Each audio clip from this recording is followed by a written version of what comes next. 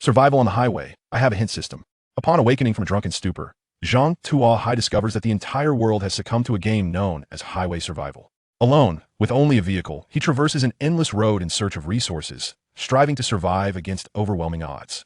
In this perilous landscape, many have met their demise while scouring for supplies. Zhang Tuo Hai soon realizes that he has awakened a hint system. The supply box on the left contains resources. Do not disturb the one on the right, for it harbors a crocodile. Ahead, turn right. The left side will experience a road collapse. Stop. A level 4 supply box hangs from the treetops along the roadside, containing blueprints for a camper van conversion. While others are still cautiously fighting for survival, Zhang Tuo Hai has already begun to drive his camper van and indulge in sustenance. Chapter 1. The Road Survival Game. Welcome to the Road Survival Game. To survive, one must adhere to the rules of the game. 1. Each player possesses a used vehicle as their means of transportation. All other supplies must be procured independently. 2. Scattered along the highway are supply crates. Gathering them is crucial for survival. 3. Within these crates lie not only resources but also unknown risks. Approach each crate with caution. For any form of death within the game equates to true demise. 5. Do not place your trust in fellow players. They may be allies or covet your supplies. 6. Strive to upgrade your vehicle. Enhanced equipment will fortify your defenses against various calamities, and it is your sole means to reach the destination. 7. Driving at night presents greater dangers. Exercise prudence in your choices. 8. Every 7 days, a disaster will occur. Prepare accordingly before it strikes. This week's calamity is the dual day ascendance. 9. Close your eyes and silently recite the game interface to receive additional guidance. 10. Elders, children, and others deemed unfit shall not partake in this game. A friendly reminder. Fleeting speed is of little consequence. Only those who reach the end alive shall be the ultimate victors. Wishing all players a delightful experience, Zhang Tuo Hai furrowed his brow as he surveyed his surroundings. A 4-lane asphalt highway stretched before him. On either side lay an unending expanse of desert. The scorching wind whipped up clouds of sand that stung his face, an agonizing sensation. The blazing sun hung high in the sky. Its relentless rays rendered him unable to open his eyes, and beads of sweat cascaded down his face. Resting his hand on the steering wheel, Zhang Tuo Hai exhaled softly. A survival game, is it? He had merely suffered a night of drunken revelry, only to awaken in this peculiar game. At that moment, he sat within a dilapidated second-hand car. The sun visor dangled precariously. The dashboard screen lay shattered, and the seat cover bore a gaping tear. The entire vehicle appeared in a state of utter disrepair. Zhang Tuo Hai's gaze fell upon the fuel gauge. A line of text materialized. Remaining fuel, 200 units, consuming 1 unit per kilometer. He turned to the side. A crowbar rested on the passenger seat. A crude crowbar, an excellent tool for prying open supply crates, though it could also be utilized for other purposes, such as opening a teammate's skull. Aside from the crowbar, the vehicle offered no other supplies. It seems I must rely solely on my own resourcefulness. The immediate priority was to comprehend the game's mechanics before devising a survival strategy. Zhang Tuo Hai closed his eyes, silently reciting the game interface. A soft blue interface materialized before him. It included sections for World Channel, Regional Channel, Trading Zone, Crafting, and Private Messages. Zhang Tuo Hai first entered the World Channel. Can anyone assist me? Where am I? The highway is flanked by yellow sand. How do I escape? Is there only a crowbar in your possession? Do you have anything else? Water, perhaps? I'm on the brink of dehydration and willing to trade my crowbar. I'm starving. Can anyone spare some food? Messages scrolled by, filled with complaints, but little substantive information. Zhang Tuo Hai noticed a marker beside the send button. Today's message limit is 1. System prompt. In the World Channel, each player may post once daily. After surviving a disaster, the daily posting limit increases by 1. For more extensive discussions, please transition to the Regional Channel. Is this a restriction on players exchanging information? Zhang Tuo Hai pondered. From the sentiments expressed, it appeared that everyone was in similar straits, each possessing but a single vehicle. It seemed survival would hinge solely on individual efforts. Zhang Tuo Hai shifted his focus to the Regional Channel. The interface resembled a group chat comprising 5,000 members. Profile pictures displayed real photographs, and names were authentic. Zhang Tuo Hai quietly observed the screen. The content mirrored that of the World Channel, filled with trivialities, and no one had yet embarked on an exploration. He had initially wished to glean insights from others' explorations. After all, the initial game rules had stated that supply crates contained resources but also posed dangers. It would be prudent for someone to test the waters. However, it appeared that no one had yet set out. Shaking his head, Zhang Tuo Hai continued to study the game interface. The trading zone served as a platform for exchanging supplies, allowing players to barter without incurring fees. Yet, it was currently devoid of any offerings. The crafting zone enabled the creation of items, but no recipes were available. Players needed to provide crafting blueprints. Blueprints could only be obtained from supply crates. Private messages functioned similarly to various gaming and social media inboxes, allowing unknown communication. Having explored all functionalities, Zhang Tuo Hai exited the game interface. He now faced two choices: to remain here, awaiting news from others before selflessly sharing it in the channel, or to venture forth personally in search of supplies. Choosing the former was undoubtedly safer, avoiding risks but relinquishing his fate to others. The latter option demanded a degree of risk. Zhang Tuo Hai preferred to seize control of his destiny. Moreover, having awakened from a hangover, his stomach was empty, placing him at a natural disadvantage. He could not afford to languish. Furthermore, a disaster awaited in 7 days. Failing to prepare before then would lead to demise. It's time to act swiftly. Zhang Tuo Hai turned the key in the ignition and pressed the accelerator. The second-hand vehicle surged forward into the unknown. Despite the absence of traffic and surveillance cameras, Zhang Tuo Hai maintained a speed of 30 miles per hour, his eyes darting across the road, searching for supply crates. The scenery alongside the road remained unchanged, a perpetual sea of yellow sand, seemingly extending to the world's end. Heat waves swirled with the sand, leaving Zhang Tuo Hai parched and dry. Raising the car window, he attempted to activate the air conditioning for relief, only to be astonished to discover that the decrepit vehicle lacked air conditioning entirely. Cheapskates. Zhang Tuo Hai muttered curses at the organizers. Suddenly, a white box caught his attention in the distance. A wooden crate, roughly a foot square, painted white, sat in the center of the highway. Could this be a supply crate? Zhang Tuo Hai gradually halted the vehicle, seized the crowbar from the passenger seat, and cautiously exited the car, approaching the supply crate. Focusing on the white wooden box, a line of text appeared before him. Level 1 supply crate, the most basic supply crate, containing resources but also potential dangers. This was the game's annotation. Indeed, opportunity and peril coexist. Is it time to test my luck? Zhang Tuo Hai mused inwardly.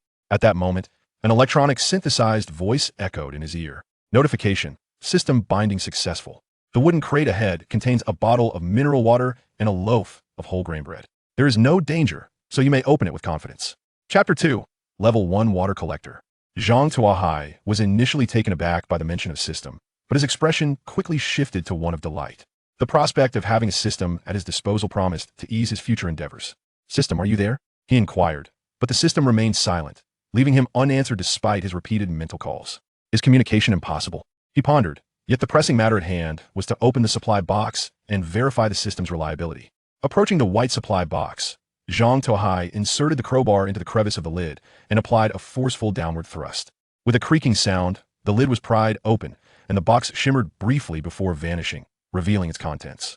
A number of bottled spring water and a nitrogen-packaged whole grain loaf tumbled to the ground.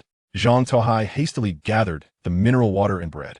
The bottle of mineral water bore only the words spring water, devoid of any indication of its origin or production date.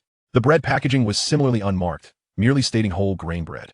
Under normal circumstances, Zhang Tuo Hai would have steered clear of such unbranded products. However, with his stomach empty and a churning acid causing him considerable discomfort, he cast aside his reservations. Tearing open the packaging and stuffing the bread into his mouth, the aroma of the whole grain bread spread through his senses, reminiscent of loaves freshly drawn from the oven, sweet and tender.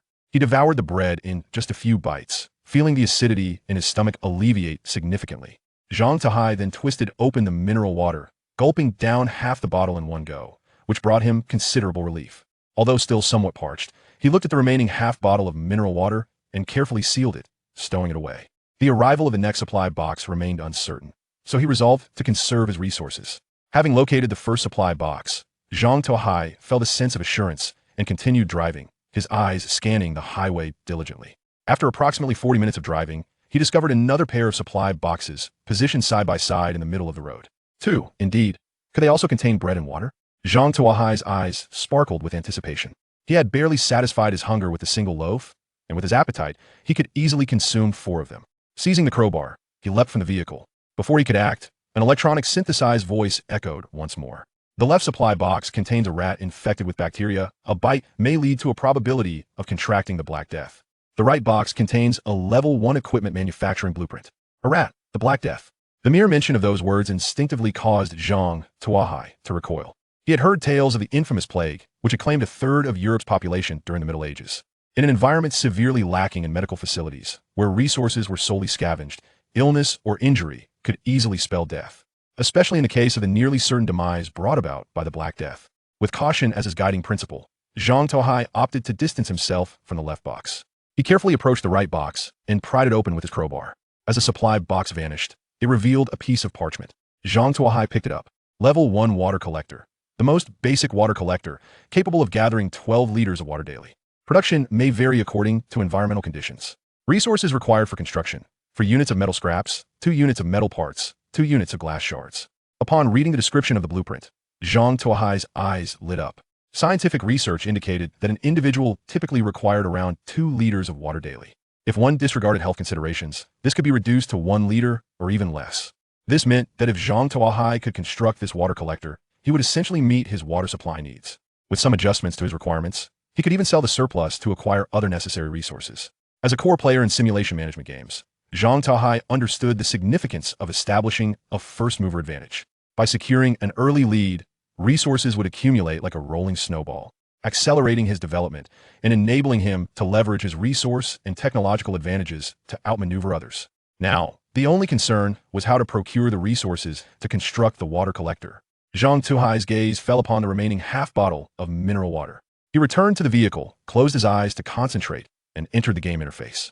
At that moment, the chat channel was abuzz with complaints from players lamenting their selection for the road survival game. A few pioneers were vocally criticizing the meager contents of the supply boxes. I just opened a supply box and got 2 units of glass shards. What use is this rubbish? I only received a measly metal scrap and was bitten by a large rat. Does anyone have tetanus medicine? Woe is me. I found 10 units of gasoline. Does anyone have water to trade? I'm parched. After observing the chat for 5 minutes, Zhang Tuo Hai noted that no one mentioned the blueprints or the hint system. It seems I am rather fortunate. If it weren't for the hint system, I might have been the one lying in the car, begging for rescue. Feeling relieved, he subsequently opened the trading channel and listed his half bottle of mineral water. Sale, 300 milliliters of mineral water. Seeking, 8 units of metal scraps, 8 units of metal parts, 8 units of glass shards. Note, private message for other valuable items. Zhang Tuo Hai's high asking price was primarily to allow room for negotiation. Otherwise, if the other party offered essential resources to offset the price difference, he might not be able to construct the water collector promptly. After posting the trading information, Zhang Tuo Hai prepared to continue driving in search of more supplies. However, just as he was about to start the engine, his gaze fell once again upon the supply box that contained the rat. If I were to take this box away, could it be used to deceive someone at a critical moment? Such a thought suddenly emerged in Zhang Tuo Hai's mind. With a spirit of experimentation, he exited the vehicle once more and approached the supply box, attempting to lift it. To his surprise, the box was quite light, and he effortlessly hoisted it up. Indeed, it is feasible. Zhang Tuo Hai's eyes sparkled with excitement. He carefully placed the supply box onto the back seat of the car. If no one bothers me, then all is well. But if someone is oblivious, he cast a glance at the white supply box resting in the back seat, revealing a hint of a cold smile. After approximately half an hour of driving, Zhang Tuo Hai encountered another white supply box. The supply box contains a roll of bandages and a sausage. There is no danger, please feel free to open it. The prompt system provided yet another notification. Zhang Tuo Hai pried open the supply box, retrieving a sealed roll of bandages and a sausage, roughly the same thickness as a meatball. Neither bore any brand markings. Suppressing the urge to consume it, Zhang Tuo Hai stored the sausage away. His supplies were still limited, and he needed to conserve the sausage as emergency rations. At the same time, he began to gain a preliminary understanding of the game. After driving for about 2 hours, he had encountered 4 supply boxes. Aside from one that concealed a rat infected with the Black Death, the other 3 contained various resources. This indicated that as long as he dared to drive forward, there would be some rewards to reap. Furthermore, by exchanging resources in the trading channel, acquiring the means to survive was certainly achievable. Unless one remained stationary, hoping for assistance from others, most individuals could endure the initial trials. Chapter 3. Intelligence and the Construction of Water Collectors. After securing the 3rd supply, Zhang Tuo Hai returned to the vehicle.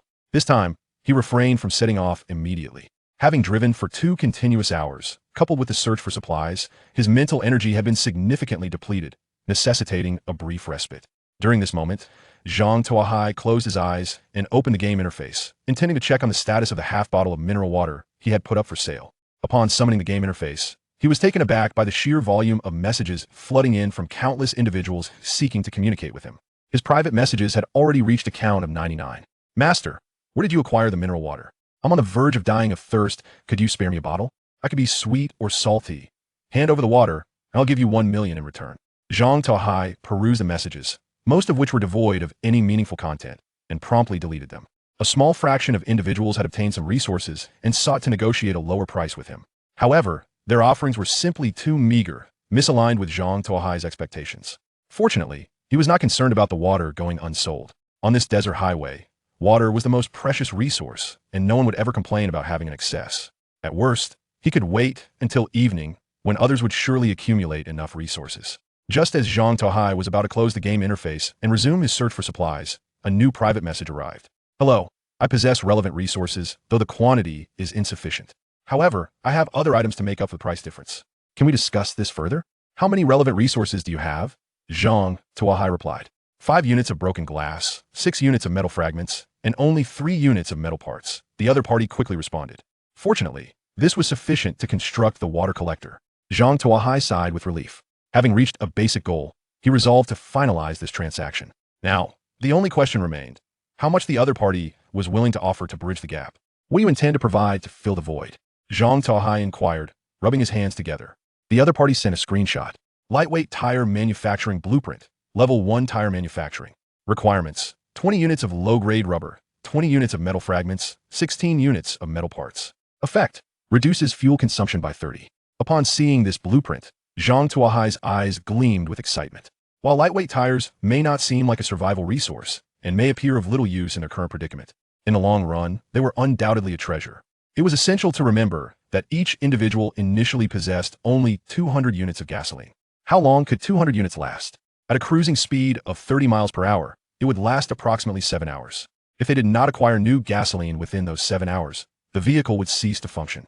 In such a desolate place, being unable to move equated to a slow death. Reducing fuel consumption by 30 effectively provided an additional 2 hours of exploration time compared to others. One supply box could determine life or death, how much more so 2 hours.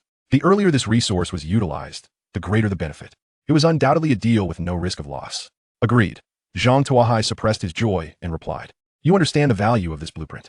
If it weren't for my sister's injury, I would never consider parting with it. You must include a medical resource for treating external injuries, or I cannot agree to this transaction. The other party quickly sent a lengthy reply. Upon reading the response, Zhang Tuo Hai's fingers lightly tapped the steering wheel as he contemplated the pros and cons of the trade. He had medical resources for treating external injuries.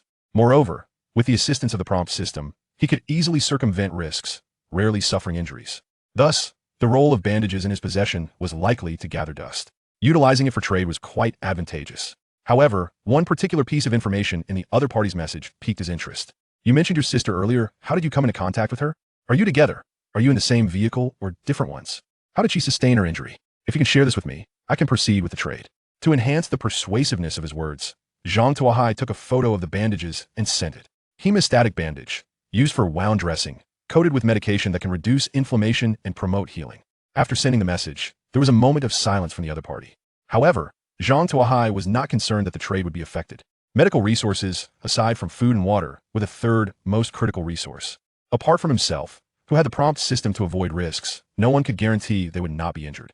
A single medical resource was akin to a talisman, potentially saving one's life in a crucial moment. Zhang Tuo Hai firmly believed that, at least for now, no one would be willing to part with such resources. Taking advantage of the moment, Zhang Tuo Hai glanced at the name of the person who had sent him a message. It was a girl named Su Mu, who appeared quite youthful. Sure enough, as Zhang Tuo Hai had anticipated, 3 minutes later, the other party replied. Actually, there's nothing much to tell you. My sister and I were both selected for the game. Fortunately, we are not far apart and managed to reunite. The supplies we have were gathered by the two of us. My sister was injured by explosives while opening a supply crate, and this lightweight tire manufacturing blueprint came from that crate. Explosives, indeed. Upon hearing Su Mu's explanation, Zhang Tuo Hai was taken aback. He had initially thought that the dangers inside the supply crate were merely the crazed creatures or giant rats. He never expected there would be explosives. What if someone were to be careless? It could cost a life. At that moment, Zhang Tuo Hai felt a profound sense of gratitude for his luck. Had it not been for the binding of the hint system, he might have already fallen victim before the crate containing the giant rat. May I ask what color the crate is? Zhang Tuo Hai inquired further. It's a level 2 supply crate, blue in color, Su Mu replied. Does this mean that the higher the level of the supply crate, the greater the danger it contains? Zhang Tuo Hai noted this conjecture and subsequently engaged in a trade with Su Mu. Exchanging half a bottle of water and a roll of bandages, he acquired the resources for crafting a water collector and a blueprint for the lightweight tire. Once the transaction was completed, Zhang Tuo Hai immediately navigated to the crafting page. Detected blueprints. Level 1 water collector, lightweight tire. All materials for crafting level 1 water collector are complete. Would you like to proceed with the crafting? Craft. Accompanied by a buzzing sound, the blueprint and resources transformed into a puddle of liquid before. Moments later, a bottle-like object appeared in Zhang Tuo Hai's hands. Level 1 water collector, capable of collecting 12 liters of purified water every 24 hours, with fluctuations depending on external conditions. Place it inside a vehicle to activate. Upgradable. Upgrade materials. 1 level 2 water collector blueprint. 8 units of metal ingots for units of metal parts for units of glass. Chapter 4. The Wilderness, a Brave Challenge. At last, it has been manufactured. Seeing the water collector in his hands, Zhang Tuo Hai was overjoyed. At this moment, small droplets of water had already begun to condense on the walls of the collector, suggesting that it could be used at any time without needing to wait for 24 hours to gather. Carefully placing the water collector in the passenger seat, Zhang Tuo Hai continued to drive forward, scouring the highway for supplies. However, after driving for over an hour along the road, he had yet to discover a single supply crate. This realization made Zhang Tuo Hai feel anxious. According to previous patterns, a supply crate would typically appear approximately every 10 to 20 kilometers. Yet now, after advancing 40 kilometers, he had not collected a single crate. This was rather illogical. Moreover, he had been driving for 3 hours, having consumed half of his fuel. If he failed to find more gasoline, he would soon be in peril. Could it be that having obtained 2 blueprints consecutively has increased the difficulty? Zhang Tuo Hai speculated internally. After pondering, he decided to check the chat channel for any information. Closing his eyes and concentrating, Zhang Tuo Hai opened the game interface. At this moment, aside from those lying down waiting for rescue, most players were discussing the issue of supplies in the regional channel. Why are there no supply crates? I haven't seen one for over an hour. If I don't find water soon, I'm going to die of thirst. Yeah, I was comfortably sitting in an air-conditioned room, teasing that new secretary, and now I don't know who is so cruel as to throw me into this place to suffer. They promised that supply crates would be dropped on the highway, and now after searching for over an hour, I haven't found a single one. Exactly. At first, they said there would be supply crates on the highway, but now we can't find any. Are they planning to let us die of thirst and hunger here? Nearly 300 have already perished. It might be our turn soon. As soon as he finished speaking, a red system notification popped up in the regional channel. Player Li Ming has died. Cause of death, dehydration. Zhang Tuo Hai looked up at the number of group members, which had now decreased to 4702. He distinctly remembered that there had initially been 5,000 participants. How could so many have vanished in the blink of an eye? Scrolling through the system information, he was astonished to discover that almost every minute, a notification of a player's death would appear. The causes of death varied widely. Some perished from dehydration, others from fainting, some due to explosives in supply crates, some from poisoning, and others were bitten to death by the beasts within the crates. The most tragic case involved someone who drank contaminated water and subsequently died of acute diarrhea, resulting in dehydration. Have so many already died? This is truly perilous. Seeing the multitude of death notifications sent a chill down Zhang Tuo Hai's spine. At the same time, he felt a wave of relief, thankful for having obtained the hint system. Otherwise, he might have already found himself among the deceased, instead of safely observing from the sidelines. Yet, what could have caused the disappearance of resources along the highway? As everyone pondered, a system notification suddenly appeared before all players. Version update notice. To increase difficulty, a time challenge has been introduced, the Brave Challenge. Rules. Starting today, from noon until 6 in the evening, players will automatically enter the Brave Challenge period. During this time, all supply crates will refresh in the wilderness on either side of the highway. If you have confidence in your abilities, you may venture into the wilderness to obtain supply crates. To match the increased difficulty, all crates refreshed in the wilderness have a 50 chance of being upgraded by 1 level. Serious warning. The wilderness harbors countless risks. Players should assess their capabilities wisely. The Brave Challenge? Supply crates refreshing in the wilderness? Risks hidden in the wilderness? Increased chances of upgraded supply crates? Zhang Tuo Hai processed the information, realizing this was essentially a high-risk, high-reward scenario. By enticing players with superior rewards, they were being led to confront greater dangers in the wilderness. Should I venture into the wilderness and test my luck? Zhang Tuo Hai mused, pondering his next move. Enough, I shall venture into the wilderness. After all, remaining here will inevitably lead to our demise. It is far better to test my fortune. If I perish, it will be a form of liberation. One person spoke up first. I believe it is wiser to stay here and await rescue. If we all refuse to search for supplies and cooperate, perhaps they will eventually release us. Clearly, some were reluctant to take action. Exactly. Just moments ago, 300 perished while scavenging on the highway. Now, to enter the more perilous wilderness, the likelihood of death will surely increase. Anyone who wishes to go may do, so I shall not partake. Humph. Then remain here and see what you shall do when food runs out tomorrow. The regional channel was evidently divided into 2 factions. One group advocated for venturing into the wilderness to test their luck, while the other insisted on staying put, at least until the challenge period expired, and then seeking supplies on the highway in the morning, which posed less risk. Both factions held steadfast to their beliefs, unable to persuade one another. Zhang Tuo Hai observed the cacophony within the regional channel, shaking his head as he exited the game interface. He was resolved to brave the wilderness. For others, the wilderness might be fraught with danger, but for him, it was not necessarily so. He possessed a hint system.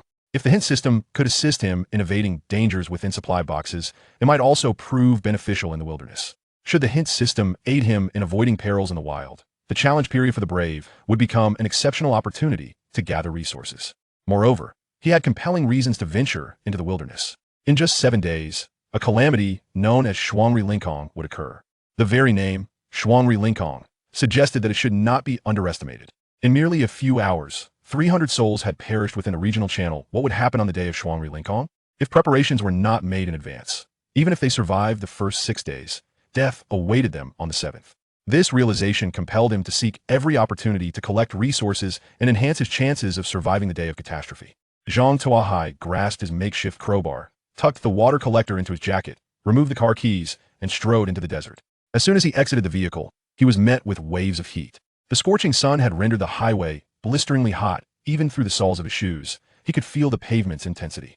Zhang Tuo Hai estimated that if an egg were thrown onto the road, it would be cooked within minutes. The searing wind occasionally swept past him. However, these gusts offered no respite, only intensifying his discomfort. Moreover, the wind carried fine grains of yellow sand, and soon, Zhang Tuo Hai's face was coated in a layer of dust. Mixed with the sweat trickling down his forehead, it quickly transformed into mud clinging to his skin, adding to his discomfort. Nevertheless, Zhang Tuo Hai had no time to dwell on such matters. He carefully surveyed his surroundings, probing the desert ahead with his crowbar.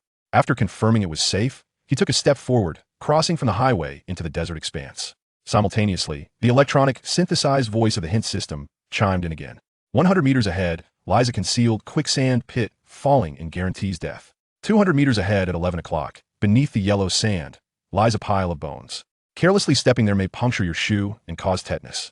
At 3 o'clock, 500 meters ahead, beyond the sand dune, there is a level 2 supply box containing 2 buckets of instant noodles, a tea egg, and a liter of mineral water. Indeed, it is useful. Upon hearing the hint from the synthesized voice, Zhang Tuo Hai's excitement surged, and he triumphantly raised his fist. His assumption had proven correct. The hint system functioned in the wilderness as well. Zhang Tuo Hai hastened toward the sand dune. Arriving at the base of the dune, he cautiously began to ascend. However, the entire dune was composed of fine sand, yielding beneath his weight, making it challenging to gain traction. While walking on flat ground was manageable, climbing the dune caused his feet to sink into the sand. After only a few steps, his shoes were filled with fine grains, nearly causing him to lose them. At that moment, the surface temperature of the sand was at least 40 degrees Celsius, excruciatingly hot. Zhang Tuo Hai could hardly bear to imagine the consequences of traversing such terrain barefoot. Should I circumvent the dune from the sides? Would that be easier? Zhang Tuo Hai pondered. Please ascend directly to the summit of the dune. A quicksand vortex lies to the left, while a foul-tempered black scorpion is concealed to the right. It seemed the hint system sensed his thoughts, as the electronic voice immediately responded. Hiss! Zhang Tuo Hai inhaled sharply. He had not anticipated that seemingly ordinary dunes concealed such treacherous traps. Were it not for the hint system, he might have fallen victim to them. If he, with the system at his disposal, nearly succumbed to danger, one could only imagine the trials faced by those without such assistance. Without a stroke of luck, it would be exceedingly difficult to emerge unscathed from the desert. Having received the hint, Zhang Tuo Hai refrained from contemplating shortcuts and diligently followed the prescribed route to the dune's summit. He inserted the crowbar into the sand dune to serve as a makeshift cane, climbing steadily toward the peak. By the time he reached the top, he was covered in dust from head to toe. Upon reaching the summit, he beheld a blue supply box neatly positioned behind the dune. Level 2 supply box, a slightly more advanced box. It may contain resources or pose certain dangers. This was the game's system's note. Level 2 supply box, it contains 2 buckets of instant noodles, a tea egg, and a liter of mineral water, with no dangers present. Please open with confidence. This was the hint provided by the system. Upon hearing the system's notification, Zhang Tuo Hai's eyes gleamed with excitement. He quickly advanced 2 steps to the blue supply box, forcefully inserting the crowbar into the seam and prying open the lid with a decisive motion. With a whoosh, the blue supply box vanished, revealing its contents. 2 buckets of instant noodles, one flavored with pickled vegetables and the other with braised beef, alongside a vacuum-sealed tea egg. Beside them stood a large bottle of mineral water. Indeed, great dangers accompany great rewards. Zhang Tuo Hai joyfully collected the supplies. Some supplies were clutched tightly in his embrace. With these resources, he had enough to sustain himself for the day. If he were to conserve a little, he might even manage to have breakfast the following morning. As he dug down a meter into the sand, he unearthed a white resource box containing 80 units of gasoline and a coat. What stroke of luck! Zhang Tuo Hai exclaimed, his heart racing at the unexpected fortune of discovering 2 resource boxes during his excursion into the desert. Although the white box was modest in appearance, its contents were of great significance. Gasoline, as he well knew, ranked just after food and water as one of the 3 most vital resources. With this gasoline, he could venture further afield, thus increasing his chances of finding more supplies. 80 units of gasoline would afford him 2 to 3 hours of cruising time, based on the previous frequency of locating resource boxes every 10 to 20 kilometers. This fuel would likely ensure he could secure 4 to 8 more boxes by tomorrow, providing ample sustenance for survival. Zhang Tuo Hai hastily pushed aside the instant noodles and plunged his hands into the sand to continue digging. After only a few moments, he found himself gasping for breath. Nevertheless, he pressed on, resolutely unearthing the sand. Each handful he removed was met with a flow of fine sand cascading back in, hampering his progress. The scorching sun had rendered the sand almost unbearably hot, causing his hands to swell and redden. Most individuals would have surrendered under such conditions, lacking the proper tools. Yet Zhang Tuo Hai understood the immense importance of the resources buried below and persevered. After over an hour of labor, he had managed to excavate a 1-meter deep pit, his fingers numb from the exertion, and his hands trembled from fatigue. When he finally spotted the white resource box, his vision blurred with stars. He unscrewed his water bottle and took a sip, leaning against the sand mound for a brief respite to catch his breath. Glancing up at the blazing sun, he grasped a crowbar, wedging it into the seam of the box, and with a forceful push, the white container sprang open. Inside lay a small metal canister marked with 80 and gasoline. Beside it was a neatly folded black coat. Discovered 80 units of gasoline. Discovered a coat. The system's notifications rang out. Fantastic! Zhang Tuo Hai felt invigorated upon seeing the resources, excitement bubbling within him as he lifted the canister. This gasoline would solidify his plans for the journey ahead. He tossed the canister out of the sand pit and picked up the coat, examining it closely. It was an old-fashioned garment, the exterior crafted from black camel hair, lined with fine short fur, reaching down to his calves sufficiently warm for temperatures dropping to -10 degrees Celsius. However, Zhang Tuo Hai pondered the necessity of such a coat under the sweltering desert sun, where temperatures soared to 30 or 40 degrees. Was this some cruel whim of the supply dropper? Regardless, he thought, it had been retrieved from the box, and it would be foolish not to take it. He decided to carry the coat along with him. Exiting the sand pit, Zhang Tuo Hai retraced his steps back to the vehicle, tossing the supplies onto the back seat. Leaning against the chair, he took a moment to rest while accessing the regional channel to check on the others. What he saw sent a chill down his spine. The regional channel was inundated with red notifications from the system, each line detailing the death of a player. The numbers continued to roll in, revealing that the player count had plummeted to 3,028. In just under 2 hours, over 1,700 players had perished. Zhang Tuo Hai gazed at the numbers, lost in thought. As the sun dipped below the horizon, the stream of death notifications finally began to slow. The count settled at 2,712 members. A single brave challenge had led to the demise of more than 2,000 players in this region, resulting in a casualty rate nearing 50%. Chapter 6. Bountiful Harvest, Crossbow Blueprint. Gazing at the densely packed death notifications, Zhang Tuo Hai could not help but feel a shiver run down his spine. Each notification marked the loss of a vibrant life. On the first day alone, nearly half of the regional channel's participants had met their end. How many would remain after the 7th day of calamity? The thought left him apprehensive. Simultaneously, he felt a deep sense of gratitude for having acquired the hint system. Otherwise, he might have fallen victim to the myriad traps that awaited unsuspecting players. As darkness enveloped the land, the night in this alternate world bore an unsettling quality. Lacking a moon and with only a few stars, the road lay in utter darkness, rendering anything beyond 10 meters invisible. Zhang Tuo Hai attempted to activate the car's headlights, only to discover that the vehicle was devoid of such features. At a loss for words, he realized that navigating under these conditions was perilous. The initial game prompt had warned of dangers associated with night driving. If daylight was fraught with peril, the nighttime risks, specifically highlighted by the game system, could only be imagined as terrifying. Zhang Tuo Hai resolved to spend the night in the car, planning to search for supplies come morning. He opened a packet of instant noodles, but lacking hot water, resorted to eating the dry noodles. Crumbling the noodles and sprinkling half a packet of seasoning, he mixed it together. Just like reliving my childhood, he mused. As he ate, he opened a regional channel to see what others were discussing. I'm dying of thirst. I've searched all day for resource boxes, but all I found were rubber and metal parts, no water whatsoever. Does anyone have water? ID trade all my resources for a drop. Wake up. Look at the terrain around you. It's a desert.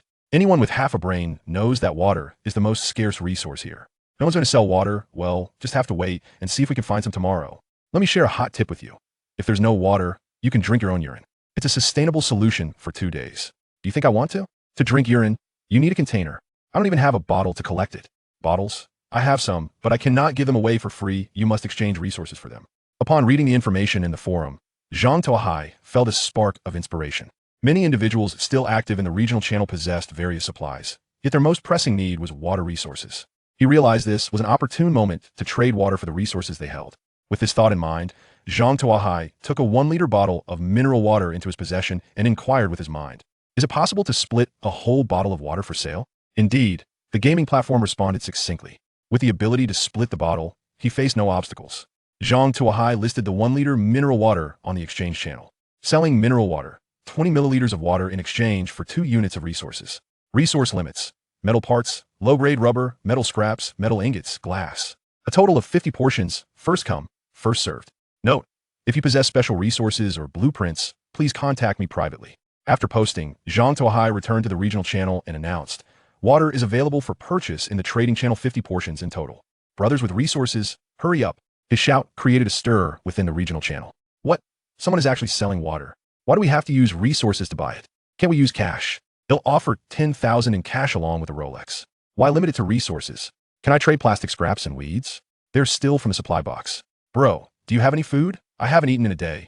I can offer 20 units of wood for a loaf of bread. The regional channel buzzed with chatter. Despite the clamor, the hands of those in the channel were swift, and soon the 1 liter of water was sold out. Zhang Tuo Hai assessed his gains. He had acquired 36 units of metal scraps, 28 units of low-grade rubber, 28 units of metal parts, 6 units of glass, and 2 units of metal ingots. Along with the remaining resources he had accumulated, he had enough to manufacture lightweight tires. He had also gathered most of the resources needed to upgrade the water collector to level 2, needing only 6 more metal ingots and the crucial manufacturing blueprint to complete the upgrade. As the water sold out, the people in the channel began to shout, "Bro, is there any water left? Please sell a bit more. I was too slow and missed out." Exactly, sell a bit more. I can offer 3 units of resources. I have 6 units of wood. I'll give all to you along with a piece of, just for a cup of water, please. Zhang Tuo Hai disregarded these messages and simply replied, "It's all sold out for today. Those who wish to buy, please come early tomorrow." He ceased further responses. Those who did not manage to secure water continued to plead in the channel, while others resorted to curses. Shaking his head at the chaotic messages, Zhang Tuo Hai prepared to exit and manufacture the lightweight tires. At that moment, a private message arrived. The sender was an old acquaintance, Sumu. "Do you still have water and food? I lack resources but possess a blueprint. Crossbow blueprint. Level 1 weapon. Range 50 meters. Requires 2 units of metal ingots, 10 units of metal scraps, 8 units of metal parts, and 8 units of low-grade rubber." Note: after crafting the crossbow, it comes with 10 bolts. For new bolts, please seek the bolt crafting blueprint. Upon seeing the blueprint, Zhang Tuo Hai felt a stirring within. This world was far from the safety of his previous life. Having a means of self-defense was imperative. More importantly, he possessed all the resources required to craft the crossbow. He could create it as soon as he had the blueprint in hand. He glanced at the water collector. It had already accumulated 800 milliliters of water. "I will give you 300 milliliters of water along with 1 tea egg," Zhang Tuo Hai replied. "That's far too little. I need at least 1 liter of water, 6 tea eggs, and 6 loaves of bread," Sumu retorted, dissatisfied. Seeing Sumu's response, Zhang Tuo Hai chuckled. "That's simply impossible. No one can produce that much supply right now, and only I can afford it. I suspect you have asked many people about this blueprint. None can offer you more than my price. At most, it will be 400 milliliters of water and 1 tea egg, nothing more." Upon reading Zhang Tuo Hai's message, Sumu's fingers froze. As Zhang Tuo Hai had surmised, she had been trying to trade that blueprint for some time, but no one could offer food in exchange. "But this little food won't fill me up. I need at least 2 more loaves of bread. A blueprint should be worth a full meal." Sumu attempted to negotiate further.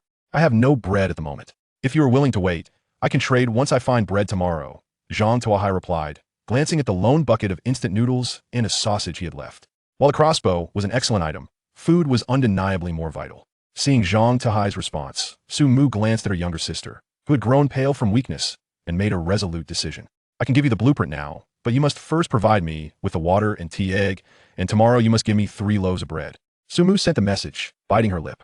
After receiving the message, Zhang Tuo Hai was momentarily taken aback. From the content of her message, he deduced that Sumu had reached a point of desperation. Otherwise, she would not propose such a conditional exchange.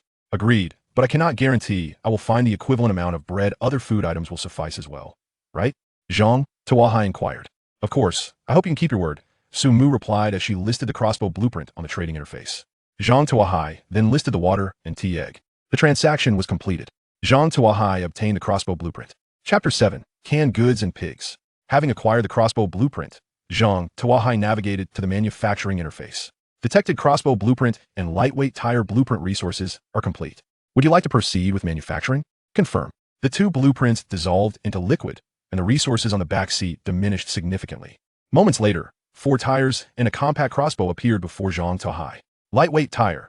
Level 1 vehicle component that reduces fuel consumption by 30. How does one install this? Am I expected to fit it onto the vehicle myself? However, I lack a wrench and a jack. How will I manage this? Just as Zhang Tuo Hai felt somewhat helpless, the game system provided a prompt.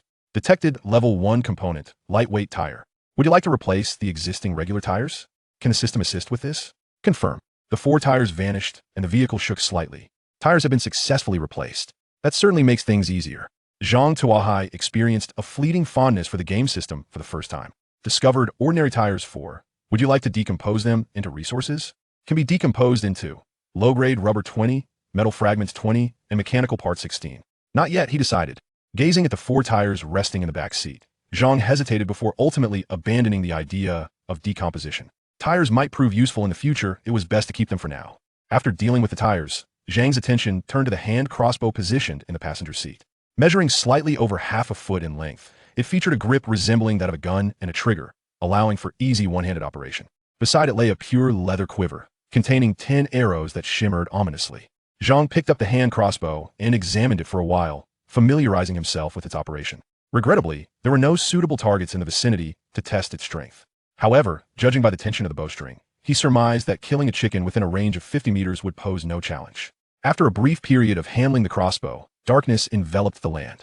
The inky sky loomed overhead like a black pot lid, with only a scattering of stars providing faint illumination. As he sat in the car, Zhang felt the chill creeping in, his hands and feet growing icy, causing him to shiver uncontrollably. What a cursed place, it was scorching during the day, yet freezing at night.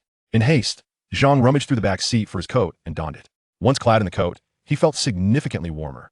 He opened a regional channel and, as expected, discussions about the weather filled the air. Damn it, why has it suddenly turned so cold? This is a desert, the sand dissipates heat quickly. Isn't it common knowledge that it's hot during the day and cold at night? But this temperature is too low. It's barely 15 degrees now, and I feel it dropping. I suspect it will fall below 10 degrees tonight. Below 10 degrees? I crossed over in shorts. Am I going to freeze to death? Does anyone have a lighter to lend me? I found some wood and just need to start fire.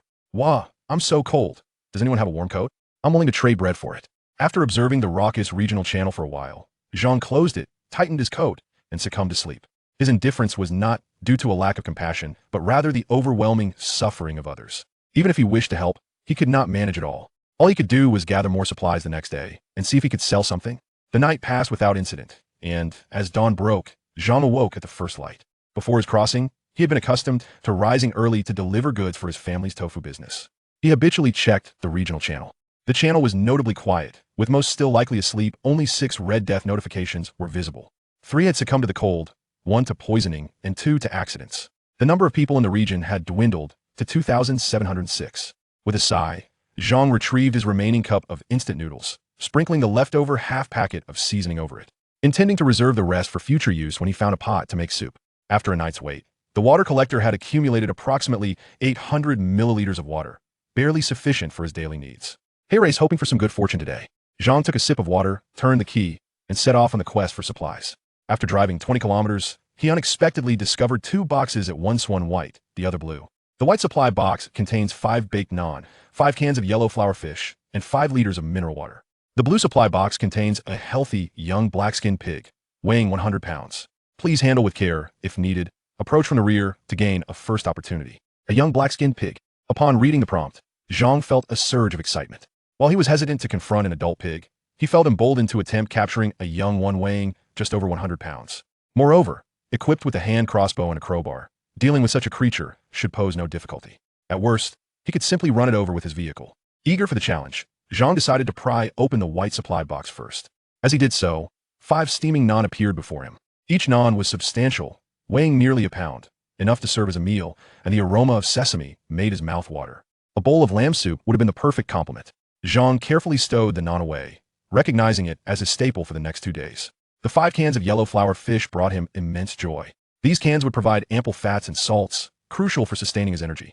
With great care, he hid the 5 cans of fish beneath the seat. After managing his haul, Zhang moved to the back of the blue supply box, hand crossbow in one hand and crowbar in the other, ready for action. Inserting the crowbar into the gap of the supply box, he took a deep breath and pressed down forcefully. With a loud bang, the box vanished, revealing a little black pig before him on the road. The pig looked bewildered, gazing around the empty road as if trying to comprehend what had just occurred. Seeing this, Zhang wasted no time. He immediately aimed the hand crossbow at the pig's neck. Just as he was about to pull the trigger, an unexpected alert from the system resonated. The hand crossbow's aim had shifted 1 inch to the left.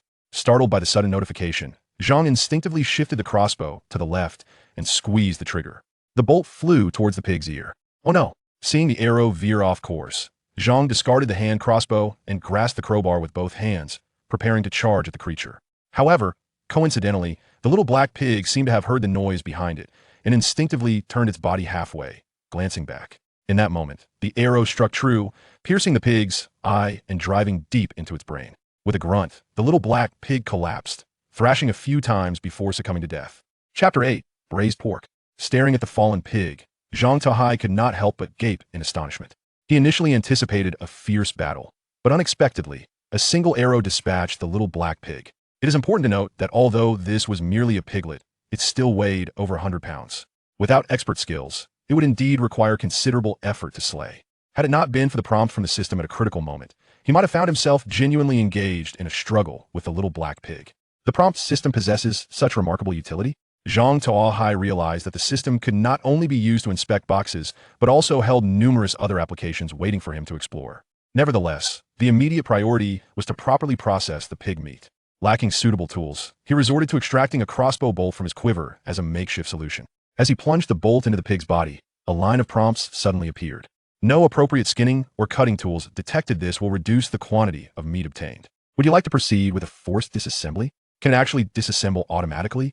Zhang Tuo Hai, having never butchered a pig before, was uncertain how the bolt would perform in this task. With the system's assistance, however, he was eager to accept the help. Confirm. With his affirmation, the little black pig vanished in an instant. Obtained 500 grams of pork. 60 obtained 4 pig feet. Obtained 1 pig head. Gazing at the neatly arranged portions of meat before him, Zhang Tuo Hai found himself at a loss, unsure whether to laugh or cry. A rough estimate revealed a significant loss of 20 pounds of meat, and the offal was nowhere to be found. Indeed, there is no such thing as a free lunch. It seems acquiring skinning tools has become a pressing matter. After loading the meat onto the cart, an urgent thought struck him. Given the sweltering heat, the pork would spoil rapidly if left unattended. The only solution was to sell it while it was still fresh. Additionally, he needed to start gathering items like refrigerators and grills. Zhang Tuo Hai had no desire to deal with raw meat. He opened the trading channel, selling 500 grams of pork. 50 portions. Each portion could be exchanged for 20 units of various resources. Accepting all types of blueprints for other resources, please message privately. Additionally, selling 4 pig feet and 1 pig head. Contact me if interested. Having set up the trade, Zhang Tuo Hai then called out in the regional channel. Pork is for sale in the trading channel. Interested parties should act quickly. His announcement stirred quite a commotion in the regional channel. Isn't Zhang Tuo Hai the one who sold bottled water last night? Now he's selling pork. Truly impressive. Is the pork cooked? Could you please roast it before trading? Please, I haven't eaten for a day. I can trade a Rolex for some meat. The regional channel buzzed with excitement, and Zhang Tuo Hai's private messages were inundated. I'm charming and beautiful. I'll do anything as long as I get fed daily. I have a blueprint for a cast iron pan. How much meat can I get in exchange? Do you offer cutting services? The piece of pork is too large to chew. It must be said that among those still alive, aside from a few fools waiting idly at their starting positions, most possessed some resources. Within mere minutes, Zhang Tuo Hai had accumulated hundreds of various resources, and the numbers continued to rise. He also received 6 blueprints, including those for a folding table, planting box, skinning knife, cast iron pot, portable stove, and roasting fork. He gathered a variety of miscellaneous items such as toilet paper, soap, and cups, taking 1 of each. Salt and pepper were abundant. Zhang Tuo Hai even received a packet of marinating spice. Incredible! He hunted a pig. Resources must be plentiful now. Sumu also sent him a private message. Not BAD.B by the way. Hey, race what I promised you yesterday. Zhang Tuo Hai responded by sending her a piece of roasted flatbread. He was grateful that Sumu agreed to lend him 3 loaves of bread yesterday, and now that he was not in need of food, he generously offered her a piece of roasted flatbread. Is this a fortune for you? Sumu exclaimed. Lucky me. Do you have any blueprints? I can trade meat for them. Zhang Tuo Hai replied. Do you have any cooked meat? I can't digest raw, and my sister is unwell and cannot eat raw food. If it were anyone else, there would be none. However, you're in luck. I just crafted a stove and can prepare some for you. As he spoke, he glanced at the newly manufactured portable stove. Portable stove, level 1 kitchenware. Once sufficient fuel is added, it can cook autonomously. It has a stabilizer, preventing it from tipping over even during violent movements. With this device, he could simultaneously marinate meat while seeking out resources. Really? Then he'll take 2 pieces of marinated meat. He'll trade this with you. Su Mu glanced at her pale sister and sent Zhang Tuo Hai a blueprint. Light reducing glass, level 1 automobile component. Effectively reduces glare and lowers interior temperature. This is quite a useful item, Zhang Tuo Hai remarked, his eyes brightening at the sight of the blueprint. This item could diminish light and reduce the temperature inside the vehicle, making it invaluable in the scorching desert.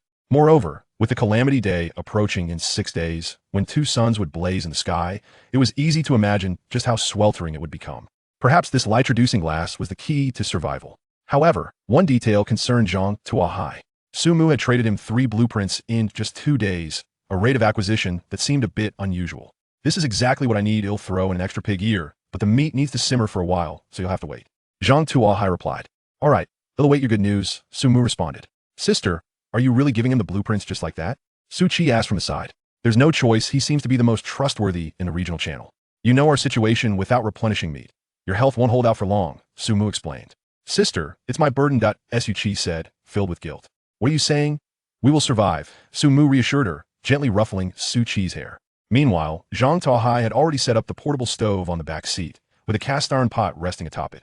The untraded pork, pig feet, and pig heads were tossed into the pot, accompanied by water and seasoning for braising. The fuel used was the materials acquired through trade. Zhang Tuo Hai diligently stuffed in 20 units of wood, sufficient to complete the braising of the pork. Chapter 9. The first encounter with a living person. Having finished processing the pork, Zhang Tuo Hai resumed his quest for gathering supplies. Despite the considerable haul earlier, the resources at hand were woefully inadequate for surviving the next 7 days, let alone the impending day of disaster. He needed to amass sufficient provisions to feel secure. The endless expanse of yellow sand stretched before him, the road long and devoid of an endpoint. Driving along the monotonous highway was bearable for a short while, but as time passed, Zhang Tuo Hai's spirit inevitably began to wane, even succumbing to fatigue. Suddenly, he glanced up and noticed a woman standing in the middle of the road, waving her arms enthusiastically. Beside her was an old, dilapidated vehicle, as worn as his own. Observing the situation, Zhang Tuo Hai brought his car to a halt, mindful to stop about 7 or 8 meters away from the woman. In a world where no one upholds order, caution was paramount. Who could tell what intentions lay behind this woman's actions? Upon noticing Zhang Tuo Hai's vehicle had stopped, the woman beamed with delight and ran towards him. The system prompted a warning. A defenseless woman, her only weapon is a pair of nail clippers. You could easily overpower her. Stop right there. Do not come any closer. Speak your mind from where you are, he instructed, scanning the surroundings for any hidden threats. The system confirmed. There are no other individuals nearby. No ambush exists. Hey there, handsome, my car has run out of gas. Could you lend me some? She purred, casting a flirtatious glance in his direction. Ah, so you're out of gas. No wonder you're stranded here. Zhang Tuo Hai nodded, bemused by her audacity in flagging down cars on the highway. He considered how fortunate it was that he had encountered her rather than someone with ill intentions. Zhang Tuo Hai had no desire to take advantage of her vulnerability, but he certainly would not part with his gasoline for free. He was neither a ruthless villain nor a selfless savior, merely a small individual striving to survive. If you wish to obtain gasoline, it can be arranged, but you must offer something in return. Do not waste my time with requests for charity, he stated firmly. The woman appeared displeased by his response. Why are you so stingy? It's just a little gasoline. If you lend it to me, you'll return it once I have some. Besides, you have plenty of supplies. Sharing a bit shouldn't be a problem. We are both from Earth and should help one another, right? Are you really going to leave a weak woman stranded here? Don't you recognize me? Have you not seen my streams? As she spoke, her gaze drifted towards the back seat of Zhang Tuo Hai's car. To prevent carbon monoxide poisoning, he had kept the rear window ajar, allowing her to see the mountain of supplies piled high in the back, primarily consisting of various materials. A gentle breeze carried with it the enticing aroma of braised meat, causing her to swallow involuntarily. Apologies, but I do not know you. If you have nothing to trade, please move along, Zhang Tuo Hai replied, shaking his head. He found her logic rather unreasonable. Just because she might have a following online meant little to him.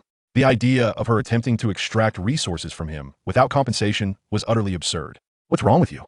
The woman retorted, her irritation evident. She was a moderately well-known streamer, accustomed to charming viewers and receiving gifts from devoted fans. Whenever she needed something, her admirers would readily provide. However, her usual tactics had met an obstacle in Zhang Tuo Hai, who says I have nothing to trade. As Zhang Tuo Hai prepared to leave, the woman grew anxious. How about I offer you my stockings? I assure you they are authentic and have not been faked. Zhang Tuo Hai nearly spat out his drink upon hearing her proposal. So, this was the woman who had been bartering online for goods just the day prior. Seeing Zhang Tuo Hai scrutinizing her, she instinctively took a step back. What are you doing? I assure you, I'm not that kind of person. Rest assured, I have no interest in such matters. I seek only supplies, food, drink, blueprints, materials all are acceptable. If you have none, then do not obstruct my path, I must take my leave, he asserted, twisting the car key in preparation to depart. Wait, don't go. I have blueprints, she called out in a panic as he began to drive away. Oh, what sort of blueprints? Hearing this, Zhang Tuo Hai paused. A steel frame for a vehicle body, capable of doubling the structural strength. She exclaimed eagerly. This was indeed promising. Zhang Tuo Hai pondered acquiring such a blueprint would be worthwhile. Although he could simply eliminate the woman to obtain the plans, he hesitated. Moreover, it requires not a single resource. However, he is reluctant to proceed in such a manner. For the time being, he is not lacking in supplies and does not wish to compromise his principles. Then why not sell it in the trading channel?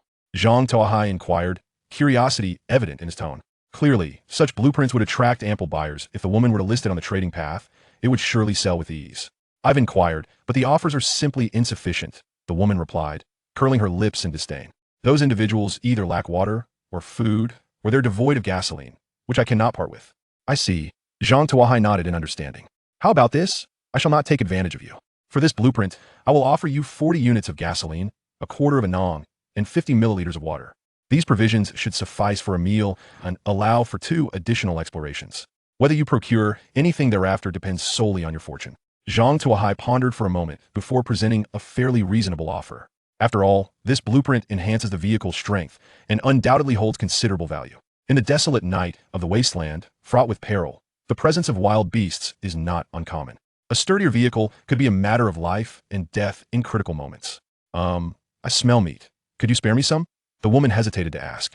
The braised meat is not yet fully cooked. Consuming undercooked meat may lead to gastrointestinal distress. Should you insist on meat, I can provide you with 200 grams, but that would leave you without the roasted nong and water, Zhang Tuo Hai replied. Then, perhaps it's best to forego it. How do we proceed with the transaction? The woman inquired. Post it in the trading channel, he suggested. The trading channel allows for a transparent view of both parties' exchanges, eliminating the risk of deception and ensuring a safe and convenient process, one of the few privileges afforded to players like them. You are Zhang Tuo Hai, the one who sells water and pork. Upon entering the trading channel, the woman naturally recognized his name. I truly am foolish. Seeing you cooking meat should have led me to deduce it was you, she remarked. Should you come across anything valuable, do not hesitate to reach out to me. The pricing will be fair and honest. Zhang Tuo Hai waved his hand and departed first. Chapter 10. The Fortunate One.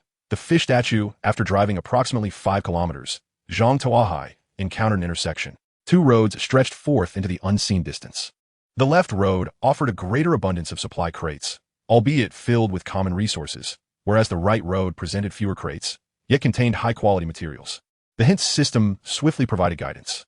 Observing the prompt, Zhang Tuo Hai gently tapped his fingers on the steering wheel. He glanced back at the ordinary resources he had. Even though he had reduced his stock by crafting certain items, he found himself no longer interested in these commonplace materials. Rather than wasting time and effort scavenging for low-value resources, he preferred to seek precious blueprints and more valuable items. The ordinary materials could easily be exchanged through the trading channel. For instance, the items he acquired from the pig that morning would take him several days to gather on his own. Indeed, the disparity in value facilitated the swift accumulation of wealth. Zhang Tuo Hai turned onto the right road. After driving another 20 kilometers, he finally spotted a new supply crate. It was blue. The crate was classified as a level 2 container, containing 100 units of gasoline, 10 liters of water, and a manufacturing blueprint. Zhang Tuo Hai eagerly jumped out of the vehicle to open the crate. Inside were 40 bottles of 250 milliliters of mineral water, 2 barrels of 50 units of gasoline, and a neatly arranged manufacturing blueprint. He picked up the blueprint first, eager to discover what it contained. Fortunate fish statue, an ornament for the vehicle that significantly enhances the acquisition rate of blueprints. Material requirements: 2 units of intermediate wood, 1 ordinary essence. After perusing the blueprint 3 times, Zhang Tuo Hai gasped in astonishment. This item was truly a marvel. In this world, if anything could be deemed precious, blueprints would undoubtedly rank among the most valuable. For example, Had he not obtained the hand crossbow blueprint, he would have struggled to easily slay the small black pig. Without the ability to kill the pig, he would not have been able to acquire so many supplies. Nor would he have enjoyed delicacies like braised meat, while others were reduced to mere bread. Thus, blueprints are indeed the cornerstone of productivity. Zhang Tuo Hai had first-hand experience of how rare blueprints were. Despite having the system by his side, he had yet to uncover a single one. This underscored just how low the drop rate truly was. The fact that this statue could enhance the drop rate of blueprints was nothing short of miraculous. However, several questions arose. What exactly is essence, and what constitutes a level 2 vehicle? Zhang Tuo Hai quickly closed his eyes and began communicating with the game system. Can you tell me what essence is? Also, how can I upgrade to a level 2 vehicle? After defeating beasts, there's a certain probability of obtaining essence. The quality of essence varies depending on the beast tier. By acquiring a vehicle core, you can unlock the vehicle upgrade option. One vehicle core can elevate a standard level 1 vehicle to level 2. How can I obtain a vehicle core? Zhang Tuo Hai urgently inquired. By destroying other vehicles. The cold voice of the game system struck Zhang Tuo Hai like a bolt from the blue. He had always believed that his challenges lay solely in natural disasters and various beasts. Little did he know that fellow survivors, players like himself, would also become enemies. Presently, the news had yet to spread, and the regional channel remained relatively harmonious. However, this information would inevitably come to light, and he pondered how others would react. Those with ruthless hearts would surely take advantage of others. It appeared that he would need to exercise greater caution in the future. Zhang Tuo Hai's sense of vigilance intensified. Simultaneously, he began to understand how Su Mu had managed to acquire so many blueprints. She likely obtained items akin to the fish statue.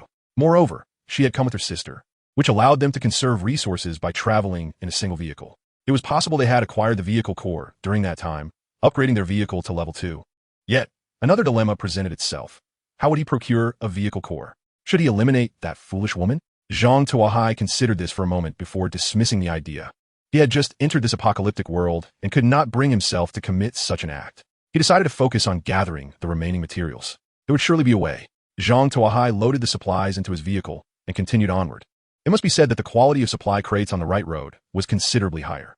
By noon, he had discovered 2 more crates, one blue and one white. The blue crate yielded 2 boxes of eggs and a pack of dehydrated vegetables, while the white crate contained 5 buckets of instant noodles, greatly enriching Zhang Tuo Hai's food options. Seeing such a bounty, Zhang Tuo Hai decided to indulge himself. He prepared a bucket of instant noodles, added 2 poached eggs, some dehydrated vegetables, and a generous portion of braised meat, filling a small bowl to the brim. To his surprise, he was able to enjoy instant noodles that looked just like those on the packaging, even in this dire world. After savoring a mouthful of tender, juicy braised meat, satisfaction washed over his face. He devoured the entire bowl of noodles with great enthusiasm, reclining comfortably against the back of his seat while letting out a contented burp. This marked his first hearty meal since his arrival in this realm, and a wave of happiness surged within him. It turned out that being full was indeed a source of great joy. Gazing out at the desert landscape, Zhang Tuo Hai mused about the others. He activated the regional channel. Has anyone found food? I'm willing to trade a Rolex for some sustenance. I haven't eaten in 2 days. Hey, big brother, are you still stuck in the same spot? Upon seeing this familiar figure, Zhang Tuo Hai couldn't help but chuckle. He had been observing this individual since day one, continually posting about trading his Rolex for food. Yet, no one seemed willing to make a trade. If only this man would take the initiative to explore for a while, he wouldn't have fallen to such a state. Nevertheless, having a watch to tell time was better than being without one. Lacking a specific time frame was incredibly inconvenient. With this thought, Zhang Tuo Hai felt a spark of inspiration. He rummaged through his supplies and subsequently sent a message to the man. A pound of braised meat in exchange for your Rolex. Along with all the gasoline in your car, which you don't even use, it's a waste to leave it with you, so why not give it to me? Just a pound of braised meat. Isn't that a meager offering? My Rolex comes with certification, even if I were to toss it into the secondhand market. It could fetch hundreds of thousands. A mere pound of braised meat is far too little. It should be at least 100 pounds, plus 100 bottles of mineral water. The man immediately responded. Upon hearing his words, Zhang Tuo Hai couldn't help but let out a cold laugh. 100 pounds? Have you woken up? Do you think this is still the old world? Look at whether your Rolex could even trade for a loaf of bread. You've been shouting for a day and a half. You know the situation well. My purchase of the Rolex was merely a pretext. The true value lies in the gasoline. If you wish to barter, then do so. If not, then let it be. After saying this, Zhang Tuo Hai ceased all further conversation. Chapter 11. Wild Leaks, could you possibly add a bit more? After all, it is a Rolex I'm trading for just a piece of meat.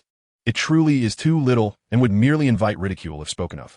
Perhaps you could include something more, the man suggested, his tone softening as he noted Zhang Tuo Hai's indifference. He had been calling out for half a day, and if he could have exchanged something, he would have done so long ago. The harsh reality was that no one was willing to part with food for barter.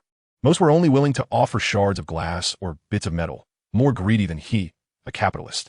Had he not been unable to find anyone, he would have long since hung these individuals from the lampposts. Now, having finally encountered a benefactor willing to exchange food, he was reluctant to let the opportunity slip away. At most, I can add 100 milliliters of mineral water. Any further increase in the deal would render it void, Zhang Tuo Hai stated firmly. He understood that when dealing with such individuals, one must be resolute at critical moments. Otherwise, the other party would only seek to gain more. Fine. Just this then. 100 units of gasoline, plus the Rolex for a pound of braised meat and 100 milliliters of water. How shall we proceed with the exchange? The man inquired. 100 units of gasoline? Shouldn't it be 200 units? Zhang Tuo Hai retorted coldly. It was exceedingly cold last night, and I used some gasoline as fuel for warmth. The man responded somewhat sheepishly. You wasteful fool. Zhang Tuo Hai muttered under his breath. That 100 units of gasoline could have allowed him to explore at least 45 times. Who knows what treasures he might have unearthed. The thought of that precious resource being squandered as fuel nearly drove him to the brink of fury. What about the ignition device? How did you start the fire?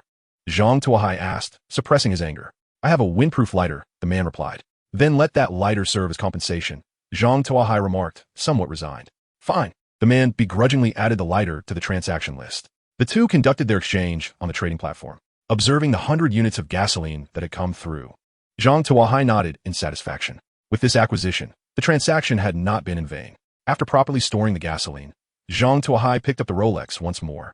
Scrutinizing it closely, with its genuine leather strap and golden dial, it appeared no different from an ordinary quartz watch. Could this truly be worth millions? Zhang Tuo Hai shook his head and donned it on his wrist. Glancing at the time, it was approximately 11:30, leaving half an hour before today's Brave Challenge commenced. This was a perfect opportunity to rest and check the regional channel for any potential opportunities. However, after perusing the regional channel, he found most individuals to be as destitute as ghosts. Many had searched throughout the morning, only to uncover a few loaves of bread and some basic materials, with not a single blueprint in sight.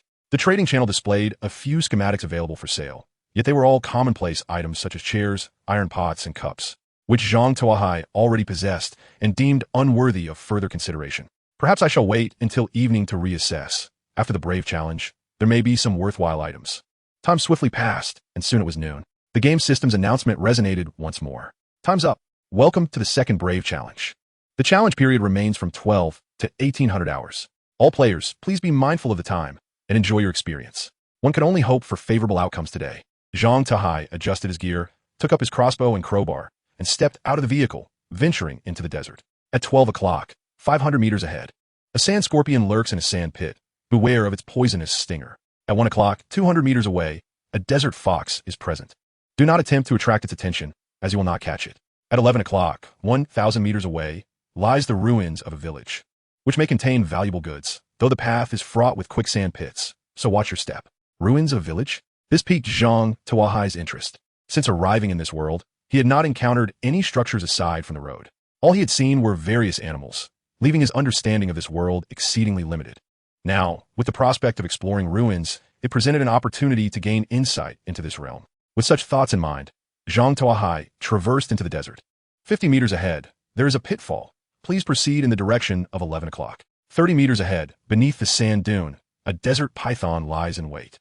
Exercise caution to avoid it, as it is venomous. 50 meters ahead, beneath the sand dune, is the nest of desert army ants. If you do not wish to become a mere skeleton, keep your distance from that dune. Throughout his journey, Zhang Tuo Hai successfully avoided traps, as indicated by the system prompts. Although he maneuvered through this region without incident, he was nonetheless alarmed by the myriad traps lurking in the desert. It was only due to the guidance of the prompt system that he managed to pass through unscathed. For an ordinary person, it would be a formidable challenge to survive this desert. Is this truly the Brave Challenge? It feels more akin to a challenge for the deceased. Upon circumventing a cluster of sand dunes, Zhang Tuo Hai beheld a desolate village. The village was constructed from yellow stone and poplar wood. Yet many of the structures had collapsed due to prolonged abandonment, leaving only remnants that testified to past habitation. Zhang Tuo Hai examined the architectural style. Yellow stone, small houses, typical of desert dwellings. The doors and windows had vanished, and the walls bore the marks of erosion from wind and sand, offering no valuable clues. In the center of the village stood a well, though it had long been filled with yellow sand, revealing not a drop of water. You stumbled upon the ruins of a village hidden within the desert, a place long abandoned yet still harboring some seeds of life. Proceeding forward for 200 meters and then turning right, you may uncover some intriguing discoveries in the yard behind the houses. Could the yard be a haven for crops? What might flourish in this arid expanse? Wheat grapes? How delightful it would be to find grapes, not only to enhance one's sustenance, but also to yield another harvest of wool. Zhang Tuo Hai murmured to himself, cautiously making his way to the rear of the house. Behind the dwelling lay a small enclosure encircled by poplar branches. However, the ravages of time had caused those branches to collapse, and within the yard, an array of wild, weedy growths thrived chaotically. Weeds? Wait a moment, could it be? A spark ignited within Zhang Tuo Hai's mind. You have discovered wild chives. Zhang Tuo Hai slapped his thigh in astonishment. He had indeed stumbled upon chives, a precious find that required minimal care, thriving on scant nutrients. Once planted, they needed little attention and could be harvested periodically. Moreover, the culinary possibilities were abundant. Stir-fried with eggs, sautéed with meat, or roasted, they all promised delightful flavors. The expanse before him was at least 20 pounds worth, a fortune indeed. Chapter 12. The injured tiger Zhang Tuo Hai, filled with excitement, rushed into the chive patch, brandishing the peeling knife he had exchanged for earlier that morning. In no time, he unearthed the remnants of a dozen pounds of chives. After extracting them, he unfastened his coat from his waist, laid it on the ground, and gathered the chives within, fashioning them into a bundle. Thankfully, he had the foresight to bring his coat along. Otherwise, transporting such a bounty would pose quite the challenge. He had already devised a plan for their future handling. Earlier that morning, while selling pork, he had acquired a planting pot blueprint, initially intended to diversify his designs. Yet now it proved invaluable. Should this batch of chives be successfully transplanted, he would possess a source of self-sustaining vegetables. With just this batch of chives, his journey would yield no loss. Are there any resources nearby? He inquired of the system. If not, I shall return. 200 meters ahead, turn right behind the village. There lies an injured tiger. A tiger? Zhang Tuo Hai nearly leapt in fright. Had he traversed to this realm earlier, he might have been indifferent to such a creature. After all, he was armed. What was there to fear? He had seen tigers in zoos before. However, after witnessing a video online of a tiger effortlessly puncturing a tire and shattering a car window, his perspective had irrevocably shifted. Wild tigers were far different from their domesticated counterparts. The mere sound of a tiger's roar could send shivers down one's spine, and its terrifying presence could be felt through the screen. The supremacy of the apex predator was not to be trifled with. Are you certain that the tiger is a resource and not merely viewing me as a delivery? Zhang Tuo Hai's legs quivered slightly. It was inevitable. Anyone learning of a wild tiger lurking just 200 meters away would feel a surge of trepidation. The tiger is injured. Both of its front paws are severely wounded, rendering it quite immobile. Really? If it is injured, perhaps I could observe it up close, Zhang Tuo Hai thought, his mind racing with possibilities. After all, tiger bones are prized, and with so much tiger meat, he could prepare a delectable stew and profit handsomely. Resolute in his decision, Zhang Tuo Hai readied his crossbow, crouched low, and cautiously advanced toward the rear of the village. The short distance of 200 meters took him a full 10 minutes to traverse. By the time he reached the corner, his back was drenched in sweat.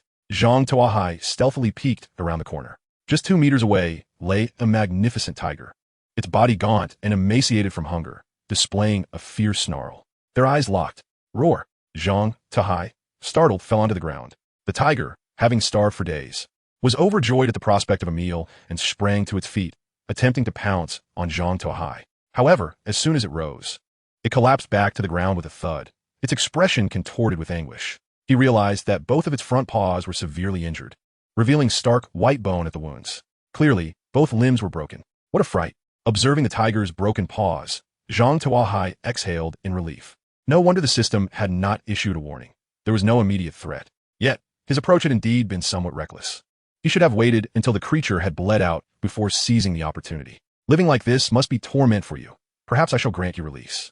Seeing the tiger unable to resist, Zhang Tuo Hai felt a sense of calm wash over him as he raised his crossbow, aiming at the beast.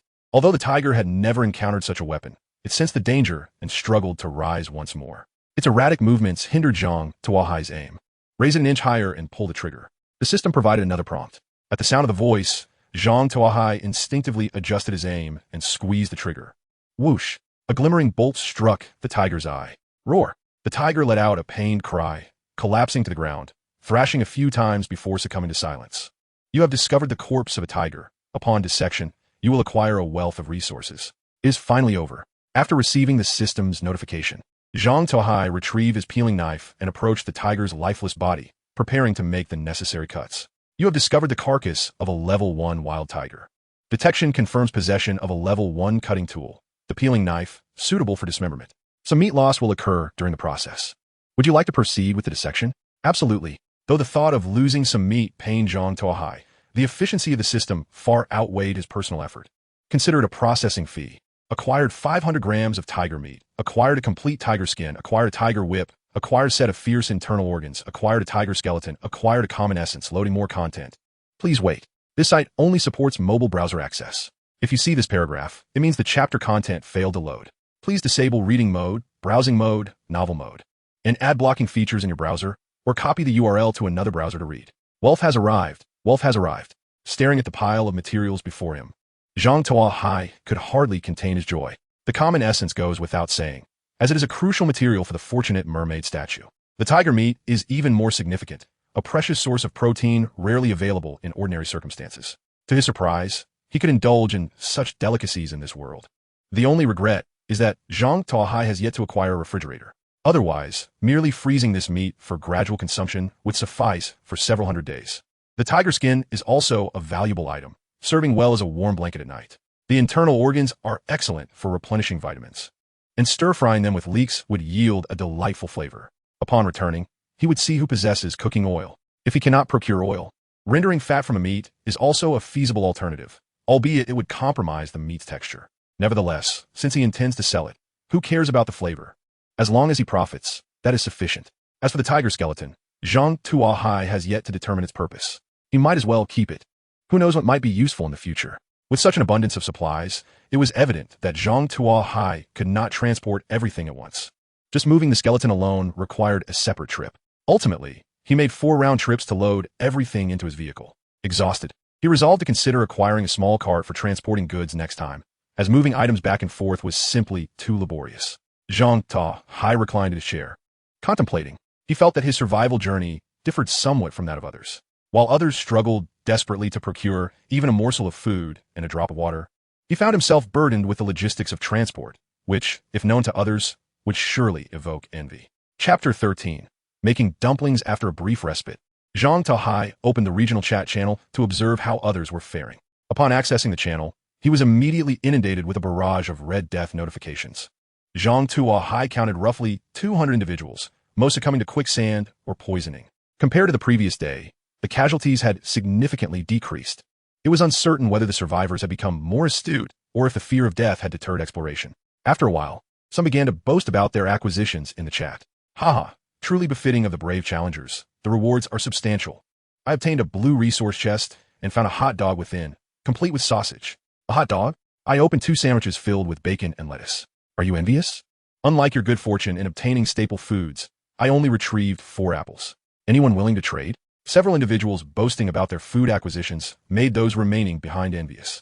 Noticing the growing number of participants sharing their harvests, Zhang Tuo Hai surmised that those who ventured out for the brave challenge had returned, marking a time of ample resources and an opportune moment for gathering. Who has flour? I will trade meat for it. And I also need cooking oil. Zhang Tuo Hai stated. Ah, it's the esteemed meat vendor.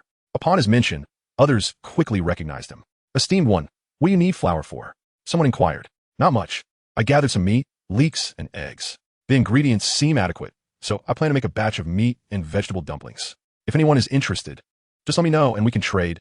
Zhang Tuo Hai replied with a smile. Dumplings? Those gnawing on hot dogs suddenly found their meal less appetizing. Damn! After much effort, I finally secured a hot dog, thinking it was quite a catch, and now the esteemed one is contemplating dumplings?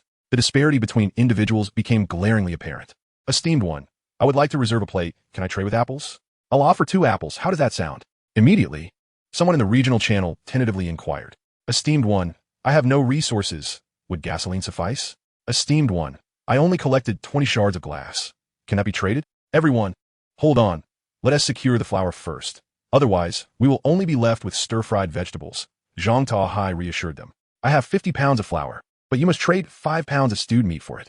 Suddenly, a message popped up in the channel. Isn't that price a bit outrageous? Zhang Tuo Hai fell in. 50 pounds of flour and 50 pounds of stewed meat are not of equal value.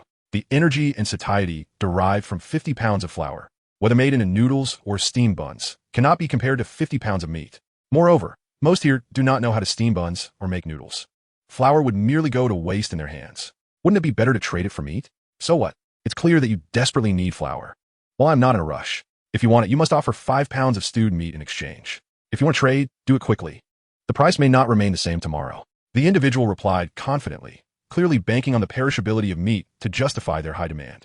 Observing the response, Zhang Tuo Hai scoffed. The person had calculated that meat would not last long, emboldening their pricing. However, Zhang Tuo Hai was not one to be easily manipulated. Even if he did not consume the dumplings today, he could not allow the other party to succeed. Otherwise, he would be perceived as weak and easily bullied, making future acquisitions of supplies more challenging. As for the meat's perishability, it was of little concern. If necessary, it could be rendered into oil, and the resulting jerky could still be preserved for a longer duration. Pressured, Zhang Tuo Hai decided to halt the sale of his supplies, and then he would see who truly suffered the consequences. Just as Zhang Tuo Hai was preparing to render the meat into oil, Su Mu sent him a private message. I have flour, but only 20 pounds. Do you want it? Su Mu inquired. Yes, what do you want in exchange? Meat, water, canned goods, or baked bread are all available. If you want dumplings, that can be arranged, but it will take some time, Zhang Tuo Hai responded. We want tea trade, fixed items. I propose a deal instead, Su Mu suggested. What kind of deal? From now until the day of the disaster, which is a total of 6 days. I will provide you with this 20 pounds of flour, but you must be responsible for our meals for the next 6 days.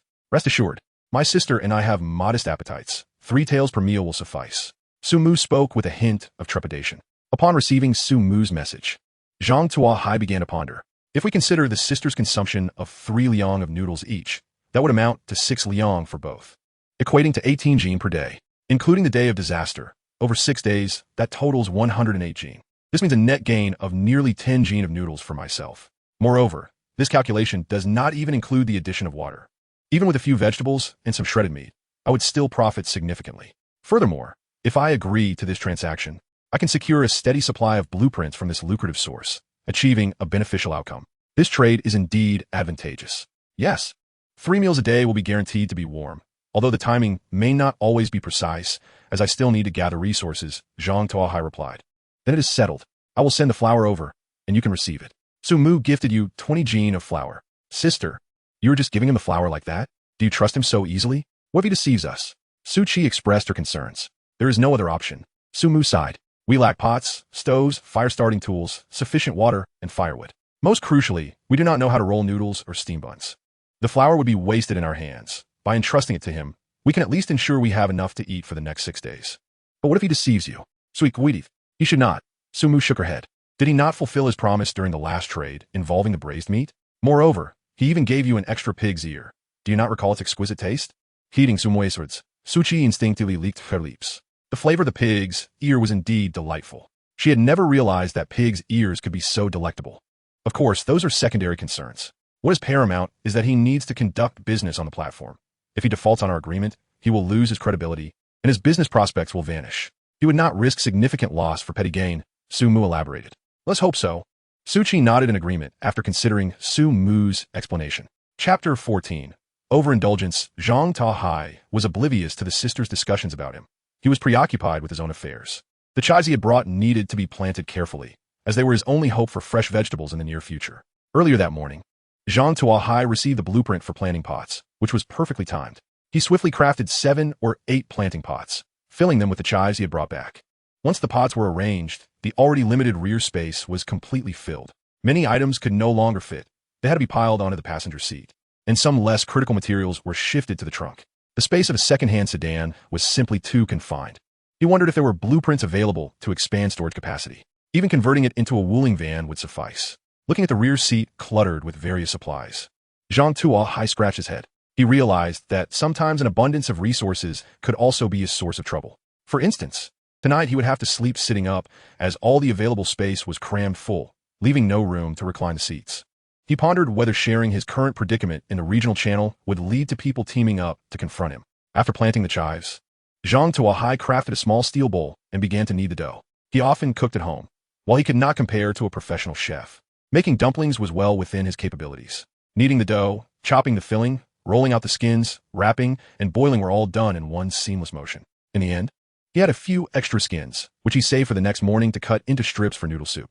First, he sent 2 plates over to the Su sisters before he himself picked up a dumpling and popped it into his mouth. A wave of scalding warmth spread through his mouth. Delightful. Zhang Tuo Hai relished these steaming dumplings. However, it felt as though something was missing. What could it be? He glanced around at the items he had and suddenly slapped his forehead. He lacked dipping sauce. How could one eat dumplings without garlic or vinegar? Immediately, he opened a regional channel. Does anyone have vinegar or garlic? I am willing to pay a high price. The previously quiet regional channel erupted with activity. Wow, has the boss really got dumplings? Suddenly, the spicy strips in their mouths seemed much less appealing. Boss, could you spare me a plate of dumplings? I will trade 2 bottles of water. Boss, I have an orange. How many dumplings can I get for it? Boss, I can help. Can I trade for a plate? Seeing the last message, Zhang Tuo Hai's expression shifted. Goodness, are you seriously trying to barter? Ignoring that message, Zhang Tuo Hai directly listed a plate of dumplings on the trading channel. It has been posted on the trading channel with a 5-minute auction period. Upon seeing a plate of dumplings actually listed on the trading platform, the people in the regional channel nearly went wild. Today marked their 2nd day after arriving in this world. Many have been surviving on dry bread for the past 2 days, often without enough to fill their stomachs. Those fortunate enough to have food were still in a better position than the unfortunate ones who had endured 2 days of hunger. At this moment, someone suddenly produced a plate of dumplings, a tantalizing temptation. The enthusiasm in the regional channel ignited instantly. I will offer 20 pieces of wood. I will put forth 15 pieces of metal scraps, plus a banana. I'm all in. I've saved up 40 metal parts over the past 2 days. I'll exchange them all. I offer a blueprint for a Durex. I hope everyone can help me out. Why is there also a Durex blueprint? I will offer a lighter blueprint. Watching the bids rise, Zhang Tuo Hai couldn't contain his joy, munching on dumplings while perusing the various offers, searching for items that piqued his interest. After scrolling for a while, Zhang Tuo Hai finally discovered something remarkable. Blueprint for Cargo Space Modification. Cargo Space Modification Blueprint. Level 1, Automotive Accessory. Upon use, expands cargo space by 10 cubic meters. Requirements: 20 units of metal ingots, 40 units of metal parts, 20 units of low-grade rubber. What a treasure! Upon gazing at the blueprint for the carriage renovation, Zhang Tuo Hai's eyes sparkled with intrigue. Such a resource would be squandered elsewhere. At present, sustenance was scarce for everyone who had the leisure to consider expanding the carriage. Nevertheless, this blueprint was of paramount importance to Zhang Tuo Hai. If the carriage were not enlarged, any new resources collected the following day would likely have nowhere to be stored. In his heart, Zhang Tuo Hai had already resolved to secure this blueprint. The 5 minutes elapsed swiftly, and having found nothing more advantageous, Zhang Tuo Hai made a bid for the blueprint presented by the individual who had produced it. The successful bidder, delighted, departed to indulge in dumplings.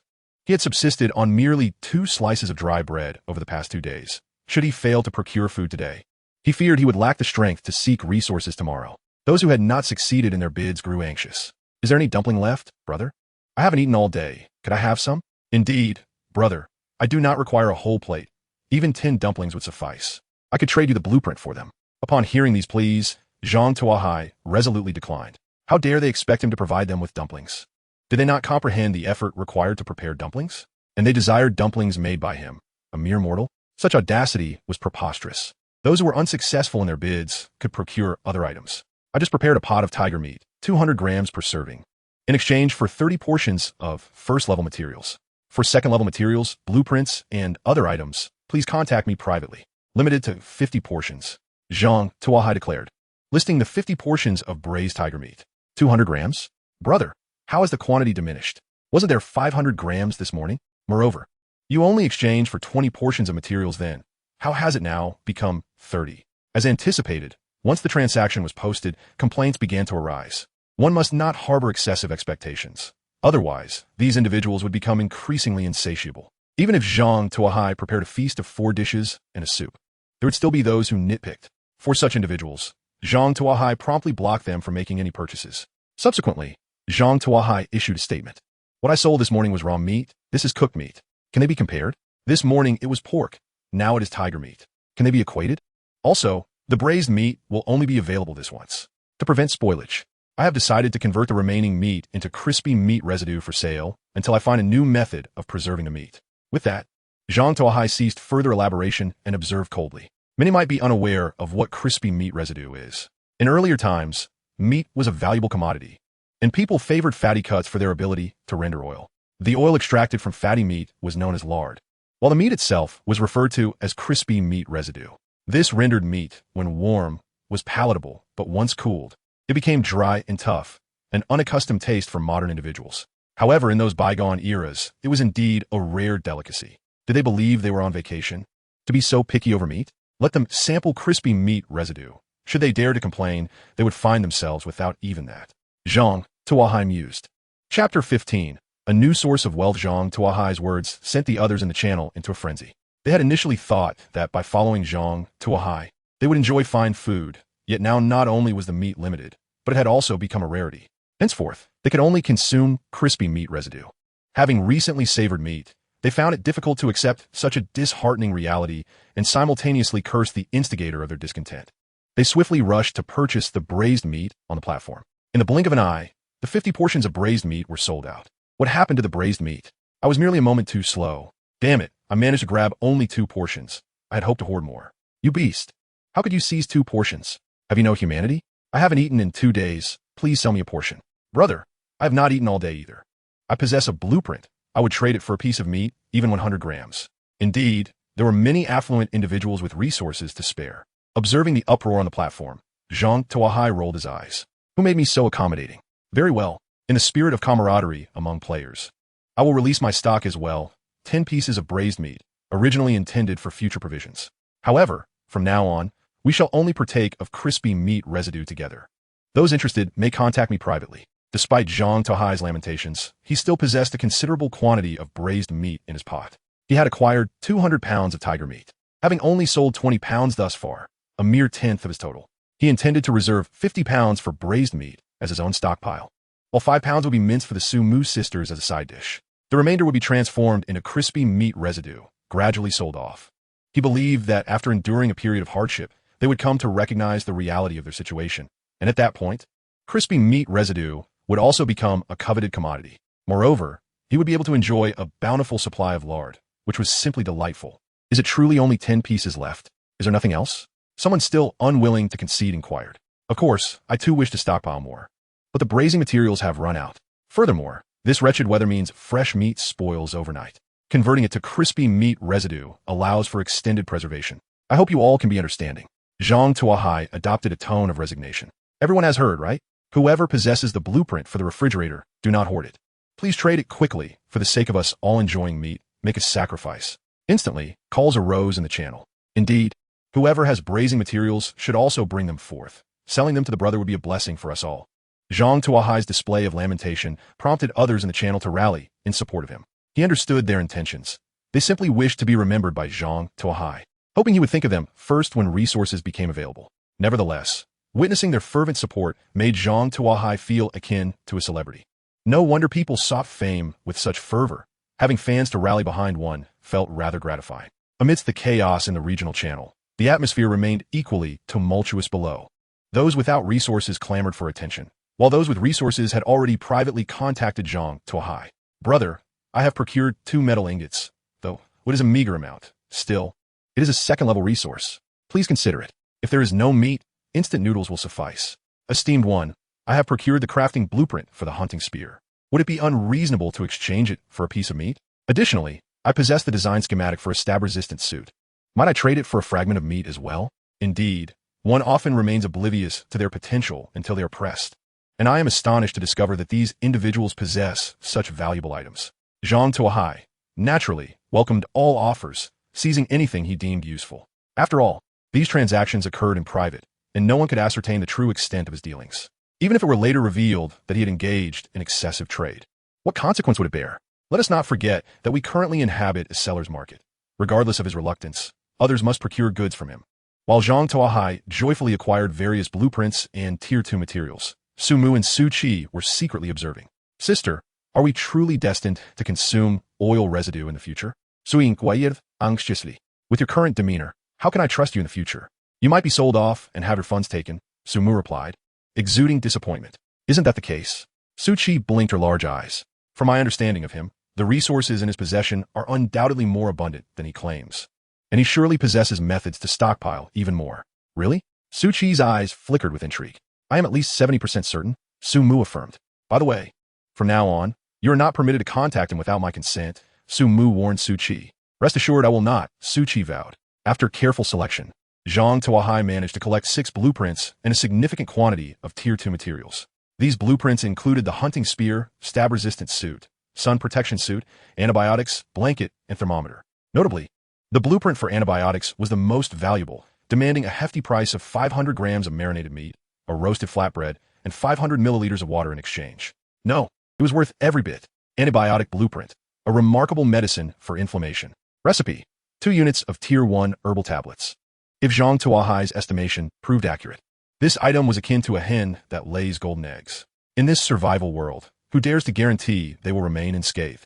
Injuries necessitate the consumption of antibiotics. Otherwise, one must brace for infections and decay. Should the situation worsen to that extent, the difference between lingering here and awaiting death becomes negligible. Thus, it is undoubtedly an essential item, second only in importance to food, water, and gasoline. It is foreseeable that this commodity will become the foundational industry for Zhang Tuo Hai. Long-term acquisition of Tier 1 herbs, price negotiable. Zhang Tuo Hai promptly posted the acquisition information on the trading channel. However, after waiting for an extended period, not a single inquiry was made. Instead, someone in the regional channel inquired, what exactly is Tier 1 herb? Has any esteemed individual encountered it? Zhang Tuo Hai thought to himself that it could not be so simple. If gathering herbs were that effortless, this blueprint would not have fallen into his hands. Zhang Tuo Hai pondered over the blueprints and chuckled. It was illogical to assume that the individual selling the blueprint was unaware of the value of medicinal products. If antibiotics were indeed so easily manufactured, the seller could simply trade medicines for food, never resorting to selling blueprints. It appeared that producing antibiotics was a lengthy endeavor. Zhang Tuo Hai decided to stow away the blueprint and await the gathering of herbs before proceeding. As for the other items, they were much simpler to craft, and he had produced one of each. What else could he profit from? Zhang Tuo Hai surveyed the newly crafted items. He was not yet inclined to sell the hunting spear or stab-resistant suit, and he suspected no one would be interested in the sun protection suit or thermometer. His gaze ultimately settled on the blanket. Chapter 16. Midnight Raid Blanket, a Tier 1 cold-resistant item, capable of shielding against temperatures below -10 degrees Celsius. Crafting material: 5 units of Tier 1 fabric. Zhang Tuo Hai had already experienced the frigid temperatures of the desert at night. Moreover, the unfortunate souls who perished from the cold last night had validated the terror of low temperatures with their lives. Selling blankets, each for 10 units of Tier 1 fabric. Zhang Tuo Hai did not intend to be overly greedy. He simply aimed to double his investment for a modest profit. By this time, night had fallen, and the temperature began to descend. Whether it was merely an illusion, Zhang Tuo Hai felt that the temperature was dropping more rapidly than it had the previous night. He glanced at the thermometer, noting that the external temperature had already plummeted to 10 degrees above zero. Of course, this was merely the beginning. As the night wore on, temperatures would likely drop even lower, approaching or potentially dipping below zero. Zhang Tuo Hai was confident that his nighttime sales would flourish. Indeed, once he listed the blankets, the demand surged, and the initial batch of 10 sold out in less than 10 minutes. Zhang Tuo Hai promptly utilized his earnings to craft 20 additional blankets, relisting them. Esteemed one, we have run out of fabric. I use metal scraps instead? Came a private message. Very well, Zhang Tuo Hai replied, reluctantly agreeing to the request after noting that crafting the spear required metal scraps. He completed the transaction for a blanket. Naturally, he did not forget the Seuss sisters, sending 2 blankets their way. After all, maintaining relationships with those who possessed blueprints was essential. Furthermore, 2 blankets were a trivial expense. He could certainly afford it. If he sold a couple more, he would recoup his costs. Thank you. I obtained a blueprint.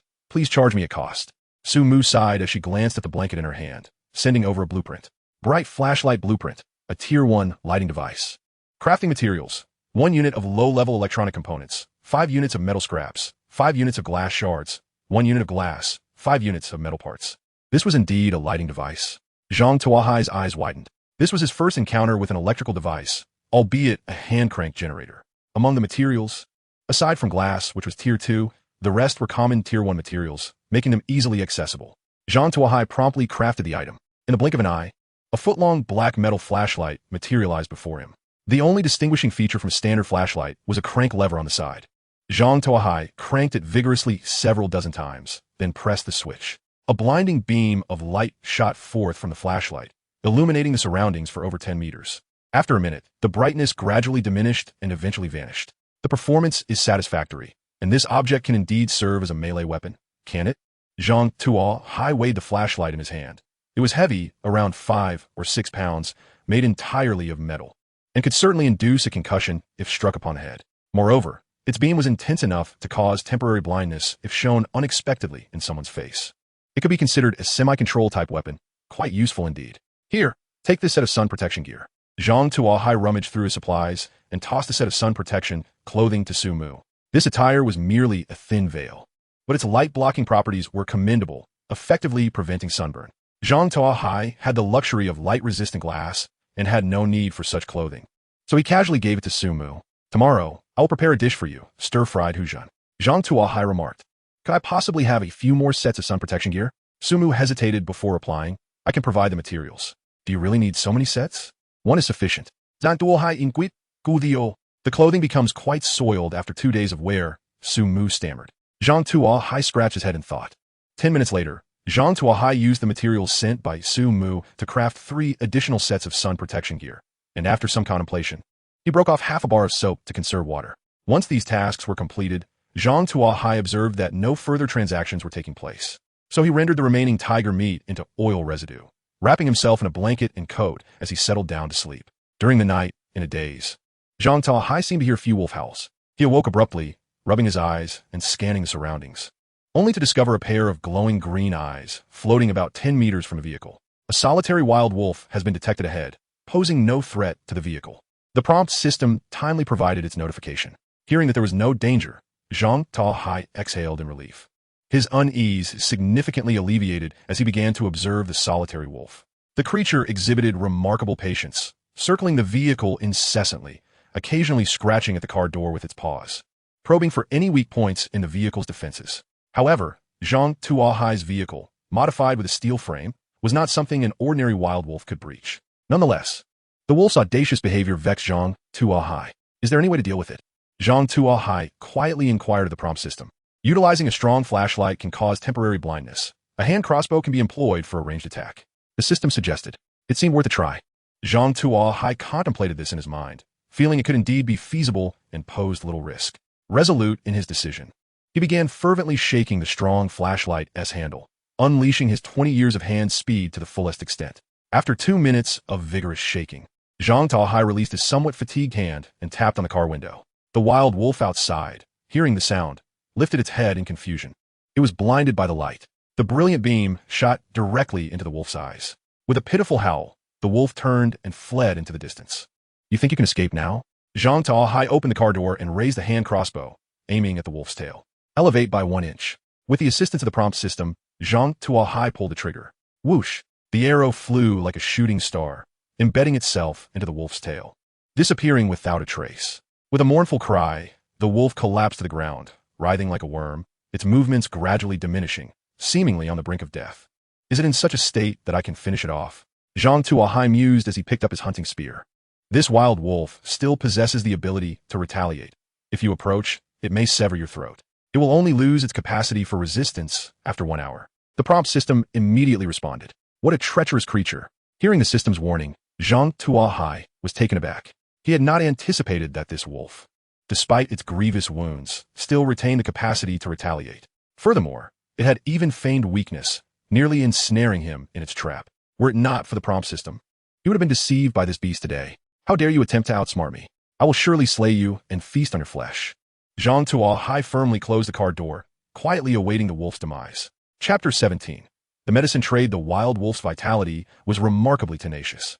After an hour of waiting, it finally succumbed to weakness, lying on the ground, glaring at Zhang Tuo Hai with a ferocious gaze. The wild wolf has lost its capacity for resistance. There are no other creatures in the vicinity. You may proceed. The system provided its notification. This is the moment I have been waiting for. With the system's affirmation, Zhang Tuo Hai's confidence surged.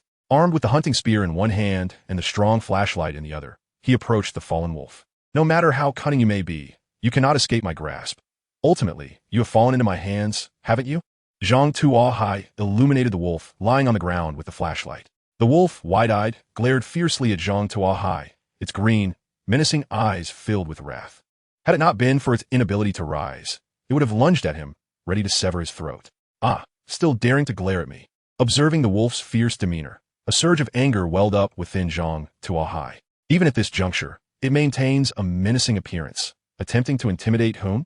The thought of nearly being tricked by this beast further inflamed his ire. If word got out that he had almost been deceived by a mere beast, how could he possibly maintain his reputation? It must perish.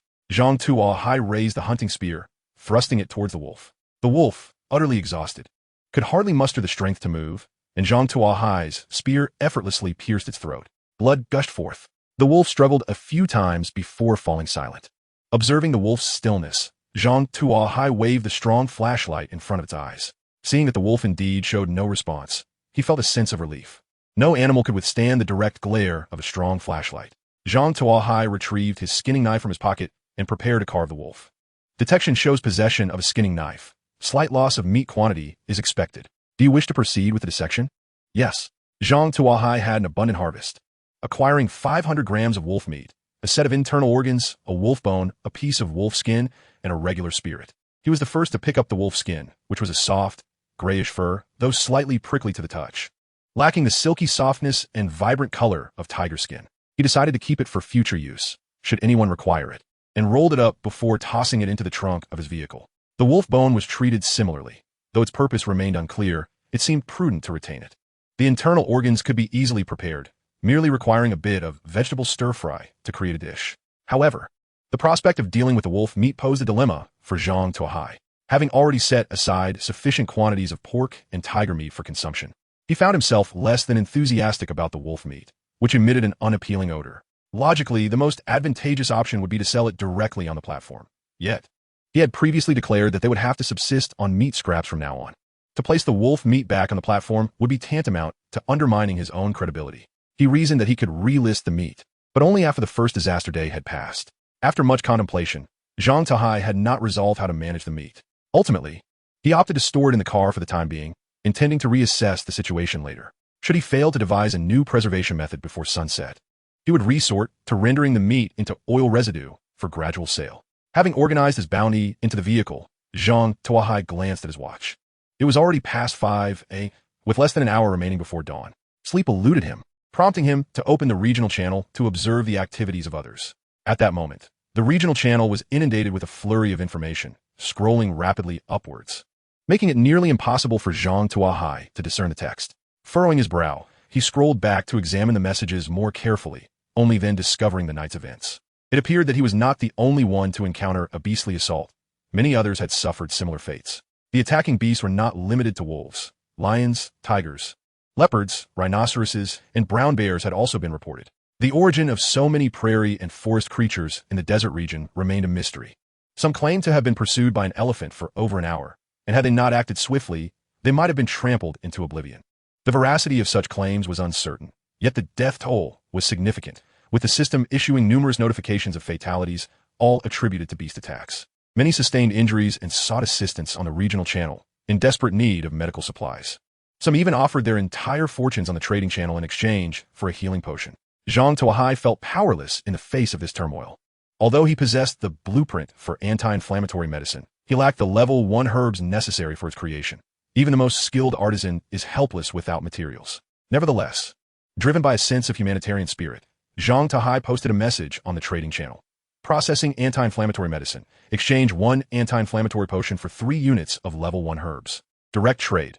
Limited to 100 individuals. This final addition was a thoughtful decision. Without it, those with herbs might have hesitated, waiting for a more opportune moment to act. By imposing a limit, he instilled a sense of urgency, compelling them to engage and trade with him. As for how many would ultimately transact with him, that remained under his control. Once Zhang Tuo Hai's trading information was posted, the regional channel erupted with excitement. Another prominent figure had emerged, and this one had anti-inflammatory medicine. Pleas for a potion flooded in, with offers of toast and other items in exchange. Amidst the clamor, some pointed out that he was merely processing the medicine, indicating that he had the blueprint, but required the materials to create it. Individuals with herbs hurriedly approached Zhang Tuo Hai to secure their own potions, fearing that this opportunity might slip away. Observing the bustling activity in the regional channel, a young man with a grim demeanor was visibly distressed. His name was Fan Mingquan. Once a con artist, he now faced his own reckoning. Over the past 2 days, he had opened several chests, yielding only wood scraps and torn cloth, with not a single piece of bread to be found. Regret washed over him as he recognized the folly of trading his blueprint to Zhang Tuo Hai. Had he endured just one more night, he could have been the one to prosper. As the former owner of the anti-inflammatory medicine blueprint, Fan Mingquan understood the required materials for its production. Each potion necessitated 2 units of level 1 herbs. Zhang Tuo Hai's price of 3 units indicated that for every 2 potions he crafted, he would secure 1 for himself as profit. If he adhered to the stated limit of processing only 100 potions, Zhang Tuo Hai could amass a staggering 50 potions, an impressive sum, especially in the aftermath of the beast attacks. With so many individuals injured and in need of medical supplies, even those unharmed might seek to stockpile for future encounters with beasts. The thought of such considerable wealth slipping through his fingers in exchange for a mere pound of braised meat, a piece of flatbread, and 500 milliliters of water caused Fan Mingquen's heart to ache. This was the quintessential example of losing a watermelon while grasping at a sesame seed. In frustration, he hurled the untouched flatbread to the ground and slapped himself, chastising his own greed. How could he have let hunger drive him to such folly? As he watched the regional channel overflow with individuals rushing to trade with Zhang Tuo Hai, Fan Mingquen's anger intensified. All that wealth, which should have rightfully belonged to him, was now being seized by Zhang Tuo Hai. It is impossible. What I cannot obtain, you should not expect to acquire either. Fan Mingquen's eyes were bloodshot as he unleashed his fury in the regional channel. Are you all foolish? A single piece of anti-inflammatory medicine requires merely 2 units of herbs. Yet Zhang Tuo Hai, that unscrupulous merchant, demands 3 units. It is blatantly taking advantage of you, and you are rushing to hand him your money. Are you truly so naive? If I were in your position, I would unite and collectively resist the actions of this unscrupulous merchant until he lowers the price to 2 units of herbs per piece. After delivering 2 segments of his tirade, Fan Mingquen redirected his ire towards Zhang Tuo Hai. Zhang Tuo Hai, at this critical juncture when all of humanity has descended into the apocalypse, with everyone embroiled in a monumental crisis, how can you still be preoccupied with profit? Do you not possess a shred of conscience? Were I in your shoes, I would offer my pharmaceutical services free of charge to aid everyone in weathering this crisis. As a seasoned critic, Fan Mingquen was acutely aware that to effectively disparage others, one must position oneself on the moral high ground and present oneself as an upright paragon of virtue, thus enabling one to point fingers freely at others. Mingquen's words not only reached the ears of those in the regional channel, but also caught the attention of Zhang Tuo Hai, who had been monitoring the discussion. Upon reading Fan Mingquen's remarks, Zhang Tuo Hai nearly burst into laughter. He found Fan Mingquen's mentality utterly absurd, still clinging to the tactics of online harassment from a peaceful society. In the current context, such notions were utterly nonsensical. What is the environment now? It is the apocalypse, a world where survival is paramount. The mere provision of anti-inflammatory medicine processing services is already the greatest assistance one can offer. At the very least, it is far superior to the empty rhetoric of someone like him.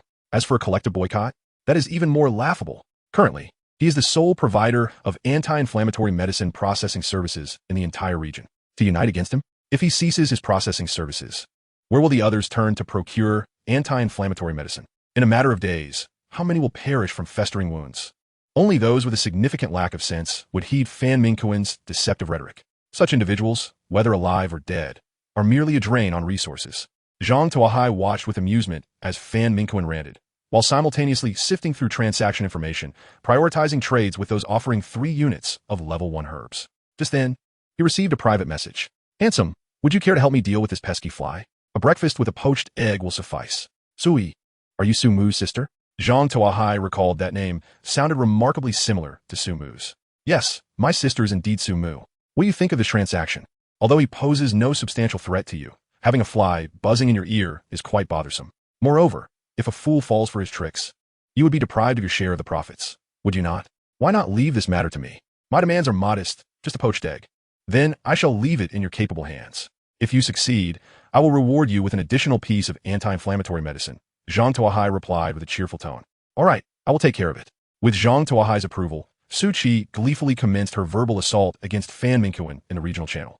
Everyone, do not listen to this fool's nonsense. He is merely envious and maliciously slandering our benefactor. Setting aside whether a piece of anti-inflammatory medicine indeed requires 2 or 3 units of herbs, the fact remains that our benefactor's assistance in processing these medicines is a tremendous boon during this time. If it were me, I would charge 10 units for each piece and then sell the finished product at a premium. I suspect Fan Mingquen is attempting to deceive you all so that he can obtain anti-inflammatory medicine from our benefactor at a lower price and then sell it back to you at a higher rate. If you fall for his words, prepare for regret. Moreover, our benefactor is the only anti-inflammatory medicine processor in the region. If he becomes incensed and shuts down his processing channel, where will you procure your anti-inflammatory medicine? You might as well prepare for death. And do not forget, our benefactor is also the sole food vendor in our region. If he becomes upset and closes the sales channel, where will you exchange for food? The choice is now yours to make. Frankly, I would prefer if you all abandoned trading, as I could then secure more anti-inflammatory medicine for myself. Su Qi felt that her offer was insufficient, so she added fuel to the fire. I am now pre-selling anti-inflammatory medicine, exchanging 1 piece for a loaf of toast, a bottle of mineral water, and 20 units of any level 1 materials. Sketches are acceptable for exchange. Pre-orders are limited to 10 individuals. You've lost your mind. How do we possess 10 pieces of anti-inflammatory medicine? Sumonak de Bostfel Su Qi. I am merely exaggerating. If anyone truly comes to exchange, just tell them we are out of stock. After all, no one can ascertain the truth. Su Qi replied nonchalantly. After pondering for a moment, Sumu realized that there was some merit to this reasoning and chose to remain silent. Once Su Qi's pronouncement was cast into the regional channel, it erupted instantaneously. Many who had hesitated under Fan Mingquan's influence suddenly came to their senses. Zhang Tuo Hai is now the only person who can exchange anti-inflammatory medicine. If he is offended, where will they source their medicine in the future? Those without rations grew increasingly anxious. Many of them depended on trading with Zhang Tuo Hai for sustenance. Should he truly become angry and cut off food supplies, they might well face starvation. To avert inciting Zhang Tuo Hai's wrath, these individuals quickly banded together, launching a tirade against Fan Mingquan. Chapter 19. Summary of gains. The carbonated torpedo reminds you to bookmark after reading for easier access later. Observing the abrupt shift in sentiment within the regional channel, as all eyes turned in unison to target him, Fan Mingquan seethed with rage. You will all pay for this. Mark my words. After cursing under his breath, he vanished from the regional channel. Other players, having attacked for a while without any sign of retaliation from Fan Mingquan, lost interest and returned to Zhang Tuo Hai to exchange for anti-inflammatory medicine. Initially, Zhang Tuo Hai only accepted processing orders for 3 units of herbs, but after completing dozens of transactions, he accumulated a substantial quantity of level 1 herbs and began selecting higher compensation orders. Among these, the highest value transaction involved exchanging 1 piece of anti-inflammatory medicine for 200 units of gasoline.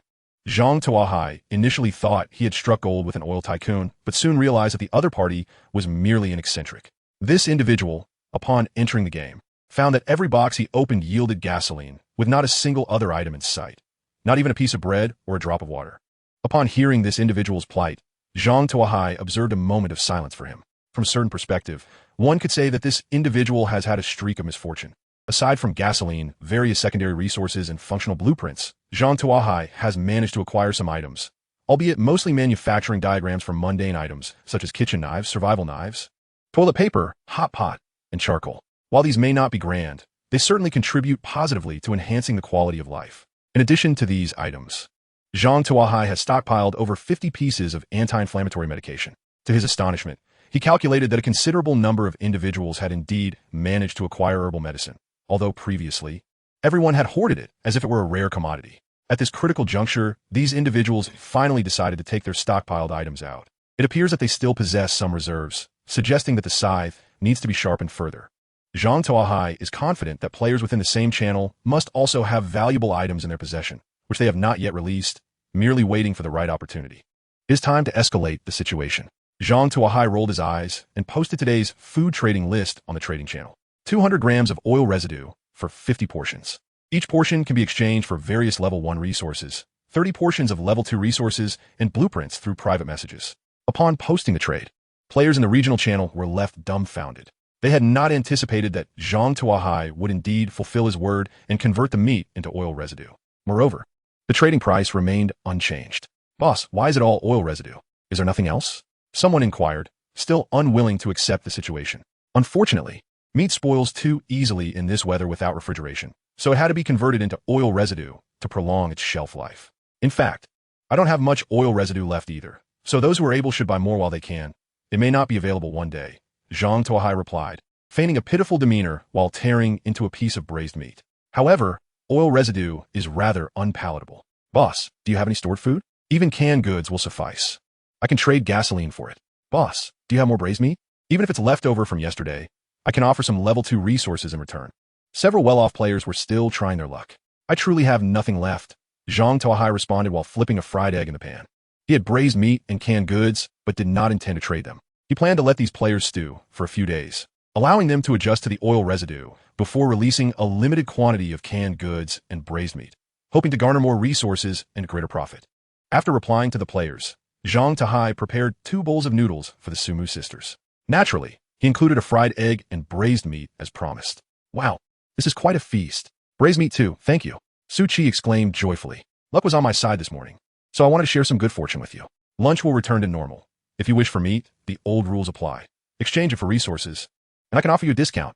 Zhang Tuo Hai replied somewhat stingily. After dismissing Su Qi, Zhang Tuo Hai organized his recent acquisitions. In terms of vehicle modifications, he had added a steel frame, tinted glass, lightweight tires, expanded space, and a thermometer to his vehicle, significantly enhancing its overall performance. However, with the impending disaster days away, it seems he might be ill-prepared, especially concerning the crucial air conditioning, for which he still had no leads. As for the fortunate mermaid statue, while he had nearly gathered all the necessary materials, he could not yet construct and install it due to the vehicle's level constraints. In terms of weaponry, he possessed a hunting spear, a hand crossbow, and a skinning knife, along with a powerful flashlight. He had also crafted a set of stab-resistant clothing to withstand certain melee weapon damages. Overall, Zhang Tuo Hai had reached the apex of cold weaponry. If he wished to upgrade, he would need to focus on firearms and armor. Regarding food and water, Zhang Tuo Hai was relatively well off, boasting hundreds of pounds of raw meat, dozens of pounds of braised tiger meat, hundreds of pounds of oil residue, various canned goods, baked flatbreads, dehydrated vegetables, flour, leeks, and some eggs, which would suffice for a month of self-sufficiency. He had a rainwater collector that could meet all his water needs. With the addition of 200 units of gasoline exchanged that morning, he now had a total of 500 units, ample for several days of consumption. Other items such as drying racks, toilet paper, kitchen knives, cooking salt, iron pots, and portable stoves were also abundantly available, ensuring his daily needs were met. As for various level 1 and 2 common resources, Zhang Tuo Hai did not conduct a detailed inventory, but he certainly had a substantial quantity. After contemplating his resources, Zhang Tuo Hai established his action goals for the near future. The primary objective was to prepare for the disaster occurring 4 days hence. He planned to acquire at least one vehicle air conditioner within that time frame. If that proved impossible, an electric fan would be an acceptable alternative. Additionally, he intended to continue stockpiling various food items, as food would always be a valuable currency in the apocalyptic realm. Simultaneously, he needed to prioritize researching food preservation techniques, ideally acquiring a refrigerator. Lastly, he focused on weaponry. Although Zhang Tuo Hai currently had an array of weaponry, they were all cold weapons, if possible. He desired to obtain a firearm. The encounter with the woman yesterday served as a reminder that on the roads, he would face not only various disasters and beasts, but also other players who would not be as easily dealt with as the previous foolish woman. Possessing a firearm would provide him with a sense of security when confronting such individuals. Having outlined his future development direction, Zhang Tuo Hai pressed the accelerator and embarked on a new day of exploration. Chapter 20. The ambush after hitting the road. Zhang Tuo Hai felt particularly fortunate today. After driving just 10 kilometers, he stumbled upon a blue supply crate. Inside, he discovered 4 instant hot pots and 2 buckets of Loasafen.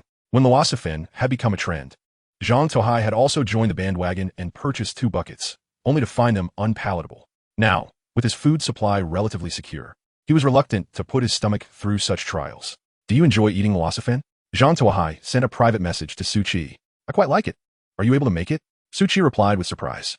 Well, consider this your lunch. Zhang Tuo Hai casually tossed the 2 buckets of Loasafen her way. Su Qi, where's the water? At the very least, can you provide us with some hot water? What are we supposed to eat without it? Zhang Tuo Hai expressed his frustration. Do you think everyone is as affluent as you? We haven't even completed setting up our mobile stove, let alone boiling water. Su Qi replied somewhat helplessly. Let us wait until noon. I'm currently driving, but I'll boil some water for you during the lunch break, Zhang Tuo Hai said, subsequently closing the private message. A brief exchange with Su Qi revealed to Zhang Tuo Hai a startling truth. His equipment was comparatively lavish among the multitude of players. Even the graphic specialists like Su Mu and Su Qi had yet to construct a stove, making access to drinking water a challenge, which underscored the plight of other players. It appeared that he had achieved his preliminary objective of establishing a technological advantage among the players in the channel. Now, he needed to capitalize on this first-mover advantage, continually expanding it, exploiting the technological gap to gain resources from other players, thereby fortifying himself to endure the impending calamities. Having acquired a portable hot pot, Zhang Tuo Hai felt elated, humming a tune as he drove forward at a speed of 30 miles per hour. After approximately 20 kilometers, he suddenly noticed a vehicle seemingly halted ahead. Zhang Tuo Hai instinctively slowed down, his vigilance heightened as he readied his hand crossbow before approaching. Upon closer inspection, he found a car blocking the road, obstructing the already narrow lane significantly. A young woman in uniform lay casually on the car's hood, her voluminous waves framing a striking face, clad in flesh-colored stockings that accentuated her allure. When she saw Zhang Tuo Hai draw near, She flashed a radiant smile and beckoned him with her finger. What is she up to? Is there street solicitation here? Zhang Tuo Hai was taken aback. Player Lu Cece detected. A triangular military dagger is concealed at her waist. Exercise caution. Her vehicle is a level 2 car. A player named Zhang Yongxiang is hiding behind a sand dune 30 meters away, armed with a composite bow. An ambush. Zhang Tuo Hai's immediate reaction was to consider this. He despised ambushes, having narrowly avoided one in the past. Even in this apocalyptic scenario, some still attempted to lure him into traps.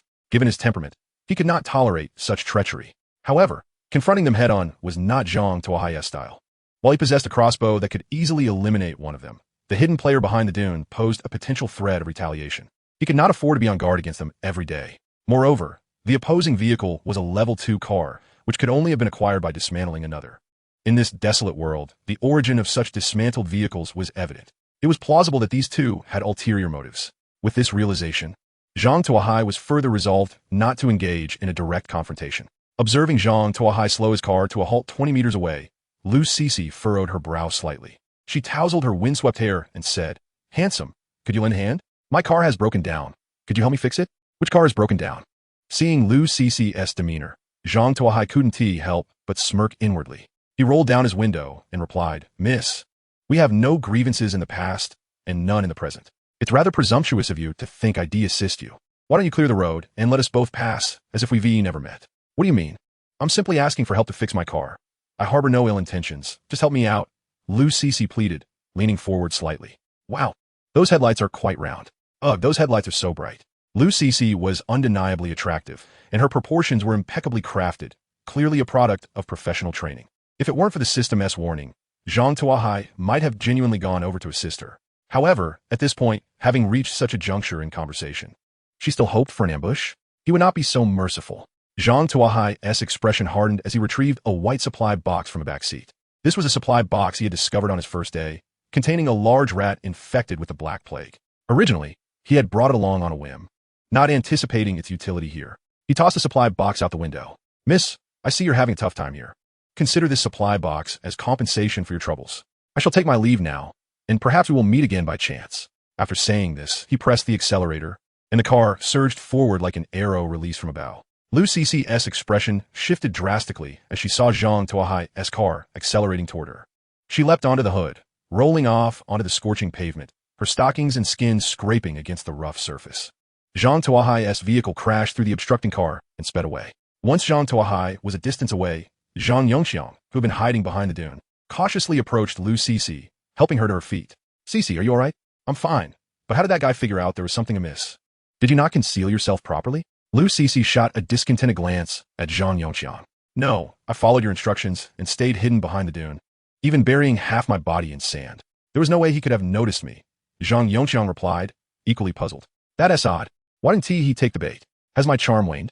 Lu Cece pulled out a small mirror, examining her reflection with confusion. "Forget it. It doesn't matter. He tossed us a white supply box, which is better than waiting in vain for nothing," Zhang Yongxiang said, eagerly picking up the white supply box. "Oomph. What is one supply box?" When his car passed by, I caught a glimpse inside. There were plenty of supplies stacked against the window. "If we can take him down, we'll be well fed for a while." Lu Cece rolled her eyes. "Really? That is fantastic. At last, we've encountered a plump target. Once I open the box, I'll deal with him." Zhang Yongxiang rubbed his hands together, producing a crowbar to pry open the supply box. Suddenly, a large black rat sprang out and bit into his thigh. Chapter 21. Vehicle upgrade. Player Zhang Yongxiang and Lu Cece deceased. Cause of death: plague, acute black death. Zhang Tuo Hai was driving when he suddenly heard a system notification. He hurriedly pressed the brake and activated the regional channel. The game system announced the demise of the two individuals. How could they have died so soon? Zhang Tuo Hai glanced at the time. It had been less than 10 minutes since he left, and yet those two had perished. What kind of black death was this? It was far too formidable, nearly rivaling poison. A chill ran through Zhang Tuo Hai's heart. Fortunately, he had received the notification system and refrained from opening that box. Otherwise, he would have met the same fate. However, with the death of these two, Zhang Tuo Hai's spirits lifted. His current shortcoming was vehicle upgrades, and he had long sought a vehicle core without any leads. Now, an opportunity had presented itself. He quickly turned his car around and drove back to the scene. "Please do not let the vehicle disappear. It must hold on." Zhang Tuo Hai sped towards the location and arrived just in time before the vehicle vanished. "System, is there any danger in the vicinity?" The plague-carrying rats have fled. There is no danger nearby. Please do not touch the corpses. The notification system kindly provided this information, allowing Zhang Tuo Hai to exhale deeply. He approached the two vehicles, scrutinizing the scene. Zhang Yongqiang and Lu Cixi lay on the ground, their faces twisted in terror, as if they had encountered something horrifying. Each bore a wound, from which black blood oozed, releasing a foul stench. Fearful of approaching the corpses, Zhang Tuo Hai took a detour and reached the vehicle parked by the roadside. Inside the car, there were few items: 2 cans of luncheon meat, a bottle of water, and a dozen level 1 supplies. The most eye-catching were 2 objects resembling car models. Zhang Tuo Hai picked one up. Discovered vehicle core. Can be used to upgrade vehicle level. This is it. Zhang Tuo Hai's excitement surged as he punched the air. The final piece needed for upgrading his vehicle was finally in his grasp. With this item, he could elevate his vehicle's level. And the mermaid statue could also be installed onto the car, significantly increasing the probability of obtaining blueprints. Although he had a decent relationship with the Sumu sisters, it was far more reassuring to have such crucial materials in his own possession. However, the fact that these 2 individuals possessed 2 vehicle cores implied that at least one of them had perished at their hands. It seemed these 2 were not virtuous either. Realizing this, the last vestige of guilt in Zhang Tuo Hai dissipated entirely. Allowing these 2 to live would only put more players at risk. Thus, eliminating them could be seen as a service to the community. He transferred all the supplies from their vehicle to his own and examined the remains of their car. How exactly was the vehicle core extracted? Just as he pondered this, the game system's notification chimed in. Detected an unclaimed vehicle. Do you wish to extract the vehicle core? Yes. With a series of grinding metallic sounds, the dilapidated second-hand car before him deteriorated further, its paint peeling and glass shattering, resembling an abandoned scrap vehicle. Simultaneously, a gleaming vehicle model appeared in Zhang Tuo Hai's hand. So this is how the vehicle core is extracted? Enlightenment dawned on him. After gathering the supplies, Zhang Tuo Hai returned to his vehicle and retrieved a vehicle core. Upgrading vehicle level. Detecting vehicle core, please wait. Accompanied by a humming sound, Zhang Tuo Hai's vehicle underwent a dramatic transformation. The previously shabby dashboard and seats became pristine, the instruments polished, and the car grew taller, its interior space expanding significantly. In the blink of an eye, the old second-hand vehicle had transformed into a brand new business car. Goodness, this is cutting-edge technology. Zhang Tuo Hai could hardly believe he was touching the shiny new exterior. This car would cost at least $700,000 to $800,000 outside. He had often dreamed of owning such a vehicle. Yet, his former financial situation could not support such a luxury. To think this aspiration was realized in this world. The Level 2 vehicle has been upgraded. The conditions for upgrading to Level 3 are now provided. 1. Load at least 2 Level 2 vehicle modification components. 2. Possess 2 vehicle cores. The requirements for upgrading to a Level 3 vehicle include modification conditions. Zhang Tuo Hai calculated in his mind. He already possessed 2 vehicle cores now. He needed to acquire 2 Level 2 vehicle modification blueprints. It appeared he would need to pay more attention to developments in that area moving forward. After completing the vehicle upgrade, Zhang Tuo Hai retrieved the long-shelved blueprint for the mermaid statue. Fortunate mermaid statue, an interior ornament that significantly increases blueprint acquisition when placed inside the vehicle. Material requirements: 2 units of intermediate wood, 1 unit of ordinary essence. Placement requirement: Level 2 vehicle. Zhang Tuo Hai had fulfilled all requirements. Manufacturing. A flash of white light enveloped him as the necessary materials vanished, and a palm-sized mermaid statue materialized in his hand. The statue was entirely wooden, depicting a delicate mermaid. Fortunate mermaid statue. Level 2 ornament, when placed inside the vehicle, significantly increases blueprint acquisition. Upgrade conditions: 2 units of advanced wood, 1 unit of elite essence. The required materials had once again increased. Zhang Tuo Hai noted these down in his notebook and set off once more. Perhaps it was not just his imagination. Zhang Tuo Hai felt that the new vehicle was indeed different. Both the handling and agility far surpassed those of the previous second-hand car. Regrettably, the interior components remained those he had previously installed. There was no air conditioning, nor even a radio. It seemed he would have to gather those as well. Zhang Tuo Hai shook his head and continued to scan the road. After driving approximately 30 kilometers, Zhang Tuo Hai finally spotted a blue supply box by the roadside. Level 2 supply box, containing 4 jars of Laogan Ma chili sauce and 1 Level 1 vehicle modification blueprint. With the statue's effect, the results were indeed remarkable. Upon receiving the notification, Zhang Tuo Hai beamed with joy. Before installing the statue, he had never managed to acquire even half a vehicle modification blueprint. Now, he had obtained one directly. The effect was truly extraordinary. The only disappointment was that this modification blueprint was of Level 1.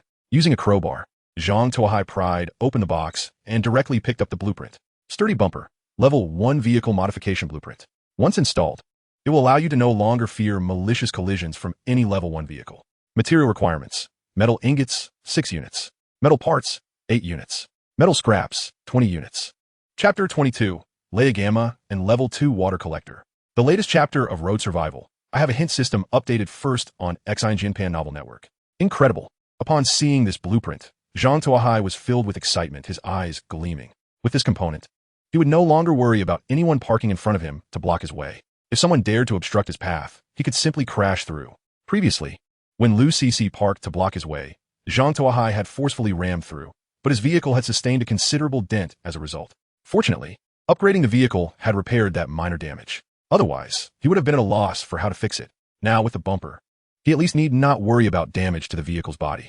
Zhang Tuo Hai cheerfully initiated the manufacturing process. In the blink of an eye, 2 robust bumpers were installed on the front and rear ends of the vehicle. The sturdy bumper was significantly more formidable than a standard bumper, constructed from solid metal tubes, adorned with sharp spikes that clearly indicated they were not to be trifled with.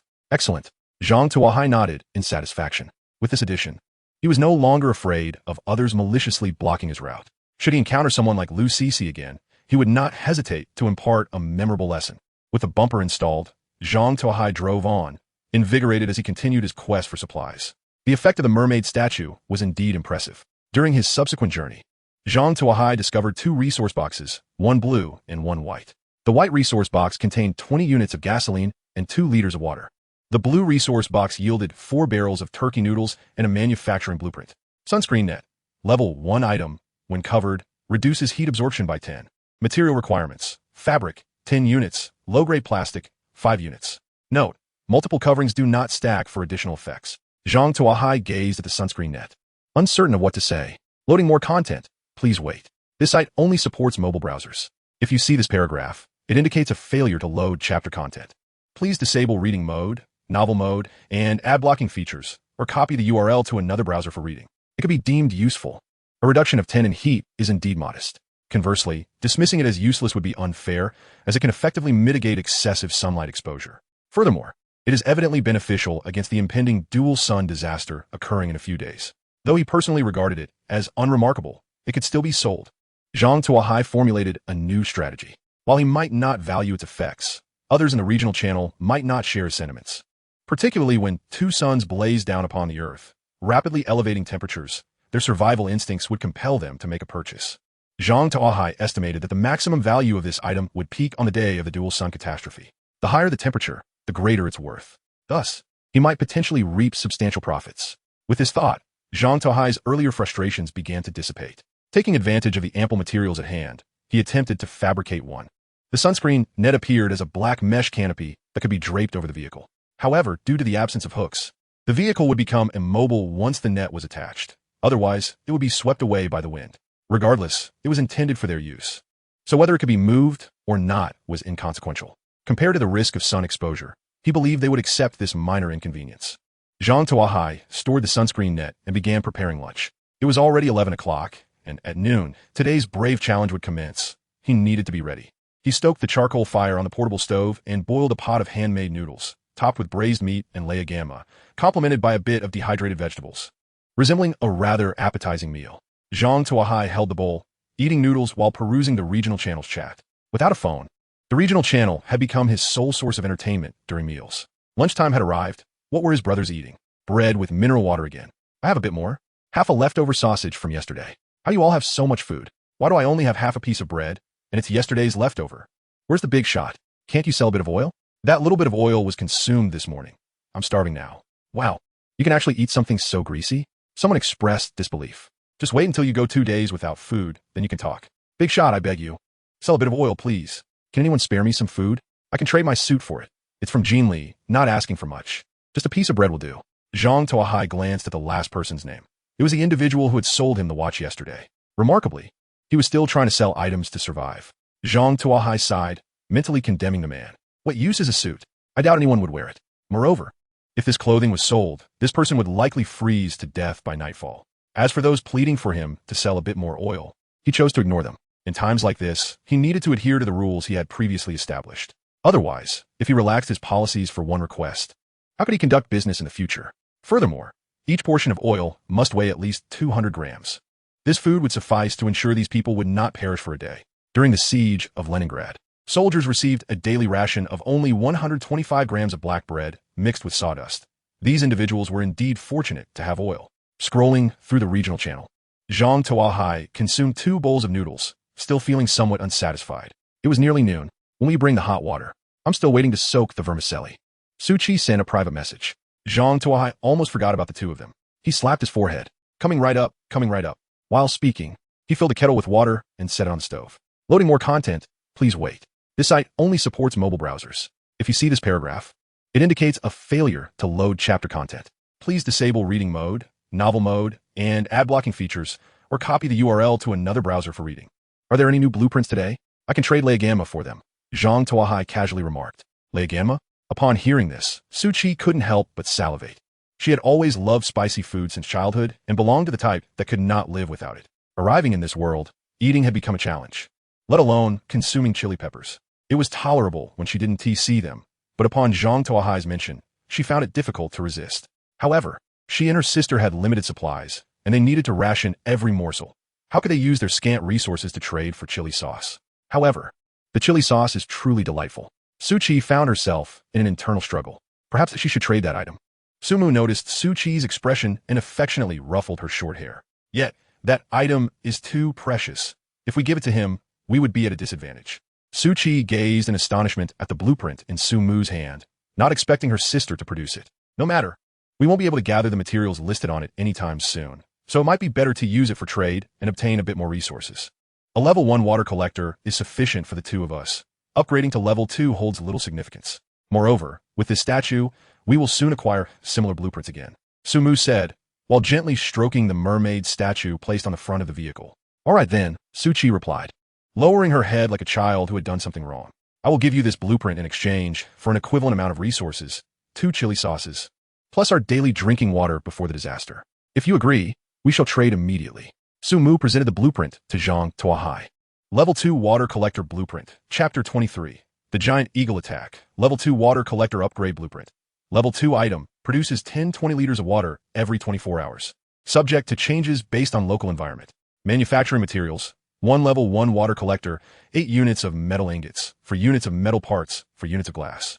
This is quite valuable. After examining the data for the level 2 water collector and Su Mu's conditions, Zhang Tuo Hai felt that the trade was indeed worthwhile. He lacked nothing in terms of materials, and the most valuable part was those 4 units of glass, which he had accumulated quite a bit of recently. So he wasn't particularly concerned about it. He could spare the chili sauce as well. With so much food on hand, he wasn't relying on it. Although he would need to supply the sisters with water daily after agreeing to the trade, it still felt like a profitable deal. The average daily water consumption for a person is about 1 liter. Even if he provided the 2 sisters with 2 liters each day, the water collector would produce 10 liters daily, which meant he would effectively gain an additional 8 liters of water each day. In the regional channel, 200 milliliters of water could be exchanged for 310 units of level 1 resources. Level 2 resources could be traded for 1 to 2 units. A bottle of Laogan Ma could potentially be exchanged for about 500 to 1,000 milliliters of water. This means that his daily output would be sufficient to cover these expenses and even leave him with a surplus. This is indeed a substantial profit. With his calculations clear in mind, Zhang Tuo Hai immediately agreed to the trade and acquired the water collector upgrade blueprint. He then upgraded the water collector to level 2. If the level 1 water collector was no larger than a standard cup, the level 2 water collector resembled a beer keg. The metal water barrel had a faucet on the side and a water pressure indicator on the wall, showing how much water remained in the collector. Quite convenient indeed. After fiddling with the level 2 water collector for a while, Zhang Tuo Hai was immensely satisfied. His means of generating income had increased as he could now sell water resources. In this dire place, one might endure for a couple of days without food, but without water, one would likely succumb to dehydration in a single day. At least until everyone figured out a stable method to obtain water, this business could continue. Once he set the water collector in place, Zhang Tuo Hai sat down to recuperate, quietly awaiting the arrival of challengers. After several days of brutal selection, few players remained willing to participate in the Bravely Challenge. Among those who dared to participate, only a handful were players with extreme confidence in their abilities, while the rest were those with no other options. If they had any alternative, they would not risk their lives in such a perilous challenge, where the casualty rate hovered around 50 to 60%. Who could withstand that? However, while the Bravely Challenge was a death sentence for others, for Tuo Hai, it represented a rare opportunity. He counted on this challenge to increase his gains. The clock struck noon, and the game system announced, "Today's Bravely Challenge officially begins." Zhang Tuo Hai donned his crossbow, put on his anti-stab suit, secured a skinning knife and a powerful flashlight to his waist, and grasped a hunting spear as he stepped out of the vehicle. The scorching sun bore down on him, and soon his clothes were soaked with sweat. In this dreadful weather, he wondered how long it would take to escape this desert. Furrowing his brow, Zhang Tuo Hai quietly inquired, "Is it better to head in that direction?" Recommendation: turn left 60 degrees and proceed for 2,000 meters. The resources there are most abundant. That seems to be a stretch of yellow sand. With nothing there, Zhang Tuo Hai observed, glancing toward the direction indicated by the system, seeing only flat yellow sand, devoid of anything. Nevertheless, trusting the system, he decided to follow its guidance for exploration. Although he had ventured into the desert multiple times, Zhang Tuo Hai still found it uncomfortable to traverse. After a few steps, his shoes filled with sand, a sensation that greatly distressed him. Using his hunting spear as a makeshift walking stick, he trudged slowly through the desert. With no clear reference points in a vast expanse, Zhang Tuo Hai relied on the system's guidance to avoid losing his way. Just as he started to feel weary and intended to rest, a sudden cacophony erupted from the sky.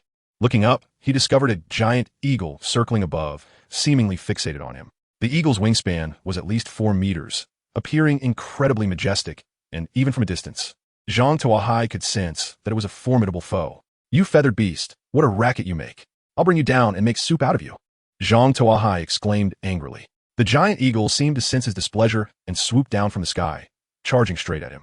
The eagle's speed was astonishing. In the blink of an eye, it descended from hundreds of meters above to confront Zhang Tuo Hai. The eagle extended its talons, aiming to grasp him. Its claws were razor-sharp, measuring 7 to 8 centimeters in length, thicker than Zhang Tuo Hai's thumb, glinting menacingly. Zhang Tuo Hai feared that if the eagle caught him, it would tear away a significant chunk of flesh. With the eagle's speed, he realized it was too late to retaliate with his crossbow or hunting spear. What to do? For the first time in a life-and-death situation, a wave of panic washed over Zhang Tuo Hai. Block with the spear in front of your chest. Do not make unnecessary movements. The system provided an instant suggestion. At this moment, Zhang Tuo Hai could no longer afford to ponder. His body instinctively complied with the demands of the prompt system. He positioned the hunting spear horizontally across his chest. With a crack, the sturdy spear shaft shattered the instant it made contact with the giant eagle's talons. Yet the eagle's momentum remained unabated as it continued its assault on Zhang Tuo Hai. Drawing upon the immense force transmitted through the spear, Zhang Tuo Hai fell backward, landing in the desert sands. As the eagle's lethal claws approached, a chill of dread enveloped Zhang Tuo Hai. Was he to meet his end here? However, before he could dwell on his fate, the ground beneath him softened once more, and he plummeted downward. With a thud, Zhang Tuo Hai found himself falling onto a somewhat yielding surface. Though it was painful, he sustained no severe injuries. Looking around, he realized he was in a darkened space devoid of any light. Just as he was about to retrieve the powerful flashlight from his waist for inspection, a sudden noise echoed above. A massive object descended from above, landing directly in front of him. What could it be? Curiosity piqued. Zhang Tuo Hai illuminated the area with his flashlight. To his surprise, it was none other than the giant eagle that had been pursuing him. The creature lay sprawled on the ground, its neck bent at an unnatural angle, its talons flailing helplessly, indicating it was beyond saving. Seeing the eagle in such a state, Zhang Tuo Hai couldn't help but feel a sense of triumph. "Oh, so you were quite the fierce pursuer just moments ago, but now you seem rather pitiful. Allow me to assist you on your journey to the afterlife." With that, he plunged the broken spear into the eagle's skull. The eagle's claws twitched a couple of times before falling still. Zhang Tuo Hai then used his skinning knife to dismember the eagle. Acquired 500 grams of eagle meat. Acquired 2 eagle legs. Acquired 2 eagle wings. Acquired 1 eagle neck. Acquired 10 units of feathers. Acquired 1 set of entrails. Acquired 1 ordinary soul. What a sizable wing this is. 1 wing could easily fill a pot for a grand feast. Zhang Tuo Hai examined one of the processed wings, measuring over 2 meters in length and weighing at least 30 pounds. Truly, the saying holds, such large wings cannot be contained in a single pot. He took a unit of fabric and fashioned a bundle to store these items, slinging it over his shoulder. After organizing the spoils, Zhang Tuo Hai began to shine his flashlight around, seeking to discern his surroundings. He discovered that he was within a pitch-black stone chamber, surrounded by grimy brick walls that appeared to have endured many years, covered in a layer of dust. Approximately 2 meters away, he spotted a decaying, intricately carved wooden door, behind which lay an unknown fate. Above him, the ceiling bore faded murals that had long since lost their vibrancy, rendering the images indistinguishable. A hole in the ceiling indicated the point of his descent, though the distance to the top was over 3 meters, far beyond his reach. System. Is there a way out? Zhang Tuo Hai inquired softly. Proceed straight through the wooden door, moving to the end of the corridor. Do not enter the rooms on either side. Confirming no danger. As long as you avoid entering the side rooms, there is no peril. Very well. With a burden on his back, Zhang Tuo Hai nudged the ornate wooden door with a fractured spear. A loud crash resonated as the ancient hinges, perhaps weakened by time, caused the door to topple over, stirring up a cloud of dust. Coughing, Zhang Tuo Hai tore a piece of fabric to cover his nose and mouth, managing to shield himself from the dust. Although the makeshift mask was inferior to a proper one, it sufficed for the moment. Holding the flashlight in one hand and the broken spear in the other, Zhang Tuo Hai stepped through the fallen door. Beyond lay a dark, elongated corridor lined with numerous wooden doors, each adorned with a small plaque inscribed with warped characters. Though curiosity beckoned him to explore what lay behind those doors, Zhang Tuo Hai remained steadfast in adhering to the system's advice, resolutely avoiding any contact with them. After a lengthy trek of 10 minutes, he finally arrived at the corridor's end, where another intricately carved wooden door waited. What now? He whispered. Simply push it open. All right then. With the guidance of the system, Zhang Tuo Hai felt emboldened. He prodded the ornate door with his spear, and it swung open with a creak, accompanied by a harsh, scraping sound. Within the room, wooden shelves were haphazardly filled with cylindrical objects, while scattered papers littered the floor. Zhang Tuo Hai struck at the papers with his spear, and upon contact, they disintegrated into fine ash, vanishing before his eyes. Doubtful, he swept the spear across several shelves. But alas, the papers ultimately succumbed to the ravages of time, turning to dust. Just as Zhang Tuo Hai contemplated abandoning his search, he suddenly discovered that the spear's tip did not reduce the scroll to ash. Instead, it trembled slightly. A sense of excitement surged within him, prompting him to reach for it. However, halfway through the motion, he hesitated. System, is there something wrong with this scroll? Is it free from toxins or deadly pathogens? The scroll itself is safe and contains no lethal toxins. However, it is laden with numerous viruses. It is advisable to wash your hands with soap after handling it. Reassured by the system's response, Zhang Tuo Hai felt a wave of relief wash over him. Nonetheless, he carefully wrapped the scroll in fabric. Recipe for sausage maker. Combine meat and flour within, and it will automatically produce sausages. Required materials: 20 units of metal ingots, 40 units of metal parts, 10 units of metal fragments, 4 units of glass, 4 units of plastic, 1 unit of electronic components. Note: you may produce sausages from meat, but do not attempt to revert the sausage back to meat. This note seems rather superfluous. Who would be foolish enough to try to reverse a sausage into its original meat form? Zhang Tuo Hai curled his lips in disdain. Yet he could not suppress his exhilaration as he stowed away the manufacturing blueprint. With this item, the wolf meat and giant eagle meat he possessed need not be squandered in the creation of oil residue. After a thorough search, he discovered that aside from the aforementioned blueprint, which had survived due to its parchment material, all other documents had turned to ashes. Nevertheless, he had made a gain. So it wasn't a total loss. With a sigh, Zhang Tuo Hai cast his gaze toward the sole exit of the room, a securely shut wooden door. This door was evidently sturdier than the others, reinforced with iron bars for added security. Zhang Tuo Hai pressed against the door with his spear, but did not budge. System. This door is unyielding. How am I to escape? He inquired. Kick it, came the system's succinct response. Very well. With the system's endorsement, Zhang Tuo Hai stepped back a few paces and delivered a powerful kick to the wooden door. Thud. Crack. The door vibrated, and the sound of splintering wood echoed through the air. There was indeed a way out. His eyes brightened as he repeated his previous action. Bang! The door swung open, revealing a decayed latch that tumbled to the ground. No wonder it wouldn't budge. It had been secured from the outside. As Zhang Tuo Hai crossed the threshold, he was astonished to find himself in an open area, basking under the scorching sun, with a purple chest placed before him. Discovered level 3 supply chest. Wow! A purple chest. Zhang Tuo Hai could hardly believe his eyes. He never expected to encounter such a treasure here. However, without a crowbar, he could only carry the chest back to his vehicle for later opening. He hurriedly picked up the chest and returned to his car. With a resounding crack, the purple chest yielded to Zhang Tuo Hai's pry. 2 manufacturing blueprints and a car materialized before him. Remington 870 manufacturing blueprint, an exceptional self-defense weapon. Possessing it ensures that any adversary keeps their distance.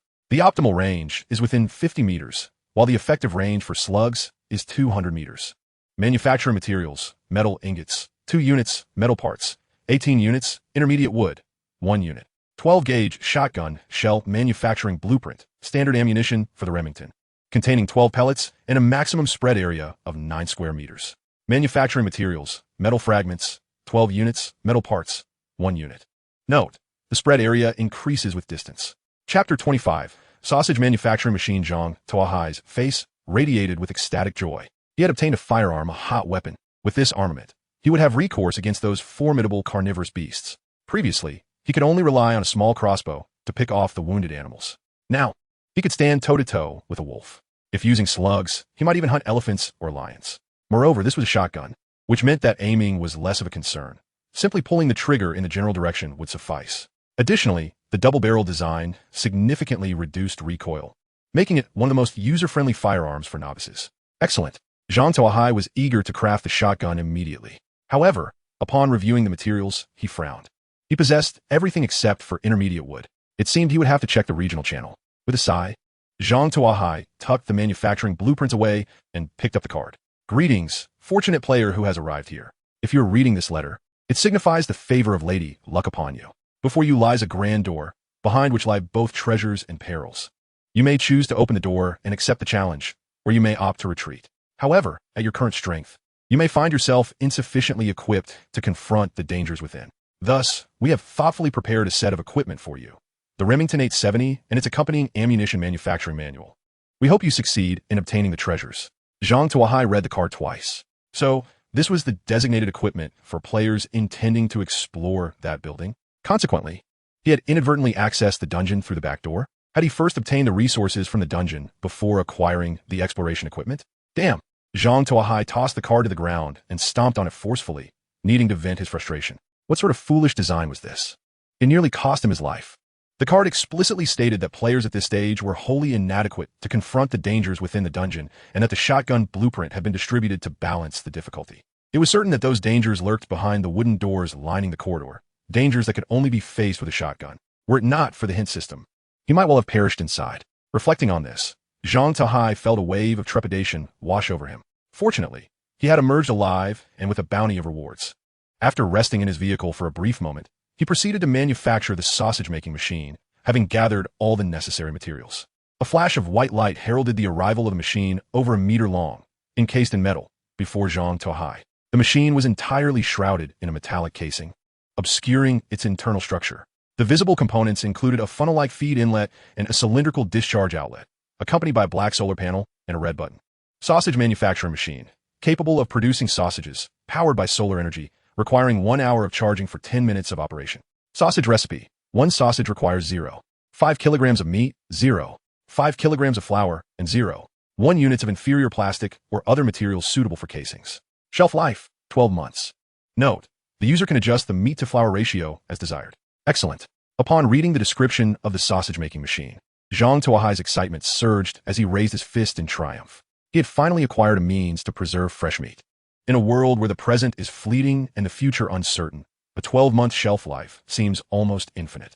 Zhang Tuo Hai decided to experiment with a pound of wolf meat, a pound of flour, and a unit of inferior plastic, tossing them into the feed inlet before pressing the red button. A low hum filled the air, and soon, a series of red-packaged sausages tumbled from the outlet. Picking one up, Zhang Tuo Hai weighed it in his hand. Each sausage weighed approximately 200 grams, akin to an ordinary sausage. He opened one and took a bite, finding the flavor quite satisfactory, reminiscent of meat with a significant texture, unlike typical sausages that often taste predominantly of flour. However, with only around 20 pounds of flour left, he could not afford to produce sausages in abundance. Contemplating his options, he resolved to search online for flour, assessing how much he could procure. If necessary, he would resort to producing entirely meat sausages, prioritizing the preservation of meat above all else. He posted 2 notices on the trading channel. Purchasing flour, price negotiable. Acquiring intermediate wood, price negotiable. At that moment, those not participating in the Brave Challenge were idly chatting in the regional channel. With no resources available on the roads, they had little else to do but converse. The appearance of Zhang Tuo Hai's trading notices instantly stirred excitement in the regional channel. Had the esteemed figure returned from the challenge? New content loading, please wait. This site only supports mobile browser access. If you see this paragraph, it indicates a loading failure. Please disable reading mode, novel mode, or ad blocking features, or copy the URL into another browser for reading. Surely, the esteemed figure had acquired something new, prompting these purchases. Could he share how he survived the Brave Challenge? Would he disclose what he had gained? Zhang Tuo Hai paid no heed to these inquiries, instead sifting through private messages. As he scrolled, his brow furrowed. Others in the regional channel had indeed acquired flour, but they assumed Zhang Tuo Hai possessed abundant resources and wished to profit from him. Many offered ludicrous prices, with one proposing a pound of braised meat and a liter of water for merely a pound of flour. Observing these outrageous offers, Zhang Tuo Hai sneered and deleted them all. He had initially considered selling them some sausages, but it seemed they had yet to grasp the reality of the situation. He decided to convert the remaining meat entirely into meat sausages for his own consumption. Subsequently, Zhang Tuo Hai sent a private message to Su Qi. Please keep an eye out for intermediate wood. If available, purchase it for me. I will reward you with a bag of spicy noodles. Upon seeing the words spicy noodles, Su Qi's eyes widened in delight. She fixated on those 3 words, unable to look away. It had previously been mentioned that Su Qi had an insatiable craving for spicy food, especially spicy noodles, which her family used to stockpile for late-night snacks. Now, in this world, the mere mention of spicy noodles evoked memories of better days, causing her mouth to water uncontrollably. Rest assured, it's just intermediate wood. I promise to secure it, Su Qi assured him, her enthusiasm palpable. With Su Qi's assurance, Zhang Tuo Hai felt a sense of relief and chose to ignore the incoming private messages, promptly withdrawing his notices. The moment he did so, chaos ensued in the regional channel. They had intended to capitalize on Zhang Tuo Hai's purchasing opportunity, but his sudden decision to retract left them stunned. This was akin to having flour turned to dust in their hands. It was crucial to note that not everyone, like Zhang Tuo Hai, had the luxury of resources to make dough. Transforming flour into food required a substantial amount of water, and without it, one could not make dumplings, buns, noodles, or even bake flatbreads. For the majority, the daily water supply barely sufficed for drinking, let alone for food preparation. Flour in their possession would become nearly worthless, even less useful than common materials. At least wood could be burned for warmth, and fabric could provide cover. What could flour accomplish? Even if ignited, it posed a risk of explosion. Zhang Tuo Hai's actions had effectively cut off their lifeline, awakening them to the harsh reality that their fate rested squarely in his hands. If Zhang Tuo Hai ceased purchasing flour, he might experience a minor loss, but they could face starvation. Realizing this, some astute individuals began sending private messages to Zhang Tuo Hai, starting with sincere apologies, followed by a reduction in their asking prices. The lowest offer reached an astonishing exchange of 300 grams of bread for 500 grams of flour. Zhang Tuo Hai had no intention of driving these individuals to despair. Upon seeing their willingness to lower their prices, he begrudgingly accepted a batch of flour, leaving them exceedingly grateful. However, in his eagerness to acquire flour, he inadvertently traded away most of his own supplies, even exchanging away his baked flatbreads. Now, he found himself with hardly any substantial staple food remaining. While he still had some instant noodles, those were reserved for emergencies and should not be easily touched. Looking at the sky, Zhang Tuo Hai concluded it was too late to steam buns. By the time they were ready, night would have fallen. Moreover, steaming buns required yeast, which was cumbersome to procure. Instead, he decided to indulge in something simpler for dinner. Perhaps a barbecue would suffice. Zhang Tuo Hai rummaged through his supplies, selecting a giant eagle's wing, a leg, some chives, and various parts from a tiger, including its heart, kidneys, and other delights. This assortment seemed adequate for his needs. He had prepared a barbecue grill and skewers during his initial scavenging, yet had not found an appropriate opportunity to use them until now. However, as he set up the grill, he encountered an awkward problem. The giant eagle's wing was too large to fit on the grill. Zhang Tuo Hai's grill was the standard size typically found at barbecue stalls, measuring 18 centimeters wide and 2 meters long, while the giant eagle's wing measured a full 2 meters in length and half a meter in width. How could he possibly manage this? Do you possess a rather large barbecue grill? Zhang Tuo Hai sent a private message to Su Mu. A large grill? How big do you need it? Is a regular grill insufficient? Su Mu inquired with curiosity. The ingredients are somewhat large. Zhang Tuo Hai sent over the dimensions of the giant eagle's wings. The largest I have is a grill with a height of 16 meters and a width of 1 meter. You can simply fold the wings in half, and if that does not suffice, I am afraid I cannot help further. Su Mu, while speaking, sent the design blueprint of the grill to Zhang Tuo Hai. Blueprint for the giant grill, an excellent companion for slow cooking. Height, 16 meters, width, 1 meter. Equipped with 10 specialized barbecue tongs. Materials required, 10 units of stone, 2 units of metal ingots, 5 units of metal scraps. Zhang Tuo Hai examined the dimensions and found them entirely adequate for his needs. How much does it cost? He inquired. This blueprint has little monetary value. If you desire it, you must surely be hoping to indulge in barbecue, correct? Just share a portion with us. Su Mu understood that such grill blueprints were of no interest to anyone during the resource-scarce early days. Presently, everyone was under considerable resource constraints, wishing to stretch their supplies as far as possible. No one would squander resources on such an item, save for someone like Zhang Tuo Hai, a wealthy landowner. Thus, Sumu decided to grant Zhang Tuo Hai a favor, effectively giving him the blueprint for free. Very well, once the grilling is complete, I shall share a portion with you.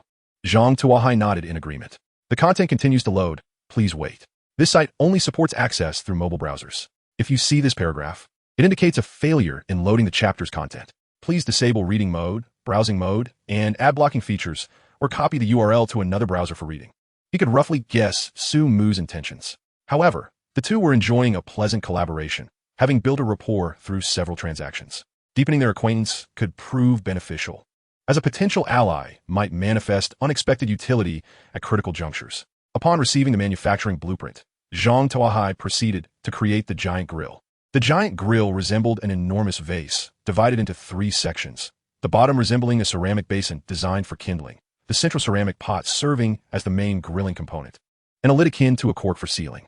Zhang Tuo Hai ignited the wood, transforming it into charcoal, while he split the giant eagle's wings down the middle, coated them with marinade, skewered them with the specialized tongs, and hung them from the grill's hooks. The remaining ingredients were treated similarly. Finally, sealing the lid completed the process, leaving him to wait patiently. This type of slow-cooking grill was one he had seen in a video by a foreign gentleman, and he had always wished to acquire one. Unfortunately, he had no opportunity to use it for barbecuing in his yard and had ultimately abandoned the idea. Little did he expect that this aspiration would be realized in the apocalypse, leaving him almost speechless. This method of grilling differs significantly from conventional grilling. Traditional open grilling results in considerable moisture loss, leading to charred and tough meat if cooked for too long, while excessive cooking can even carbonize the food, demanding a high level of skill from the griller. In contrast, the slow cooker retains moisture, resulting in tender and juicy meat without charring. If one were to draw a comparison, it would be akin to the difference between hanging roast duck and slow-cooked roast duck. Approximately 20 minutes later, Zhang Tuo Hai lifted the lid and retrieved half of a grilled wing, slicing a piece to taste. The meat was tender, with the marinade having fully permeated the flesh, yielding an exquisite flavor. He marveled at his newfound prowess in grilling. If he could return home, perhaps he could open a barbecue restaurant and make a fortune. Chapter 27. The shotgun acquired while dining.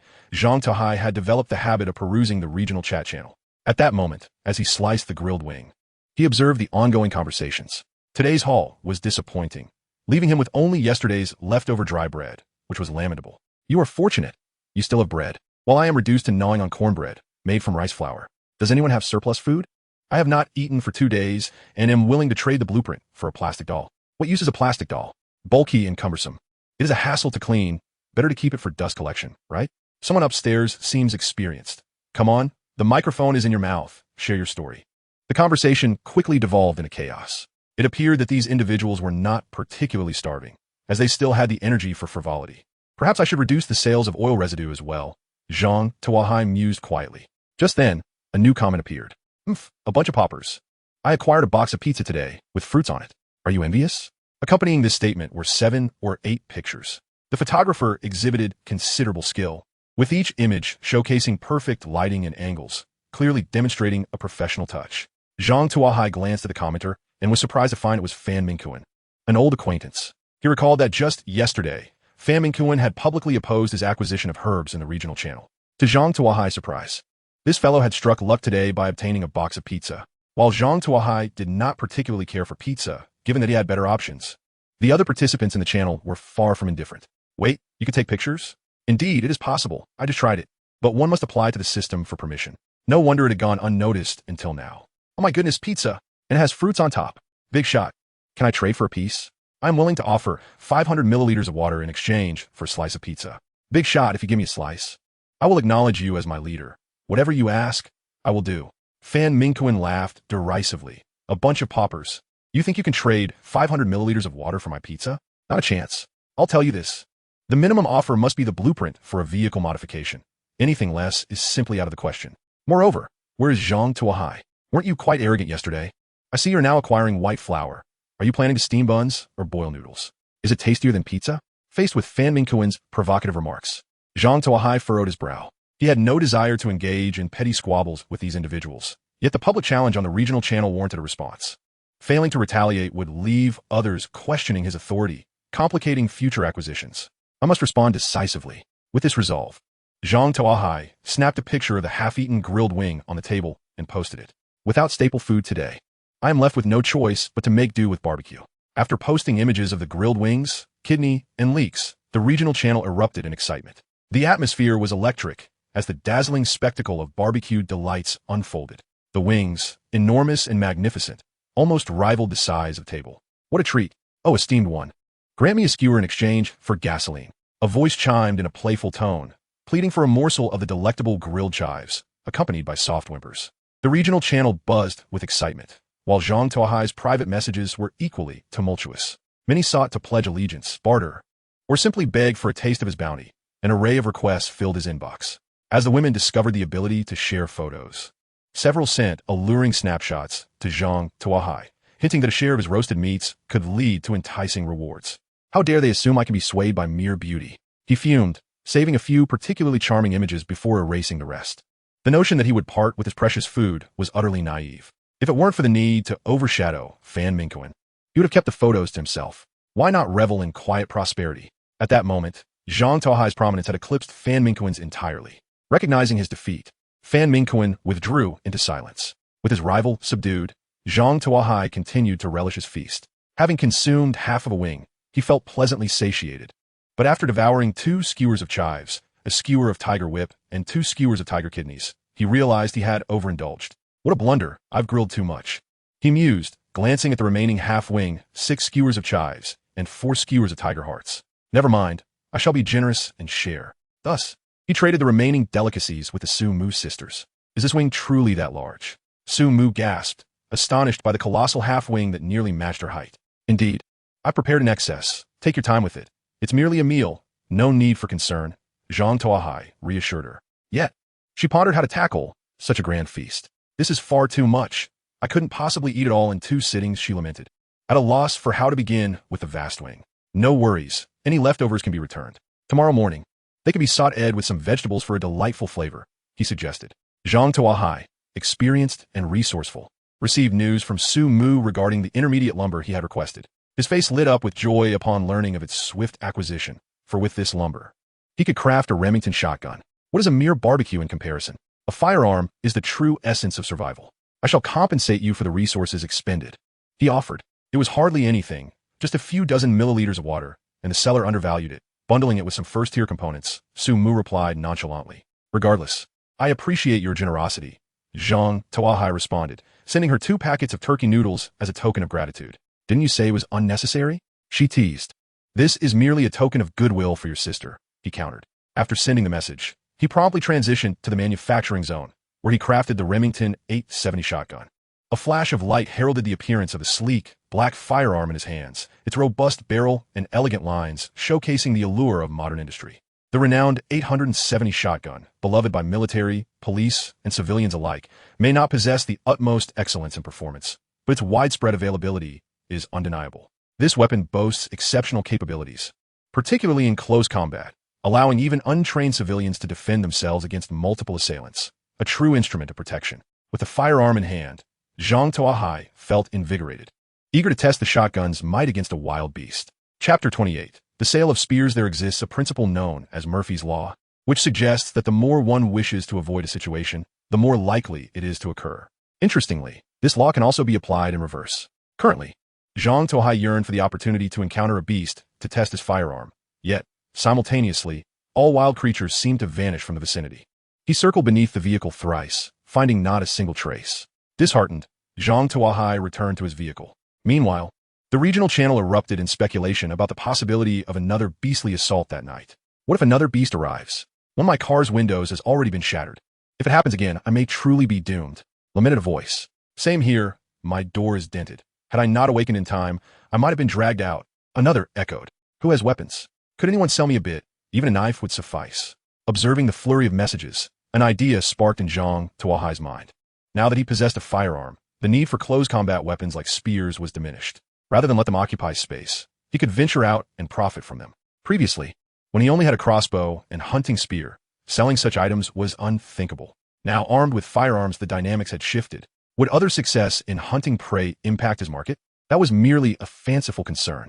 Firstly, hunting fierce beasts was no simple task, and even if they succeeded, how many would be willing to sell their catch? With over 2,000 people in the regional channel, the distribution would be minuscule, hardly affecting the broader picture.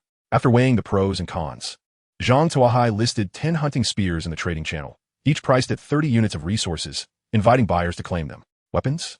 There are truly weapons available? 30 units of resources? I only have 20 left. Who would lend me 10 units? I promise to repay you tomorrow, exclaimed one ecstatic voice. Finally, I have a weapon. Tonight, I shall hunt beasts and feast. Another declared, filled with excitement. Yes, yes. I won't sleep tonight. I'll keep watch for those beasts. Who has a barbecue grill? I want to indulge too. As he observed the uproar in the regional channel, Zhang Tuo Hai couldn't help but shake his head in disbelief. These individuals, so blissfully unaware, seemed to believe that merely wielding a spear would enable them to confront wild beasts. He had only managed to slay a solitary wolf through a combination of his system, crossbow, and an array of equipment. Did they truly think they could challenge wild creatures without any training? If a gaze could kill at this moment, Zhang Tuo Hai would have undoubtedly perished at the hands of the black bear countless times. Astonishingly, it had failed to collide with him fatally. Undeterred, Zhang Tuo Hai swiftly reversed the vehicle, retreating over 50 meters, causing the black bear to tumble off the hood. Upon exiting, Zhang Tuo Hai noticed that the bear's hind legs had been severely injured by the spiked bumper. Now it was half sitting on the ground, roaring at him immobile. A surge of determination coursed through Zhang Tuo Hai. If he let this opportunity slip away, it would be a grave mistake. He immediately accelerated the vehicle once more, charging the black bear. With a loud thud, the car struck the bear again, sending it sprawling over 2 meters. The bear's hefty body crashed to the ground. After 2 violent impacts, its legs were mangled beyond recognition, making any further movement an insurmountable challenge. System, is it dangerous to exit the vehicle now? Does the bear still possess any capacity for retaliation? Zhang Tuo Hai inquired, still feeling a twinge of unease. The black bear has lost its ability to move. As long as you remain beyond a 2-meter radius, you will not be subject to its counterattack. Incredibly, despite its grievous injuries, the bear still had potential for retaliation. Zhang Tuo Hai was taken aback, gaining a newfound respect for the bear's tenacity. Understanding the range of attack made things simpler. He withdrew to 10 meters, exited the vehicle, and considered that, had he not been concerned about damaging his car further, he might have simply run the bear over to finish it off. However, since it was incapacitated, he saw this as an opportunity to test the power of his firearm. Zhang Tuo Hai aimed his Remington at the bear and squeezed the trigger. Bang! Bang! Bang! 3 shots rang out, with over 30 projectiles striking the bear's body. The bullets penetrated its fur, causing a torrent of blood to flow. Yet, the bear continued to roar defiantly at Zhang Tuo Hai, seemingly unyielding. How could it be so resilient? Observing the bear withstand such a barrage, Zhang Tuo Hai felt a sense of astonishment. Had it not been for his vigilance and the assistance of the system, he might have fallen victim to the bear's ferocity. Simultaneously, he formed a general assessment of the shotgun's effectiveness. It seemed adequate against ordinary creatures, but for such a formidable prey, he required slugs. Zhang Tuo Hai stepped closer, targeting the bear's head, and fired 3 more shots, transforming its skull into a sieve. Only then did the system's voice confirm, the black bear has been slain. With the affirmation from the system, Zhang Tuo Hai sighed in relief. He approached the bear's carcass and plunged his skinning knife into it. Acquired 500 grams of bear meat. 300 points for bear claws, 1 bear organ, 1 tattered bear hide, 1 ordinary spirit essence. Gazing at the ragged bear hide, Zhang Tuo Hai's resolve to acquire slugs intensified. Without them, the losses would be substantial. The fresh meat provided a significant replenishment. Aside from a portion for marination, the rest could be fashioned into sausages for preservation, leaving no waste. After transferring these supplies to his vehicle, Zhang Tuo Hai felt a sense of accomplishment. He reclined in his seat, activating the regional channel to check on the status of others. Instantly, dozens of death notifications flooded in, the vast majority victims of animal attacks. Zhang Tuo Hai noted that 9 individuals had perished while wielding their own spears. Observing the list of the deceased, he couldn't help but shake his head in dismay. With his firearm, modified vehicle, and system, he still faced significant challenges. It was fanciful for others to think they could hunt with mere spears. The regional channel also revealed several unfortunate souls seeking medical aid, inundating the chat with pleas. After a moment's contemplation, Zhang Tuo Hai offered 10 anti-inflammatory pills and renewed the order for more. The price remained 3 units of grass per set. To deter hoarding, he stipulated that anyone wishing to purchase the pills must provide a photo of their wounds. The crafting option had no such restrictions. This condition incited ire among those hoping to stockpile the pills, yet it received unanimous praise from the injured. Soon, the discontented voices were silenced, as no one wanted to contend with malicious competition while nursing their wounds. Selling this batch of anti-inflammatory pills proved lucrative for Zhang Tuo Hai, yielding 2 crafting blueprints, one for car headlights and another for a turbocharged engine. Car headlights allow you to drive at night, avoiding unnecessary dangers. Materials required: 2 units of glass, 2 units of metal ingots, 2 units of electronic components. Turbocharged engine. Instantly boosts power. Enhancing speed at the cost of fuel consumption. Increases speed by up to 100. Materials required. 5 units of metal ingots, 20 units of metal parts, 1 unit of electronic components. Upon discovering these blueprints, Zhang Tuo Hai's eyes sparkled with excitement. He had finally obtained a blueprint for car headlights. Previously, without headlights, he could only rest at night, hesitant to drive too fast even when confronted by wild beasts. The darkness of this world was overwhelming, and veering off the road could lead to dire consequences. But now, with headlights, that issue was resolved. Had he possessed them earlier, he could have easily outpaced the black bear. Admittedly, the drawback was that using headlights would increase fuel consumption by 10, a significant disadvantage in this petrol-scarce world. This was likely the reason the initial player to acquire the blueprint opted not to equip it. However, for Zhang Tuo Hai, this was no concern. With lightweight tires installed, he could save 30 on fuel consumption, effectively offsetting the loss incurred by the headlights. As for the turbocharged engine, its capabilities were even more impressive. Instant acceleration was an absolute lifesaver. When confronted by an overwhelming foe, a mere press of the accelerator would double his speed, allowing him to evade any current adversaries effortlessly. Moreover, the sudden increase in velocity would exponentially amplify the impact force. Had Zhang Tuo Hai obtained this device earlier, it might have enabled him to crush the black bear in one swift move. The best part was that he already possessed the necessary materials for both devices, allowing for immediate fabrication. Zhang Tuo Hai transitioned to the manufacturing interface and successfully created 2 pieces of equipment. Once the headlights and turbocharged engine were produced, they seamlessly integrated into the vehicle, becoming one with it. The dashboard now featured additional buttons, specifically for the turbo engine switch and the light adjustment regulator. Upon inspection, Zhang Tuo Hai noted that the lighting effects were quite comprehensive, including high beams, low beams, fog lights, and even an electronic display at the rear of the vehicle, albeit of little practical use. He felt that his car's equipment was becoming increasingly complete, resembling a true automobile. However, the absence of an air conditioning system left him somewhat perplexed. Without air conditioning, enduring the day of disaster would likely be a harrowing experience, even potentially fatal. He resolved to secure an air conditioning system and a means to cool down. For breakfast, he decided to stir-fry the remaining barbecue from yesterday with dehydrated vegetables. And boiling 2 packets of instant noodles would create an exceptionally delightful meal, lazily opting to eat directly from the pot. Zhang Tuo Hai remarked that the enjoyment of food is intrinsically linked to one's environment. In a typical urban setting, instant noodles might be dismissed as junk food, yet in the precarious circumstances of the apocalypse, they were a rare delicacy. Gazing at the swirling yellow sands outside, he even felt that this bowl of noodles surpassed the taste of KFC. After finishing his meal, Zhang Tuo Hai glanced at the time, realizing it was 5:30 a.m. In half an hour, the sun would officially rise, marking the beginning of a new day of exploration. He checked his equipment, preparing to embark on his new journey. Just then, a light screen abruptly appeared. The player death count had exceeded the threshold, and the game version was commencing. A loading symbol followed, indicating progress. 0, 5, 10. More content loading, please wait. This site only supports mobile browser access. If you see this paragraph, it means the chapter content failed to load. Please disable reading mode, novel mode, and ad blocking features, or copy the URL to another browser. The game had resumed? Zhang Tuo Hai was taken aback. Before he could comprehend the situation, the loading bar reached its conclusion. The prompt for version 2.0 of the Highway survival game appeared, stating, in light of the fact that most players have not gathered sufficient resources, a rally mode has been introduced. Players may choose whether to participate. If they opt in, they will be guided to a dedicated track. On this track, the quantity of resource boxes will be reduced to a third, while their quality will be increased by a factor of 1. Random airdrop boxes will be released during the race, with a minimum quality of blue. Additionally, 3 vehicle air conditioning blueprints will be randomly provided. Note 1. The rally area will spawn a multitude of ferocious beasts. Participants lacking strength should proceed with caution. Note 2. The rally area will periodically shrink. Only those who survive until the end will receive the final reward. Note 3. The duration of this rally is set for 12 hours. Vehicle air conditioning. Upon seeing those 4 characters, Zhang Tuo Hai could not look away. This item was crucial to his survival in the coming days. Despite his current success, without air conditioning, he risked succumbing to the heat. He was determined not to let such a fate befall him. However, despite expending countless efforts, he had yet to catch even a glimpse of a vehicle air conditioning system. Now, with the opportunity to acquire one, he would not let it slip away. As for the dangers involved, he was not overly concerned. With his modified vehicle and Remington shotgun, coupled with the guidance of the hint system, Zhang Tuo Hai did not believe he would fare worse than others. Securing a vehicle air conditioning blueprint was a certainty he was willing to pursue.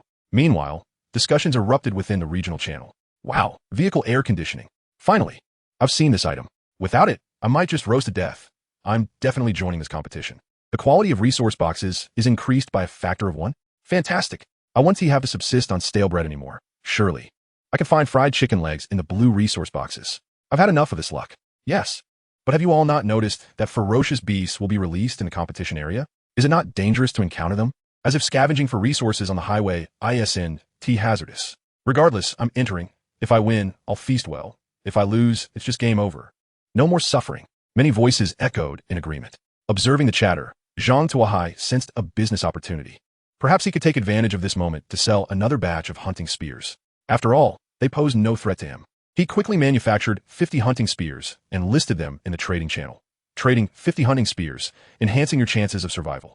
Purchase price, 50 units of level 1 resources. Accepting gasoline, blueprints, and other valuable items. Wow, this price has skyrocketed. It was only 30 units yesterday. Some complained. You can choose not to buy or avoid the rally area. Perhaps you'll escape the beasts, Zhang Tuo Hai replied. But 50 units is too steep. How about 40 units? I owe someone a favor. Zhang Tuo Hai couldn't even be bothered to respond. They were all strangers, unlikely to ever meet. What value did their favor hold? It was already a tremendous boon that he was willing to sell weapons. The apparent dissatisfaction of the people was simply bewildering. However, not all were so foolish. While the naive continued to chatter, the savvy began to snatch up the spears. The 50 hunting spears were sold out in an instant. Many who were slow to respond lamented their missed opportunity and subsequently sent private messages to Zhang Tuo Hai, hoping he would sell them an additional spear, even at a premium. Seeing these eager buyers, Zhang Tuo Hai felt compelled to capitalize on the situation. He feigned reluctance and said, "All right, I'll make an exception and sell you one more. But don't let it slip to others. You and T want everyone to have weapons, would you?" "I understand. I want T say a word," the buyer quickly replied. Through this method, Zhang Tuo Hai managed to sell over 30 more hunting spears. Some individuals, lacking sufficient resources, offered intriguing blueprints in exchange, such as special forces boots, motorcycle helmets, and tactical gloves, items that appeared useful yet seemed to lack significant value. Adhering to the principle of abundance, Zhang Tuo Hai manufactured all of them. Just as he reveled in his newfound gains, another private message arrived. Upon checking, he discovered it was from Sumu. "Help me acquire a piece of equipment as well. I don't want any subpar items. It must at least outclass their level 4. "Certainly, but what will you offer in exchange?" "Quality corresponds to price." Zhang Tuo Hai was curious to see what valuable items Sumu had managed to obtain. Without hesitation, Sumu promptly sent over an image of a blueprint. Automobile repair kit, a one-time use tool capable of restoring all damages to a vehicle with a simple press. Manufacturing cost, 10 units of metal parts, 10 units of metal ingots, 10 units of low-grade rubber, 10 units of glass shards, 10 units of wood, and 10 units of low-grade plastic. Goodness! Zhang Tuo Hai's eyes widened in astonishment. This item is nothing short of miraculous. With it, even the most severely damaged vehicle can be effortlessly restored. Such a creation is indeed extraordinary. In this world where cars are akin to a second life, this tool is as valuable as a resurrection coin. It is imperative to acquire one. Zhang Tuo Hai pondered over the blueprint for a considerable time before finally retrieving his crossbow. How about this? With an effective range of 50 meters, it rivals a handgun, yet is quieter than one. It is effortlessly effective against those wielding spears and can deliver a fatal blow to medium-sized animals. However, when it comes to large carnivores, one should think twice. Only a large hunting rifle would suffice, as even a standard handgun may prove inadequate. Zhang Tuo Hai's decision to trade the crossbow was well considered. This blueprint was given to him by Sumu, and the crossbow holds no secrets for her. Trading away would also help conceal his possession of a shotgun. Moreover, he had already acquired a stab-resistant suit, which could mitigate some of the crossbow's damage, coupled with a motorcycle helmet and tactical boots. This set of gear would adequately shield him from distant attacks. Therefore, even if he were to part with the crossbow, Zhang Tuo Hai had no concerns about Sumu using it to threaten him. Adding 2 pairs of shoes, Sumu was quite pleased upon seeing the crossbow. Although she suspected Zhang Tuo Hai might possess even better items, she understood the wisdom of knowing when to stop. Furthermore, since Zhang Tuo Hai was responsible for her meals in the coming days, pushing him too hard could leave her with no recourse. "All right, what size do you wear? Please send it over." When crafting clothing and shoes, size selection is possible. Loading more content, please wait. This site only supports mobile browser access. If you see this paragraph, it means the chapter content failed to load. Please close the reader mode, or copy the URL to read in another browser. Size 36. Your feet are quite small. Without customization, you really wouldn't fit into them. Zhang Tuo Hai murmured as he crafted 2 pairs of tactical boots in size 36 and sent them along with the crossbow. Sister, do we really have to participate in that rally? Su Qi kicked off her sandals, slipping into the tactical boots. At this moment, she was wearing the same dress from when she entered, clad in a motorcycle rider's protective suit, helmet adorning her head, and wielding a baseball bat. She exuded an air of confidence. There was no choice. Despite acquiring numerous blueprints, she had yet to obtain the modification blueprint. It seemed she would have to try her luck at the rally. Everyone was eager, preparing to showcase their skills in the rally. Meanwhile, Zhang Tuo Hai was busy transforming the bear meat into sausages. He was certain that during the lengthy 12-hour competition, there would be little time to cook, making these ready-to-eat provisions essential. As for the others, he couldn't concern himself with them. Perhaps letting them go hungry for a while might yield better trade opportunities later in the evening. With preparations complete, the time struck 6. The sun rose above the horizon, casting its scorching rays upon the ground, heralding the dawn of a new day. Suddenly, 2 paths diverged before Zhang Tuo Hai. The left path was labeled Ordinary Road, while the right sign read Rally Entrance. Zhang Tuo Hai deftly turned the steering wheel towards the rally entrance. Upon passing through, the surroundings transformed dramatically. A wall of dark clouds materialized behind him. System, what is this? Tuo Hai instinctively felt uneasy. Toxic mist would gradually shrink over time. After entering, vehicles would lose power within 30 seconds and be completely corroded within a minute. Prolonged inhalation of the mist would lead to symptoms of poisoning after 10 seconds, unconsciousness after 30 seconds, and death within a minute. Was this not a toxic zone? Hearing the system's explanation, Zhang Tuo Hai was taken aback. He had initially assumed the rally would involve off-roading and evading animals. It now seemed to possess elements of a battle royale. Can you determine the direction of the toxic zone's contraction? Currently indeterminable. Predictions can only commence once the toxic zone begins to shift. Zhang Tuo Hai nodded in understanding. He was certain that this competition would prove far more intense than most anticipated. The toxic zone, wild beasts, and the competition for various airdrop resources would undoubtedly escalate conflicts among participants, possibly leading to deadly encounters. It seemed he needed to remain vigilant. Zhang Tuo Hai pressed the accelerator and drove forward. The rally's map was reminiscent of the desert area, yet the roadside was adorned with cacti and the skeletal remains of various animals. After driving approximately 10 kilometers, Zhang Tuo Hai spotted what appeared to be a small town in the distance. This area was less than 100 meters from the road, featuring white walls and red roofs, albeit in a state of disrepair with crumbling structures. Could be a town in ruins? Zhang Tuo Hai recalled the village ruins and laboratories he had previously explored. Should he investigate? Just as he hesitated, a large transport aircraft flew overhead, dropping several resource boxes with parachutes. The boxes were strikingly purple. Fortuitously, one resource box landed directly in the ruins. Chapter 32. 1 shot, 3 echoes.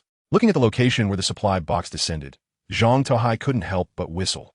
What luck! He had barely entered and had already found an airdrop supply box. Zhang Tuo Hai drove towards the small town. In less than 3 minutes, he arrived near the town. He parked his vehicle by the roadside and inquired with the system. System, are there any ambushes in the town? No living beings detected within a radius of 500 meters. A sleeping wild boar is located 800 meters away. As long as no loud noises are made, it will not be provoked. A wild boar? That would not do. Zhang Tuo Hai decisively abandoned this target. If he had a slug, he might have considered hunting the boar, but with only number 12 buckshot, that was out of the question. Finding the airdrop supply box was the priority. Zhang Tuo Hai donned his helmet, put on the stab-resistant suit, laced up the tactical boots, and equipped tactical gloves. He removed the car key, secured a tactical flashlight to his waist, and carefully exited the vehicle, Remington in hand, proceeding cautiously into the village ruins. Once outside, Zhang Tuo Hai contemplated for a moment before putting on a tattered black coat. He concealed the Remington beneath the coat. This attire would help lower the defenses of any players he might encounter. If they harbored ulterior motives, he might even be able to catch them off guard. This village exudes the charm of an old Western film town, characterized by its white walls and red roofs, showcasing pure architectural beauty. However, the passage of time has rendered the paint on the walls weathered and flaked, revealing the original hues of the underlying wood. The once pristine wooden walls have succumbed to the erosive forces of wind and sand, appearing dilapidated and precarious. The system announces the location of the airdrop crate. Proceed 300 meters, turn left, and continue for another 50 meters. Following the system's guidance, Zhang Tuo Hai arrives at the designated spot. He looks up and indeed spots a purple supply crate not far ahead, still attached to its parachute cords. This is it. Zhang Tuo Hai strides forward, ready to open the crate, when the system's synthetic voice resonates once more. The level 3 crate contains a famished cheetah and a blueprint for a vehicle-mounted fan. A vehicle-mounted fan. Zhang Tuo Hai's eyes gleam with excitement. While it may not rival an air conditioning unit, it certainly qualifies as a cooling device. However, the presence of the hungry cheetah poses a significant concern. As is well known, cheetahs are animals of remarkable explosive power and swift speed, making it perilous to open the crate at close range. How can he open the crate without sustaining injury? Perhaps digging a pit nearby and opening the crate on its edge, then kicking the cheetah into the pit as it becomes distracted? While Zhang Tuo Hai contemplates this strategy, the system's voice interrupts again. 2 players detected, armed with melee weapons, deemed non-threatening. Zhang Tuo Hai glances up to see another road not far ahead. At this moment, a vehicle has come to a halt on the road, and 2 individuals disembark. One is a portly man clad in a floral shirt, sporting sunglasses and a chunky gold chain around his neck, wielding a finely crafted short axe, presenting as a typical gang leader. This gang leader, with his shirt unbuttoned, reveals a tattoo of a descending tiger on his chest.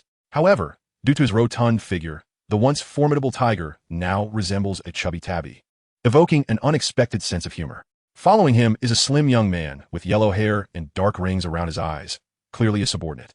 The younger man carries a long spear. Zhang Tuo Hai glances over and recognizes the spear as one he has used before. It is uncertain whether they crafted it themselves or purchased it from him. The young man quickly points at the purple crate in front of Zhang Tuo Hai and exclaims, "Boss, look, it's a purple supply crate. I knew I wasn't mistaken." "Good eye, kid. I'll reward you with an extra half loaf of bread tonight," the gang leader replies, flashing a grin that reveals his yellowed teeth. "Boss, there's another person over there, and look, he's wearing a coat." The yellow-haired subordinate spots Zhang Tuo Hai standing nearby. However, due to Zhang Tuo Hai's motorcycle helmet, his face remains obscured. The gang leader also notices Zhang Tuo Hai. Seeing that he appears unarmed, a look of disdain crosses his face. "Damn it, this guy has decent gear, a helmet and a coat. Go bring him over and inquire about his vehicle. We want the supplies from it," the gang leader impatiently commands as he adjusts his grip and strides toward the crate. The yellow-haired subordinate aims his spear at Zhang Tuo Hai, threatening, "Hand over your gear if you know what's good for you. Otherwise, don't blame me for my weapon." "Are you sure you want that airdrop crate?" Zhang Tuo Hai retorts. "What is that? You intend to resist?" A cold smirk appears on the young man's lips. "You should inquire about our boss's identity before making threats. We've dealt with countless like you. If you cooperate, you might just keep your life. Otherwise, I'll end you today." Given this, Zhang Tuo Hai nods, feeling no guilt. "What do you mean?" The young man seems taken aback. At that moment, the gang leader swings his short axe down onto the purple supply crate. In an instant, the crate vanishes, and a cheetah emerges before the gang leader. As soon as the cheetah appears, it surveys its surroundings, launching itself forward and tackling the gang leader to the ground, sinking its teeth into his neck. The cheetah's fangs are razor-sharp, and in an instant, it tears a gaping hole in the gang leader's throat, causing blood to spurt forth. "Boss," the young man, witnessing his leader being attacked, attempts to rush to his aid. However, upon seeing the cheetah's massive size, he hesitates in fear. He abruptly turns to Zhang Tuo Hai, barking, "You stop that beast." "Are you certain?" Zhang Tuo Hai replies with a smile, raising a concealed hand from beneath his coat. The dark muzzle of a Remington is aimed directly at him. "A gun?" The young man feels a rush of panic, cold sweat instantly beating on his forehead. Although he has been with the gang leader for years and has wielded knives, this is his first encounter with a firearm. In an instant, his already limited courage evaporates. "Boss, this is a misunderstanding," the young man stammers, attempting to explain. However, Zhang Tuo Hai has no intention of engaging in further dialogue. He pulls the trigger. With a resounding bang, 12 pellets are unleashed, dispersing in a circular pattern. Since Zhang Tuo Hai primarily aimed for the cheetah, 5 pellets strike its body. The cheetah lets out a pain howl, releasing its grip on the gang leader and collapsing on top of him. 2 pellets also hit the gang leader, while 3 pellets miss entirely, and 2, by sheer chance, hit the yellow-haired subordinate. Zhang Tuo Hai's shot is remarkably fortunate, striking 3 targets. The young man falls to the ground, clutching his neck in agony, his legs flailing. Zhang Tuo Hai approaches, observing that the young man's luck has indeed run out. 1 pellet has created a fist-sized wound in his neck, blood gushing forth, while another has pierced his lung, forming a sizable hole. Zhang Tuo Hai is certain that the bullet's cavitation effect has devastated the young man's lung. This injury is undoubtedly fatal. System, is the cheetah and the gang leader still a threat? Zhang Tuo Hai refrains from checking on the cheetah and instead queries the system about its potential for retaliation, confirming that the gang leader has succumbed. Remarkably, the cheetah possesses a formidable vitality, typical of large carnivores. Zhang Tuo Hai aims a shotgun once more at the cheetah and pulls the trigger. Several pellets find their mark, and the cheetah falls lifeless. Huh. No matter how cunning you are, you still end up beneath my heel, Zhang Tuo Hai declares as he approaches the cheetah's corpse. With a swift motion, he plunged a skinning knife into the prey. He acquired 500 grams of leopard meat, a tattered leopard skin, a set of internal organs, and a common essence, marking a successful harvest. However, the tattered leopard skin left Zhang Tuo Hai with a tinge of regret. If only he could procure a unique round, he might have had a complete leopard skin. He set aside these ordinary materials and solemnly picked up the blueprint for the vehicle-mounted fan. Vehicle-mounted fan blueprint. Level 1 automotive accessory, effective for cooling.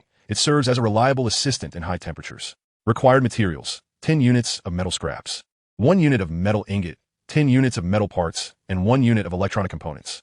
Note: a maximum of 2 units may be installed in each vehicle. While other materials posed no issue, the scarcity of electronic components was evident, indicating it was time to stockpile them. Through crafting numerous items, Zhang Tuo Hai discerned a pattern. Any device requiring electricity invariably necessitated electronic components. Clearly, these components were of significant importance among the materials. Zhang Tuo Hai secured the fan blueprint and proceeded to rummage through the vehicle of the local boss and Huang Mao.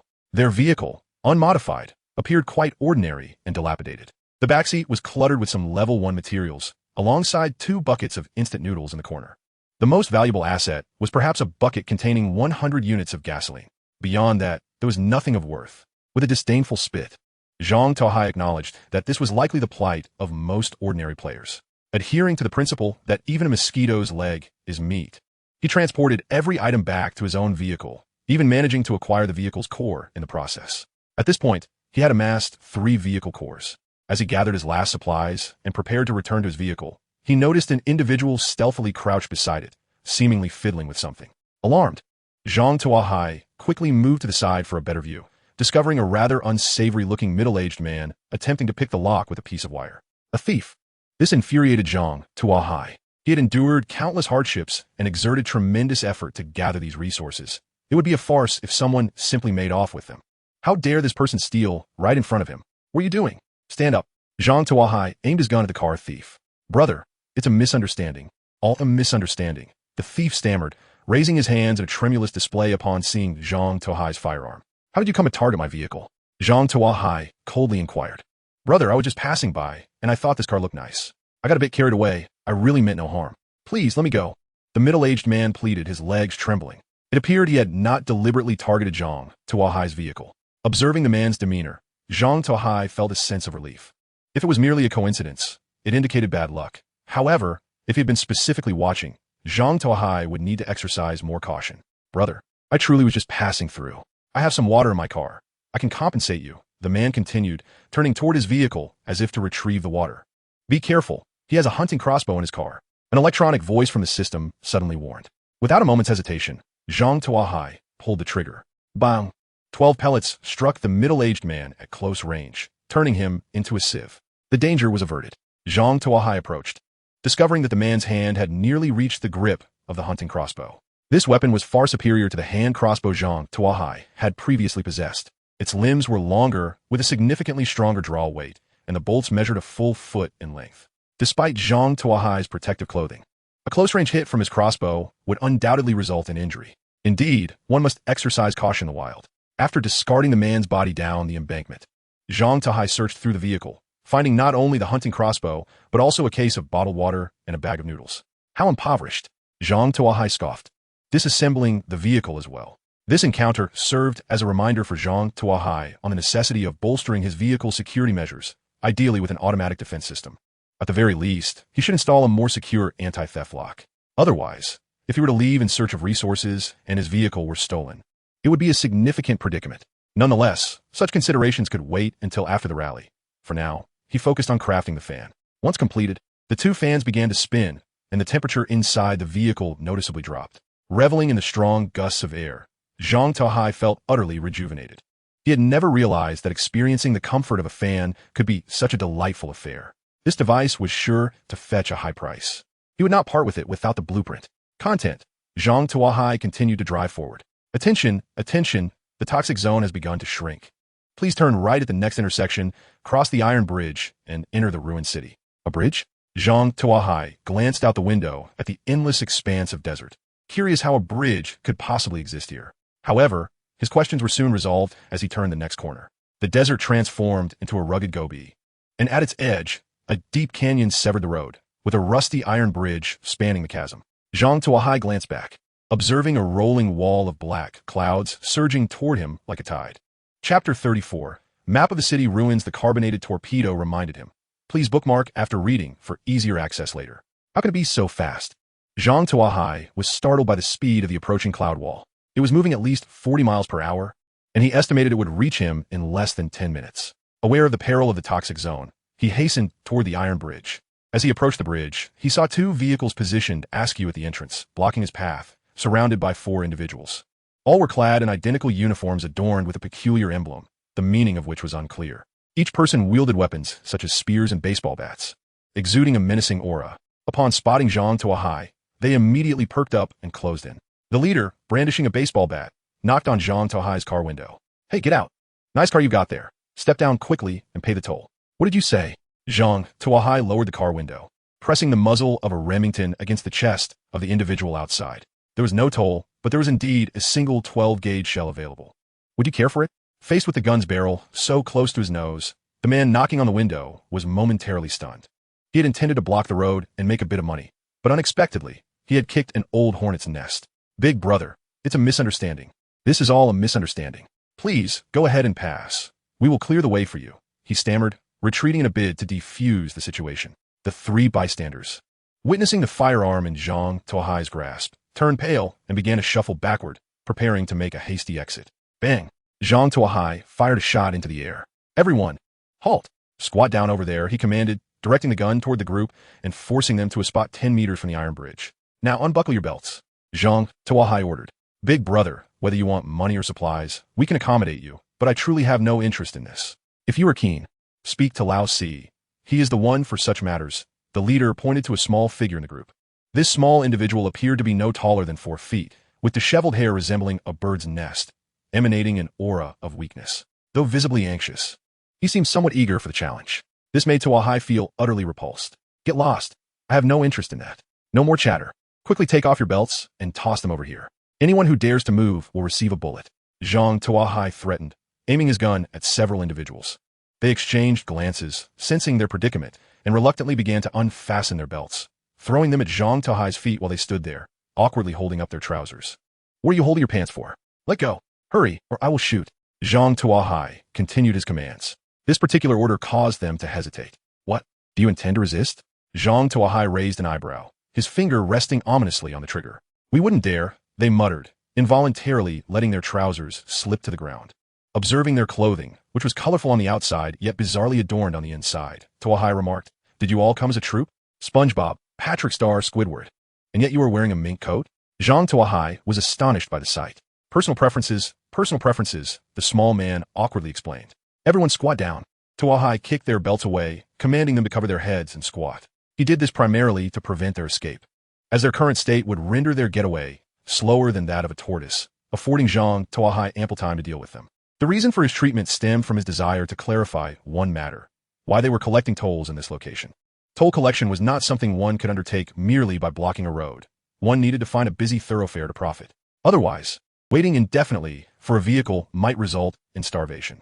However, these individuals, like him, were newcomers to this rally. How did they know that money could be collected here?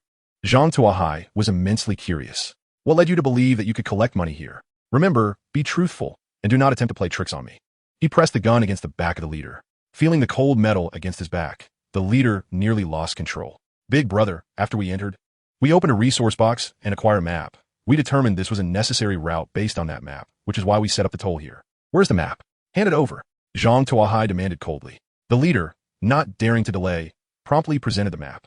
Zhang Tuo Hai stepped back a few paces and carefully unfolded the map.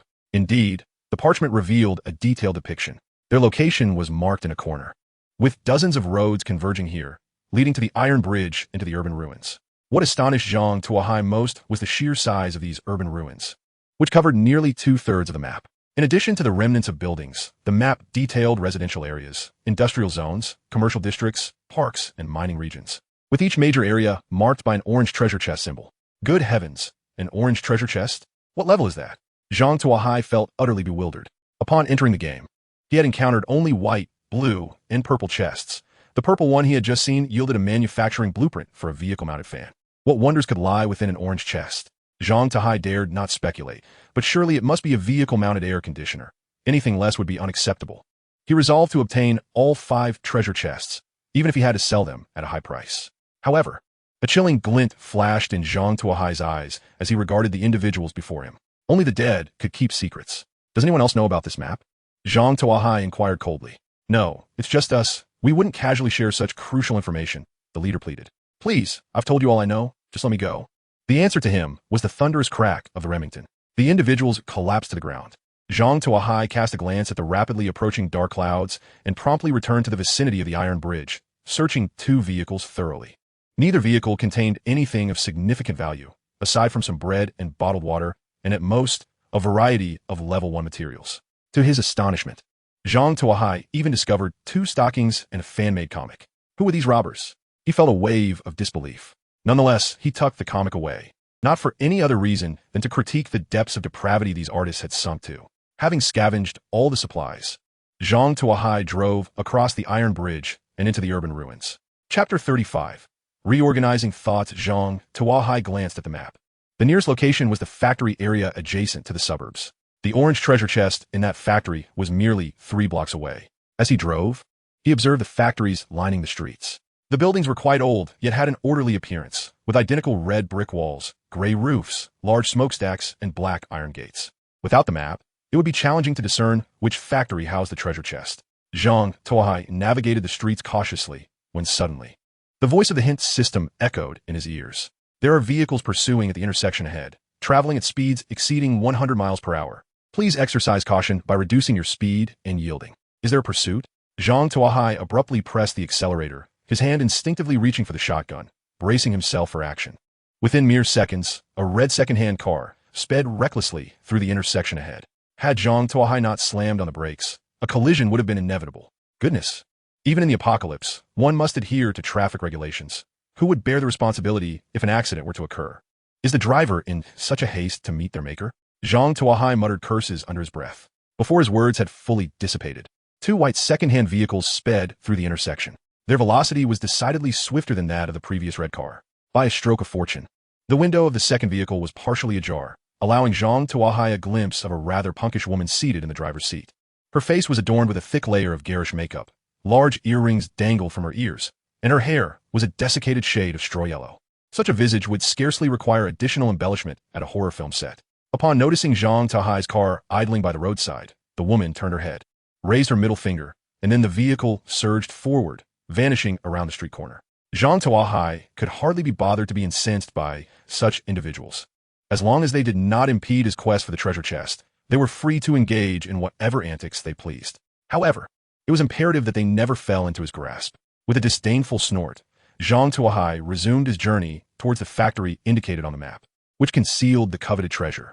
After navigating 2 turns, he finally located the corresponding factory. The red brick walls and the large black iron gate bore the same dilapidated appearance as other factories. No one would ever suspect that an orange treasure chest lay hidden within. Such a well-concealed secret would be nigh impossible to uncover without the aid of a map. Zhang Tuo Hai secretly grumbled to himself before arriving at the entrance of the factory. With a firm push, he attempted to open the door, which was merely ajar. As he exerted force, the door swung open, albeit with a cacophony of grating sounds, a testament to the years of neglect that had rendered the hinges nearly rusted. He grimaced at the noise as he managed to push the door halfway open and drove his vehicle inside. In the second workshop, Zhang Tuo Hai checked his map and maneuvered his vehicle to the entrance of the second building. The door was a wooden sliding type, long since decayed and dilapidated, with one half lying on the ground while the other hung precariously from its hinges, seemingly on the verge of collapse. Without hesitation, Zhang Tuo Hai drove inside. Within the workshop lay rows of production lines filled with various machines, yet the passage of time had left them rusted and in disrepair, rendering it difficult for Zhang Tuo Hai to discern their original purpose. Where could the treasure be hidden? Zhang Tuo Hai alighted from the vehicle and began to search the surroundings. Suddenly, he spotted a glimmer atop a colossal machine. As he gazed upwards, he beheld an orange supply crate, meticulously positioned above the machinery. The machine stood at approximately 2 meters in height, complemented by a conveniently placed ladder nearby, allowing Zhang Hai to effortlessly ascend to the pinnacle of the apparatus. Gazing upon the orange box, Zhang Tuo Hai could not help but rub his hands together in excitement. The purple box had bestowed upon him a blueprint for constructing a fan. He was curious as to what marvel the orange box would reveal. Just as he was poised to unseal the box, the alert system abruptly issued a warning. Steadying himself by gripping the handrail, he braced for an impending impact. Impact? What impact? Zhang Tuo Hai, filled with suspicion, crouched down and tightly grasped the edge of the machine. Before he could comprehend the situation, a thunderous roar echoed through the air. A red second-hand car crashed through the back door of the factory and barreled inside. By mere chance, this vehicle collided directly with the machine upon which Zhang Tuo Hai stood. With a dull thud, the car's engine crumpled inward and the hood flew up, clearly rendered inoperable. Zhang Tuo Hai glanced at the car and felt a strange sense of familiarity. After scrutinizing it closely, he suddenly slapped his thigh in realization. This was indeed the very second-hand car that had nearly collided with him previously. However, he recalled that it had been pursued by two white cars. Now that it had appeared here, an unsettling feeling gripped Zhang Tuo Hai. The thunderous sounds continued to reverberate. Two resounding crashes erupted consecutively from the rear entrance. The once dilapidated door was utterly shattered as two white second-hand vehicles thundered in, halting before Zhang Tuo Hai. Four individuals leapt from the vehicles, nearly startling Zhang Tuo Hai into disbelief. Were it not for the daylight, he might have thought he was witnessing the antics of spirits, dressed in the garb reminiscent of the Zhang Ai family. Each wielding steel pipes and baseball bats, they transported him back to an era of artistic revival. What age are we in, that such antics still persist? Zhang Tuo Hai couldn't help but scratch his head. At that moment, a young man with hair dyed the color of verdant grass lifted his gaze and caught sight of Zhang Tuo Hai standing atop the machine. Instantly, his eyes widened in surprise. What are you staring at? Haven't you ever seen anyone before? Hurry up and scram, or I'll chop you down along with the rest. The young man with grass-colored hair declared, brandishing the machete in his hand in a threatening manner. Zhang Tuo Hai held little interest in such individuals. As long as they did not provoke him, he found it inconsequential. He promptly picked up the orange supply box, preparing to depart.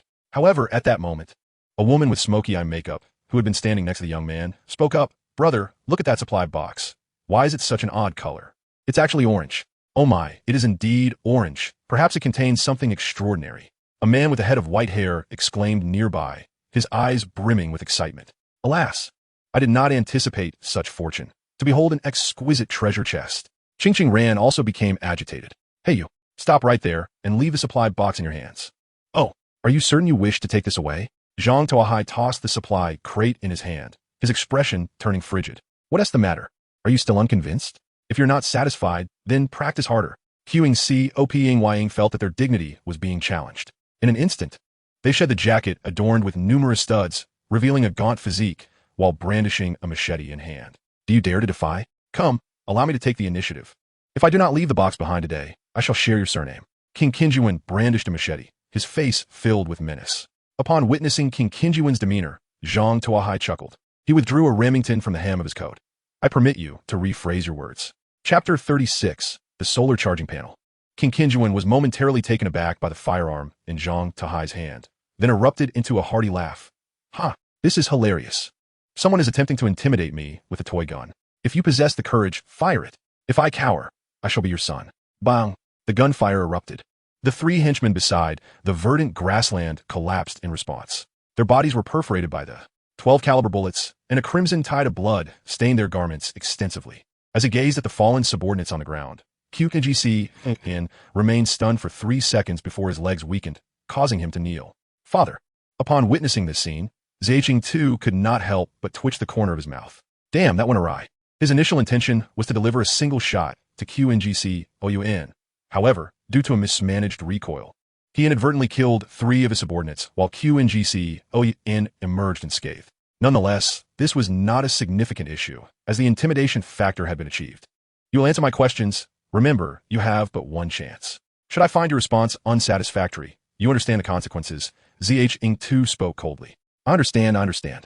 Please, ask anything, and I shall answer without reservation. Qing replied eagerly. Why were you pursuing him? Zhang pointed to the red second-hand car that had collided with the machine. He stole a purple airdrop, and we demanded he return it, but he refused, which is why we pursued him. Qing explained. Just for a purple airdrop? You chased him for that? Is it worth it? Zhang asked, somewhat astonished.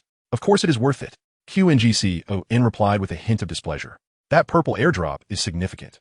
We usually only encounter white supply boxes. and we have seen blue ones only twice. It is rare to come across a purple one. Should we not strive to reclaim it? Hearing QNGCOUN's justification, Zhang nodded, realizing he had been somewhat hasty in his judgment.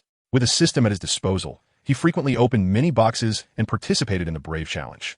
Thus, he had become desensitized to the value of a single box. However, for the majority of ordinary individuals, the Brave Challenge was fraught with peril, and a moment's negligence could lead to demise. They had only a limited time frame each day to search for supply boxes, primarily white ones during daylight, which resulted in a significant scarcity of resources among them. It was no wonder they became envious upon sighting a purple box. Aside from this, have you robbed anyone else?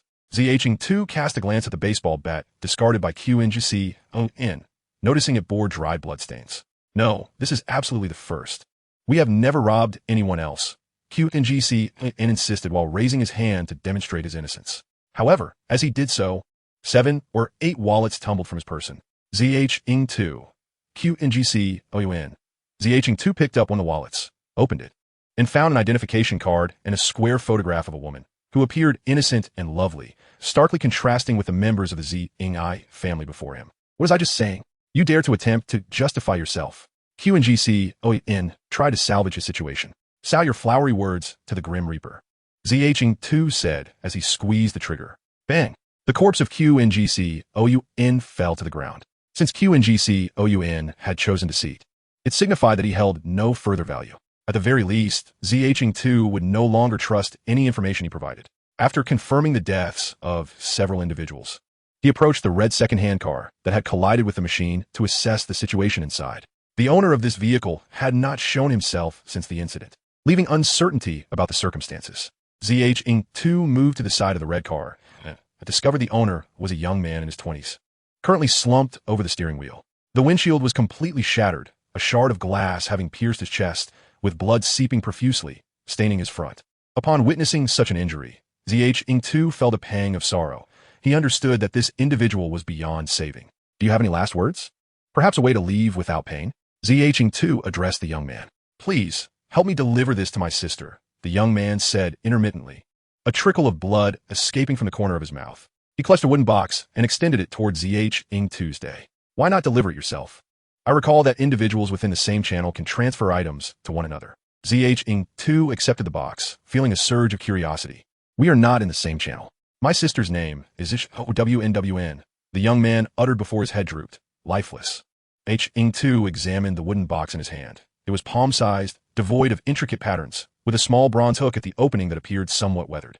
A desire to open it began to stir within him. However, after much contemplation, he suppressed this urge. He reached out and closed the young man's eyes, saying, "Although I know your name, I will do my utmost to deliver this. Should I fail to meet your sister, do not blame me. By the way, the supplies in your car will no longer be of use to you, so consider it compensation." As he spoke, Zhang opened the passenger side and retrieved the purple supply box. "Let us inspect the contents of these 2 supply boxes," he instructed the prompt system. The orange supply box contained enhanced solar charging panels for units of high-grade glass, for units of high-grade plastic, for units of high-grade metal ingots, and 1 unit of high-grade electronic components. The purple supply box held a case of milk, 1 serving of War Axe steak, and a KFC family bucket. Though he did not obtain the desired air conditioning unit, Zhang felt a sense of loss. Nonetheless, the items were still useful, so it was not a total loss. Upon opening the supply boxes, the contents erupted forth. The enhanced solar charging panels efficiently absorbed sunlight to provide electrical support for the vehicle systems, generating 50 watts of power for every hour of sunlight exposure and capable of storing energy for 24 hours. Crafting materials included 4 units of high-grade glass, for units of high-grade plastic, for units of high-grade metal ingots, and 1 unit of high-grade electronic components. This is impressive, Zhang mused, feeling a sense of admiration for the solar panel, which could rival a small diesel generator in power output and also store energy. However, the crafting materials seemed somewhat familiar. Zhang glanced a second time at the materials extracted from the orange supply box, noting their striking similarity. Could it be that all orange supply boxes contain the necessary crafting materials? Chapter 37. The Peculiar Basement. From a young man, a package of Snickers was discovered, revealing his dire circumstances. No wonder he went mad at the sight of the purple supply box.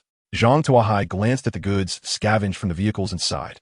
Adhering to the principle of not wasting, he extracted the cores from the 2 white cars, instantly rendering them heaps of scrap metal. As he prepared to retrieve the automotive core from the young man's vehicle, he hesitated. He looked at the young man's lifeless body and poured 100 units of gasoline from the trunk onto the car. Subsequently, he took out a windproof lighter, ignited the fuel, and tossed it into the vehicle. This is all I can do. Zhang Tuo Hai cast a final glance at the burning second-hand car, got into his own vehicle, and turned away from the abandoned factory. Upon exiting the dilapidated plant, Zhang Tuo Hai noticed ominous black clouds surging past the cliff outside the city, advancing towards the ruins. System, what is the speed of the poison circle's movement? Can it predict the location of the final safe zone? Based on the current speed and direction of the poison circle, it is estimated that in 15 minutes, the factory area will be engulfed, with a preliminary conclusion that the final safe zone will be in the mining district. The mining district? Zhang Tuo Hai pulled out the map and began to search. The mining district is located in the northeast of the map, while the factory area lies in the southwest, essentially on a diagonal. If he wishes to reach the mining district, he must traverse the entire urban area. Although luck may not be on his side, he can seize all the orange treasure chests along the way. Zhang Tuo Hai sketched a rough route on the map, prioritizing his journey to the residential area in search of the second orange treasure chest. As he drove towards the residential district, the contrast with the orderly factory area was stark. The neighborhood was a collection of 2-story villas, 4-story townhouses, and various makeshift metal shanties. These remnants of architecture spoke volumes about the erstwhile residents' living conditions. Unlike the desolation of the factory area, Zhang Tuo Hai occasionally spotted a vehicle passing through the residential area. These cars either sped by or parked at the roadside, with their owners rushing into the villas to rummage for items. Upon seeing Zhang Tuo Hai, the individuals displayed signs of anxiety, their eyes fixed on him in fear that he might come to seize their finds. Observing their behavior, Zhang Tuo Hai couldn't help but shake his head. The city had been abandoned for countless years. After such a long time, even if there were remnants in the villas, they were likely no longer usable. Even if they uncovered canned goods, Zhang Tuo Hai would not dare to consume them. Who knows how long they had been expired? He now only trusted the items within the supply boxes. Ignoring the people, Zhang Tuo Hai hastened towards the location of the orange treasure chest.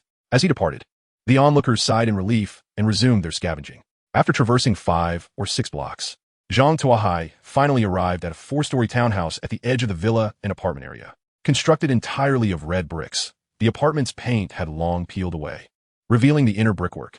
The glass windows were shattered, with shards scattered across the road. This dilapidated apartment was not favored by scavengers.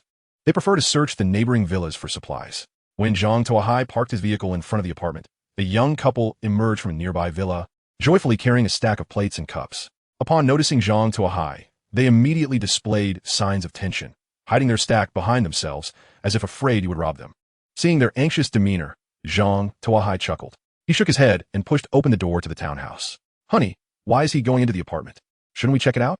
Perhaps there are good things inside," the woman suggested, visibly tempted after seeing Zhang Tuo Hai enter. "What for? I look from the outside. It's all shabby, obviously a place for ordinary people. There is surely nothing valuable," the man scoffed. "But his car looks great, and he is dressed in a coat and helmet. With so many good items, his taste can't be poor. Why don't we take a look inside? Just in case we find something?" The woman hesitated. "Let me tell you, he must have stumbled upon that nice car by sheer luck. Those items are probably brought from outside. I've never heard of anyone capable of making a helmet. Let us go. I saw a villa over there that hasn't been searched yet. We can look for good items there. Maybe tonight we can trade for some oil residue," the man urged, pulling the woman towards a villa across the street. Zhang Tuo Hai entered the apartment, discovering a dark corridor lined with doors on either side. Due to the lack of light, the corridor was somewhat dim. He switched on his powerful flashlight. "System, which floor is the orange supply box on?" The map only indicated which building contained the supply box, but did not specify its exact location. After walking 10 meters, he found a storage room door on the left. Inside, there was a pull handle on the floor leading to a staircase down to the basement, where the orange supply box rested on a tool shelf. Zhang Tuo Hai's expression brightened upon hearing the system's description. Without the precise location provided by the system, even with the map, it would have been quite challenging to locate the orange supply box. This hiding spot was exceptionally well concealed.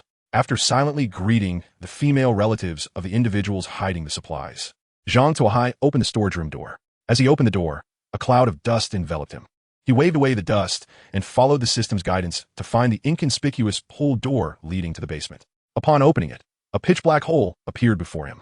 A chill emanated from below, causing Zhang Tuo Hai, clad in his coat, to shiver uncontrollably. Chapter 38. The Mutated Desert Spider.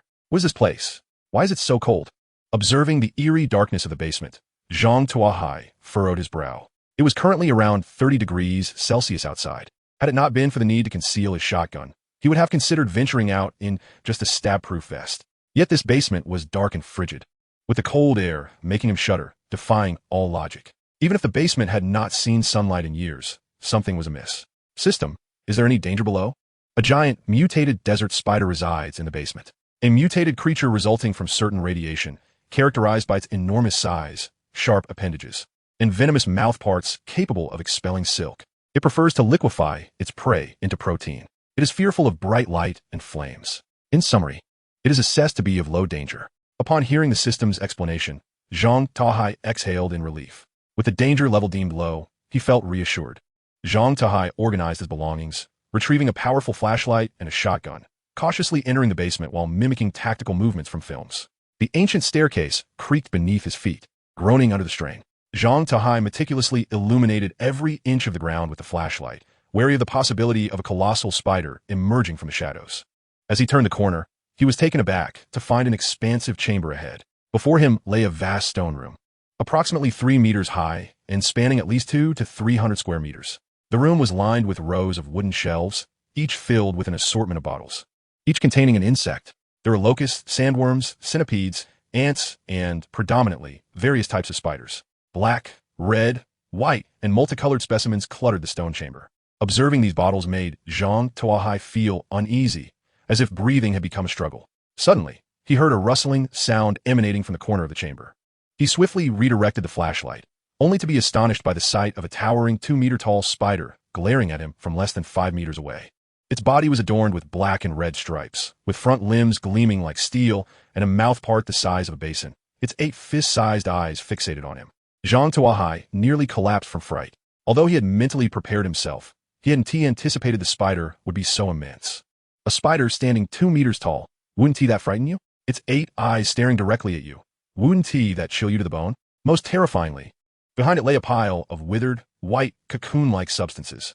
Without a doubt, these were remnants of previously captured prey. The mutated desert spider opened its mouthparts and emitted a strange screech, then raised its 2 front limbs, lunging toward Zhang Tuo Hai. The mutated desert spider moved with remarkable speed.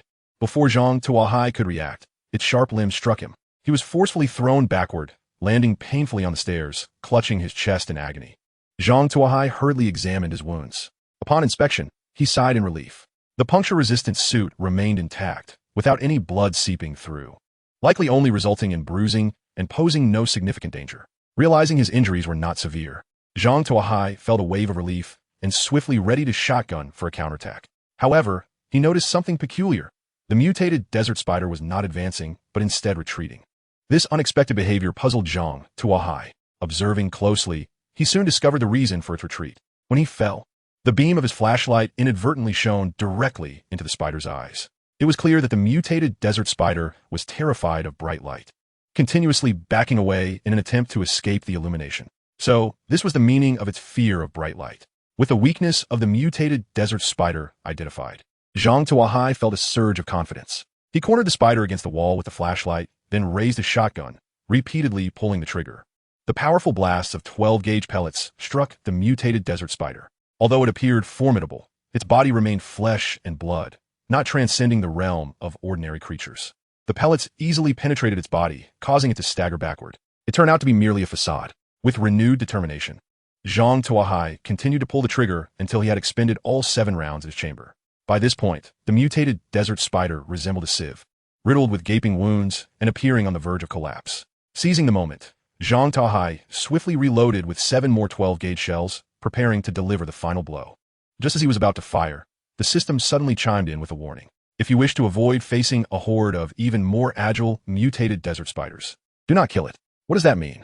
Zhang Tuo Hai furrowed his brow. When on the brink of death, a mutated desert spider will lay eggs, birthing offspring, and may even accelerate the hatching of larvae within its body. Should you kill it now, it will hasten the emergence of its offspring, leaving you to confront over 20 swifter, mutated desert spiders. 20. Upon hearing this number, Zhang Tuo Hai nearly bit his tongue in disbelief. 1 mutated desert spider was already a daunting challenge. Facing 20 simultaneously would surely spell his doom. What should he do? Was there a way to obtain the orange supply crate buried here? Zhang Tuo Hai was unwilling to abandon the prospect of that orange supply crate. By using the flashlight to restrict its movements and maneuvering towards the back of the third row of shelves, he knew the orange supply crate awaited him there, allowing him to collect it and escape. Understood. Zhang Tuo Hai took a deep breath, directing the beam of his flashlight into the eyes of the mutated desert spider.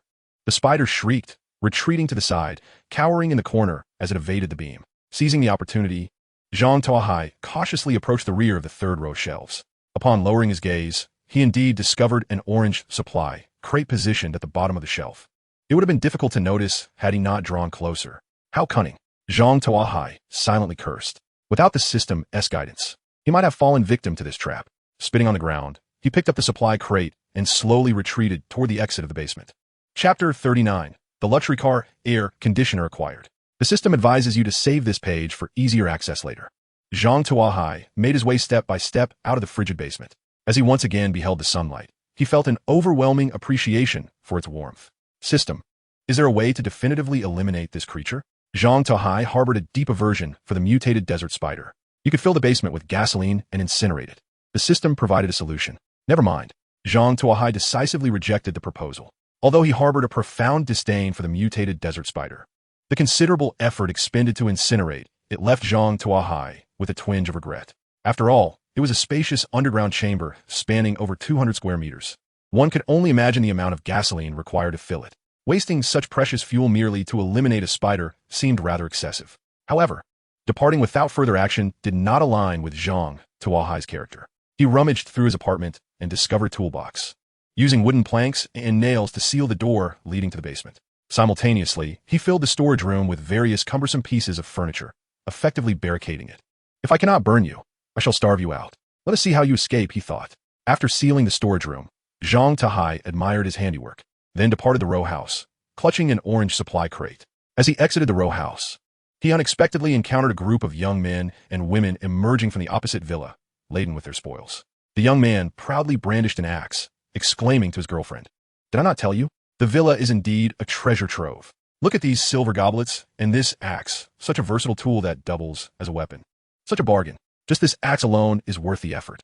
I wager that if I list it on the trading platform, I could easily exchange it for 2 portions of braised meat. You are considering searching the row house? It is clear that my decision was the correct one, darling." The young woman prodded him, pointing at Zhang Tuo Hai. "Look, he is holding an orange supply crate." Orange? The young man's eyes widened in disbelief. After several fruitless days of searching, he had only encountered a blue supply crate once. Now he was witnessing someone with an orange crate. What treasures could possibly lie within? Moreover, this was happening in the very row house he had dismissed as unworthy. Remembering his earlier words, he felt a flush of embarrassment on his face. At that moment, Zhang Tuo Hai casually turned his head and glanced at them. Recognizing the 2 young individuals he had encountered before, he nodded instinctively and proceeded toward his vehicle. However, this gesture was perceived as disdain and humiliation by the agitated young man. What of it? It is merely an orange supply crate. What is so impressive about that? If I cannot find one, I can still steal it, he thought, gripping his axe tighter and striding purposefully toward Zhang Tuo Hai. "What are you up to?" Zhang Tuo Hai brandished his Remington 870. "I merely inquired if you might be interested in my axe. I noticed you have ventured out alone without any self-defense weapon. Should you require it, I could sell it to you at a discount. However, it appears you already possess something superior, so I shall not trouble you further. Farewell." The young man said this and turned away, not allowing Zhang Tuo Hai a moment to respond. Watching the young man's retreating figure, Zhang Tuo Hai smiled. He was certain that the young man's aggressive demeanor was not indicative of a genuine offer to sell the axe. Yet, he found no reason to eliminate someone who posed little threat. Never mind, considering he is merely a target, I shall refrain from violence. Zhang Tuo Hai whistled and drove away. Loading more content. Please wait. This site only supports mobile browser access. If you see this paragraph, it indicates a failure to load the chapter content. Please close the reading mode, browsing mode, and disable ad blockers, or copy the URL into another browser. What were you doing just now? The young woman curiously asked the young man. Nothing, he replied irritably, brushing her hand away as his gaze fixated on the row house Zhang Tuo Hai had just vacated. Do you think there might be any valuable items left behind? Surely not. The young woman hesitated, glancing at the row house. He just came out. How could anything of value remain? No, there must be more. The young man's eyes glistened with determination. In an apartment, valuable items are never limited to just 1 or 2. Besides that orange supply crate, there is surely more. As if entranced, the young man hastily re-entered the row house. The young woman contemplated for a moment, convinced that searching again would merely be a waste of time, and thus sighed and followed him inside. Ha! I knew there would be something here. Look, this storage room is filled with so many items. There must be something valuable inside. Hurry, help me move it all out. The young man's excited voice echoed from within the room. Zhang Tuo Hai drove 2 blocks away, ensuring no one was following before pulling over to the side of the road. He retrieved the orange supply crate. System, what treasures lie within this crate? The crate contained blueprints for a high-end vehicle air conditioner, 3 units of high-grade metal ingots, 10 units of high-grade plastic, 10 units of high-grade metal parts, 10 units of high-grade rubber, and 1 unit of high-grade electronic components. Wonderful, Zhang Tuo Hai exclaimed, raising his fist in excitement. He had finally acquired the vehicle air conditioner, and a premium version at that. Furthermore, the materials within the crate affirmed his suspicions about the orange supply crate. It indeed included a complete set of manufacturing materials. Though uncertain whether this was a unique benefit of the orange supply crate or a concession due to their lack of access to high-grade materials, Zhang Tuo Hai cared little. What mattered most was that he would have air conditioning. He opened the orange supply crate, and the blueprints and various materials burst forth. The high-end vehicle air conditioner blueprints detailed temperature regulation through electrical consumption, capable of functioning within a range of 50 to 50 degrees Celsius. Exceeding this range would diminish effectiveness by 30% for every 10 degrees, and it would cease to operate entirely beyond 40 degrees. As he gazed at the air conditioner blueprints, Zhang Tuo Hai felt an overwhelming urge to laugh heartily. Finally, he had a strategy to combat the scorching twin suns. The highest temperature on Earth rarely exceeds 57 degrees Celsius. How much hotter could the twin suns make it? 60 degrees? 70? Or even 80? As long as the temperature remains below 90 degrees, his high-end vehicle air conditioner would remain effective. Zhang Tuo Hai was confident that this calamity would not push temperatures too high, certainly not beyond 70 degrees. Otherwise, aside from himself, the remaining players would be left to languish and wait for their demise. It is worth noting that the hottest temperatures in Ace and hover around 40 degrees, and even that has caused fatalities, let alone in the 50s or 60s. Zhang Tuo Hai had ample reason to believe that, even if this disaster tested their limits, it would not be overly arduous. This time, he could weather the storm of calamity with ease. Chapter 40. The Japanese player living comfortably? Survival on the road. I have a hint system, please cite the source. XI and Japan Novel Network manufacture and install. Zhang Tuo Hai boldly manufactured the high-end vehicle air conditioner. An electronic LCD display appeared on the vehicle's control panel. Real-time temperature, 375 degrees. Adjustable temperature, from minus 40 degrees to plus 40 degrees. Should the intelligent mode be activated to maintain the interior temperature at the most comfortable range? Note that using this mode will increase power consumption by 10, while the normal power consumption of this machine is 1 kilowatt-hour. Without hesitation, Zhang Tuo Hai opted for the intelligent mode, now equipped with an advanced solar charging panel. He deemed it wasteful not to utilize the abundant energy. The premium vehicle air conditioning system began to operate, sending refreshing gusts of cool air into the cabin, visibly lowering the temperature. How delightful! Zhang Tuo Hai stretched languidly, relishing the comfort he had not experienced in this post-apocalyptic world for quite some time. He felt as if he had returned to a familiar air-conditioned room. A glass of iced happiness would make it even better, he mused. Oh, but I have happiness water as well.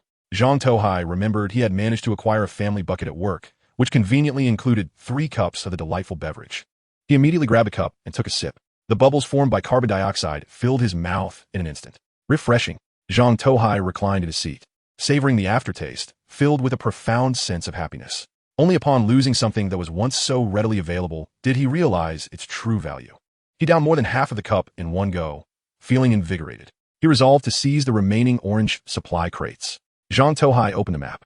Based on his previously charted route, his next target was the city's central business district. He was certain that this location would attract the majority of players and house the most abundant resources, leading to an exponential increase in conflict among players. The business district would undoubtedly be fraught with danger. However, he was unfazed. In this realm, all beings were equal. Anyone who dared to obstruct his path would face dire consequences. Zhang Tuo Hai drove towards the heart of the city's commercial area. The city center was adorned with numerous 4- to 5-story buildings, significantly more aesthetically pleasing than those in the industrial and residential districts. The walls were embellished with various relief sculptures, and decorative columns graced the entrances, exuding elegance and grandeur. The streets were littered with colorful glass fragments, remnants of what were once opulent windows, a testament to the former luxury of the area. The atmosphere here was considerably livelier. Zhang Tuo Hai noticed many vehicles parked along the streets, with people entering and exiting the buildings, each carrying varying degrees of loot. This scene transported him back to a time of peace, reminiscent of the challenges of finding parking. Observing the surroundings, Zhang Tuo Hai reduced his speed to scrutinize what the passers-by were carrying, hoping to find valuable resources to scavenge in the commercial district. After a thorough examination, he felt a twinge of disappointment. He noticed that the majority of the items in people's hands were various porcelain and metal vessels, followed by some durable clothing. A few fortunate individuals possessed tools like axes and hammers, while most others were carrying pieces of lumber. Unfortunately, he saw no food. It remained uncertain whether it had been hidden away or if there was simply none preserved in the city. Such trivial items were not worth his time.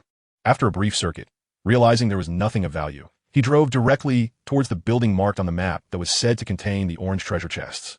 It was a 3-story structure with black stone walls and a red roof, adorned with 16 elegant columns at the entrance, flanked by 2 towering statues of guards, lending it an air of magnificence. Zhang Tuo Hai took in the sight, concluding that this building must have been quite renowned in its heyday, ranking among the top 3 he had encountered in the city. Such an impressive structure was naturally under scrutiny. Upon his arrival, he noticed 2 vehicles already parked outside. Sensing others were present, Zhang Tuo Hai grew anxious and quickly consulted the system. System, have the orange supply crates been taken? They remain untouched. Zhang Tuo Hai sighed in relief. Were the supply crates hidden? In the 3rd floor attic. Zhang Tuo Hai felt that the map was intentionally misleading, concealing the crates so discreetly that locating them would require considerable effort.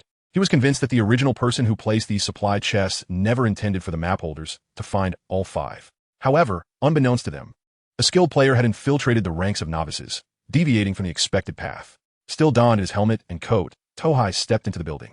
The 1st floor resembled a grand hall, where he noticed a bar counter reminiscent of a reception area. Behind it hung a massive artwork composed entirely of stained glass, although parts had chipped away, obscuring its true content. Marble staircases flanked the bar, leading to a 2nd level covered in tattered carpets. Clear footprints marred the carpet, indicating someone had ascended. Zhang Tuo Hai grew cautious, tightening his grip on his Remington as he cautiously climbed to the 2nd floor. Upon reaching the halfway point, he spotted 3 individuals in a standoff at the staircase leading to the 2nd level. A middle-aged man in a hood confronted 2 young men clad in denim. The hooded man wielded a katana, while the first denim-clad man brandished a large wrench, and the second held a wooden baseball bat studded with nails. Although the hooded man had the advantage in weaponry, the wrench could still deliver a devastating blow, and the nail-studded bat posed a severe risk of tetanus. The 3 were locked in a tense standoff. In truth, Zhang Tuo Hai would not have minded if they remained there indefinitely in a deserted location. However, they had foolishly blocked the staircase leading up. This was quite the predicament. Zhang Tuo Hai looked up at them, exasperated. Gentlemen, it's getting late. If you're going to fight, then do so swiftly. If not, please step aside and clear the path. He glanced at his watch, impatience creeping into his voice. Get lost. Don't interrupt our duel. The hooded man stammered. Hearing such a response from the hooded man raised Zhang Tuo Hai's eyebrows. He was not an aggressive individual. On the contrary, he held a deep respect for many of the locals. For instance, the esteemed senseis Bo Tian and Tao Tian, along with Kato, are figures I hold in great reverence. However, the man in the hood is a stranger to me. Since he is not a familiar instructor, why bother with pleasantries?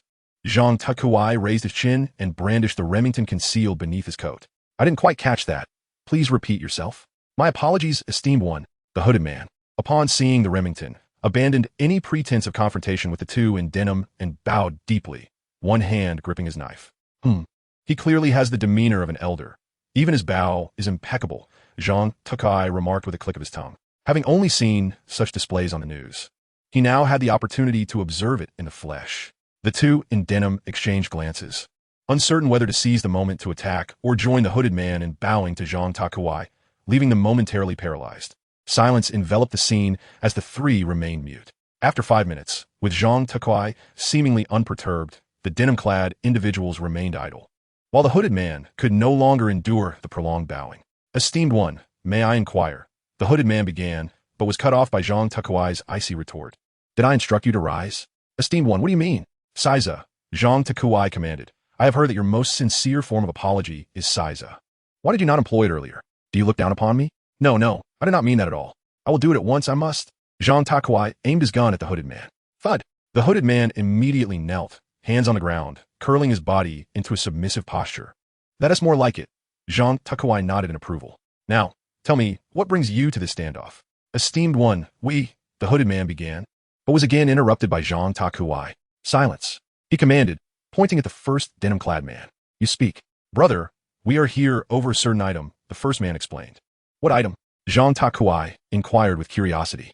The knife in his hand, the first man replied. We originally found a box, and when we opened it, the knife slipped out and he picked it up. We demanded its return, and thus the standoff ensued. Is that so? Zhang Tuo Hai asked, glancing back at the hooded man. This item has no owner. I found it, so of course it is mine. The hooded man argued vehemently. Does that mean what he says is true? Zhang Tuo Hai asked, a smile creeping onto his face. Esteemed one, the hooded man attempted to argue further. Bang! The sound of the Remington interrupted him. The bullet grazed his scalp, causing a trickle of blood to flow down his forehead. You are correct. The hooded man fell back to his knees. Indeed, only the sound of gunfire is a language you comprehend. Zhang Tuo Hai's expression was frigid as he approached the hooded man. Have you eaten braised meat these days? Just had a piece, came the cautious reply. No, I believe you had 2 pieces, but only paid for one. Zhang Tuo Hai asserted. No, I only had one. Prove it to me. How do I prove that? Clang. Zhang Tuo Hai kicked the katana to the hooded man's feet. Don't you have a traditional practice called seppuku? Just cut open and count. Baka, you insult me. The hooded man raised his head defiantly. Realizing Zhang Tuo Hai had no intention of sparing him, he swiftly picked up the knife and raised it high. Before he could bring it down, a thunderous gunshot rang out once more. The hooded man felt himself soaring through the air, crashing against the wall several meters away, slowly sliding down as a stain of red appeared on the wall behind him. Why did Zhang Tuo Hai insist on eliminating his opponent? Because he was a Jinling native. Casting a glance at the hooded man's corpse, Zhang Tuo Hai strode directly towards the 3rd floor, ignoring the katana on the ground. His indifference left the denim-clad duo baffled. Brother, you haven't taken the knife. They called after him. It's a mere scrap. If you wish to keep it, be my guest, Zhang Tuo Hai replied without turning back, continuing his ascent. He aimed to dissuade them from following. Although he was unafraid of their interference, it was simpler to avoid unnecessary trouble. Sure enough, the denim duo exchanged glances and swiftly retrieved the knife, racing downstairs. For them, a blade was a worthwhile acquisition. Zhang Tuo Hai reached the 3rd floor, where corridors lined either side. He briefly explored, discovering that the rooms appeared to be offices, each equipped with desks and chairs, though all were empty. System, where's the staircase to the attic? Proceed to the 2nd room. In the corner, you will find a pull cord that acts as the switch to open the staircase. Well hidden indeed, Zhang Tuo Hai nodded, following the system's guidance to the designated room, and pulled the cord with force. Clang! A retractable wooden ladder crashed down from the ceiling, sending dust swirling into the air. Just how long has it been since anyone visited here? Zhang Tuo Hai frowned, ascending step by step towards the top of the ladder.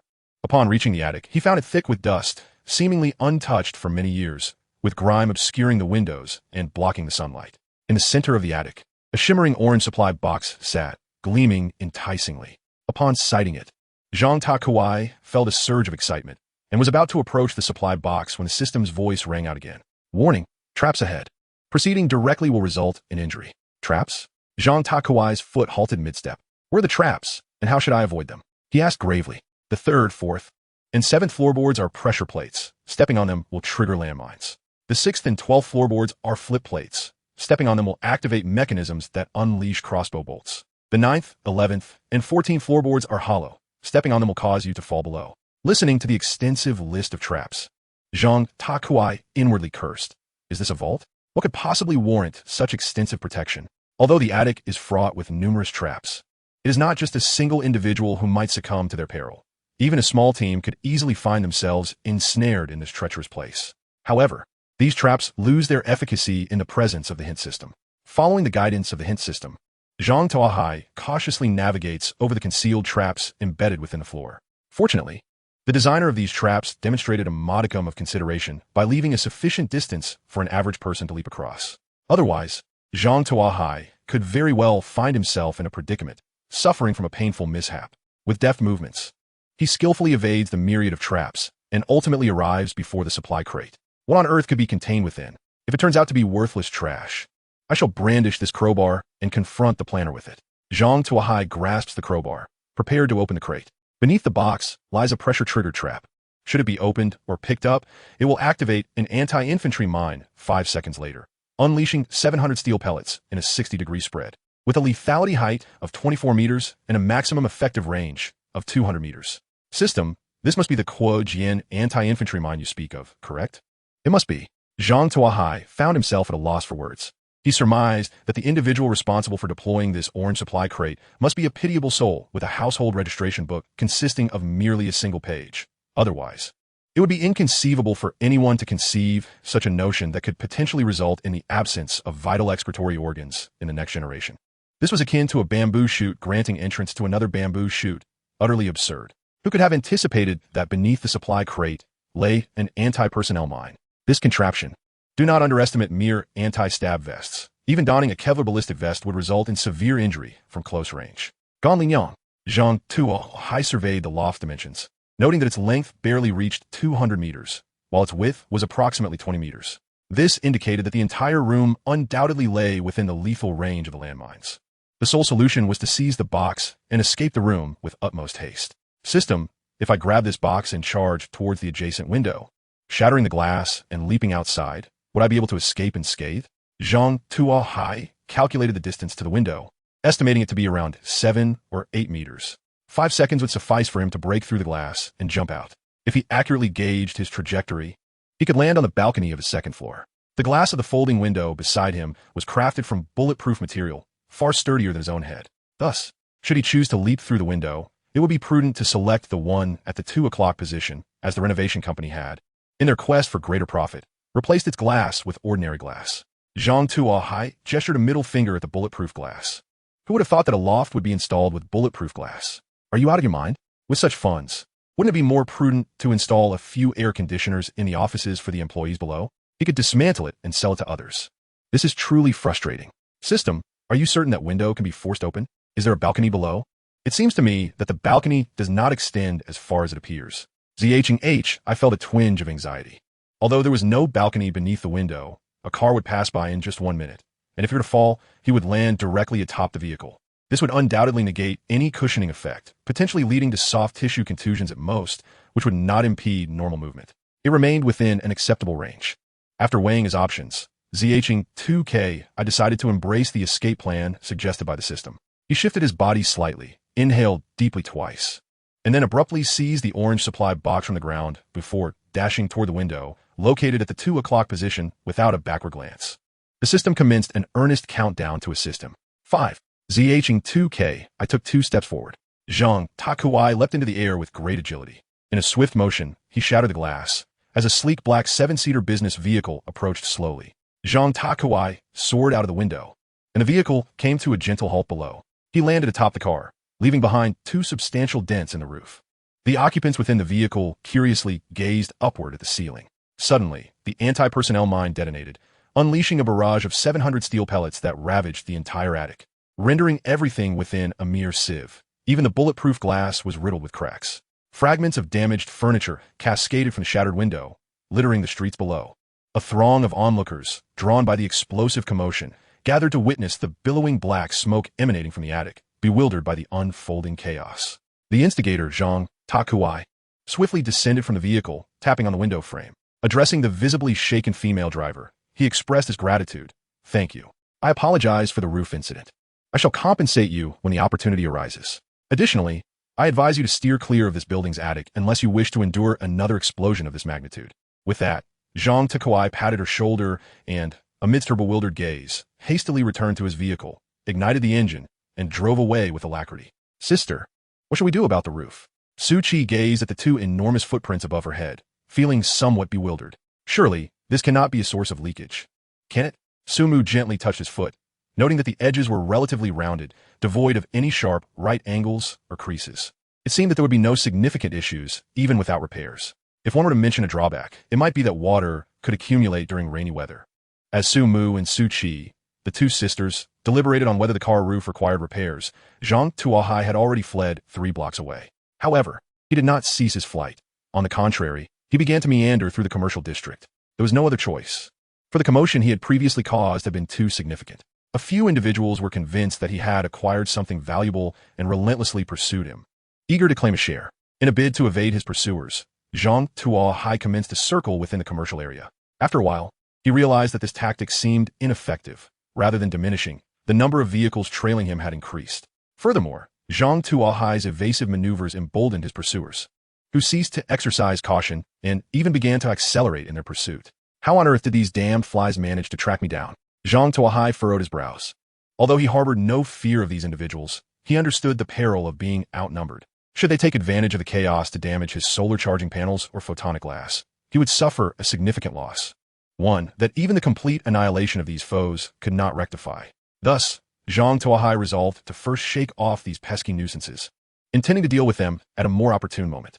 After circling the bustling city several times, he finally discerned the reason these people could consistently locate him. It was quite simple. His vehicle was far too new. While most individuals were still driving the second-hand family cars initially bestowed by the system, he had upgraded to a level 2 vehicle, transforming it into a modern business car. When he was alone, the difference was hardly noticeable, but in this setting, it was akin to a firefly in the darkness, making it nearly impossible to evade attention. Chapter 43. Xiao Ai Tong Shui, since I cannot shake you off by going in circles, I shall simply leave you behind and see if you can catch up. Zhang Tuo Hai pressed the accelerator, subsequently activating the turbocharged engine. In an instant, the car's speed surged to 150 miles per hour, and it continued to ascend rapidly. The sudden acceleration caught the pursuers off guard. By the time they began to react and accelerate, Zhang Tuo Hai's exhaust fumes were already fading from view. This was not the most despondent aspect. Zhang Tuo Hai's maximum speed could reach 200 miles per hour, whereas the limits of their second-hand vehicles barely touched 100 miles per hour. After a brief pursuit, they realized that the distance between them was not diminishing, but rather increasing, until they could no longer even see his exhaust trail. Despite their reluctance to concede defeat, they continued to chase for a while longer. Ultimately, upon confirming there was no chance of locating Zhang Tuo Hai, they scattered to search for unexamined buildings, scavenging for resources. Unbeknownst to Zhang Tuo Hai, his followers had dispersed. He persisted in accelerating, leaving the bustling commercial district of the city behind and heading northward. When no vehicles were in sight, he gradually brought the car to a halt on the roadside. It was then that Zhang Tuo Hai seized the opportunity to open the orange supply and inspect his haul. He acquired blueprints for an advanced vehicle automation system, along with 2 units of advanced metal ingots, 10 units of advanced metal parts, 20 units of advanced electronic components, 10 units of advanced rubber, 2 units of advanced glass, and 2 units of advanced plastic. An advanced vehicle automation system? What is this? Capable of self-driving and automatic parking? Zhang Tuo Hai scrutinized the detailed specifications of the manufacturing blueprint. Advanced Vehicle Automation System, a specialized vehicle accessory endowed with advanced artificial intelligence, capable of managing all in-car equipment, including but not limited to self-driving, automatic parking, security monitoring, anti-theft measures, and energy allocation. Materials required: 2 units of advanced metal ingots, 10 units of advanced metal parts, 20 units of advanced electronic components, 10 units of advanced rubber, 2 units of advanced glass, and 2 units of advanced plastic. Not bad at all. Zhang Tuo Hai gazed at the blueprint with great excitement. This vehicle automation system was indeed remarkable, justifying the significant effort he expended to retrieve it. Setting aside its other functionalities, the security measures alone made it worth every effort. His greatest concern had always been the potential theft of his vehicle once he stepped away from it. The car thief he encountered that morning was a case in point. No matter how much he collected, a single theft would mean that he had worked for someone else's gain. Now, with this automation system, he could rest assured that his vehicle would remain secure. Furthermore, the self-driving feature would save him considerable energy. Anyone who has driven for extended periods knows the mental fatigue it can cause, which can ultimately lead to diminished reaction times and, in dire cases, accidents. With the self-driving system, he would need only to issue a command, and the system would handle everything. He could even sip coffee while admiring the scenery or preparing a meal. This lifestyle was nothing short of blissful. The only thing he needed to keep an eye out for was locating resource boxes along the road. The system's capacity to manage in-car equipment and energy allocation was even more impressive. Although the equipment in Zhang Tuo Hai's vehicle was still relatively sparse, comprising a fan, air conditioning, solar charging panel, and a few lights, he believed that with time, more devices would be added, at which point the system would reveal its true value. Zhang Tuo Hai even envisioned transforming this vehicle into a super RV, complete with a weapon station and automatic turret. Any adversaries would be obliterated by the automated system controlling the weapon station, while he reclined in the vehicle, sipping red wine and savoring steak, all the while enjoying the view. What could be more delightful? Just imagining such a scene brought a broad smile to Zhang Tuo Hai's face. Manufacture. With a swift motion, Zhang Tuo Hai created the Advanced Vehicle Automation System. In the blink of an eye, an additional display appeared in the control area of the car. The screen now bore a smiley emoticon. Good afternoon, Commander. The Advanced Vehicle Automation System is at your service. To facilitate our interaction, you may bestow upon me a new name. What shall my new name be? This question left Zhang Tuo Hai momentarily perplexed. He was notoriously inept at naming things. Even his pets bore the uninspired names of Dahei, Air Huang, and Sanhua. Expecting him to conjure a melodious name was akin to hoping a sow could climb a tree. After much deliberation, he tentatively suggested, Xiao Ai Tong Shui? Xiao Ai Tong Shui is at your service. Well, if you like it, then so be it, Zhang Tuo Hai thought, relinquishing any intention of correcting the name. Xiao Ai Tong Shui would be a nostalgic nod to his former life with technology. At that moment, a tray emerged from the bottom of the display, revealing a smart wristband.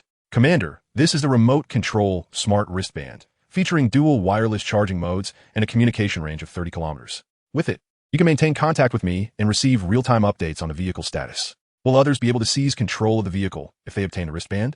Zhang Tuo Hai inquired with concern. Rest assured, Commander. Xiao Ai Tong Shui is an advanced artificial intelligence system that employs facial recognition, iris scanning, and voice analysis to prevent unauthorized access, the system assured him. That's good to know. Zhang Tuo Hai exhaled in relief, satisfied that security was ensured. He donned a wristband and examined the panel. Besides the vehicle's status, it also displayed some health metrics. His current state indicated mild dehydration and suboptimal health condition, with several indicators falling below normal levels. It appeared that his health had deteriorated recently. Zhang Tuo Hai scratched his head. Noticing the time, he realized it was already noon. Since his health was lacking, he decided to treat himself to a hearty meal. Zhang Tuo Hai moved to the back seat, igniting the stove to prepare a meal. What to cook? He glanced at the pile of ingredients. Well, it was noon, so he would keep it simple. Scrambled eggs with chives, braised pork slices, stir-fried kidney, and sautéed pork intestines would suffice. Zhang Tuo Hai retrieved the perishable ingredients and began his culinary endeavor. Chapter 44. Fertilizing the chives, the carbonated torpedo reminds you. Please remember to bookmark New Keyboard Novel Network for easier access. Zhang Tuo Hai's culinary skills were commendable, and he quickly completed the 4 dishes. As for the staple food, lacking rice, he settled for a bowl of hand-pulled noodles. The rich sauce from the sautéed pork intestines mixed with the noodles was simply divine. Zhang Tuo Hai contentedly devoured 2 bowls of noodles and consumed more than half of 4 plates of dishes, before reclining comfortably in his chair, rubbing his round belly. This was the most satisfying meal he had experienced since arriving in this world. So delightful was the repast that he scarcely had time to check the regional channel. Once satiated and with nothing to occupy his time, Zhang Tuo Hai opened the regional channel to see what items might be available for collection. As soon as he opened the regional channel, several private messages popped up. To his surprise, they were all from the sisters Su Mu and Su Qi. Su Qi had sent 6 messages, brimming with excitement. Let me tell you something. Today we collected quite a few pieces of tableware, some of which appear to be silverware. The intricate carvings suggest they were used by nobility. Would you be interested? Since we are acquaintances, I can offer you a discount. What a stroke of bad luck today. We were parked by the roadside when someone jumped down and left 2 footprints on our car's roof. I was furious. I confronted him for compensation, but he promised to make it right next time. With so many people around, where am I supposed to find him? I tried to chase after him, but he vanished in the blink of an eye. I wish him a future of eating instant noodles without seasoning packets, crushed potato chips, and hollow sunflower seeds. Not to mention biting in a half a worm while eating an apple. The above messages were all from Su Qi. Su Mu had sent only one, inquiring if Zhang Tuo Hai had any methods for repairing dents on a car, while also listing a collection of items available for sale, including clothing, porcelain, and silver utensils, all at relatively low prices, merely a few points for level 1 materials. Feeling a twinge of guilt, Zhang Tuo Hai quickly boiled 2 more bowls of noodles and portioned out the remaining 4 dishes into plates to send to the sisters. Why such a lavish feast today? Have you struck it rich? Su Qi inquired, intrigued. Indeed, I acquired some good items to celebrate. By the way, I'm sending you something that can repair all damage to your vehicle. It's up to you whether to use it. Zhang Tuo Hai dispatched a car repair kit to the 2 sisters. Wow, a car repair kit? I remember it requires quite a bit of resources to create. How did you manage to procure this? How much did it cost? If you need, I can help supply the materials required to make it, Su Qi remarked. This kit was originally obtained from Su Mu in exchange for a hand crossbow, and Su Qi was fully aware of the necessary materials. Never mind. You both are not exactly well off. Consider it an experiment. It would be even better if you could help me bring in a few clients, Zhang Tuo Hai replied. Somewhat sheepishly, he had initially damaged someone else's vehicle, so this repair kit could serve as compensation. All right, I'll ask around on the channel. If anyone's car is broken, I'll refer them to you. Feel free to take advantage of them. They aren't my friends anyway, Su Qi agreed, patting the platform. Having dealt with the Su sisters, Zhang Tuo Hai began to browse the regional channel. He noticed that the mortality rate today was also quite high, with at least 20 individuals having perished due to lingering too long within the toxic zone. However, even more had fallen victim to fellow players. Over 200 had died, with even more injured. At that moment, the regional channel was inundated with pleas for medical supplies. Zhang Tuo Hai had anticipated this situation. In a world devoid of rules and constraints, the darker desires within people would gradually surface. Hunger and scarcity of resources intensified the release of these emotions.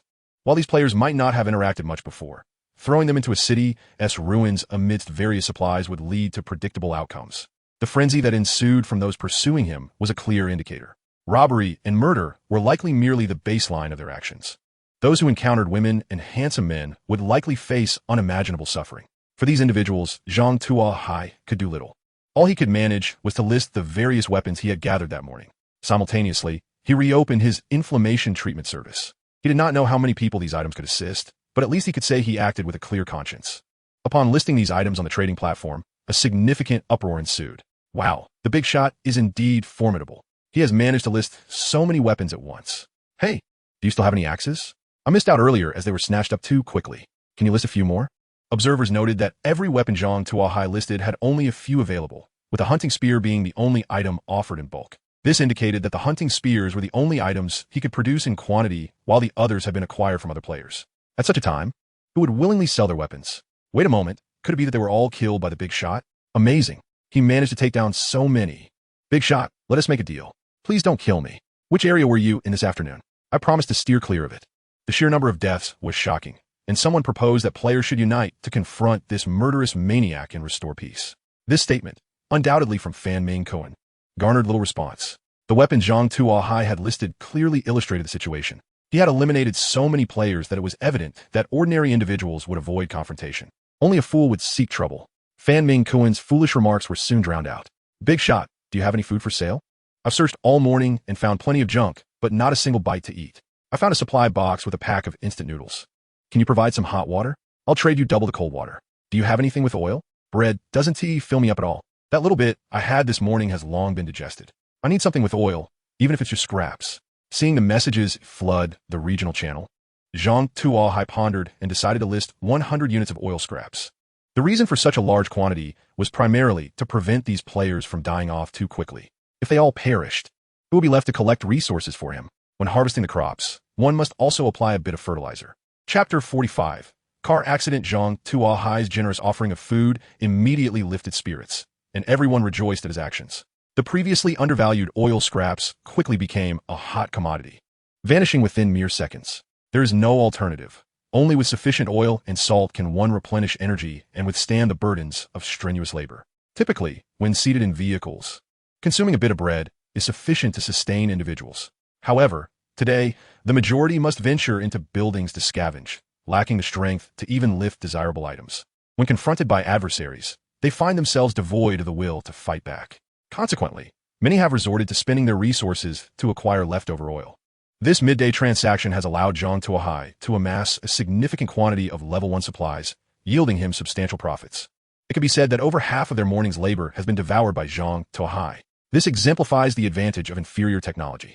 As long as Zhang Tuo Hai occupies the pinnacle of the supply chain, these players will perpetually remain his fodder, unwittingly working for him while expressing gratitude.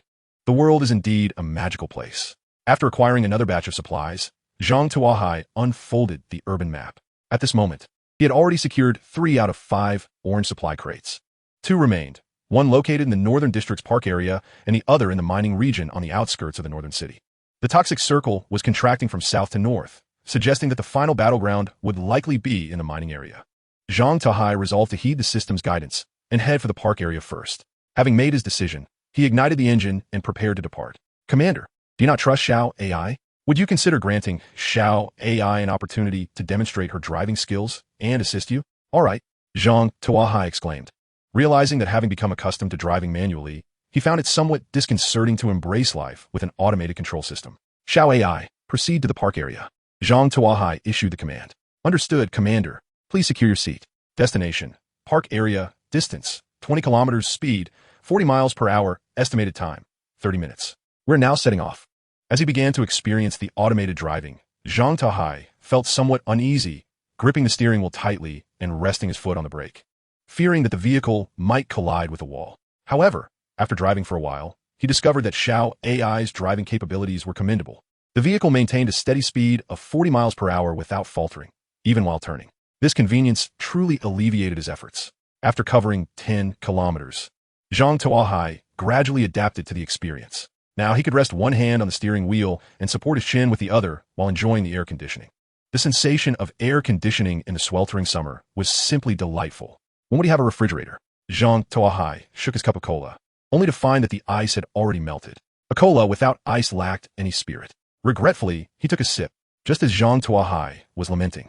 A purple second-hand car suddenly sped out from a side alley on the left, threatening to collide with Zhang Tuo Hai's vehicle. Zhang Tuo Hai was taken aback, realizing there was no time to brake given the distance, given the speed and angle of the approaching vehicle. It was clear that the driver's seat would sustain the most damage if they collided. Was he truly to be struck? Would the alloy frame withstand such an impact? If it did not, would he be injured? As these thoughts raced through Zhang Tuo Hai's mind, his business vehicle executed a stunning 180-degree drift, narrowly avoiding the collision. Not even the paint was scratched. Commander, wasn't that drift just splendid? Xiao AI's skills are quite impressive, wouldn't you agree? Aware of the close call, Zhang Tuo Hai wiped the cold sweat from his forehead, realizing that Xiao AI had skillfully maneuvered to avoid the impact. This revelation brought him relief, and he now held complete faith in Xiao AI's driving abilities. At the very least, such technical maneuvers were beyond his current skill level. However, he still felt vexed with the system, questioning why no danger alert had been issued. After calculations, the approaching vehicle was not deemed capable of causing harm to the host. Given Xiao AI's proficiency, it was determined to be harmless, hence no alert was issued. So it is only for threats that alerts are given? If a nuclear bomb were placed beside me, as long as it did not detonate, it would not warn a warning? Zhang Tuo Hai inquired. While not entirely accurate, that is a fair interpretation. Then there is no issue. Zhang Tuo Hai found no fault with the system, but the purple second-hand vehicle now had a problem. In its frantic attempt to evade, the vehicle had collided with a dead tree on the sidewalk. Though long since lifeless, the tree still stood firm. The impact shattered the car's headlights. My headlights. The driver, a bald brute, was infuriated upon witnessing the damage. Known for his fiery temperament, he immediately retrieved a short axe from the driver's seat and hurled it onto Zhang Tuo Hai's hood. The resounding thud left a sizable dent.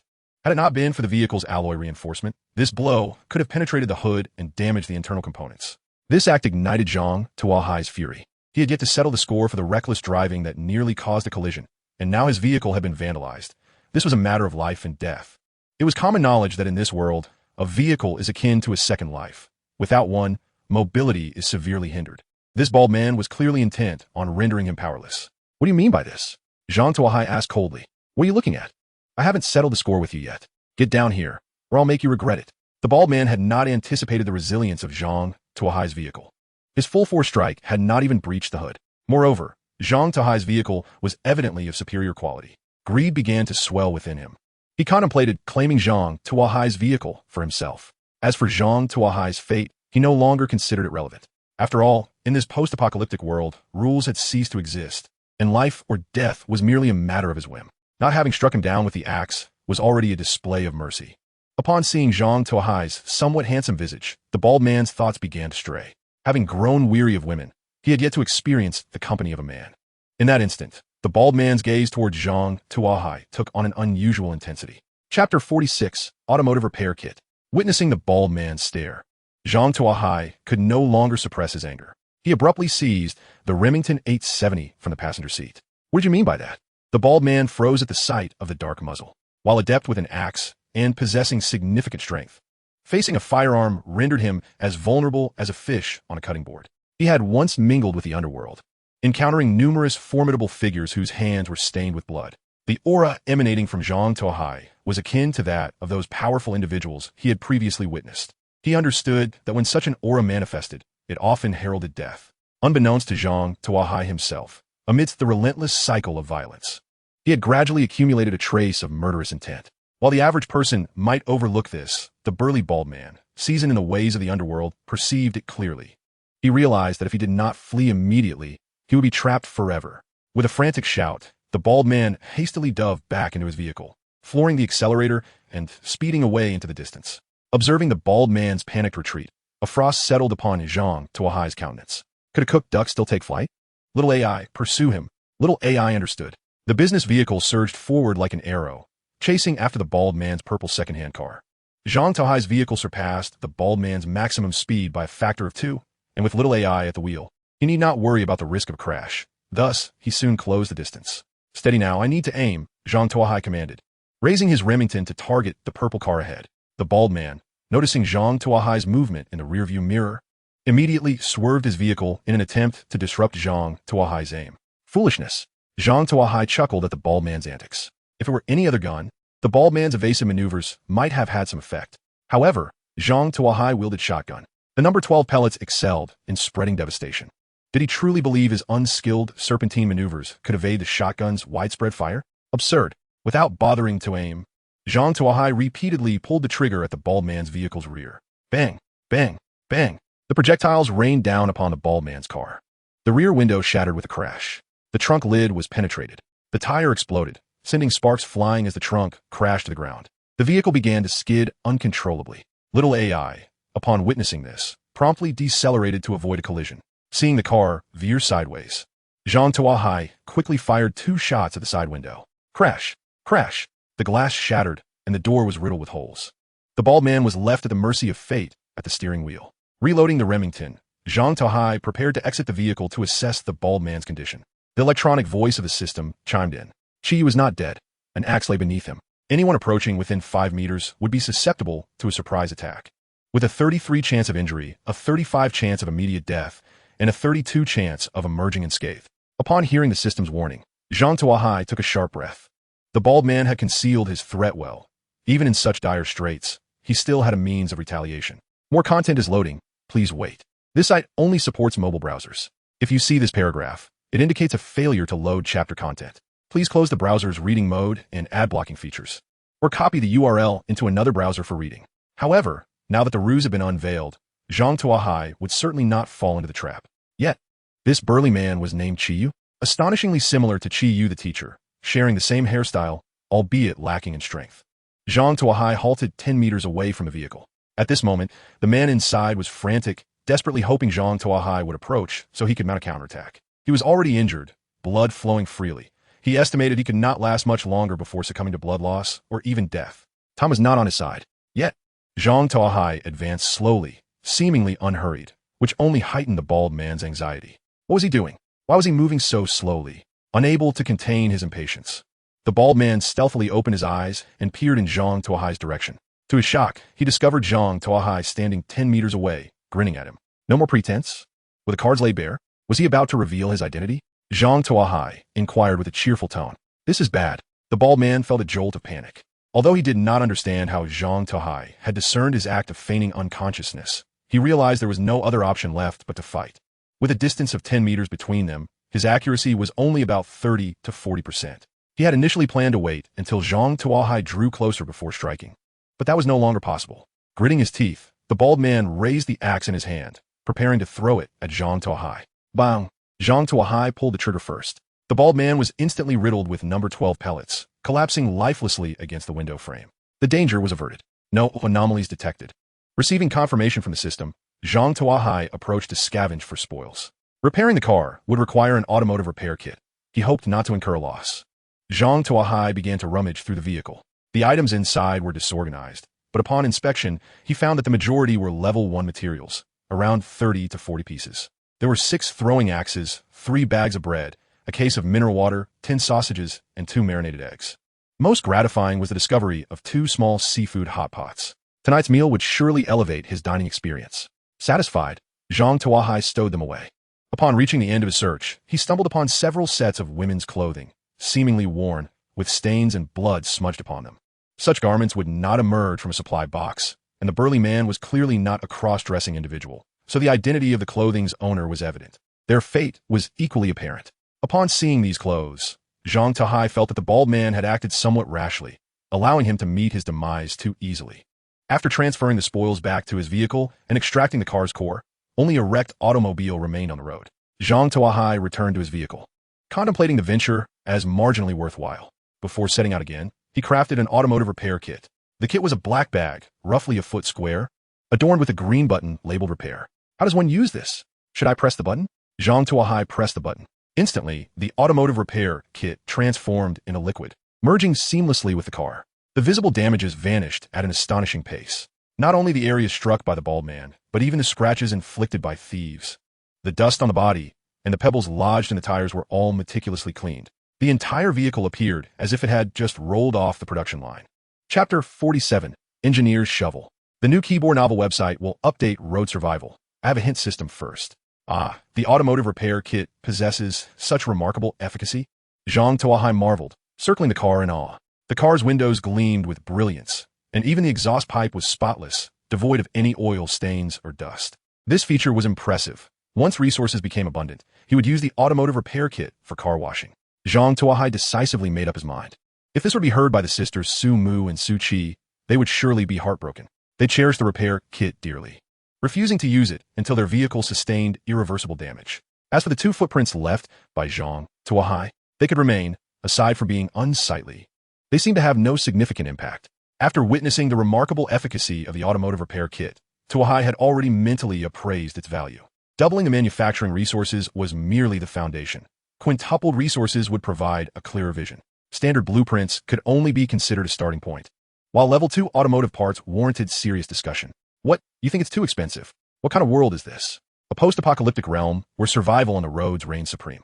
A vehicle is akin to a second life. An existence comparable to an automotive resurrection coin cannot be sold for less. Its value must be reflected in its price. Zhang Tuo Hai resolved to auction this item, conducting nightly sales where the highest bidder would prevail, with only 1 item sold each night to maximize profits. However, that was an evening affair. For now, he needed to hurry to the park area to retrieve the orange supply box buried there. Zhang Tuo Hai returned to the car, leaning back in his seat. Xiao AI, head towards the park area. We're going to fetch the orange supply box, he instructed. Understood. The vehicle started, following the route indicated on the map towards the location of the orange supply box. The park area was extensive. He wondered why people chose to construct such a city in the desert, complete with a vast green park. What a waste of water. Zhang Tuo Hai observed the trees lining the road. Though most had withered, their trunks still stood tall, resembling desiccated hands reaching for the heavens. There were not many people in the park area. Most lingered at the periphery, chopping down trees for firewood. After all, the nights were quite cold, and not everyone could afford blankets. Thus, burning wood for warmth became their only option. Consequently, ordinary timber traded at twice the price of other level 1 materials in the trading channel. Meanwhile, the majority of others congregated in the commercial district for the final zero-cost purchases. According to the system's alert, the toxic zone had completely engulfed the factory and residential areas and was advancing towards the commercial district. If he didn't act quickly, there would be no further opportunities. Guided by the map, Zhang Tuo Hai soon arrived at an empty plot. Once a grassy field, it now lay barren, reduced to compacted earth. Zhang Tuo Hai glanced at the map. Xiao AI, are you certain this is the right place? Indeed, I have confirmed through multiple comparisons that the map indicates this location. All reference points along the way match perfectly. There can be no mistake. Then why is it so desolate? Not even a shadow of a supply box. That's something we do not know. Zhang Tuo Hai turned back to ask the prompt system. Prompt system, do you know where it is? It is underground, 1 meter deep from the surface. So this is a physical endeavor? Zhang Tuo Hai surveyed the ground, which was filled with roots and rubble. This was not the desert, where he could dig with his hands. Here, he would wear his hands raw. It seemed he needed a shovel. Do you have a shovel to lend? He messaged Su Qi. I don't have a shovel, but I do have a blueprint for an entrenching tool. Would you like it? Su Qi replied. That works. What is the price? Since we are familiar, I won't ask much. Just make us 2 entrenching tools when you craft it. Su Qi responded. That's agreeable. But why don't you both learn to craft it yourselves? Zhang Tuo Hai inquired, curious as to why the sisters, with presumably ample basic materials, didn't make their own. We rarely have the opportunity to use it, so it seemed pointless to keep it. If you hadn't brought it up, I might have forgotten about that blueprint entirely. Su Qi said, sending the blueprint. Entrenching tool. A versatile implement, an excellent companion for outdoor survival, useful for chopping, lumbering, cooking, and even digging. Required materials, 2 units of metal ingots, 2 units of metal parts, and 1 unit of plastic. None of the required materials were particularly rare, so Zhang Tuo Hai promptly crafted one. After sending 2 to the Su sisters, he began to dig with the remaining tool. Digging was undeniably arduous work, especially on ground littered with roots. After a considerable effort, he had only managed to excavate half a meter. Just as he contemplated sitting down for a brief respite, he suddenly heard the alert from the prompt system. Beware, a giant eagle is circling in the sky, preparing to swoop down upon you. Zhang Tuo Hai turned at the warning and saw indeed a massive eagle, with a wingspan of 2 meters, diving towards him. Another one. Zhang Tuo Hai frowned. Previously, he had encountered a giant eagle in the desert, armed only with 1 hand as a weapon. He had to evade such a formidable predator. However, this time was different. Zhang Tuo Hai aimed his Remington at the giant eagle and activated the powerful flashlight, directing at the bird's eyes. The sudden burst of light enveloped the eagle in darkness, disrupting its stable trajectory. Seizing the moment, Zhang Tuo Hai repeatedly pulled the trigger. A series of gunshots rang out, and the giant eagle plummeted to the ground. Was this a delivery? Observing the giant eagle's carcass, which fell less than 2 meters away, Zhang Tuo Hai scratched his head. Since it had come to him, he would not be polite. With a skinning knife, he swiftly processed the large body. He obtained 500 grams of eagle meat, 2 eagle wings, 2 eagle talons, 1 eagle neck, 10 units of feathers, and 1 ordinary soul essence. Another eagle neck? Zhang Tuo Hai's eyes gleamed. He had missed the opportunity to consume the previous giant eagle neck. The wings had been too large, and he hadn't finished them, fearing spoilage, which had resulted in his making them into meat sausages. Now, having acquired another giant eagle, he was determined to savor it properly. Chapter 48. Rapidly Growing Mushrooms. After transporting all the materials obtained from the giant eagle back to the car, Zhang Tuo Hai resumed his digging, motivated by the prospect of dinner. He worked with renewed vigor and soon unearthed the orange supply box. Zhang Tuo Hai, feeling too lethargic to retrieve the supply box, chose to open it right there in the pit. He acquired 5 units of rapid growth mushroom cultivation spores, 1 blueprint for an advanced planting pot, 5 units of high fertility soil, 5 units of clay, and 1 copy of the rapid growth mushroom cultivation manual. The mention of rapid growth mushrooms stirred something within Zhang Tuo Hai, causing his heart to race with excitement. He quickly picked up the manual and began to peruse its contents. The manual was concise, spanning only a few pages, and outlined a straightforward method for cultivating a particular type of mushroom. According to the instructions, one only needed to bury the spores in the soil, water them adequately each day, and within a single day, seedlings would sprout, ready for consumption in 2 days. The cultivation process required minimal oversight. Moreover, these rapid growth mushrooms were rich in various vitamins, trace elements, and amino acids, promising to bolster one's health with long-term consumption. What a marvelous find! Zhang Tuo Hai's eyes sparkled with delight. He had a surplus of meat, but vegetables had always posed a significant challenge.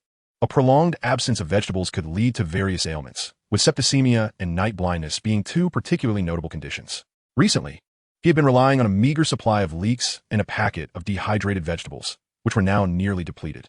Just as he lamented the lack of new vegetable sources, the prospect of cultivating mushrooms arrived like a welcome dream, akin to receiving a pillow when one is in need of rest.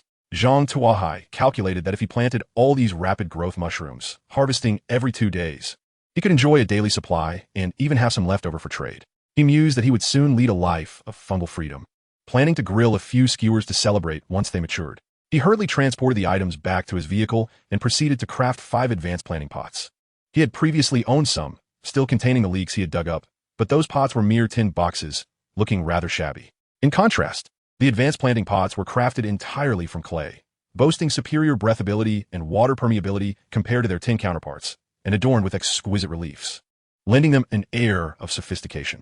Following the instructions in the cultivation manual, Zhang Tuo Hai filled the pots with high-fertility soil, excavated a hole in the center, added the mushroom spores, packed the soil, and watered it thoroughly. The primary challenge in cultivating rapid growth mushrooms was the necessity of daily watering. For others, this might be a daunting task, as many struggled to gather enough water for their own consumption, let alone for the mushrooms. Such a venture would be beyond the means of many players. However, Zhang Tuo Hai faced no such dilemma. Equipped with a secondary water collector that guaranteed a minimum of 10 liters daily, ample for his needs. Once he had successfully planted the rapid growth mushrooms, he placed them alongside the leek pots for easier management. After completing these tasks, Zhang Tuo Hai reclined in his seat, preparing to rest while glancing at the regional channel to see what the other players were up to. As he opened the channel, he was taken aback by the incessant flood of death notifications. The channel was rapidly refreshing with grim news, and the count of survivors plummeted swiftly. Earlier that day, the number of survivors had been 325. Now, it had dwindled to 2,017, and the decline continued. What had transpired? How could over 300 individuals have perished in such a short span? Zhang Tuo Hai's expression darkened as he began to scrutinize the death notifications. After a brief examination, he noted a disturbing pattern. The vast majority of the deceased had succumbed to the attacks of the mutated desert spiders. Mutated desert spiders? The name resonated with familiarity. He had injured one that very morning. Had he not been cautious about killing it to avoid spawning more smaller spiders, he might have vanquished it entirely. Yet, that spider was now sealed away in his basement, unable to escape. Where had these mutated desert spiders emerged from? As the death toll continued to rise, Zhang Tuo Hai fell deep into contemplation. Soon, players began to share messages in the regional channel. Everyone, evacuate the commercial district. A multitude of enormous spiders has appeared from the south. They are larger than tables, and they eat humans. Keep your distance. Is it true? Spiders the size of tables? That defies logic. I was planning to venture into the commercial district for some luck. What would I gain from lying? My friend was devoured by one of those giant spiders. If I fled quickly, I'd be the one missing now. What the person above said is accurate. I can attest to it. My team and I entered a mall to scavenge, and we encountered a colossal spider. Despite all 5 of us wielding spears, it severed our weapons with ease. Our captain, clad in plate armor, was pierced in an instant. I advise everyone to flee at the first sight of a spider. Where did these spiders come from? One leapt onto my vehicle and punctured the roof. Had I not swerved sharply to throw it off, I wouldn't be speaking now. By the way, does anyone have tools to repair car roof? I suspect the spiders are emerging from the residential area. From my vantage point, I noticed a significant number in that direction. As more players joined the channel, information coalesced. Zhang Tuo Hai pieced together the messages and realized these spiders closely resembled the mutated desert spider he had encountered earlier. Could it be that the spider had laid eggs? But no, he had securely blocked the passage when he left, and the storage room was piled high with furniture. There was no way for them to escape. After pondering for an extended period without reaching a conclusion, Zhang Tuo Hai decided to abandon his thoughts on the matter and focus instead on how to evade these creatures. System. Which route should I take to avoid these monsters? It is advisable to head north through the Park District towards the mining area, as that region is the center of the toxic zone and has the fewest mutated desert spiders. There are spiders in the north as well? Zhang Tuo Hai was startled by this revelation. He had assumed the threat was confined to the south, but considering the rapid spread of these creatures, it was evident they had already infiltrated the north. He realized he needed to make a move while their numbers were still manageable. Otherwise, he too might find himself trapped. Chapter 49, Crisis. Zhang Tuo Hai issued a command to the vehicle control system. He had no remaining interests in other areas. The sole concern occupying his mind was the orange supply crates buried within the northern mining district. Moreover, the ultimate contraction point of the toxic circle was situated there, making it prudent to head directly towards it and await the encroaching circle. As for the scattered supplies, greedy players would naturally assist him in gathering them. He merely needed to offer a small amount of food in exchange for their hard-earned spoils. Why should he toil unnecessarily? Indeed, there is nothing more comfortable than reaping profits while reclining. Under Zhang Tuo Hai's command, the vehicle advanced towards the northern mining district. As they journeyed northward, the surrounding landscape grew increasingly desolate. Buildings became shorter, and the road conditions deteriorated. Occasionally, wild beasts could be seen lurking at the roadside, poised to pounce on unsuspecting prey: lions, leopards, wild boars, and even tigers. To Zhang Tuo Hai's astonishment, he even spotted a crocodile. How on earth could there be fish in the desert? A warning from a system echoed in his mind. Caution, you are about to encounter mutated desert spiders ahead. Spiders? Could he circumvent them? If possible, Zhang Tuo Hai was keen to avoid conflict with the mutated desert spiders. Not only would it waste ammunition, but there were also no benefits to be gained. The current path had the fewest mutated desert spiders. Other directions were likely to be swarming with them. Very well, he decided to confront it. With no other options, he chambered a round in his firearm, preparing for a showdown with the mutated desert spider. Beware.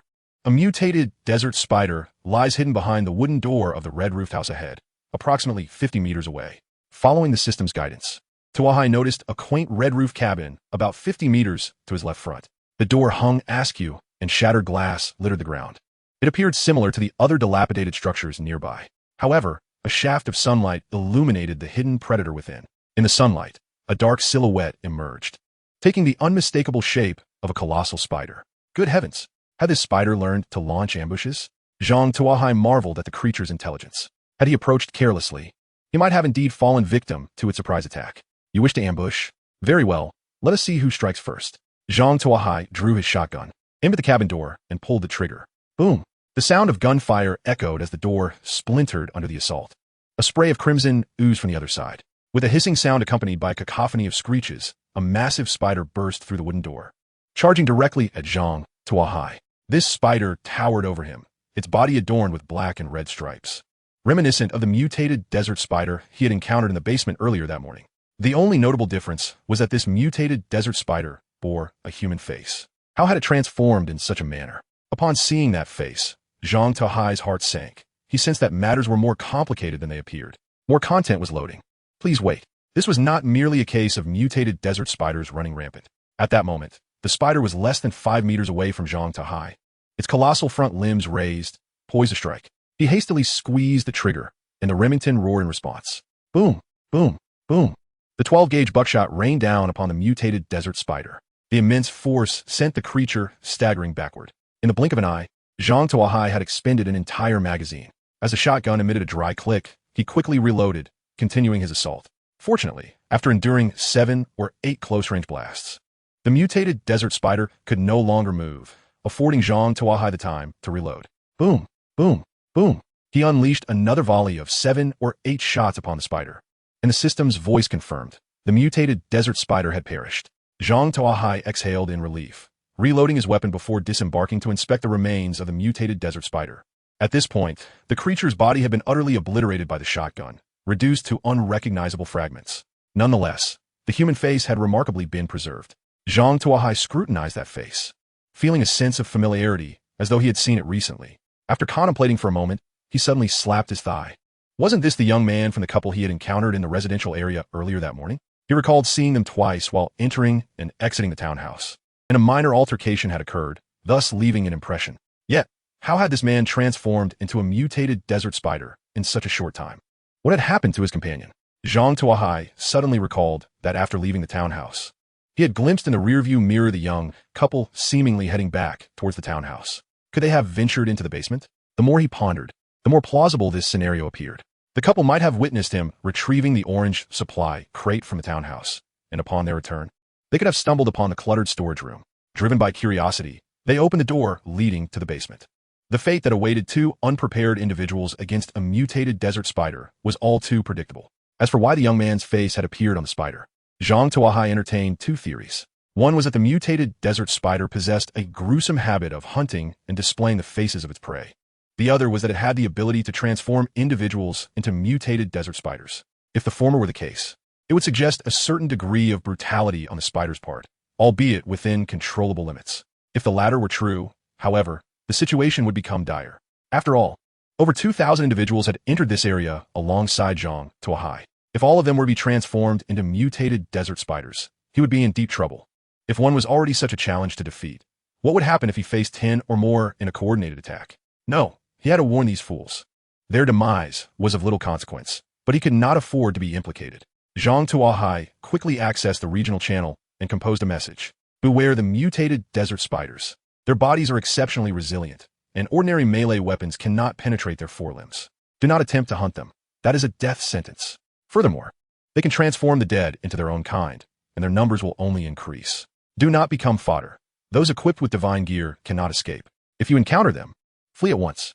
Chapter 50. The perilous terrain. Zhang Tuo Hai disseminated this piece of information thrice on the regional channel. He accompanied it with photographs of the shattered remains of a mutated desert spider. Notably, there were 3 close-up shots of a young man's face.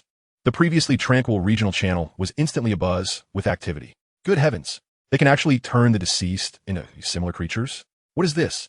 An alternate realm version of Resident Evil? I don't want to become such a terrifying being after death. Is there anyone who can protect me? I am willing to stay with them, beneath the tallest building in the commercial district. Impressive. You can even defeat the mutated desert spider. Could you share how you accomplished that? Desperate for methods. Do you have any weapons? Do you possess any automotive repair tools? A spider has ripped off half of my car door, and I am quite anxious without it. As the flood of messages continued to increase, Zhang Tuo Hai frowned and replied, For now, make your way north. The spiders are approaching from the south, and the northern defenses are the weakest. Seize this opportunity to break free before the encirclement closes in. Delay, and escape will become impossible. How do you know there are fewer spiders in the north?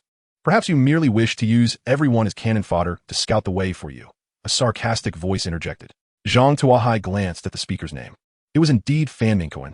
This fellow had harbored resentment ever since Zhang Tuo Hai had humiliated him, frequently tossing disparaging remarks his way. Just wait until I encounter you. You shall regret it. Zhang Tuo Hai enlarged the other person's profile picture, committing their visage to memory.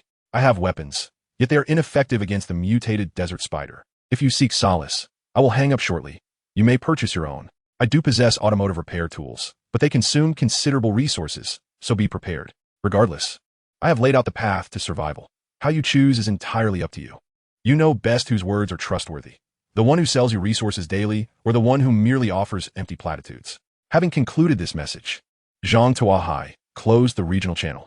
He then listed 50 hunting spears and 5 automotive repair kits on the regional trading channel. The hunting spears were priced at the usual rate, while the automotive repair kits were offered at triple the resource cost. However, he was open to negotiation on the blueprints.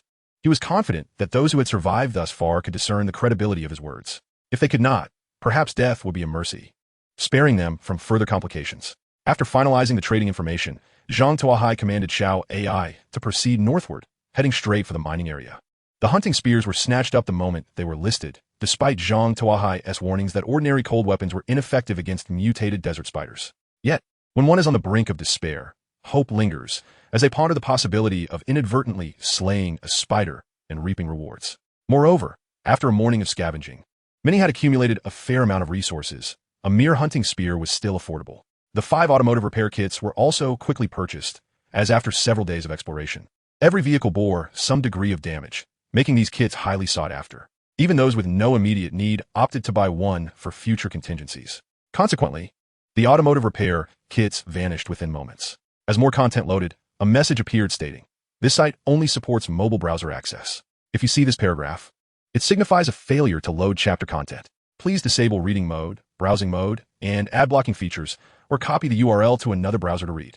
Had Zhang Tuo Hai been monitoring the trading interface, he would have remarked on the wealth of these individuals, who had amassed such a quantity of level 1 resources in a single morning, subsequently raising the prices.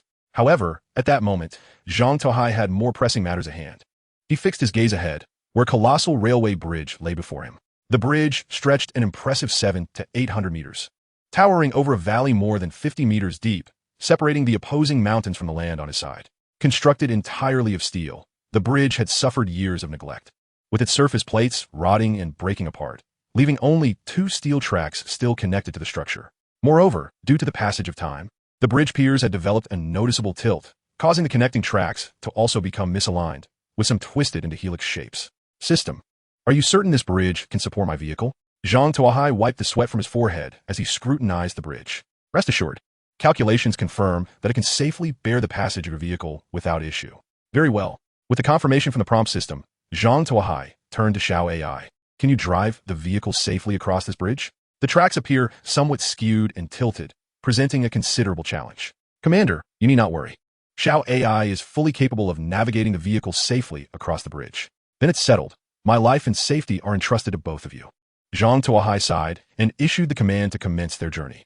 There was no choice. The orange supply box awaited on the opposite side of the bridge, and without crossing, it would remain unattainable. The vehicle crawled onto the tracks. The width of the railway tracks coincidentally matched that of Zhang Tuo Hai's car tires.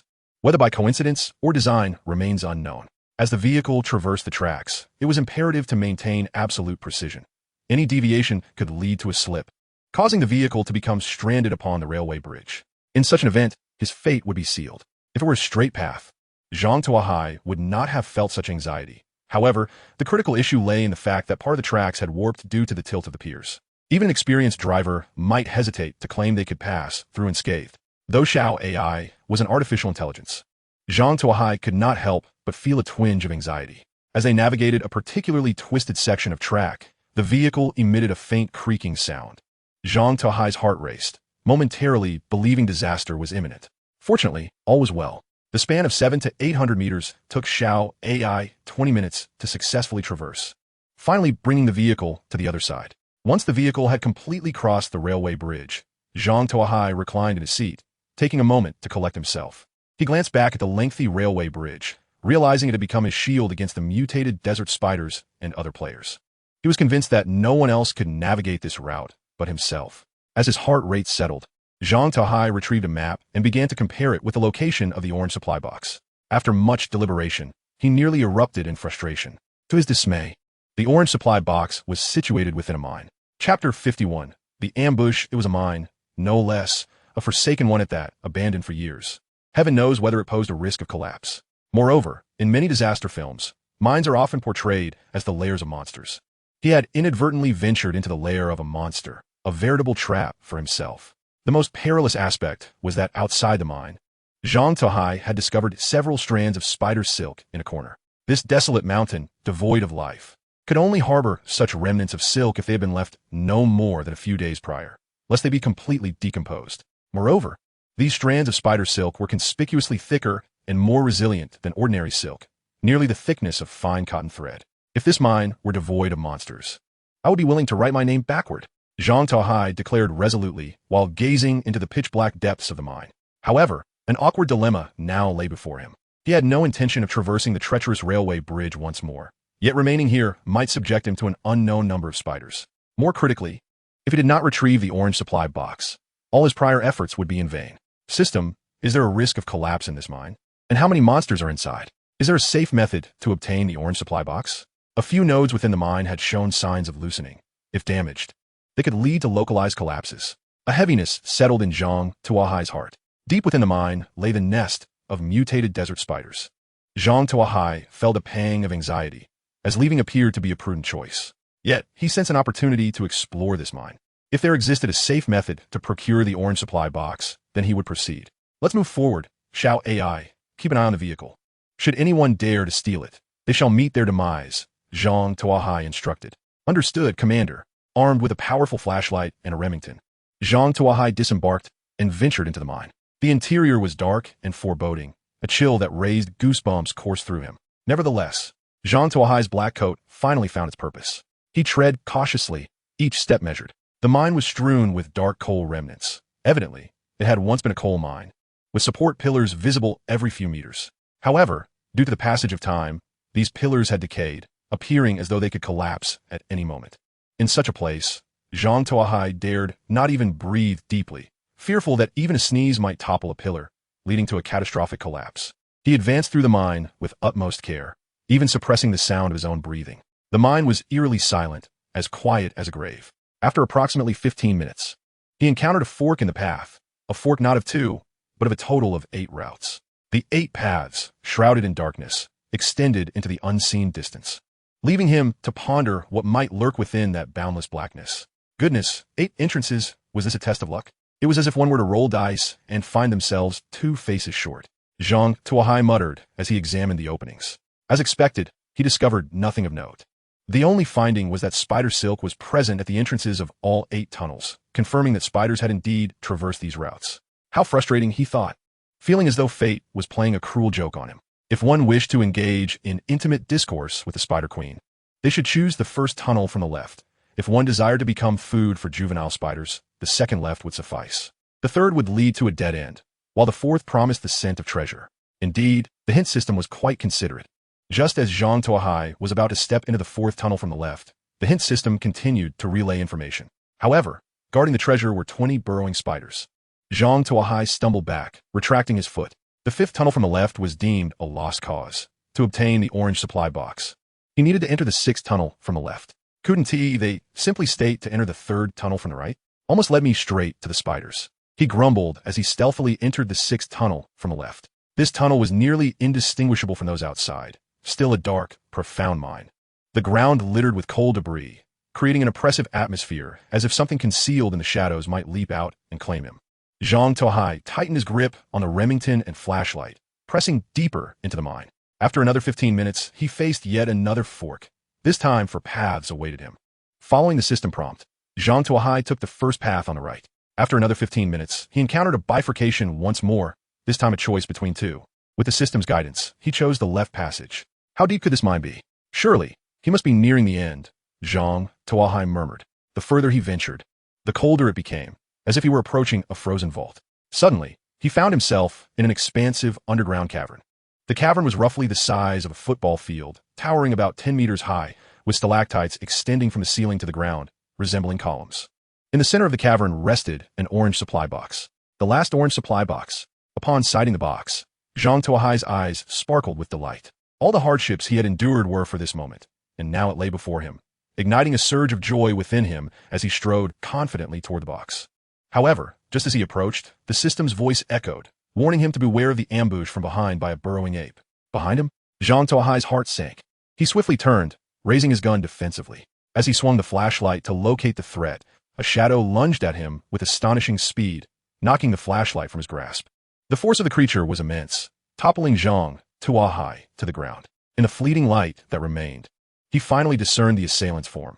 A monkey covered in long black fur, with a dark face and elongated snout, reminiscent of a chimpanzee. Its powerful forelimbs indicating a remarkable aptitude for climbing.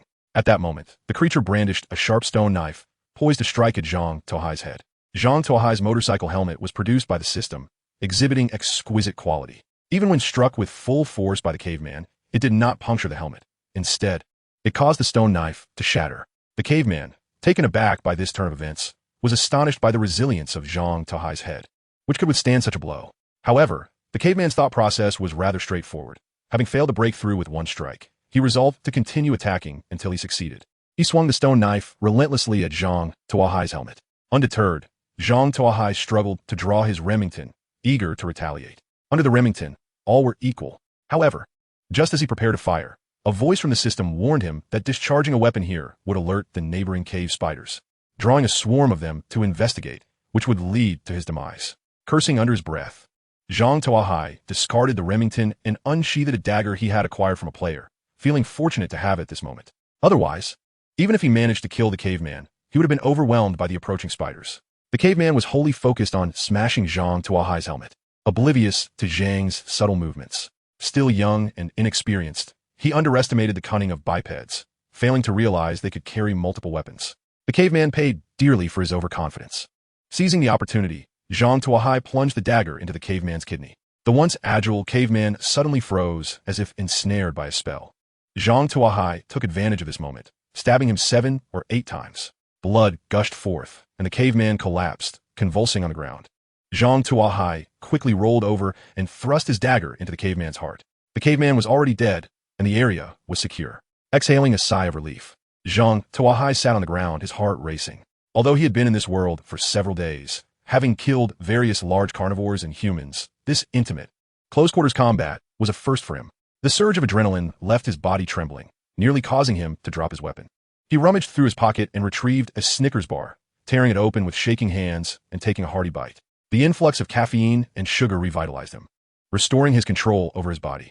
Zhang Tuo Hai rose, reclaiming his gun and flashlight. He hoisted the orange supply box and staggered back along the path he had come. With the experience of his earlier journey, the return trip was noticeably quicker, and he reached the intersection of 8 paths in just 20 minutes. As he prepared to charge forward, a rustling sound suddenly emanated from a nearby passage. His vigorous movements had alerted the caveman spiders in the adjacent cave, and they dispatched sentinels to investigate. Frustrated, Zhang Tuo Hai cursed under his breath. Was there any way to avert this? He could attempt to shoot them, but the gunfire would draw more spiders. Was there a permanent solution? Zhang Tuo Hai was reluctant to engage in conflict with the spiders. He had limited ammunition and could not afford to waste it. Moving 10 meters forward, he kicked the right support pillar and immediately turned to flee. Was that all there was to it? Zhang Tuo Hai was puzzled by the vague instructions. Nevertheless, trusting the system, he proceeded 10 steps forward. Before him stood 2 wooden support pillars, covered in black coal dust, obscuring their condition. As the rustling noise in the mine grew louder, Zhang Tuo Hai quickly shone his flashlight into the depths of the mine. Suddenly, a massive spider, towering over a person, emerged into the light. The spider was a dark gray, with a small body but long, sharp legs, appearing more fearsome than the mutated desert spiders. Upon noticing Zhang Tuo Hai, the caveman spider hissed twice and accelerated towards him. Reacting instinctively, Zhang Tuo Hai fired in defense. The sound of gunfire echoed as several 12-gauge pellets struck the spider's body. Remarkably, the spider only paused momentarily before continuing its advance. How could it withstand such force? Zhang Tuo Hai was astonished, having never encountered a creature capable of enduring a shotgun blast. While he was confident he could defeat it, he was uncertain how many bullets it would take. The gunfire acted like a drop of water in hot oil, instantly provoking a cacophony of rustles from the depths of the mine, followed by a torrent of footsteps. Realizing he had stirred a hornet's nest, Zhang Tuo Hai was acutely aware of his mistake. He swiftly kicked the right support pillar, which collapsed with a crash. Rubble cascaded from above, and a profound fissure began to extend outward from above Zhang Tuo Hai's head.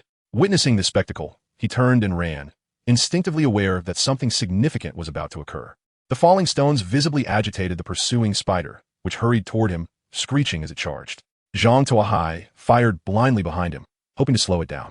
The spider, undeterred, continued its relentless pursuit. He called out to the system, inquiring if there was a way to eliminate the creature. The system responded, advising him to keep running. What? At that moment, the spider was less than 5 meters away. Suddenly, it leaped forward, extending its front legs toward Zhang Tuo Hai. Just then, a large rock plummeted from the mine's ceiling, crashing down upon the spider. With a squelch, the caveman spider was reduced to a pulpy mass, its limbs twitching sporadically. Zhang Tuo Hai glanced back at the gruesome sight and raised a middle finger in defiance. This was the consequence of pursuing him. Chapter 53. A bounty of spoils before Zhang Tuo Hai could revel in his triumph. 2 small stones fell on his head, causing his helmet to clatter. It was only then that he remembered he was still in the mine and hastily made his way toward the exit. After spending an additional 5 minutes, Zhang Tuo Hai finally emerged from the mine. As he exited, he was met by a thunderous rumble behind him. Turning back, he witnessed the mine collapsing completely, leaving him uncertain of how far the destruction would extend. Given the circumstances, it seemed that the burrowing spiders would not be able to escape before his departure. With a sigh of relief, Zhang Tuo Hai clutched the orange supply box and made his way toward his vehicle. Upon seeing him emerge, Xiao AI promptly parked the car in front of Zhang Tuo Hai and opened the door. "Welcome back, Commander. You must be weary from your journey." The comfort of the seat enveloped him, and he felt as though his very essence had been drained. At that moment, he realized that sitting in the car was indeed a blissful experience. "Report, Commander. During your absence, an individual attempted to steal the vehicle by crawling along the tracks and was killed when I hit him," Xiao AI reported.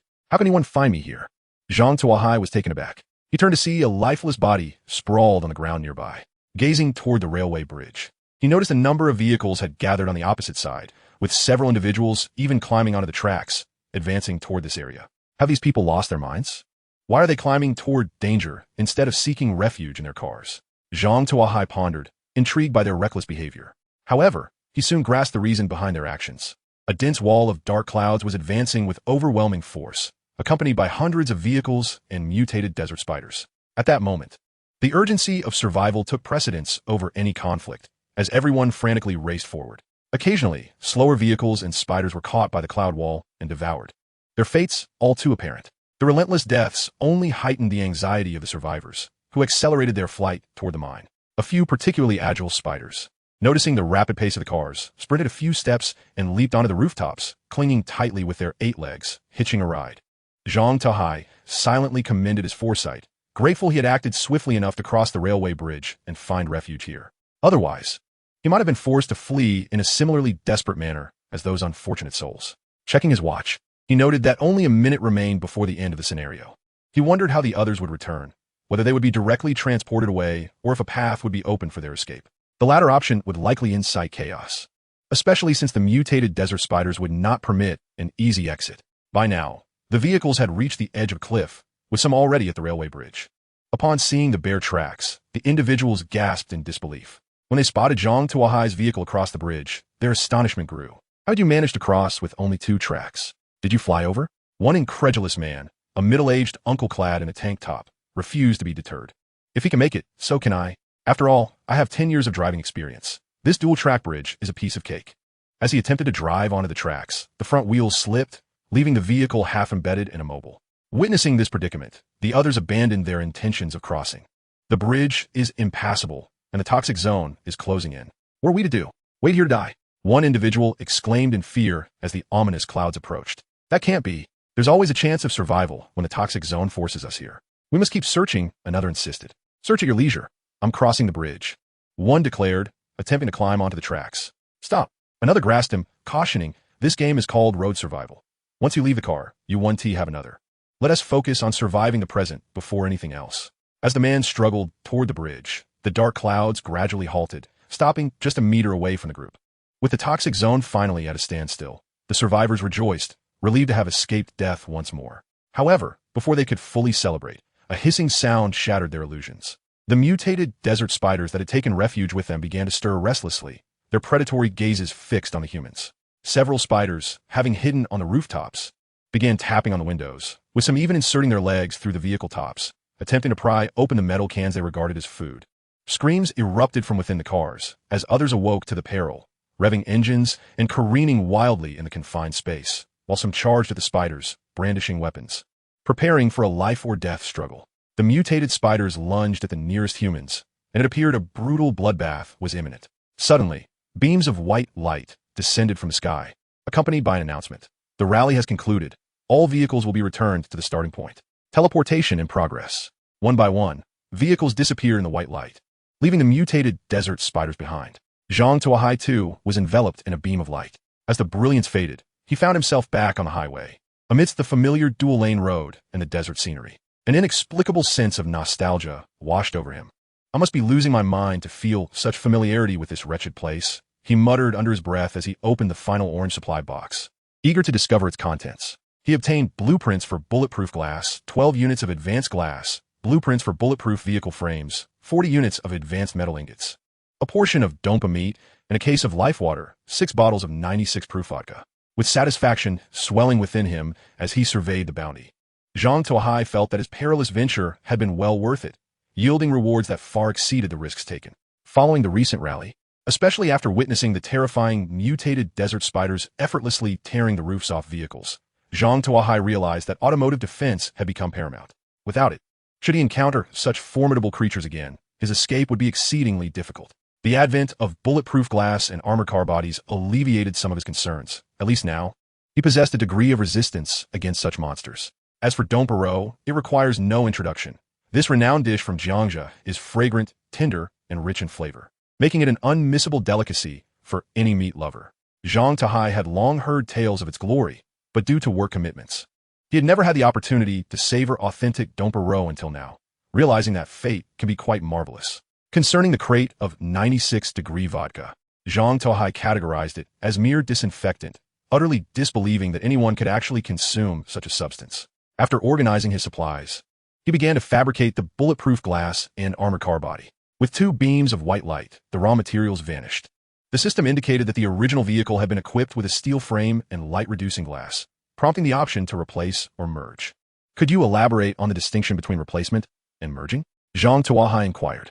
Replacement entails substituting the old components with new ones, while merging integrates the new components with the old, thereby combining their characteristics. Players are advised to select based on their needs. Upon hearing the system's explanation, Zhang Tuo Hai pondered the steel frame's robustness and the bulletproof body's similar strength, concluding that merging was the logical choice.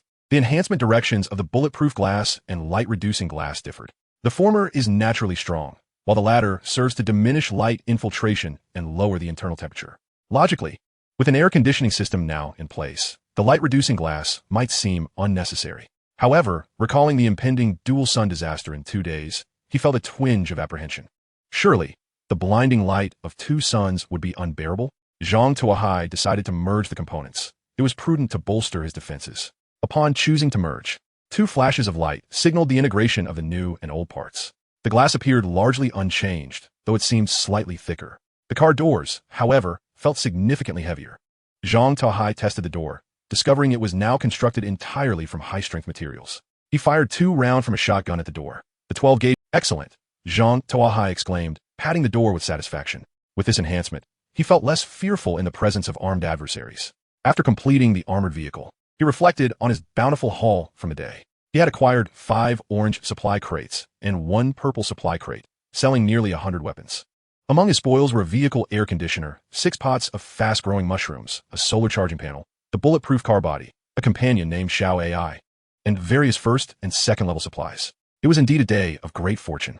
Feeling pleased with his successes, Zhang Tuo Hai decided to treat himself to a fine meal. He prepared a pot of noodles, topping it with Dompero, braised meat, and dehydrated vegetables. He even shared some braised meat with Su Mu and Su Qi. While enjoying his Dompero, he opened the regional chat channel to observe the conversations of others, a ritual he had come to cherish. Glancing at the number of participants in the regional chat, he noted that only 532 remained. He recalled that there had been 325 at the morning's departure, indicating that nearly 800 had perished during this event. Sighing at the dwindling numbers, Zhang Tuo Hai wondered how many of the survivors would make it through the impending catastrophe in 2 days. The harvest has diminished, he mused, scrolling through the chat logs. Despite the significant casualties, many survivors had amassed considerable wealth. At that moment, players were showcasing their spoils. Haha, I scored a pile of silverware.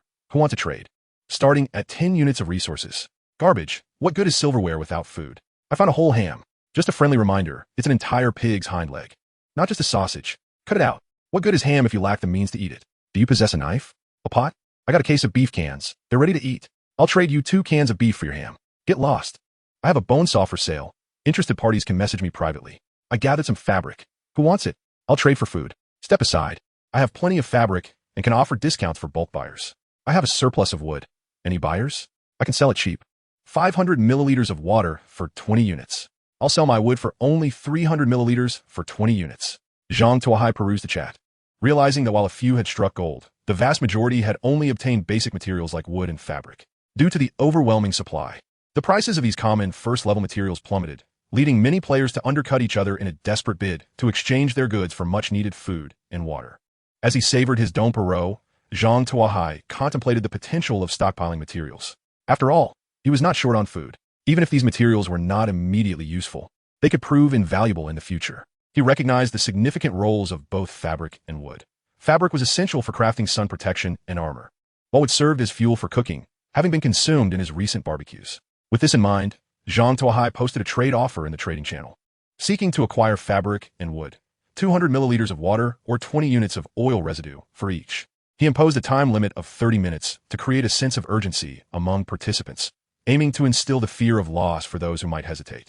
He approached this endeavor with a spirit of optimism, not truly expecting substantial returns. However, he had underestimated the fervor of the players.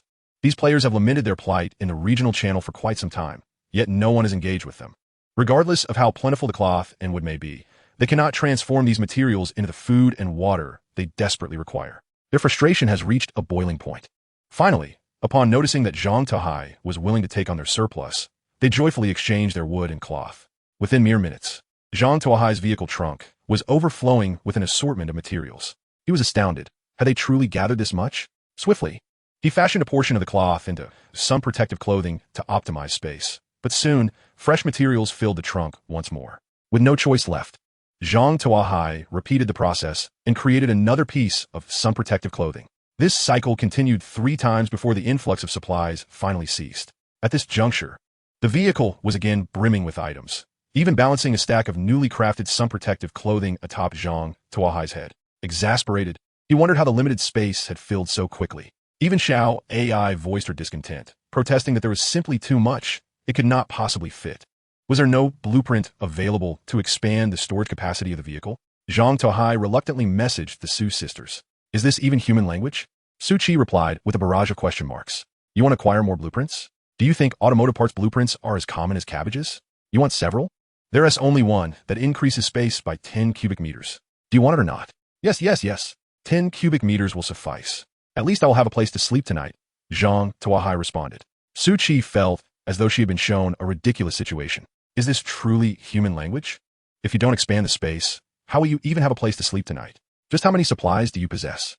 Didn't you just increase the space by 10 cubic meters 2 days ago? How can it be insufficient again, given that you provided dinner tonight? I'll give you a discount. A hand crossbow, 50 bolts, and meat for tomorrow's 3 meals, Su Qi stated as she sent over the blueprint for the expanded space. Blueprint for vehicle modification, level 1 automotive parts. Upon use, expands vehicle space by 10 cubic meters. Requirements: 20 units of metal ingots, 40 units of metal parts, and 20 units of low-grade rubber. Without further ado, he manufactured the expansion. Instantly, the vehicle space increased by 10 cubic meters, alleviating the cramped conditions. Xiao AI also sighed in relief, having narrowly avoided being overwhelmed. Zhang Tuo Hai tidied up the materials around him and crafted a hand crossbow, which he sent over to Su Qi. Having meat for dinner is no problem, but why did you suddenly think to request an additional hand crossbow? Didn't I provide you with 10 bolts? Don't mention it. I encountered a few ruffians and felt a single-hand crossbow lacked intimidation. I wanted a few more. I wasted quite a few bolts dealing with those large spiders. By the way, do you have a hand crossbow? If so, please send me one. The power of the hand crossbow is somewhat limited compared to a reliable handgun. Su Qi messaged again. I'm still searching for that. Once I have the blueprint, I will certainly inform you. Zhang Tuo Hai replied, glancing at the shotgun nearby. He had no immediate plans to acquire firearms, and selling the hand crossbow to the sisters was already a stretch. Moreover, he genuinely wished to acquire a handgun for himself. So his earlier statement held a kernel of truth, albeit with a slight omission. Is that so? Then I shall await your good news, Su Qi sighed. By the way, would you like an electric fan? You can install 2 in one vehicle, and if you order now, you'll get a thermometer for free. Just exchange a few blueprints that interest me. Zhang Tuo Hai was caught off guard, ready to take advantage of the situation. In Zhang Tuo Hai's eyes, the Su sisters were akin to a blueprint printing press. After such a significant event today, he found it hard to believe they lacked any valuable blueprints. An electric fan? Are you serious? You really managed to get an electric fan? Show me. Su Qi's eyes widened in excitement. Having spent countless days in a stifling vehicle, she was nearly driven mad. The prospect of having an electric fan was exhilarating. Her eyes sparkled with anticipation, as if she could snatch it away instantly. Of course. I have one right here. Let me show you. Zhang Tuo Hai sent over 2 photos of the electric fan. Naturally, he refrained from showcasing any air conditioning units. As his blueprint was for a high-grade air conditioner, its materials were far too precious, and he did not possess enough to share with the Su sisters, which would only serve to heighten their frustrations unnecessarily. Wait for me. I'll consult with my sister, Su Qi replied before discussing the matter with Su Mu. Zhang Tuo Hai was unhurried, leisurely sipping water as he waited. Surely, the Su sisters would want the electric fan. No one could endure such oppressive heat for long. As Zhang Tuo Hai had anticipated, it was not long before Su Qi sent over images of blueprints, and not just one, but 3. Blueprint for vehicle lights. Blueprint for reinforced bumpers. Blueprint for a dual-fuel engine. Here are these 3 blueprints. Choose one.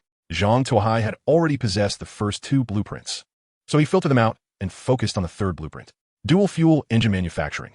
Level 2 automotive parts, capable of utilizing both gasoline and electricity, with a maximum speed of 200 miles per hour. Require materials: 10 units of metal ingots, 40 units of metal parts, and 1 unit of mid-grade electronic components.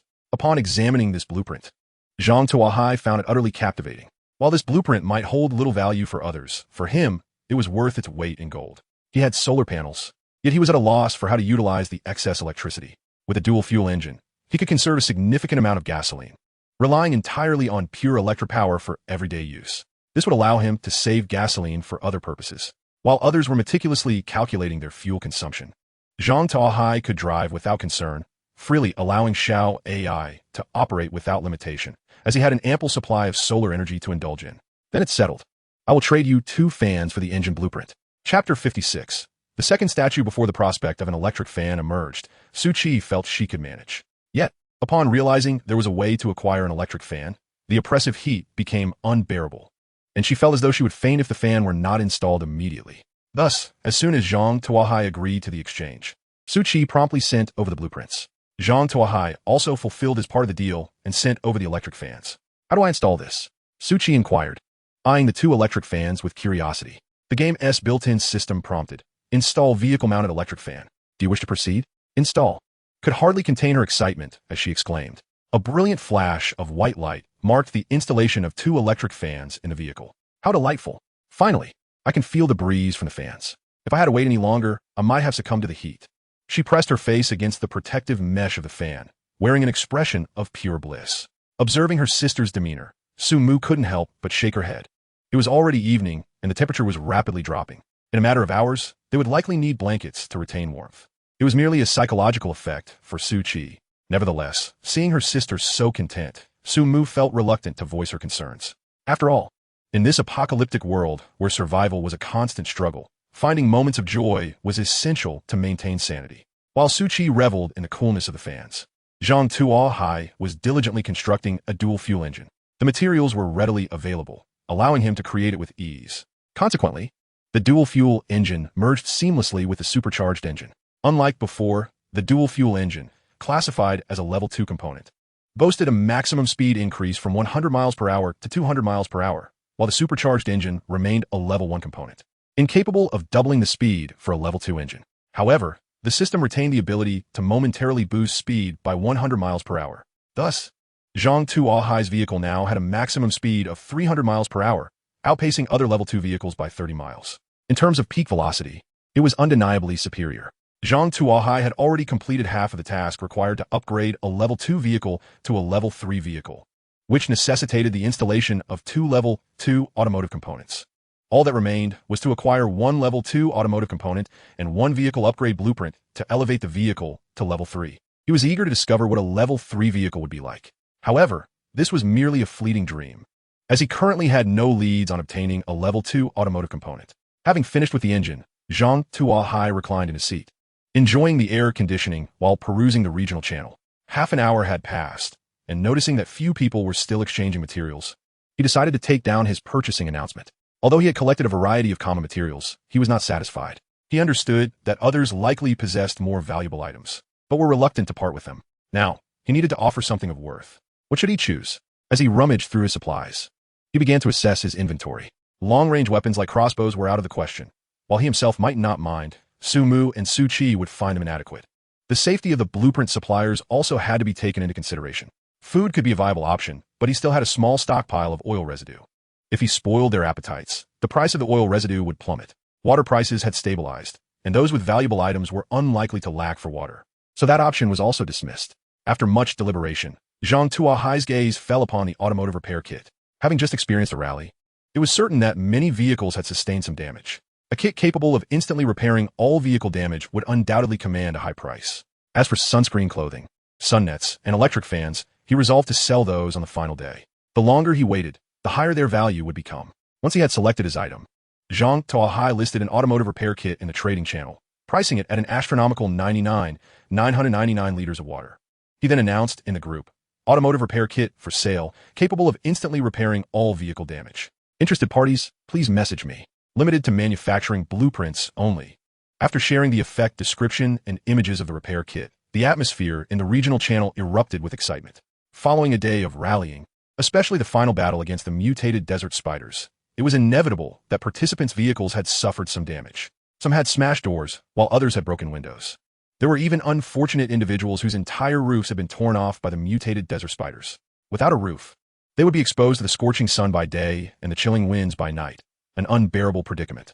Thus, upon seeing a tool that could repair their vehicles, everyone went wild. Impressive. You managed to procure this. Do you need a sidekick? I can shout 666 for you. Could you perhaps lower the price? I wasn't able to obtain a blueprint, but I can trade a box of instant noodles. I only got a blueprint for making baseball bats. Can we trade? Look at me. I have a lifelike doll, guaranteed to look just like a real person, complete with golden hair in twin ponytails, in nearly new condition. Can I borrow an automotive repair kit for now? I'll return it once I get the blueprint tomorrow. Watching the flurry of messages rolling through the regional channel, Zhang Tuo Hai shook his head. The bounty of these individuals was indeed impressive, with even lifelike dolls being offered. However, he wondered what use such a thing would have for him. Heavy and immobile, it was utterly worthless. He filtered out the irrelevant messages and began to review his private messages. Compared to the trash in the public channel, the quality of private messages was considerably higher. As he suspected, many people had acquired blueprints. Although they were primarily level 1 blueprints, some contained valuable items. For instance, one person offered a blueprint for a high-level skinning knife, which could reduce meat consumption and enhance the integrity of pelts. Another individual presented a set of Special Forces combat uniforms, equipped with tactical plates capable of resisting handgun fire to vital areas. What truly caught Zhang Tuo Hai's attention was a person who had a blueprint for a statue, Guardian of the War Goddess, statue, level 2 automotive component. When equipped, it reduces the likelihood of beast attacks to some extent. Required materials, 2 units of intermediate wood, 1 ordinary essence. Placement requirement, level 2 vehicle. This was the second statue blueprint Zhang Tuo Hai had encountered. The first was the fortunate mermaid statue. Truthfully, his personal need for this item was not particularly strong. Currently, beast attacks did not pose a significant threat to him. In fact, he was somewhat hopeful for more beast encounters, as they would mean additional sustenance. However, just because he did not require it did not mean others would not find it invaluable. Not every player possessed equipment on par with Zhang Tuo Hai's. For many, beasts remained a formidable danger. This statue could be of utmost importance to them. Zhang Tuo Hai believed that acquiring it could yield substantial profit. Chapter 57. Vodka for bear meat. Aside from the statue's surprising revelation, the other party's message piqued Zhang Tuo Hai's interest greatly. Zhang, I hear you are quite well stocked. Could you help me procure some alcohol? Do not attempt to deceive me with tasteless, water-like beer, nor do I desire red wine. I seek strong spirits. Whiskey, rum, baijiu, or shaojiu will suffice, though vodka would be preferable. I assure you, a satisfactory reward awaits.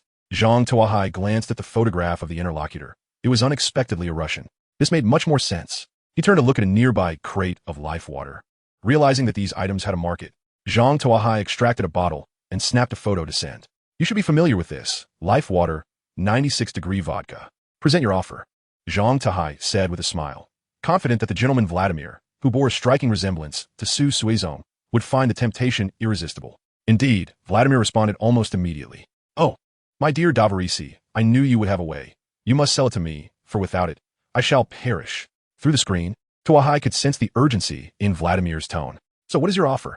Zhang Tuo Hai replied cheerfully. Just a moment, I will provide you with a satisfying response. Do not sell it to anyone else. Vladimir began rummaging for something. Tuo Hai was not in a hurry. He first completed 2 other transactions, acquiring a high-quality skinning knife and special operations gear. The resources needed for these items were minimal, merely ordinary metal ingots and fabric, which Zhang Tuo Hai readily produced. The high-quality skinning knife was more exquisite and sharper than the ordinary kind, adorned with intricate patterns on the handle, resembling a work of art. The special operations suit, like the tactical boots, was black, featuring a vest capable of carrying various weapons and ballistic plates, providing close-range protection against ordinary handguns, surpassing the anti-stab armor in defense level. If only he could procure a special operations helmet, the ensemble would be complete. Zhang Tuo Hai sighed as he looked at the motorcycle helmet in his hand. Not long after, Vladimir's reply arrived. 300 pounds of bear meat, 1 heart, and 2 paws as a starter. I have heard that you enjoy this delicacy. Is this price acceptable? You actually killed a bear? Do you possess a firearm? Zhang Tuo Hai inquired, astonished. Do I need a gun for such a task? Vladimir scoffed. That day, I had indulged a bit too much. When this creature knocked on my car window, I can be quite irritable upon waking. So I got out and gave it a good thrashing. Who would have thought it was so fragile that it would perish? I consumed part of it, and the rest is here. Would this suffice for a bottle of life water? Zhang Tuo Hai. He discreetly wiped his brow, resolutely deciding never to provoke an unawakened Vladimir. This man possessed formidable combat prowess, able to fell a black bear with his bare hands. Who could withstand such strength? Truly, the fighting spirit of the Russian people was evident, dispatching his Siberian hamsters with ease. After regaining his composure, Zhang Tuo Hai began tallying the accounts. 300 pounds of bear meat, 1 heart, and 2 paws in exchange for a bottle of liquor was an exceedingly fair trade. The bear meat, when crafted into sausage, would suffice for over 3 months. And even if exchanged for resources, it would yield considerable returns. Astonishingly, it was only traded for a bottle of vodka, with the added bonus of a heart and 2 paws. Indeed, the elder brother is generous in his dealings. Zhang Tuo Hai happily accepted the trade. Utilizing an automotive repair kit and a bottle of life water to acquire the guardian of the war goddess schematic along with 300 pounds of bear meat and 1 bear heart with 2 paws. The bear meat appeared fresh, likely harvested that very morning. Without further ado, Zhang Tuo Hai immediately set about transforming it into sausage. The bear heart, when diced and stir-fried, will be delectable.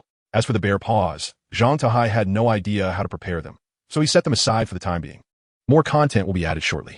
This site only supports mobile browser access. If you see this paragraph, it indicates that the chapter content has failed to load. Please disable your browser's reading mode, novel mode, and ad blocking features, or copy the URL to another browser for reading. If a suitable recipe isn't found in a few days, I shall simply make sausage out of them. After completing these tasks, Zhang Tuo Hai pondered sending a message to Su Mu, sharing the schematic for the guardian of the war goddess. Are you interested in this? Zhang Tuo Hai often sought out these 2 sisters, as they were the only ones, aside from himself, capable of operating level 2 vehicles within this channel. Their combat prowess was insufficient to completely overpower fierce beasts, making their demand for this schematic intense and their willingness to pay high. Moreover, discussing such serious matters was more reliable with elder sister Su Mu. Su Mu was certainly steadier than her sister Su Qi. After a while, Su Mu sent back an image of the schematic. Ice maker, an electrical device that utilizes purified water to create ice cubes and slush. Materials required: 1 unit of metal ingots, 10 units of metal parts, 5 units of glass, and 1 unit of electronic components. Do not attempt to haggle. You know the value of this item. In a few days, it will be the double sun in the sky.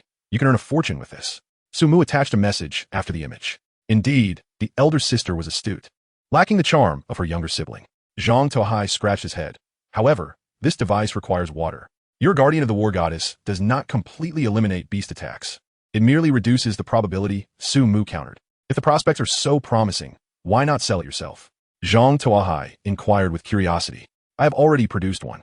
This is surplus. Wealthy lady, it's time to eat. I shall only mix things up and perhaps add 1 more grill for dual use. We will partner in the ice-making business, privately setting prices. Whoever secures the deal will claim the profit. Deal. Zhang Tuo Hai successfully acquired the ice maker and dual-use grill.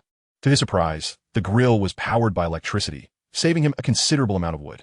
Zhang Tuo Hai envisioned how delightful it would be to grill meat while simultaneously preparing lamb hot pot with this device. Initially, he intended to scour the internet for lamb slices immediately. But after careful consideration, Zhang Tuo Hai abandoned the notion. Life was already difficult enough for everyone. Flaunting online might lead to dire consequences. To safeguard future business prospects, Zhang Tuo Hai reluctantly set aside his late-night snack cravings. After completing the transaction, Zhang Tuo Hai glanced at the regional channel, finding no useful information, so he lay down. Xiao Ai, turn off the lights. It's time for bed. Good night, Commander. The screen dimmed, perhaps due to the severe losses sustained during the daytime rally. The night passed without any beast attacks. Zhang Tuo Hai was awakened by the jostling of the vehicle. Xiao Ai, are you driving? Zhang Tuo Hai asked, rubbing his eyes. Good morning. Commander, I spotted a wild rabbit on the road and thought you would relish a rabbit meat breakfast, so I ran over. Zhang Tuo Hai, such a cute bunny. You truly are impressive. Chapter 58, Captured a Hen. Zhang Tuo Hai exited the vehicle to find a rabbit lying beneath the wheels. Was this a fortunate gift delivered to his doorstep? Zhang Tuo Hai retrieved a sophisticated skinning knife and plunged it into the rabbit's body. He acquired 500 grams of rabbit meat, 1 rabbit head, one complete rabbit hide, and a common spirit. For pounds of meat, quite plump indeed. Excellent, sufficient for a day's sustenance. And with a rabbit head as well, I could prepare spicy rabbit head. I happen to have hot pot ingredients to experiment with. As for the intact rabbit hide, what could it be used for? Zhang Tuo Hai mumbled to himself as he sorted and stored his findings. He fashioned a small stew pot, marinated the rabbit head with some cooking wine to eliminate the gamey taste, briefly boiled it in hot water, and then sautéed it with hot pot-based seasoning. Lacking many ingredients such as scallions, ginger, garlic, and sugar, he resorted to this rudimentary method of preparation.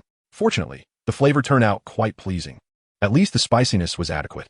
As per usual, he cooked a pot of handmade noodles, added some dehydrated vegetables, cracked an egg, and roasted a bit of rabbit meat as topping. He delivered the rabbit meat and vegetables to the two sisters, while he himself indulged in a deluxe version of the dish with egg and meat, coupled with a spicy rabbit head. He savored a meal that left his lips glistening with oil. After breakfast, Zhang Tuo Hai wiped his mouth and pondered. Consuming noodles for 2 consecutive days was becoming monotonous. If only he had some rice, he could prepare a change of flavor. With this thought to be known by other players, he would likely be met with scorn. Although Zhang Tuo Hai sold some oil residue daily, accumulating it resulted in other players amassing some food. However, for the majority, it merely ensured their survival. To eat to their fill was purely a matter of luck, and to indulge in a delightful meal was a distant dream. For them, the mere prospect of enjoying 3 bowls of instant noodles would elicit dreams of elation. A change of taste? A mere fantasy. After breakfast, Zhang Tuo Hai glanced at the time. It was already past 7 in the morning, time to continue his quest for supply crates. Xiao AI, let us set forth, he commanded. At your service, Commander. Xiao AI responded as she activated the vehicle and drove forward. Once again traversing the highway, Zhang Tuo Hai felt entirely different. Previously, he had to drive while scanning the roadside for supply crates, enduring the blinding sunlight and scorching heat. Now, with Xiao AI assisting in driving, equipped with air conditioning and even an ice maker, the experience was transformed. The ice maker. Zhang Tuo Hai unearthed the leftover soda he had previously consumed. These sodas had lost their carbonation, rendering them dull, so he had cast them aside. Now, they could be repurposed. He poured the sodas into the ice maker to create slush. Sampling a spoonful, a refreshing chill coursed through him, eliciting a singular expression. Exquisite. This was the essence of life. Cradling his slush, he gazed at the retreating desert through the window, feeling as though he were on a self-driven tour across the western Gobi. Commander, a supply crate has been detected ahead. Shall we approach? Zhang Tuo Hai squinted into the distance, and indeed spotted a supply crate placed on the road 300 meters away. Due to the heat haze, distant objects appeared blurred. Yet Xiao AI had detected it in a timely manner. It seemed he no longer needed to worry about missing supply crates on the highway, Zhang Tuo Hai mused. He rubbed his hands together, eager to see what lay ahead, hoping for a fortuitous start to the day. A blue supply crate was revealed, containing a hen and a bag of rice, 20 kilograms. The hen was quite lively. Please prepare capturing tools and a breeding cage. A hen and rice? Could I make braised chicken rice? This was Zhang Tuo Hai's immediate thought. However, he quickly suppressed the notion. If it were a rooster, it could be cooked without hesitation. But a hen should be kept to ensure a source of eggs. A fried egg every day would be delightful. Yet, capturing it posed a challenge. Armed only with a shotgun, he could hunt animals but not capture them. What could serve as a substitute? Zhang Tuo Hai rummaged through his supplies, searching for something suitable for capturing. As he searched, his eyes lit up. He uncovered a large black net. This item was a sunshade net, specifically designed to reduce light and lower temperature within the vehicle. Its appearance was indeed net-like, and upon pulling it, he found its resilience quite promising. It could indeed serve as an improvised capture net. Zhang Tuo Hai spread the sunshade net over the entire supply crate, ensuring there were no gaps, and cautiously opened the crate. With a pop, the crate vanished, and a plump hen leaped out, flapping its wings vigorously as it darted away. While the hen could not fly, its speed was remarkable, and in the blink of an eye, it had dashed 6 or 7 meters away, on the verge of escape. After preparing for so long, will I allow you to flee? Zhang Tuo Hai sneered, stepping onto the sunshade net. The hen, which had just taken flight, was instantly pulled back by the net. Before it could comprehend the situation, Zhang Tuo Hai seized it along with the net and tossed it into the vehicle. The bag of rice followed suit, also being thrown into the vehicle. Zhang Tuo Hai gazed at the pristine rice in his hands, utterly delighted. After consuming noodles for so many days, he could finally change his diet. He poured 2 bowls of rice, added water, and placed it over the fire to simmer slowly. Cooking rice in an iron pot requires a gentle flame. Otherwise, it risks burning at the bottom. The water must be just right. Too little results in undercooked rice, while too much creates porridge. Zhang Tuo Hai, rummaging through his supplies, added several pieces of braised meat and some dehydrated vegetables. Once the rice was cooked, the juices from the braised meat would seep into it, creating a delectable dish. As the iron pot simmered on the stove, Zhang Tuo Hai's gaze landed on the hen. The hen stared back at him, its eyes wide with indignation. Where could it be confined? Zhang Tuo Hai surveyed the vehicle's interior, finding no suitable place to contain the hen. Releasing it was out of the question, considering the potential for chaos, not to mention the mess it would undoubtedly create. He intended to raise the hen for eggs, not to add more work to his plate. Zhang Tuo Hai's eyes settled on a ceramic barbecue oven. This item was entirely enclosed and of sufficient height. Confining a hen within it would pose no issue. Moreover, it had only been used once for roasting eagle wings and had since gathered dust in the corner. Repurposing it for the hen would be a clever use of resources. The hen clucked nervously, instinctively sensing Zhang Tuo Hai's intentions were not benevolent. Chapter 59. The race. The mother hen instinctively sensed something amiss, took 2 steps back, and turned to flee. However, the confines of the vehicle were too constricting, and with the sunshade netting still draped over her, escape was impossible. Before she could fully turn, she was seized by Zhang Tuo Hai. He swiftly removed the sunshade net from her and tossed it into the ceramic oven, promptly shutting the lid. This ensured she could not wander off. Satisfied, Zhang Tuo Hai clapped his hands. As for the mother hen's protest from within the ceramic oven, that was of no concern to him. Leisurely, Zhang Tuo Hai returned to his seat, savoring a slushie while enjoying the scenery. Classmate Xiao Ai started the car, continuing their journey into the distance. Whether it was merely an illusion or not, Zhang Tuo Hai distinctly felt the number of supply crates dwindling. After 2 hours of continuous travel, he had yet to spot a single supply crate. Fortunately, he had switched to a hybrid engine and solar charging panels, allowing for a completely fuel-free journey. Otherwise, the wastage of fuel alone would have been enough to drive him to despair. Yet even so, 2 hours without any loot made him restless. System. How is it that I've been driving for 2 hours and haven't found a single supply crate? Are there other players ahead of me who've taken them all? Upon detection, no players were found ahead. No players? Then what could be the reason? Zhang Tuo Hai furrowed his brow. He lowered his head to access the regional channel, curious about the circumstances of others. Once in the regional channel, a flood of messages appeared. What's going on? I've been driving for 2 hours and have only found a bottle of mineral water. Does that even make sense? You're better off than me. At least you found something. I've found nothing since morning and wasted fuel for nothing. It's infuriating. I'm in a worse situation. It was too cold yesterday, and I burned some fuel for warmth. Now I find myself with little fuel left, waiting to replenish today, only to find nothing. Can anyone lend me some fuel? I'll repay you when I find it. Unbelievable. Some are still burning fuel? Who are these fools? I managed to tough it out under a blanket. Zhang Tuo Hai frowned at the exchanges. He sensed something was amiss. If it were merely his bad luck in finding supplies, that would be one thing. However, if the majority were similarly unsuccessful, based on his experiences over the past few days, it was likely the game's orchestrators were up to some mischief again. As expected, at 8:55, a system announcement was issued. The time highway race event has officially commenced. Participants, all players. Duration, 9 to 1800 hours. Rule 1. All players will be guided to a designated racing track for competition. Rule 2. Rankings will be determined by the order in which players reach the finish line. Rule 3. Reward will be distributed based on player rankings. The top 3 players will receive a mysterious self-selected grand prize. Players are encouraged to strive for the top 3, as these prizes can assist you in surviving the dual-day aerial catastrophe. Rule 4. Players who fail to reach the finish line within the allotted time will be permanently trapped on the racing track. Rule 5. A limited number of supply crates will be randomly airdropped on the racing track.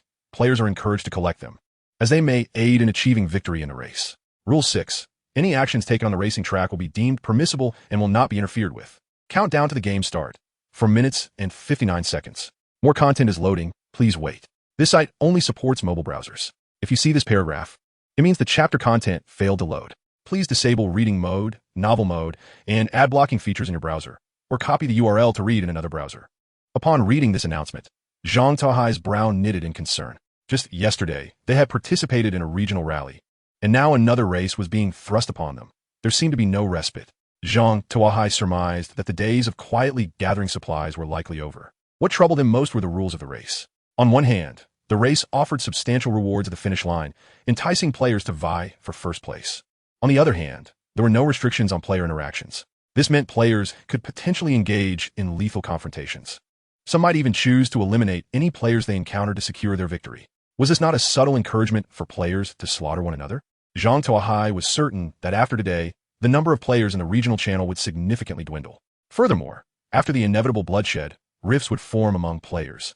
making any semblance of peace extremely difficult to maintain. However, despite his understanding of the rule's intentions, he felt powerless. The impending dual-day aerial catastrophe loomed over the players like a sword, compelling everyone to make choices. Those who were not like him had already prepared and could weather this disaster. Many among them struggled even to secure a meal. The allure of prizes that could help them survive the dual-day aerial catastrophe was far too great. As Zhang Tuo Hai had anticipated, following the announcement of the event, the once vibrant regional channel fell silent, with no one daring to speak. Observing this, Zhang Tuo Hai let out a sigh. He decided to call out in the regional channel. I'm listing some car repair kits and weapons in the trading channel. If anyone needs them, feel free to purchase. One must always guard against others. As he spoke, Zhang Tuo Hai listed 20 hunting spears and 50 car repair kits in the regional channel. The prices of the repair kits were set at double the cost of the materials used. No sooner had he posted these items than they were snatched up in less than a minute. Witnessing the speed at which people were buying, Zhang Tuo Hai couldn't help but be taken aback. It appeared that these individuals still had some reserves. They were quick to purchase the double-price car repair kits. Boss, do you have any car repair kits left? I was a moment too late to buy one. Boss, do you have any smaller weapons? The spear is too large for me. Boss, do you have any gasoline? I'm out of fuel.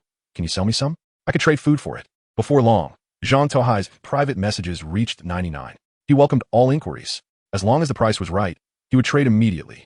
Zhang Tuo Hai knew that for some, if they didn't act quickly, they would miss out entirely. In bits and pieces, Zhang Tuo Hai sold over 70 car repair kits, more than 30 weapons, and 300 units of gasoline. His stock of basic supplies had significantly increased, and the space that had just freed up was quickly filling again.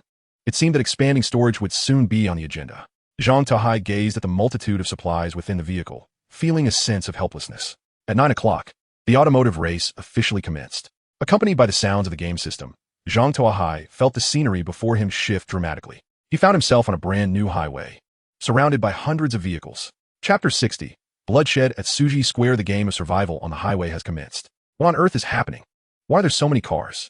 Upon seeing the vehicles around him, Zhang Tuo Hai felt a sense of foreboding. Could it be that these cars would all set off together, implying that this place is indeed Suji Square, and chaos would soon ensue? The voice of the game system had just faded when two burly men emerged from a vehicle behind him. These men, bare-chested and wielding steel hatchets, approached with menace, banging on the windows of nearby cars. Get out and hand over your supplies, or I swear I will kill you. The owner of a nearby vehicle seemed paralyzed by fear, keeping his window shut and silent. You think staying quiet will save you? One of the thugs cursed, swinging his hatchet against the window with a resounding crash. The glass shattered, and the brute reached through the gaping hole to yank out a long-haired woman. Damn it. You think you can pretend not to hear? Hand over your things now, or I'll cook you for dinner. As he spoke, he pressed the hatchet threateningly against her neck. The other thug chimed in eagerly. Brother, this woman isn't half bad. It's been days since I had a proper meal. How about we have some fun before we eat? As he said this, he began to unbuckle his belt, his intentions clear. Upon hearing their conversation, the long-haired woman burst into tears. Please don't kill me. I'll give you everything in the car. Just spare my life. Quit your crying. The man with the hatchet growled, frowning as he struck her across the face. Shut your mouth, or I'll kill you right now. Seeing this scene unfold, Tuo Hai's expression darkened. He flung open his car door and raised his Remington. Let her go. In a situation devoid of immediate danger, Zhang Tuo Hai still felt compelled to intervene. Moreover, aiding this woman was tantamount to safeguarding his own interests. If these thugs were not stopped, more individuals would follow suit, robbing and even killing nearby players. That would spell disaster. Although Zhang Tuo Hai could protect himself with his firearm, others lacked the means to defend themselves. If players suffered heavy casualties, it would ultimately be detrimental to him. He felt a sense of responsibility to protect the vulnerable. Upon seeing Zhang Tuo Hai step forward, the thug with the hatchet initially regarded him as an arrogant meddler. However, when he noticed the Remington in Tuo Hai's hands, his bravado quickly waned. Raising his hands in a gesture of submission, he forced a smile. Hero, I didn't recognize your greatness. Please forgive my transgression. We understand the rules of the road. Once we finish our business, you'll receive your share. How about this? I have half a case of mineral water to offer as an apology. Yet, one of his lackeys scoffed, Brother, don't be so scared. What if that S? Just a model. Don't let him intimidate us. Bang. Before the lackey could finish his sentence, Zhang Tuo Hai pulled the trigger. The barrel aimed at his head. At such close range, the lackey's skull shattered like a watermelon under the impact of the 12-gauge shot. The headless corpse swayed for a moment before collapsing to the ground. What did you just say? Zhang Tuo Hai asked, cleaning his ears. Then aimed the gun once more at the thug with the hatchet. I was just joking, whatever you say, brother. The thug tossed aside his weapon and raised his hands in surrender, while the previously threatened woman slumped to the ground in shock. How many people have you killed? Zhang Tuo Hai demanded coldly. 3, none at all. We are law-abiding citizens. How can we possibly kill anyone? It's all a misunderstanding. The thug replied, his smile faltering. Is that so? Zhang Tuo Hai approached the thug's vehicle and peered inside. He noticed a pile of supplies and a bundle of clothing stuffed beneath the seat, from which protruded a pair of high heels. Bang! Zhang Tuo Hai squeezed the trigger again, obliterating the thug's head. Blood sprayed everywhere, eliciting a scream from the woman. Silence! Zhang Tuo Hai aimed his gun at her, and she immediately clamped her mouth shut, terror evident in her eyes. Zhang Tuo Hai fired 2 shots into the air, then surveyed the surrounding vehicles with a cold gaze. The atmosphere grew eerily quiet, as if a pin dropping could be heard. I will state this clearly. No one shall rob indiscriminately here. If I catch anyone in the act, they will face death. He fired 3 more shots into the sky. All right, it's getting late. Let's south hit the road. Remember, no robbery, or even if you reach the finish line, I will kill you. Let us see if you dare to test me. With that, Zhang Tuo Hai returned to his vehicle. Shao Ai, let us go. The car advanced forward, and the vehicles in his path hastily cleared away, as if ushering him along, none daring to utter a word. Zhang Tuo Hai glanced back at the stationary convoy with a sigh. He was uncertain how much impact his words had, but he had done all he could. The extent of self-restraint among these players was now left to fate. To preserve as many as possible, he had done his utmost. The rest was beyond his control. Zhang Tuo Hai drove onward, his thoughts on the competition. Saving the vulnerable was secondary. His primary goal was to win the championship and claim the grand prize. After he departed, the long-haired woman was the first to regain her senses. She scrambled back to her car and pressed the accelerator, pursuing Zhang Tuo Hai. She understood that while his words had intimidated the crowd momentarily, once she was alone, danger would surely follow.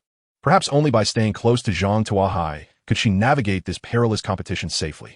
Upon witnessing a woman with long hair depart, several individuals harboring similar sentiments hastily followed suit.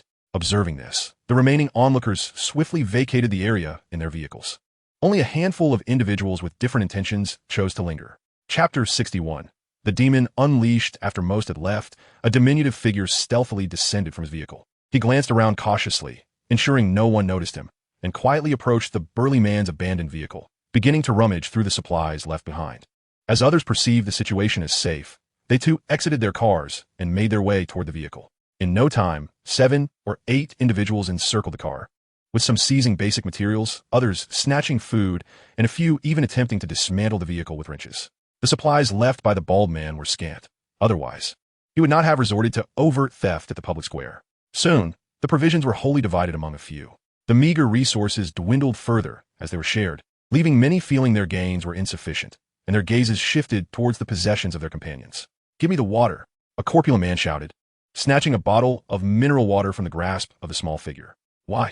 I found it first. Give it back. The small one protested, attempting to reclaim his prize. However, he was no match for the corpulent man, who swiftly overpowered him, sending him sprawling to the ground. With the water in hand, the corpulent man threatened. You better back off, or I'll make you regret it. After delivering his threat, he turned to return to his vehicle. The small man's face flushed with anger. Not only had he lost the precious bottle of water, but the mocking gazes of those around him further wounded his pride. Feeling a sting in his palm, he glanced down to find it cut by a shard of glass. His gaze then fell upon the dagger at his waist. His expression hardened. Damn it. You all bullied me before, looked down on me. Back then I couldn't touch you, but this is the apocalypse. Everyone for themselves now. Why should I fear you? If you dare to touch me, I will make you pay. With a resolute bite of his teeth, he unsheathed the dagger and lunged towards the corpulent man's back. Caught off guard, the corpulent man was struck, chills running through him. How dare you? He stammered, pointing at the small figure with trembling fingers, disbelief etched in his eyes. He could not fathom that someone so diminutive would dare to retaliate, let alone kill him. Why do you all push me to this point? Bully me. I will kill you.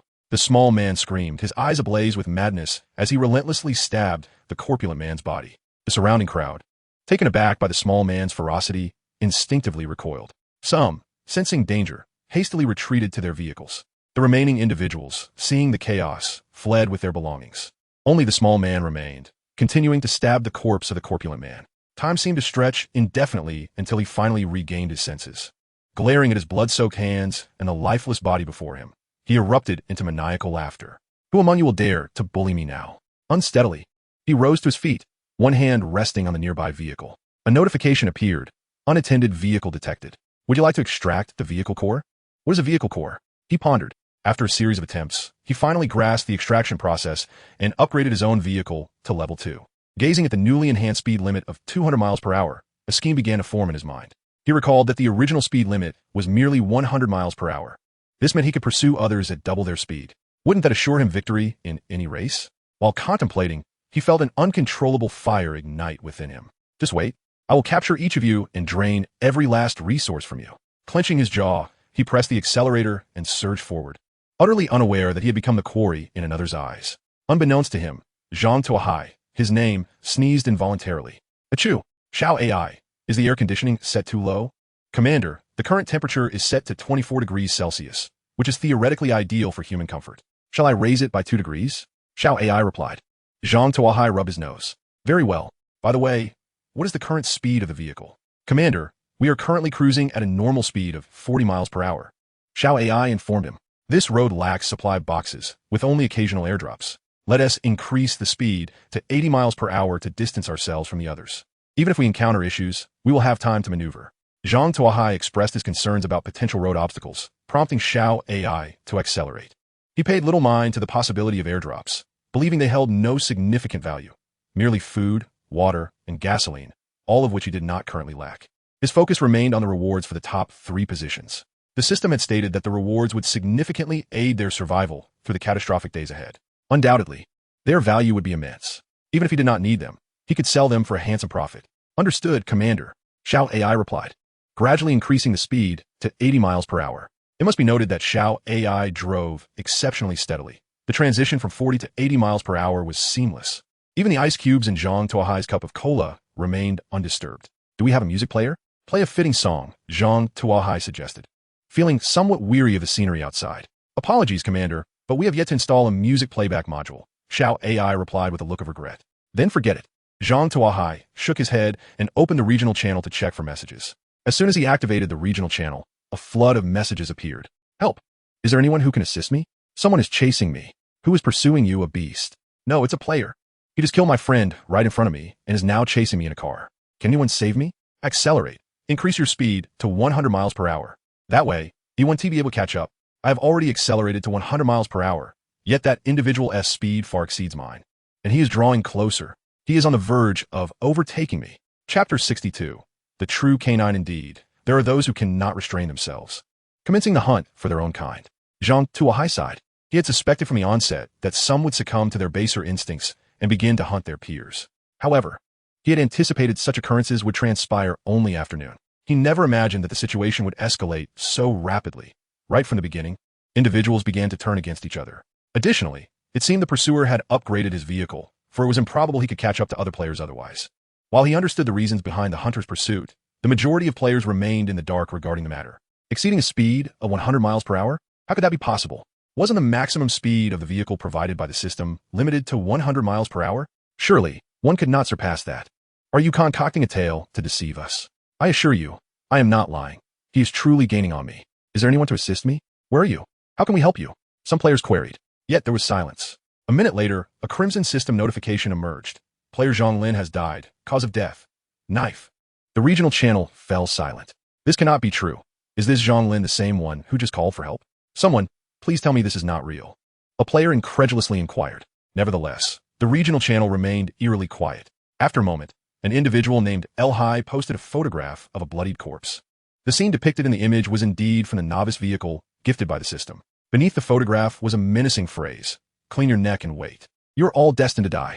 How juvenile, Zhang Hai thought, perceiving that the murderer was evidently quite young, else they would not have uttered such embarrassingly overdramatic words. However, he found himself incapable of tracking down the assailant. With so many individuals present, he could not discern who the culprit was. Should he fail to reach the finish line in his pursuit of the murderer, becoming eternally trapped on the racing track, it would be a grievous loss. Yet, allowing the perpetrator to go unchallenged was not in Zhang Tuo Hai's nature. He began to ponder how he might outwit the adversary. At that moment, Xiao AI spoke up. Commander, multiple paths have been detected ahead. Which route shall we pursue? Zhang Tuo Hai looked up to see a fork in the road, where one path branched into 4, stretching into the distance. Examining the options, he could not discern any notable differences among the 4 routes. Just as he was about to casually select one, the voice of the prompt system resonated. The first road on the left leads to the destination, but requires a longer detour and significantly increases fuel consumption, with no supply stations along the way. The second road on the left also leads to the destination, but will encounter various beasts. If one lacks strength, they will be attacked. Yet if one is powerful, those beasts may serve as provisions. The first road on the right leads to the destination, but is fraught with numerous ferocious creatures and poor road conditions, necessitating off-road tires for unobstructed passage. One may also encounter minor natural disasters, with no supplies available. The second road on the right leads to the destination and is the shortest of the four, featuring a supply station, and occasionally supply drops may occur. Considering the conditions of these four roads, Zhang Tuo Hai began tapping his fingers upon the steering wheel, deep in thought. The creation of these paths appeared to be a test of the player's luck by the game developers. However, Zhang Tuo Hai felt he could exploit this circumstance. After a moment of contemplation, he snapped a photograph of his impressive stockpile of resources and subsequently posted it in the regional channel. Hey, Eli, weren't you eager to kill? Don't you desire resources? There's a fork in the road ahead. I await you on the first road to the right. If you can defeat me, all of this will be yours. Do you dare to accept the challenge? This provocative message, once sent, ignited the previously tranquil regional channel into a frenzy. Indeed, this individual was formidable. The amount of resources was astonishing. By my estimation, there were several hundred pounds of sausages. Was this truly what one could gather? Goodness, what am I witnessing? Instant noodles, hot pot, canned goods, dehydrated vegetables, and even a family bucket? Where did this individual acquire such a bounty? Not only were there these instant food items, but did you not notice the fan suspended from the roof of the vehicle? Oh, can the esteemed individual assist me in crafting a fan? I am nearly perishing from the heat. I would pay any price. The angle of the photograph was deliberately chosen by Zhang Tuo Hai, showcasing several eye-catching items. While strategic resources like sausage-making machines, ice makers, and air conditioning units were omitted. The intention behind this was twofold: to draw Hai's attention and to drum up interest in his upcoming sales. This evening, Zhang Tuo Hai planned to sell a batch of fans and harvest a portion of his leeks. Originally, he had intended to wait until tomorrow night to act, but observing the escalating difficulty of the game and the rising death toll, he feared his leeks might not survive until the morrow, prompting him to harvest early. Indeed, the moment that photograph was disseminated, it captivated Hai's attention. Hai, the individual who had previously slain the overweight man at the plaza, was crouching in the regional channel, originally intending to observe the terror on others' faces. However, he did not anticipate that Zhang Tuo Hai's photograph would redirect the focus of the crowd. This infuriated Hai. After all the effort he had expended to kill someone and upload the photo, how could a single promotional image of food overshadow his feat? Nevertheless, as Hai scrutinized the items depicted in the photograph, his eyes widened with intrigue. Tiger whip, pig kidney, leeks, and an enormous kidney, larger than that of a pig. What animal does this belong to? Could it be from a bear? These should be mine. Hai nearly drooled at the prospect. What will you do? Ultimately, Hai retained a sliver of rationality. I am somewhat of a notable figure. Would I deceive you? Here's the deal. Whoever does not come is a little dog. Sound fair? Regardless, I will take the first road to the right. If you are a man, follow me. If you are not, then so be it. I will continue toward the finish line, and if you cannot catch up, that is your issue. Zhang Tuo Hai replied lazily. You are merely taking the first road to the right? Just wait for me. I am coming to end you. Eli, in a fit of rage, slammed down on the accelerator. Upon seeing Hai's message, Zhang Tuo Hai could not help but chuckle. Shout AI. Let us take the second road to the right. Commander, Zhang Tuo Hai called out. Is there any problem? Chapter 63. Army Ant Zhang Tuo Hai was momentarily taken aback. Leaving Xiao AI with little to say. Let's hit the road, he decided. The vehicle turned onto the second road from the right. Observing the exchange between Zhang Tuo Hai and Liu Hai, the other players, regardless of their thoughts, would undoubtedly avoid the first road on the right. Only a fool would venture there to witness the commotion. Of course, some with ulterior motives, hoping to exploit the chaos, might sneak in. Zhang Tuo Hai felt no sympathy for these individuals. They deserved whatever fate awaited them. As he embarked on this side road, it initially appeared no different from the previous one. The asphalt surface, the unchanging desert scenery, and the oppressive heat remained constant. However, after navigating a few bends, a thunderous noise erupted in the sky. Zhang Tuo Hai looked up to see a large transport plane soaring overhead, circling before it opened its cargo door, releasing a crate that descended gracefully, deploying a parachute like a dandelion drifting in the wind. An airdrop. Upon entering the competitive racing circuit, this was Zhang Tuo Hai's first encounter with a supply crate, particularly one that had been airdropped. With so few supply boxes, the contents must hold considerable value. According to game conventions, a scarcity of supply boxes usually indicated a higher worth of their contents. Zhang Tuo Hai focused on the direction in which the crate was falling. It should be just ahead. Let's go and take a look, he commanded Xiao AI. Understood, Commander, she replied as the vehicle accelerated toward the crate's landing site. After 10 minutes of driving, they finally arrived at the landing spot of the parachute. Zhang Tuo Hai winced at the sight. The crate had landed squarely atop a mound of earth. This was no ordinary mound. It was an ant hill. Numerous tiny ant holes dotted the surface, with ants the size of pinkies scurrying in and out, enough to induce anxiety in those with a fear of clusters. What kind of ants are these? Why are they so large? Zhang Tuo Hai pondered, instinctively feeling a sense of trepidation. If it were lions or tigers, he could handle them with a Remington. But how could he contend with this multitude of ants? A rough estimate suggested thousands, and even if he fashioned all his materials into bullets, he might not be able to eradicate them. He wanted to inquire about the crate's contents. If it were merely basic supplies, he would prefer to avoid provoking these ants. Desert army ants, carnivorous insects, were capable of dispatching creatures far larger than themselves. To avoid becoming a mere skeleton, one should refrain from inciting their wrath. The prompt system revealed the contents. A vehicle-mounted refrigerator. Commander, shall we leave this place? Xiao, I inquired. Of course not, Zhang Tuo Hai responded, a sense of urgency igniting within him upon hearing the words vehicle-mounted refrigerator. This was indeed a refrigerator.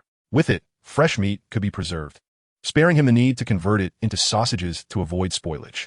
With a refrigerator, he could even create simple popsicles or ice cream. If he succeeded in obtaining this, it might yield substantial rewards.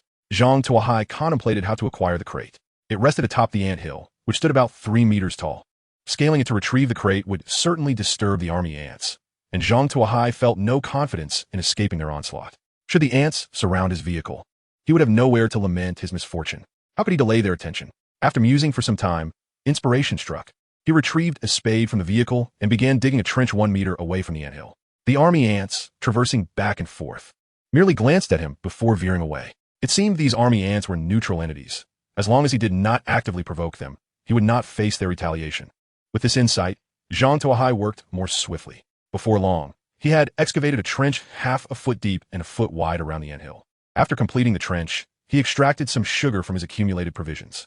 This had been bartered for with a piece of braised meat, initially intended for making red braised pork, but now would serve a different purpose. Dissolving the sugar in some water, he carefully sprinkled it into the trench.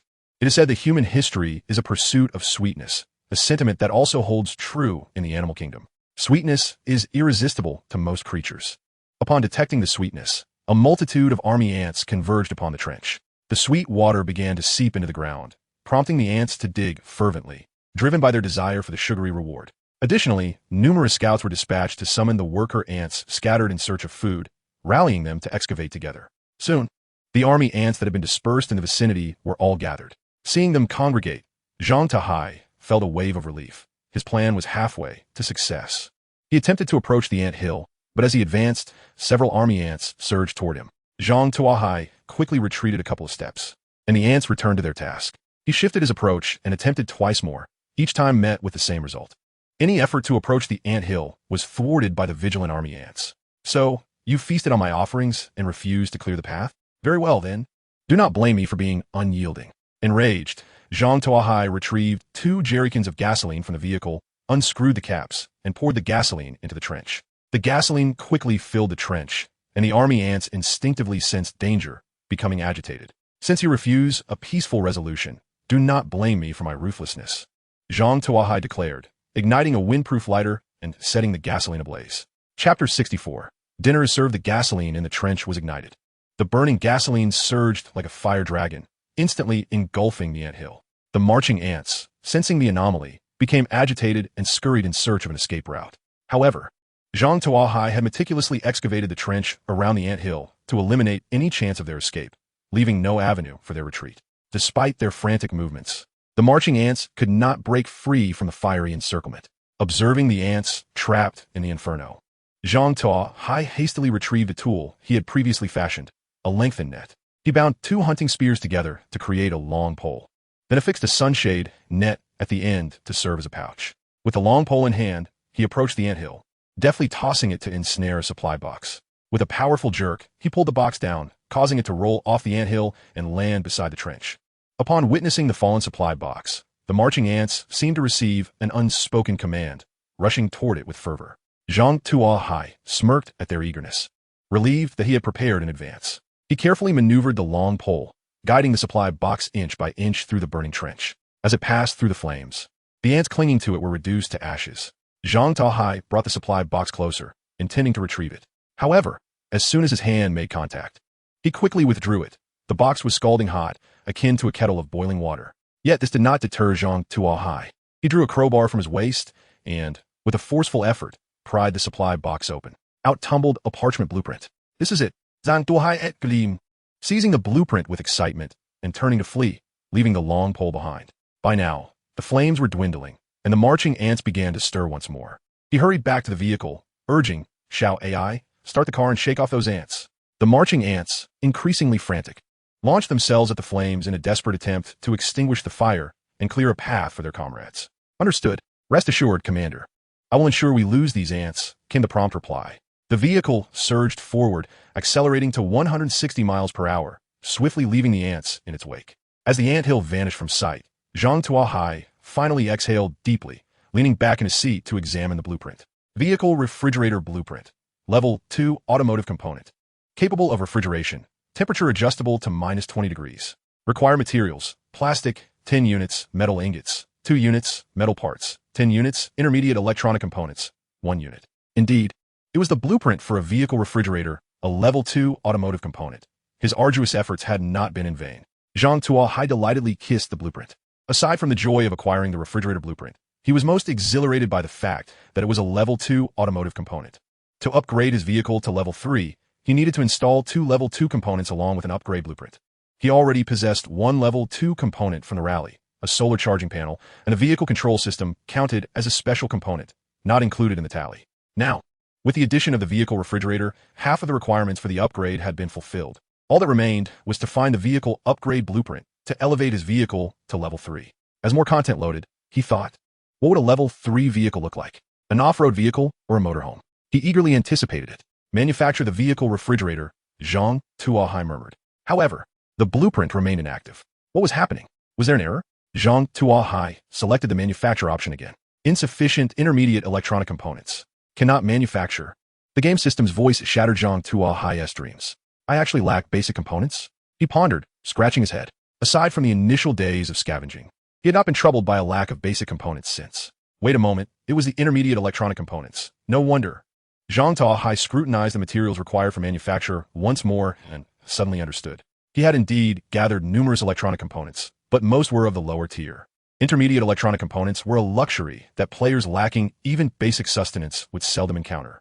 Even if they did, they would likely hoard them like treasures, only trading them in dire situations. It seemed he needed to seek out wealthier individuals for trade. Zhang Tuo Hai set his sights on Qi. He opened the regional channel, and before he could transition to private messages, he saw El Hai berating him in the regional chat. Zhang Tuo Hai, you scoundrel. Didn't you say to take the first right? I've been driving for an hour and still can't find you. Where the hell are you hiding? Are you afraid to face me directly? I've told you. I want to wait for you. My time is precious. Keep up the chase, and if you catch me, I'll let you have your way. Without hesitation, Zhang Tuo Hai retorted, you better run. I'm definitely going to catch up to you. Enraged, El Hai pressed down on the accelerator, pushing his speed to the limit.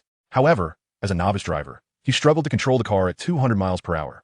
A miscalculated turn caused the vehicle to flip. El Hai's car tumbled off the road, landing in a deep ditch, sparks flying. Coughing, he managed to push open the door and crawl out, feeling dizzy and disoriented from the tumultuous roll. Just standing was an exhausting feat. Gazing at the smoking wreckage of his car, he slammed his fist into the ground. Zhang Tuo Hai, this is all your fault. If I catch you, I'll slice you into pieces for hot pot. Just then, he heard a rustling sound. Looking up, he saw a hyena circling nearby, eyeing him with malicious intent. Don't come any closer.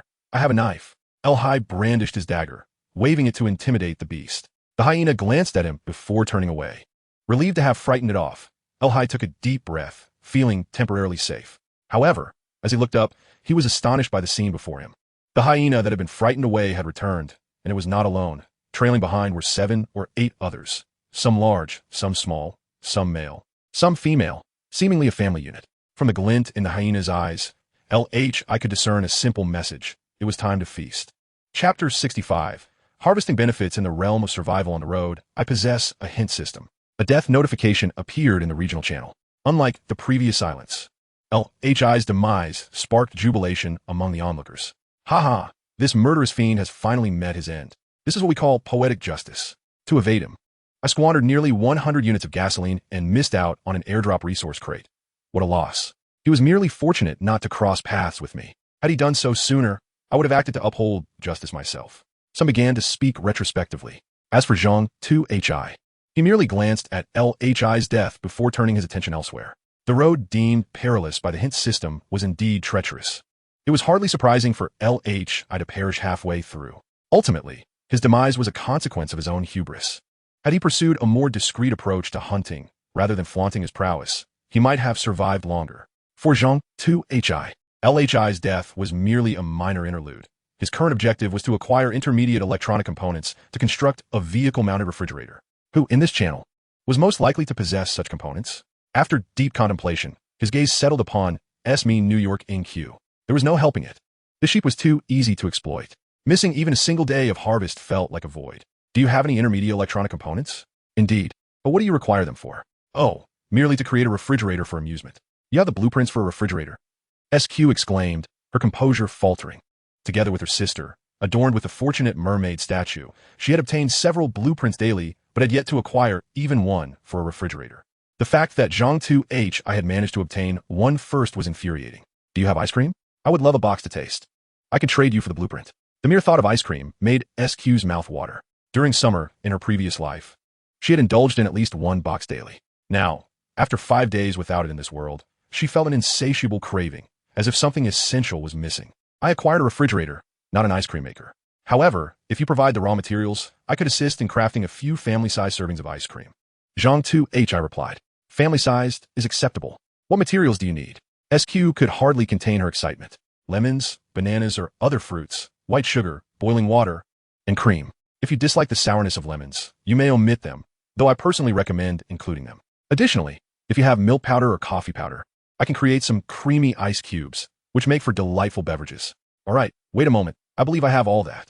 A short while later, a plethora of items was gifted to Zhang Tuo Hai by SQ. A full bag of granulated sugar, a whole box of coffee powder, a bag of cream, a packet of milk powder, 6 lemons, an entire bunch of bananas, slightly overripe, yet still usable. Surprisingly, she even included a set of measuring cups and a whisk, alongside the all-important intermediate electronic components. Gazing at the mound of supplies, Zhang Tuo Hai was taken aback. What sort of statue had these two acquired to amass such a collection? Why had he only managed to obtain meat? Zhang Tuo Hai, puzzled, scratched his head. He resolved to inquire further about it in the future. With his thoughts set aside, he began constructing the refrigerator. In a flash of light, a compact vehicle-mounted refrigerator materialized in the rear of the compartment. Once completed, he proceeded to create the family-sized ice cream. In truth, the process was quite simple. Boil 1,500 grams of water, add 500 grams of white sugar, bring to a boil, then filter. Mash 800 grams of bananas and mix them with the sugar water, followed by incorporating lemon juice. If desired, other fruit juices or bits can be added. After cooling, fold in the cream, pour into containers, and place in the refrigerator to chill. As for the ice cubes, the process was even more straightforward. Mix the milk powder and coffee powder, allow to cool, then pour into the refrigerator's ice cube tray and freeze. Adding a few ice cubes to juice creates a unique flavor. Of course, the most refreshing way to enjoy it is simply to eat it directly. Zhang Tuo Hai prepared 4 kilograms of ice cream, intending to return 2 kilograms to SQ, with the remainder and leftover materials serving as his fee. The same ratio applied to the ice cubes. What? You think Zhang Tuo Hai isn't scrupulous? In truth, even in this post-apocalyptic world, he is already considered quite benevolent. After all, he is the sole owner of a refrigerator. In other words, he monopolizes the entire industry. The pricing is entirely at his discretion. Not charging a 90 cut is his greatest act of kindness. Furthermore, ice cream and ice cubes are luxuries in this realm. Paying a little extra should be expected. Once the mold were placed in the refrigerator, Zhang Tuo Hai snapped a photo for SQ, informing her that it was nearly ready and that he would notify her when it was time to indulge. You must hurry. I can hardly wait, SQ said, suppressing her salivation. Seeing her enthusiasm, SM could not help but facepalm. Her sister was wonderful in many respects, but her intelligence seemed to plummet when food was involved. Having exchanged so many items for merely 2 kilograms of ice cream, it was evident that SQ had incurred a significant loss, especially considering the exceptionally rare intermediate electronic components included in the trade. If she had conducted the transaction, the electronic components could have been treated as a fee, and she could have secured a greater amount of ice cream. Yet, watching her sister in such a state, SM shook her head, sighed, and swallowed her words. It was best to consider it an investment, as they still relied on Zhang Tuo Hai for many of their needs. Unbeknownst to Zhang Tuo Hai, the inner musings of the sisters were far from his thoughts. He was currently preoccupied with preparing lunch. Vladislav had sent him the recipe for making bear paws. My dear Valerie, I finally recalled how my father once prepared bear paws. He would first roast them, remove the fur, slice them open, stuff them with ingredients, and then hang them in a smoking oven. The flavor was incredible, 100 times more tender than fish. Vladislav exclaimed animatedly. What about the skin of the bear paw? Tuo Hai inquired, puzzled. Who consumes such a thing? It is too tough, yet the meat inside is delectable, especially the fatty portions, which are exceptionally fragrant, even surpassing the most exquisite foie gras, Vladimirov remarked. Zhang Tuo Hai comprehended the essence of Vladimirov's approach. He directly bypassed the most challenging aspect of the bear paw, the skin, and focused solely on the meat within. This method cannot be entirely deemed erroneous. Although, following domestic practices, one could render the bear skin tender and flavorful, it would be excessively laborious and wasteful. In such harsh conditions, the more rustic method of preparing the bear is considerably more pragmatic. Both methods possess their merits, making it difficult to discern superiority. Chapter 66. Supply card. Having processed the bear paw according to Vladimirov's instructions, Zhang Tuo Hai placed it into the oven for roasting. Upon opening the oven, he discovered a hen he had nearly forgotten. At that moment, the hen had laid 2 eggs and was eyeing them fiercely. Ah, splendid. You've laid eggs. Well done. This is your reward, Zhang Tuo Hai said as he sprinkled some rice as a token of appreciation. Now, I shall commandeer the oven. Kindly relocate. He swiftly lifted the hen out. Where to place you? Zhang Tuo Hai surveyed the vehicle and deemed a large iron pot suitable. He flipped the pot and placed the hen inside. The hen, bewildered, remained still, awaiting the warmth of the home to return. Zhang Tuo Hai tapped the bottom of the pot and began to stoke the oven with wood. The hen trembled in fear, pondering whether her master was discarding her for being unhelpful and if laying more eggs might earn her life. As Zhang Tuo Hai meticulously prepared the bear, hanging it in the oven to smoke slowly, he recalled Vladimirov's guidance. This bear paw would require 4 hours of smoking, meaning it would be ready just in time for dinner. The dream of enjoying bear paw risotto for lunch was dashed. Resigned, Zhang Tuo Hai returned to his former craft, combining the last remnants of braised meat with dehydrated vegetables and freshly picked quick-growing mushrooms to concoct a pot of braised rice, consuming 3 hefty bowls with bittersweet tears. Now, Zhang Tuo Hai had exhausted his fresh meat and dehydrated vegetables. The remaining provisions consisted solely of sausages, rice, flour, and various canned goods. While hunger was not an immediate concern, the imbalance in nutritional intake posed a problem. Continuing in this manner was untenable. An overabundance of meat could lead to discomfort. He needed to seize opportunities to acquire fresh vegetables. Although he had leeks and mushrooms, relying solely on these two would become monotonous. They sufficed in emergencies, but daily consumption would lead to nutritional deficiencies. Additionally, he had not tasted fruit in nearly a week, and his nails had lost their luster. Securing a long-term source of fruit would be ideal, allowing him to indulge while also generating income from surplus. As Zhang Tuo Hai munched on a banana, he reflected, "It appears I have yet to reach the standard of being well-fed. There remains much effort to be exerted." He contemplated future plans. The road to the rally race stretched endlessly before him, the scenery outside the window monotonously dull. The endless sand dunes flanked the road, extending to the horizon. Gazing at the unchanging landscape outside, Zhang Tuo Hai felt a wave of fatigue wash over him. Normally, driving might not feel tedious, but with Xiao AI taking over the wheel, he found this lifestyle rather dull. He perused the regional channel, but found everyone focused on driving, with no one engaging in idle chatter. Just as boredom threatened to overwhelm him, 2 forks in the road unexpectedly appeared ahead. Unlike the previous forks, these had signs. On the left, the sign read, "This road leads directly to the destination. However, there are no supplies or provisions along the way." On the right, the sign stated, "This road contains some essential supplies, but to obtain them, one must undergo a trial." The system had surprisingly become considerate, offering a choice. Zhang Tuo Hai glanced at the 2 signs and decisively pointed to the right. "Xiao AI, let us proceed this way." For Zhang Tuo Hai, reaching the destination first was not an issue, as his maximum speed exceeded that of his competitors by 3-fold, and he need not worry about fuel consumption. He could simply race with abandon. However, such minimal rewards were unacceptable to him. The wealth amassed from the rally race had significantly improved his living conditions and heightened his appetite. Had it been the first or second day, acquiring a refrigerator would have sufficed. However, at this juncture, Zhang Tuo Hai felt it inadequate. He aimed to fill the refrigerator to the brim. As for the trials, he had not given them much thought. With the hint system at his disposal, even if he failed the trial, he could still retreat unscathed. Xiao AI obediently followed Zhang Tuo Hai's directive, veering towards the right path. After traveling 10 kilometers, the originally expansive 4-lane road suddenly narrowed to 2 lanes. With the missing section obscured by muddy earth, a sign was planted amidst the dirt. Proceeding on this road, you shall yield no rewards. Deep within the swamp, several purple supply crates awaited. A friendly reminder warned, the deeper you venture into the swamp, the greater the challenges you shall encounter. Zhang Tuo Hai followed the arrow on the sign, discovering indeed that several purple supply crates lay deep within the swamp. These crates extended from near to far, the closest being approximately 20 meters away, while the farthest stretched at least 800 meters. Purple supply crates? What luck! Energized by the shimmering purple crates, Zhang Tuo Hai leaped from the vehicle, donned his tactical boots and suit, secured his helmet, and armed himself with a gun, approaching the swamp's edge. Advance 10 steps, and you shall encounter a waterhole concealed beneath the grass, inhabited by leeches. Should you wish to avoid parasites, steer clear of the waterhole. 1 meter ahead lies a mud pit.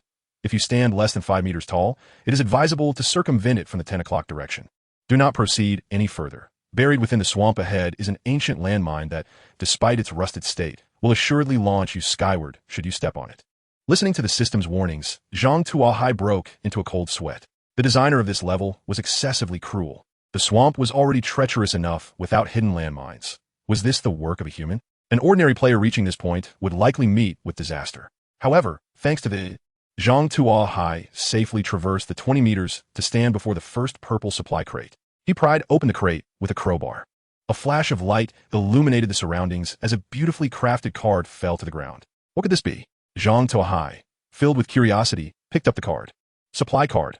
You may utilize it at the supply station to purchase various materials. This card has a value of 20 points. Chapter 67. Discovering the supply station. Supply card? Supply station? A value of 20 points? Could it be that there are shops along this road? Zhang Tuo Hai felt a surge of excitement. If there are shops, it implies that he can selectively purchase goods. Previously, he could only take whatever was found in the supply boxes, relying entirely on luck. It was entirely possible that after a long day, the contents of the supply boxes would be entirely useless to him. Now, with the supply station, the situation had simplified. He could procure items as needed. If possible, he would love to empty the supply station. Zhang Tuo Hai's eyes sparkled with anticipation. However, to realize this plan, he would require a substantial number of points. It seems that he must gather all the supply boxes. Zhang Tuo Hai tucked the card into his pocket and continued deeper into the marsh. As Zhang Tuo Hai ventured further, he encountered increasingly perilous hazards, ranging from natural mud pits to various toxins. He even spotted a caiman. Who knows what a caiman living in a lake was doing lying in the marsh? Nevertheless, these dangers became mere trifles under the guidance of the hint system. No matter how well they concealed themselves, they were laid bare before the hint system. Zhang Tuo Hai ventured safely into the heart of the marsh, opening supply boxes one after another. He discovered a pattern. The closer he got to the center of the marsh, the greater the value of the points in the supply boxes. In the penultimate box, he astonishingly uncovered a card worth 500 points, equivalent to the total of all previous boxes combined. Goodness, how much could the final box contain? 1,000 or 2,000 points? Zhang Tuo Hai was caught off guard, excitedly approaching the last supply box. Just as he reached the final supply box and prepared to open it, the hint system's voice suddenly echoed again. Warning, a pressure-sensitive landmine is buried beneath this supply box. If you open the box, the mine will explode with a blast radius of 10 meters. Upon hearing the warning from the hint system, the smile on Zhang Tuo Hai's face froze. Is this a joke? A pressure-sensitive landmine? An explosion upon opening the box? This is excessive. That system, how much could the points in the last supply box be? If it is relatively minor, I might as well forego it. 5,000 points. 50 kilograms of dehydrated vegetables, 20 kilograms of rice, 20 kilograms of flour, 10 kilograms of apples, along with a serving of boiled fish. Truthfully, I find a bit of challenge rather intriguing. The items in this purple supply box seem a tad excessive, to the extent that Zhang Tuo Hai felt it was entirely reasonable for a landmine to be buried beneath. Without the hint system, he would have fallen victim, wouldn't he? These items were akin to cheese placed on mouse traps, appearing delightful, yet being lethal poison. No way. I refuse to be deterred. Today, I am determined to claim this purple supply box. Zhang Tuo Hai had faith that with the hint system, he could retrieve this supply box. He surveyed the purple supply box and slowly retraced his steps. Once back in the vehicle, Zhang Tuo Hai fashioned 6 hunting spears, binding them together with rope. Each spear measured 3 meters, totaling 18 meters, more than 8 meters beyond the blast radius. Zhang Tuo Hai was convinced that from such a distance, the mine could not harm him. However, just halfway back, the hint system spoke once more. Loading additional content. Please wait. This site only supports mobile browser access. If you see this paragraph, it indicates that the chapter content has failed to load. Please disable reading mode, browsing mode, and ad blocking features. Or copy the URL to read in another browser. Halt your advance. Proceed 5 meters towards the 11 o'clock direction.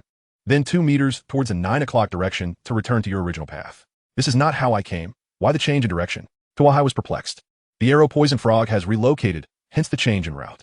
Zhang Tuo Hai could only express his frustration. Surely, those who designed this must have a sparse household register.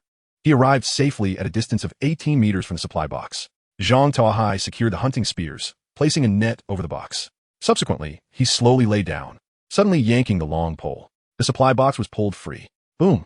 The landmine buried beneath the supply box exploded. Orange flames shot into the sky, and fragments of shrapnel scattered in all directions.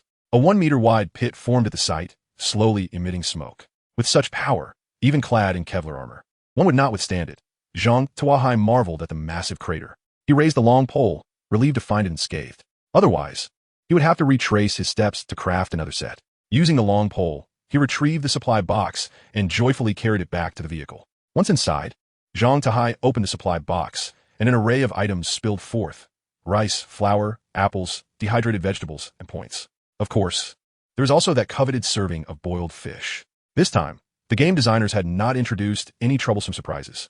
The bowl of boiled fish was securely placed on the ground, wrapped in a layer of insulation. Now that is more like it.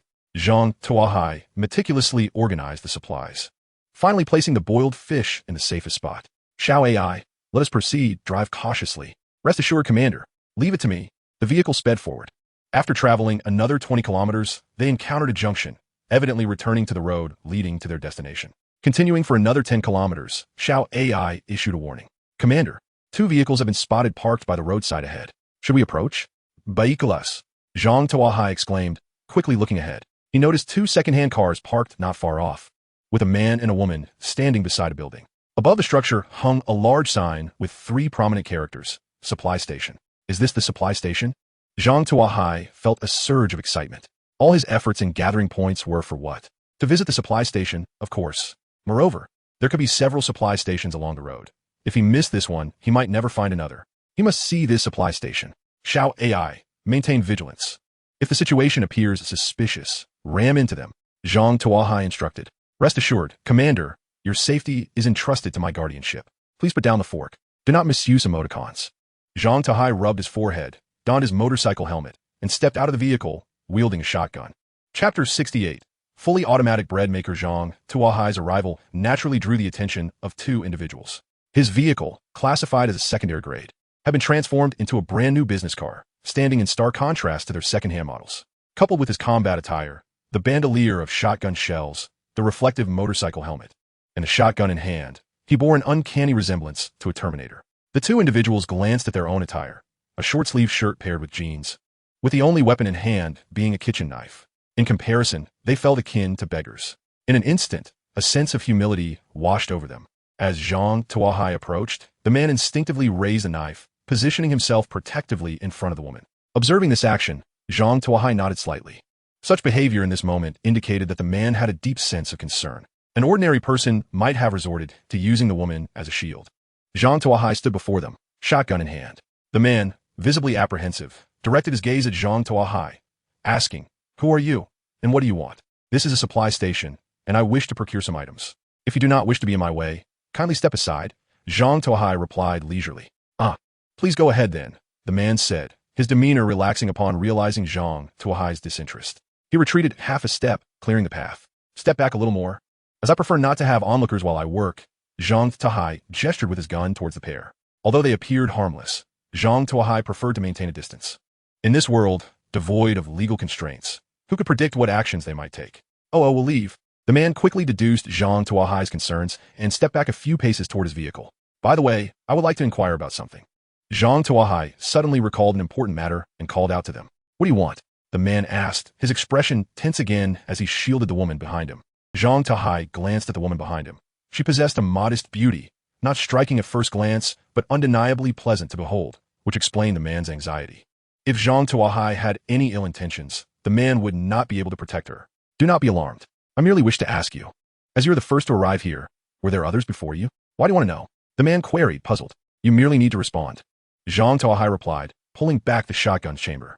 The crisp sound of the mechanism made the man understand the gravity of the situation, prompting him to respond immediately. I did not know if we were the first, but when I arrived, there was no one here. What was your speed upon arrival?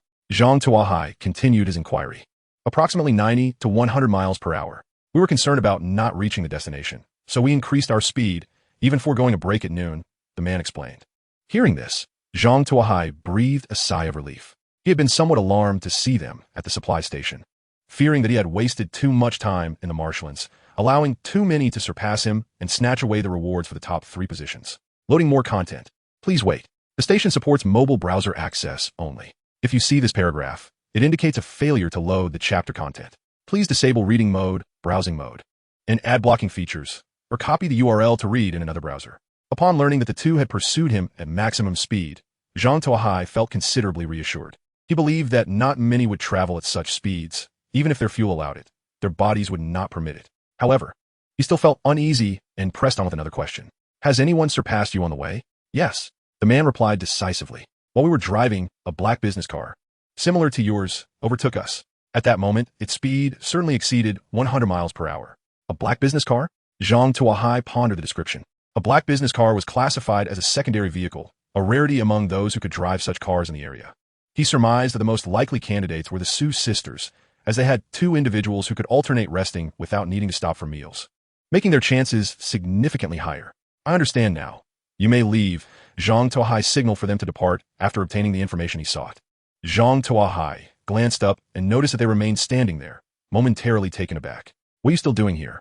I would like to know how you procured the business car, the man said, rubbing his hands together. When I first saw that business car, I thought it was sheer luck, but now that I see you have one too, I believe you must possess some knowledge. Could you share it with me?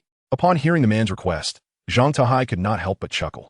Indeed, there is a method, but what will you offer in exchange? Noticing the man deep in thought, Zhang Tuo Hai continued. This method could help you save some valuable resources. You may contemplate the price, but know that I will only offer you one chance to bid. If your offer does not satisfy me, you may take your leave. The man displayed a look of inner conflict. Dear, the woman, who had been hiding behind him, tugged at his sleeve, producing a piece of parchment. Give him this. No, this is something you nearly lost your life to obtain. I cannot let it go so easily. The man protested. Right now, staying alive is paramount. As long as we can be safe together, nothing else matters, the woman insisted, pressing the parchment into the man's hand. Very well, the man relented, accepting the parchment and tossing it to Zhang Tuo Hai. Is this sufficient? Zhang Tuo Hai unfolded the parchment, revealing the blueprint for a fully automatic bread maker. After adding flour and water, it would automatically produce toast. The required materials included 5 units of plastic, 4 units of metal parts, and 1 unit of electronic components. Upon examining the blueprint, Zhang Tuo Hai understood why these two had not constructed the machine. In the current climate, many struggled to secure basic daily meals, leaving little room for additional resources to make bread. Even if they attempted to produce it, no one would trust them. What if they absconded with the water and fled? Unlike Zhang Tuo Hai, they did not possess monopolistic technology or a long-standing reputation. Thus, this invention was merely a white elephant for them. However, for Zhang Tuo Hai, this could be a worthy investment. He could advertise bread-making services on the trading channel, knowing that many players had acquired flour, yet lacked the means to create edible products. Zhang Tuo Hai could easily capitalize on this demand and profit handsomely from the price difference. Moreover, relying on the reputation he has accumulated over the past few days, it is believed that there will be individuals willing to engage. What he needs to contribute is merely knowledge that everyone will gradually grasp, which is not a loss. Chapter 69, Extensive Procurement. After weighing the options in his heart, Zhang Tuo Hai tucked away the blueprints. All right, I agree to this transaction. In truth, vehicles are classified by tiers. My vehicle is a Tier 2 model, with its most notable feature being an increase in maximum speed from 100 miles to 200 miles, along with a more spacious interior. You can experience the specific data for yourselves later. How does one upgrade a vehicle's tier? A man inquired, somewhat intrigued. It's quite simple. Use the vehicle core. Just enter the vehicle with the core, select Upgrade, and the vehicle's tier will naturally elevate. And how does one obtain a vehicle core? The man asked. It's easy. Find an abandoned vehicle, place your hand on the roof, and you will receive information to extract the vehicle core. Then, just follow the instructions provided, Zhang Tuo Hai explained. What did you mean by reducing consumption? The man seemed to have an epiphany. Do you not think that 2 individuals driving 2 vehicles waste double the gasoline? In this world, gasoline is a precious resource. Well, I have shared everything I can tell you. The transaction is concluded, and you may take your leave. Zhang Tuo Hai gestured for them to exit. The man and woman retreated, seemingly to discuss whose vehicle core to extract. Zhang Tuo Hai chose not to interfere in their affairs and entered the supply station to see what items were available. Inside the supply station was a large vending machine, filled with an array of materials, each with its price tag displayed. A bag of toast bread costs only 5-point coupons. A 500 milliliter bottle of mineral water costs 3-point coupons, and a barrel of gasoline requires 100 coupons. Zhang Tuo Hai even spotted a lifelike doll, astonishingly priced at 500 coupons. A few black lines appeared on Zhang Tuo Hai's forehead. Who would buy such an item? Are they out of their minds? He continued to browse through the rows of goods, having amassed a total of 6,000-point coupons, and he was determined to procure some quality items to bring back. He discovered a 20-pound bag of flour for only 50 coupons, which seemed worth purchasing, as well as a fruit can set, 6 cans for just 40 coupons, certainly worth acquiring. A box of dehydrated vegetables weighing 10 pounds was priced at 60 coupons. One would be remiss not to buy it. Zhang Tuo Hai encountered numerous desirable items, many of which were in short supply for most individuals at this stage. From basic foodstuffs to more sophisticated dishes, everything was available. He even spotted a steaming bowl of Buddha jumps over the wall, astonishingly priced at 1,888 coupons. It seems I'm still just a person. Contemplating his 6,000-point coupons, Zhang Tuo Hai initially thought himself wealthy, only to realize that his perception was rather naive. It would be wiser to select items of higher value. As he continued to browse, he indeed found several suitable items. Special Forces helmet, defense against small-caliber handguns at close range. Equipped with combat headphones to reduce gunfire noise and enhance footstep sounds, along with an infrared night vision device. Price, 2,000-point coupons. Quantity available, 1. Zhang Tuo Hai was keen to complete his Special Forces ensemble, so he purchased it without hesitation. Fast-growing seasoning seeds, containing scallions, ginger, and garlic. Harvest cycle of every 2 days. Price, 800-point coupons. Quantity available, 3. With this basic seasoning, he would be well equipped, as it could be harvested repeatedly. This was a must-have. Fast-growing tomato seeds. Harvest cycle of 3 days, yielding 37 tomatoes every 3 days. Price, 800-point coupons. Quantity available, 3. This could serve as both fruit and vegetable, offering exceptional value. One would be remiss not to purchase it. At the end of the list, Zhang Tuo Hai was astonished to discover a collectible version of the Golden Desert Eagle handgun. Collectible Golden Desert Eagle handgun, shotgun, with a magazine capacity of 7 rounds and a range of 50 meters, capable of taking down large wild animals. Comes with specialized bullet manufacturing blueprints. Price, 2,000-point coupons. Quantity available, 1. Upon seeing this firearm, Zhang Tuo Hai felt a pang of regret. This was an iconic hunting gun, suitable for tackling large beasts such as bears, lions, tigers, and elephants. However, when it comes to human combat, its 7-round capacity and significant recoil are often criticized. Even a Glock would surpass it in effectiveness. Nonetheless, Zhang Tuo Hai found himself compelled to make the purchase. This weapon would provide him with a means of defense against large wild animals. Furthermore, he harbored a personal desire to prevent others from possessing means to threaten him, even though firearms would gradually proliferate among players over time. Zhang Tuo Hai wished to delay that day as long as possible. Gritting his teeth, he purchased these items, leaving him with only 400 coupons. Unsure if there would be another supply station ahead, Zhang Tuo Hai decided to spend all his remaining coupons. He surveyed the vending machine's offerings and promptly bought 8 bags of 20-pound flour. This flour could be used to make bread, serving as new food to sell to players. After exhausting his coupons, a large array of items appeared before Zhang Tuo Hai. Observing the vehicle located over 10 meters away, he waved his hand, and Xiao AI promptly drove the car over. As Zhang Tuo Hai tossed the items into the vehicle and prepared to depart, a sudden thought struck him. He picked up a crowbar and tapped the vending machine's lid, wondering if he could pry it open. If successful, he could obtain the contents without cost. Just as Zhang Tuo Hai's crowbar made contact with the vending machine, a section of the wall beside it opened, revealing a Gatling gun that emerged from within. Driven by an electric motor, the 6 barrels began to spin rapidly. An electronic synthesized voice rang out. "Get lost, vile thief. I mean no harm. There's been a misunderstanding." Zhang Tuo Hai hastily raised his hands and retreated back into the vehicle. "Xiao AI, let's go." "Yes, Commander." Xiao AI accelerated the vehicle to 130 miles per hour, swiftly departing the supply station. It was only after the supply station was out of sight that Zhang Tuo Hai let out a sigh of relief. His intention was merely to conduct an experiment. He had not anticipated such a fierce response. It seems prudent to refrain from harboring ulterior motives towards such vending machines in the future. Otherwise, the consequences could be quite dire. Had he not spent 6,000-point coupons earlier, that Gatling gun might have opened fire without hesitation. However, upon reflection, It makes sense. With such a large vending machine in place, and point coupons being so hard to obtain, if it were easy for someone to smash it open and steal the contents, the balance would be utterly compromised. After distancing himself from the supply station, Zhang Tuo Hai commanded Xiao AI to accelerate to 260 miles per hour to pursue the Tier 2 vehicle ahead. The first place in the competition is something he must strive to secure. Chapter 70. Champion. After Zhang Tuo Hai issued his command, the speed of the business vehicle surged instantly. The scenery on both sides rapidly retreated behind him. Normally, an ordinary business vehicle would never attain such velocity. However, Zhang Tuo Hai's vehicle exhibited no strain, smoothly accelerating as if it still had ample power in reserve. Zhang attributed this remarkable performance to the wonders of the game system, which allowed the business vehicle to rival the speed of a racing car. He was confident that this pace would soon catch up to the secondary vehicle ahead, who, under normal circumstances, would elevate the speed of a business vehicle to over 150 unless faced with life-threatening situations. Who could maintain such control? If not for the assistance of his companion Xiao AI, he too would have hesitated to push the speed to such heights. Zhang speculated that the opposing vehicle, having accelerated to evade the main group, would struggle to maintain a speed above 120. With half a day remaining until the end of the contest, he was certain he would catch up.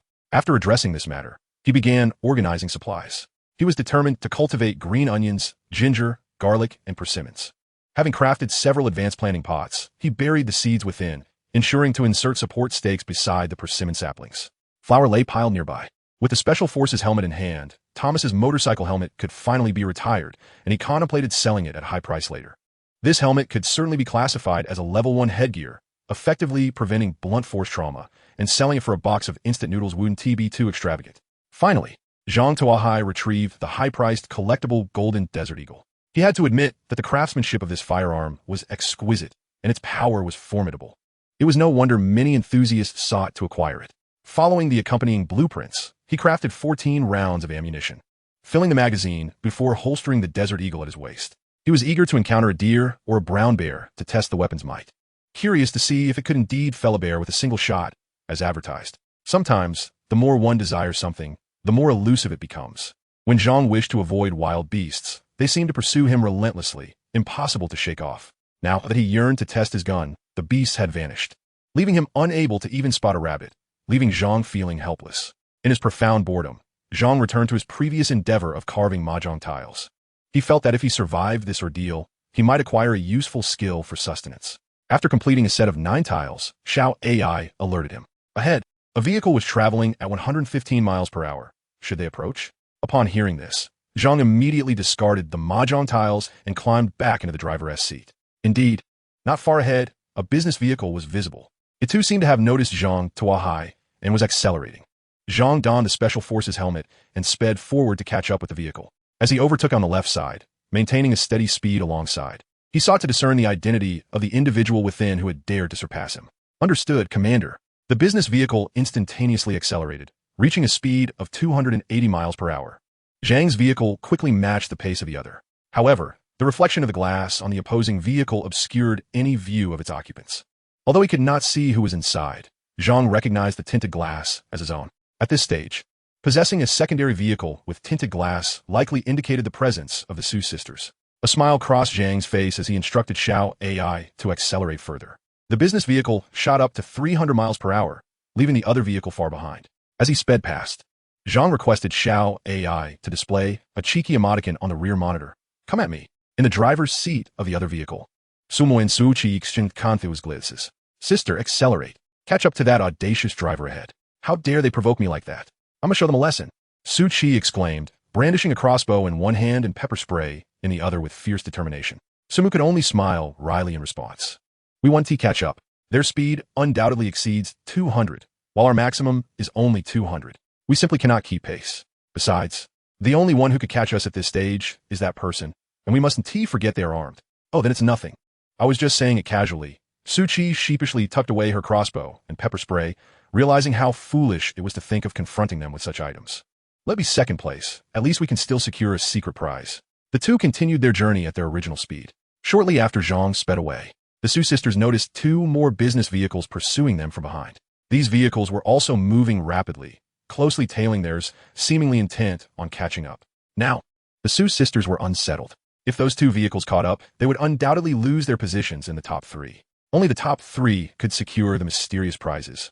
And they were determined not to let that slip away. With a resolute determination, Su Mu pressed down on the accelerator, causing their speed to surge to 180 miles per hour, rapidly increasing the distance between them and the pursuers. Observing this, the two chasing vehicles also accelerated. In response, Su Mu pushed their speed to maximum capacity. The car surged ahead, roaring forward, while the two pursuers refused to concede, racing fiercely to keep up. The three vehicles continued at full throttle for over half an hour. And, just as Su Mu felt she could no longer sustain it, Su Chi suddenly exclaimed, "Sister, look ahead." The finish line? Su Mu squinted into the distance, and indeed saw an enormous archway with the words "finish line" emblazoned upon it. Beyond the finish line lay a long stretch of speed bumps. This was the final moment. Su Mu pressed the accelerator to the floor, charging toward the finish. The two business vehicles behind also recognized the finish line and pushed their accelerators to the limit. However, the gap that had been established earlier proved insurmountable. The three vehicles crossed the finish line in their respective positions. Upon entering the speed bumps, they all began to decelerate. Soon, they arrived at a spacious parking lot, where Zhang Tuo Hai was already parked. After the three vehicles entered the parking area, the voice of the game system resonated. The top three contestants have been determined: Zhang Tuo Hai, Su Mu, and Fan Mingquan. The aforementioned players are invited to select their rewards in order, accompanied by a synthesized sound from the game system. A massive long table slowly ascended from the ground, adorned with 3 orange supply boxes. Chapter 71. Selecting Rewards, wishing all readers a peaceful Duanwu festival. The orange supply boxes elicited gasps of astonishment from everyone except Zhang Tuo Hai. While Zhang Tuo Hai was fortunate enough to acquire a treasure map during the rally, leading him to 5 orange supply boxes, the others had only encountered purple boxes at best. Some unfortunate souls had only seen white and blue boxes, never even laying eyes on a purple one. Suddenly, the sight of 3 orange boxes before them quickened their breaths. At that moment, a business vehicle accelerated towards the long table. A person swiftly emerged from the vehicle, seizing all 3 orange supply boxes in a single sweep, laughing boisterously. "Ha ha ha! Why should each of you only select one? All of these belong to me." Zhang Tuo Hai glanced at the individual and recognized him as Fan Mingquan. Zhang Tuo Hai had made a mental note of his face after Fan had previously undermined him in the regional channel and incited other players to resist him. He had intended to settle the score, but now it seemed unnecessary. Aware of the game system's anti-theft measures, Zhang Tuo Hai knew that the Su sisters were not. Su Chi, upon witnessing Fan Mingquan clutching the 3 orange boxes, felt a surge of anxiety. Those boxes contained critical items essential for their survival during the impending disaster. "What should we do? Let us chase after him. We must reclaim what belongs to us," Su Chi urged. "All right." Su Mu nodded, ready to step on the gas. But suddenly, a mechanical Gatling gun emerged from beneath the long table. A cold, synthesized voice echoed, "Player Fan Mingquan, you have violated the rules by forcibly seizing rewards and will be stripped of your player qualifications." With a whirring sound, 6 electric gun barrels began to spin rapidly. "No!" Fan Mingquan barely managed to scream before the Gatling gun opened fire. The blue flames erupted from its barrel, a clear indication of its enhanced version. Fan Mingquan's body was obliterated on the spot, leaving behind scattered remnants. The 3 orange supply boxes returned to the long table. "Players, please select your supply boxes in order." Zhang Tuo Hai observed the silence from the other 2 vehicles before he confidently stepped out of his car and approached the long table. The left supply box contained ordinary air, conditioning, and materials needed for manufacture. Effect: regulates temperature by consuming electricity, operational between 30 degrees and 30 degrees. With every increase of 10 degrees, reducing efficacy by 30 and increasing consumption by 30. The middle box held 3 bottles of potent vitality potion. Effect: maintains the body in peak condition for 4 hours, followed by an 8-hour period of weakness. The right box contained a powerful cooling suit. Effect: wearing it can lower perceived temperature by 20 to 30 degrees. Zhang Tuo Hai examined the 3 items, all of which were indeed cooling-related, significantly enhancing survival rates during disaster days. However, he already possessed a high-grade vehicle air conditioner, rendering the ordinary air conditioner unnecessary. The cooling suit also appeared limited in use. Inside the car, with air conditioning, it was redundant. Outside, you would need to wear tactical gear, making the cooling suit impractical. After careful consideration, the potent vitality potion seemed the most useful. Maintaining peak physical condition for 4 hours could serve as an enhanced stimulant, potentially life-saving in emergencies. He collected it and, rather than returning to his vehicle, he approached Fan Mingquan's car. According to the game system's regulations, since Fan Mingquan was now deceased, his car and its contents were considered unclaimed and available for anyone to take. Zhang Tuo Hai opened the car door and retrieved a bottle of mineral water. relieved when the game system remained silent. He rummaged through the vehicle, discovering that Fan Minkuin, despite his poor character, had amassed quite a collection of supplies: 2 boxes of instant noodles, a case of mineral water, and even a box of milk, along with several knives and a bow and arrow. All these items naturally fell to Zhang Tuo Hai. Overwhelmed by the quantity, Zhang Tuo Hai opted not to carry everything piece by piece. Instead, he drove Fan Minkuin's vehicle alongside his own and transferred the supplies directly. Finally, he placed his hand on the car roof, claiming the vehicle's core. 2 gleaming vehicle cores appeared in his hands. The scene left the others dumbfounded. "Sister, is that even possible?" Su Qi asked incredulously. "The game system didn't object, so it should be acceptable," Su Mu replied, uncertainly. "I should have acted sooner. Then everything in that car would have been mine," Su Qi lamented, her expression one of regret. However, it was too late. Zhang Tuo Hai had taken everything, and she lacked the courage to reclaim anything from him, settling instead for silent frustration. After Zhang Tuo Hai returned to his vehicle, it was Su Mu's turn to select her item. Cautiously, she exited the car, holding a canister of pepper spray. Her demeanor wary as she frequently glanced at Zhang Tuo Hai and an unknown vehicle, her eyes filled with caution. She approached the long table and swiftly picked up the nearest box containing the air conditioner before darting back to her car. "Luck seems to be on her side," Zhang Tuo Hai remarked. Once Su Mu returned to her vehicle, the synthesized voice of the game system announced once more, "The awards ceremony has concluded. Remaining rewards will be automatically distributed to players who cross the finish line.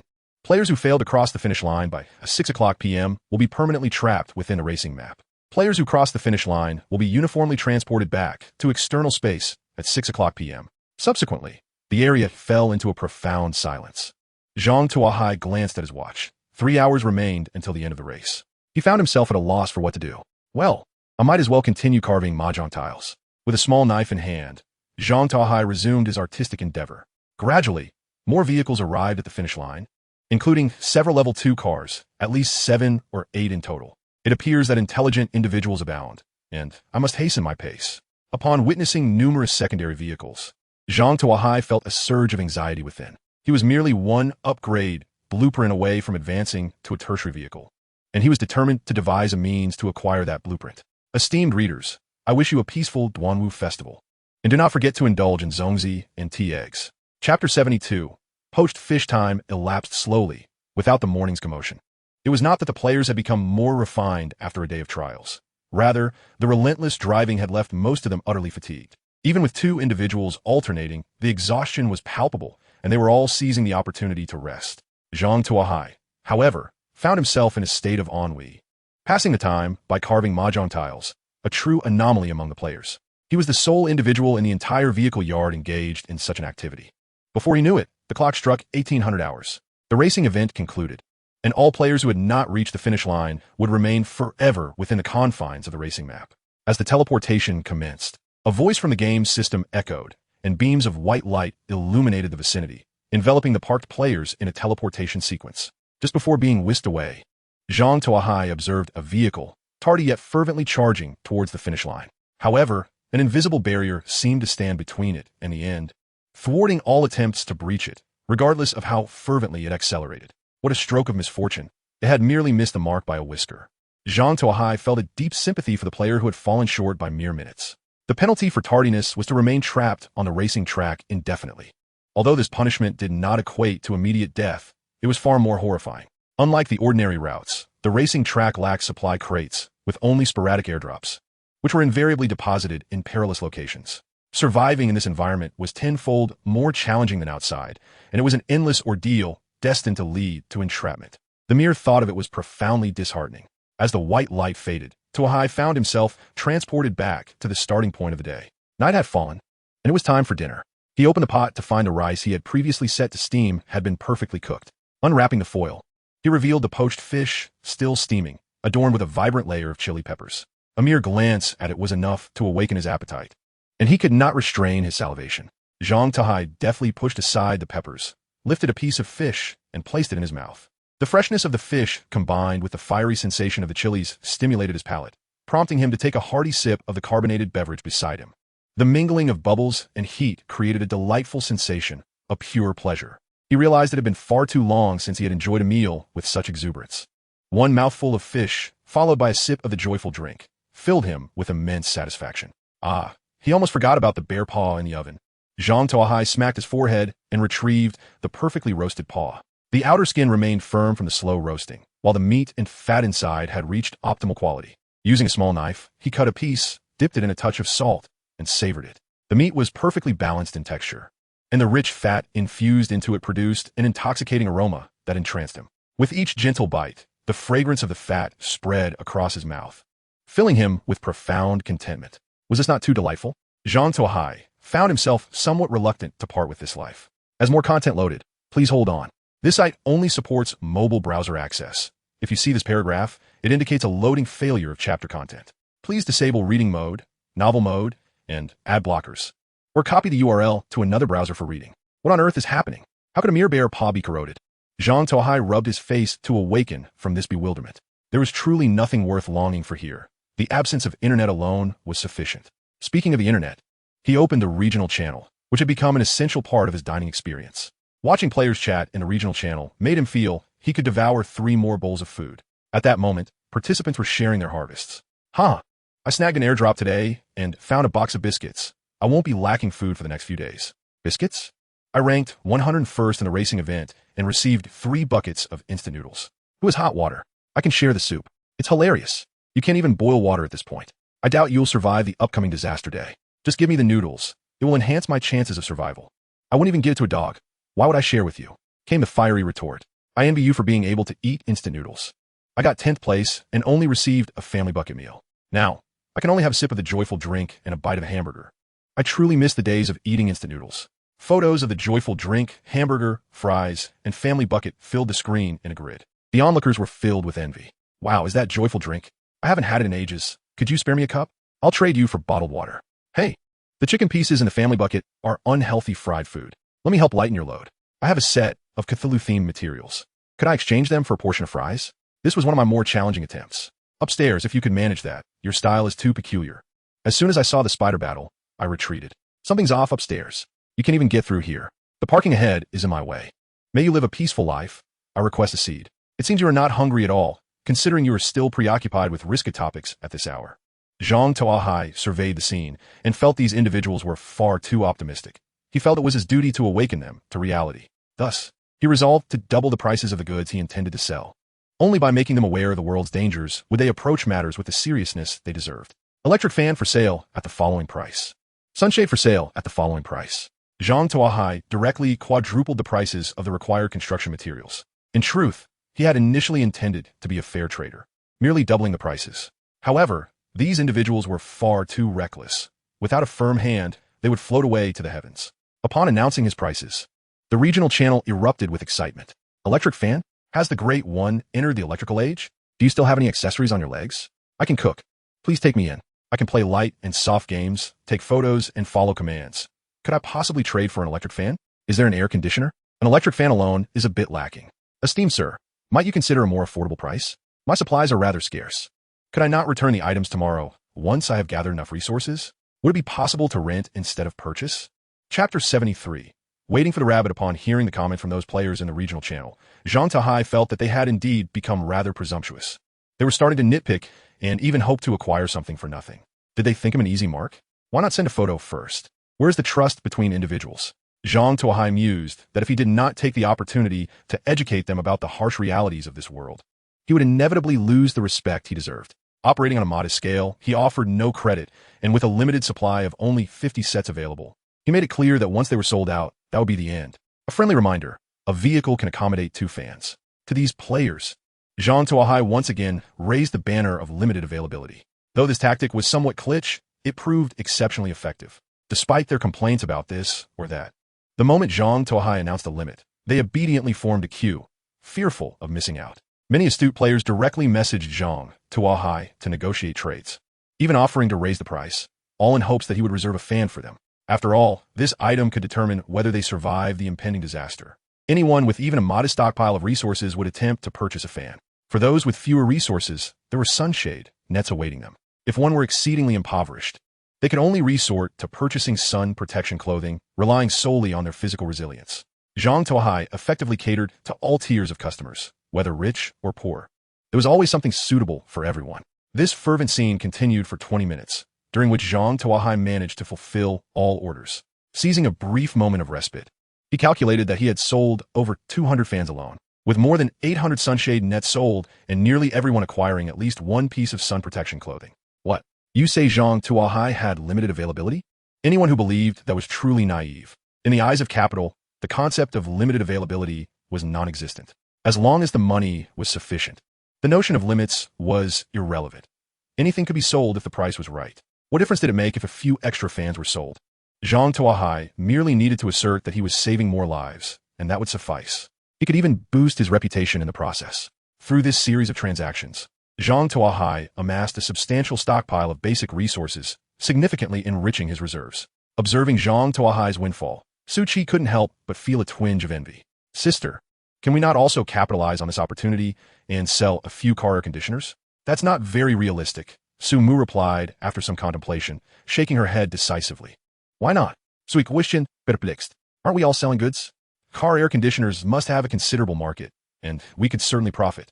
No, we are not like Zhang Tuo Hai, Su Mu reiterated, shaking her head once more. Seeing Su Qi's confusion, Su Mu began to explain. Firstly, the materials required for car air conditioners are quite advanced. We lack the orange resource pack. While we might be able to gather resources for fans, I doubt there are many players capable of assembling the necessary materials for car air conditioners at this stage.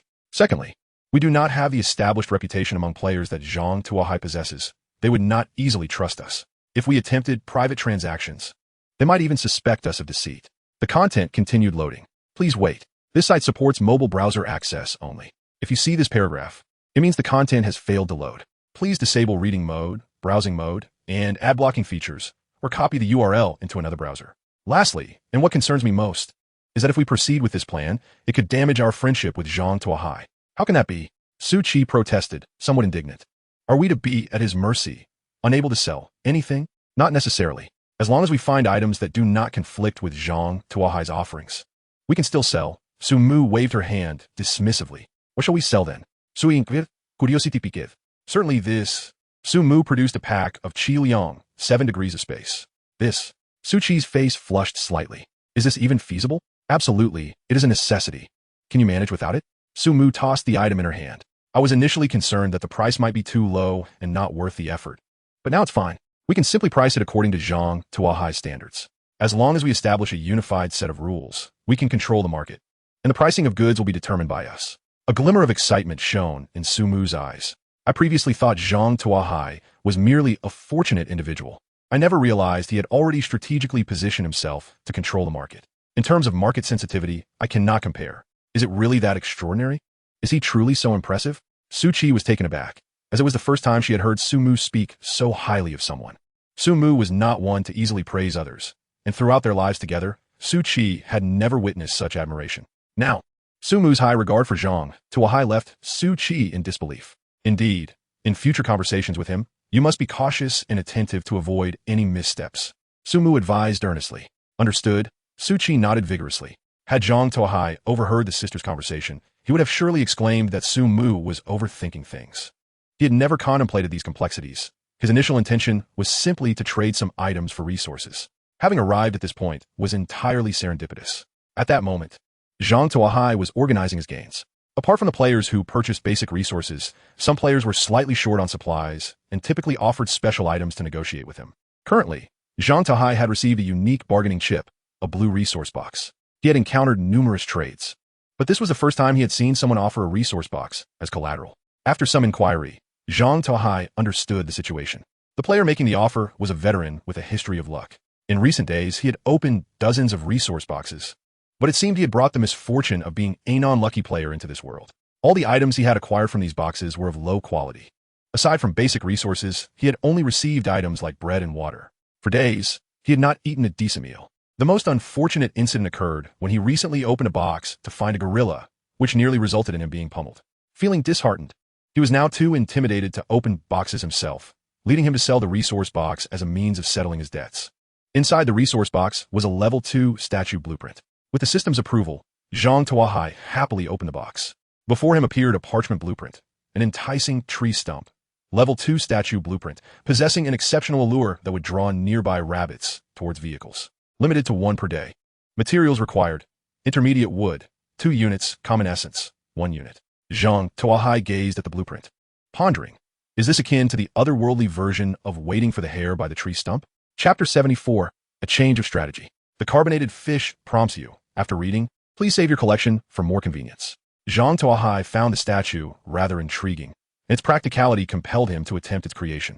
Intermediate wood and ordinary essence are potentially precious materials for an average household. Particularly, ordinary essence is unattainable unless one has personally hunted large or medium-sized ferocious beasts. However, for Zhang Tuo Hai, these materials were of little consequence. He already possessed 7 or 8 units of ordinary essence, which merely gathered dust. He proceeded to craft an attractive tree stump. A flash of white light appeared, and a petite tree stump materialized in Zhang Tuo Hai's hand. It was roughly the size of a palm, exuding a whimsical charm, with a verdant branch extending from its side, adorned with 2 leaves, reminiscent of the Brazilian lucky tree he once nurtured. Is this contraption truly effective? Zhang Tuo Hai, skeptical, installed the attractive tree stump beside the lucky mermaid statue. Just as he finished, a plump rabbit emerged from an unknown source, colliding headfirst with the door of Zhang Tuo Hai's vehicle with a dull thud. The rabbit fell to the ground, its head askew, lifeless. Zhang Tuo Hai noted that although he had previously installed the lucky mermaid statue, which merely increased the probability, a matter of metaphysics, of which he had not deeply experienced, the effect of this attractive tree stump was immediate. Not only did it deliver a rabbit directly to him, but it also knocked on the door, showcasing remarkable dedication. Tears welled up in his eyes, moved by the moment. He picked up the hefty rabbit, weighing over 10 pounds, and tears involuntarily streamed from the corners of his mouth. Should he braise it or stew it? This was a thought worth contemplating. After an internal struggle, Zhang Tuo Hai ultimately decided to roast it directly in the oven. The oven's temperature was quite suitable, and nothing should go to waste. He plunged a high-quality skinning knife into the rabbit's body. Gained 500 grams of rabbit meat, 1 exquisite rabbit skin, 1 rabbit head, and 1 ordinary essence. It was the first time Zhang Tuo Hai had witnessed such a profitable return from a statue. The bountiful rewards made him wish to fill his vehicle with attractive tree stumps. Regrettably, according to the system's regulations, only 1 such statue could be installed per vehicle, extinguishing Zhang Tuo Hai's dreams of becoming wealthy through rabbit sales. After seasoning the rabbit meat, he placed it into the oven.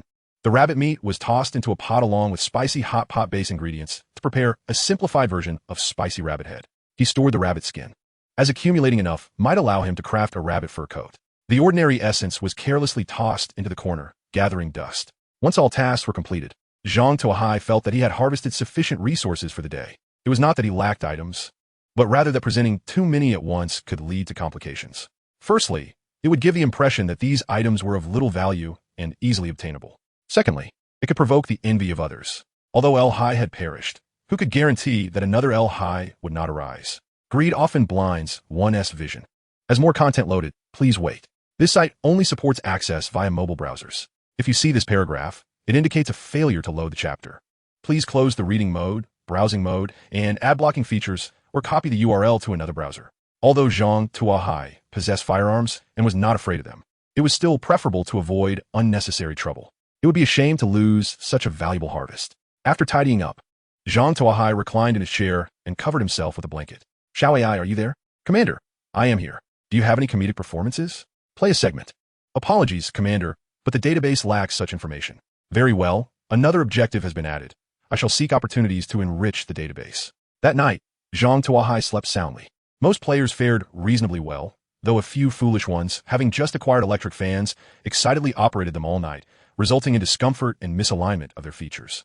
Early the next morning, Zhang Tuo Hai spotted several players lamenting this predicament in the regional channel, leaving him with a sense of helplessness.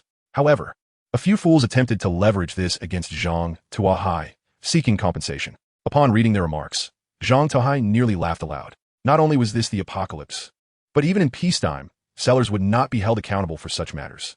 Regarding these individuals, Zhang Tuo Hai could not be bothered to respond. After all, when he next harvested resources, these same people would be the first to purchase. The rabbit meat, having simmered through the night, was now ready.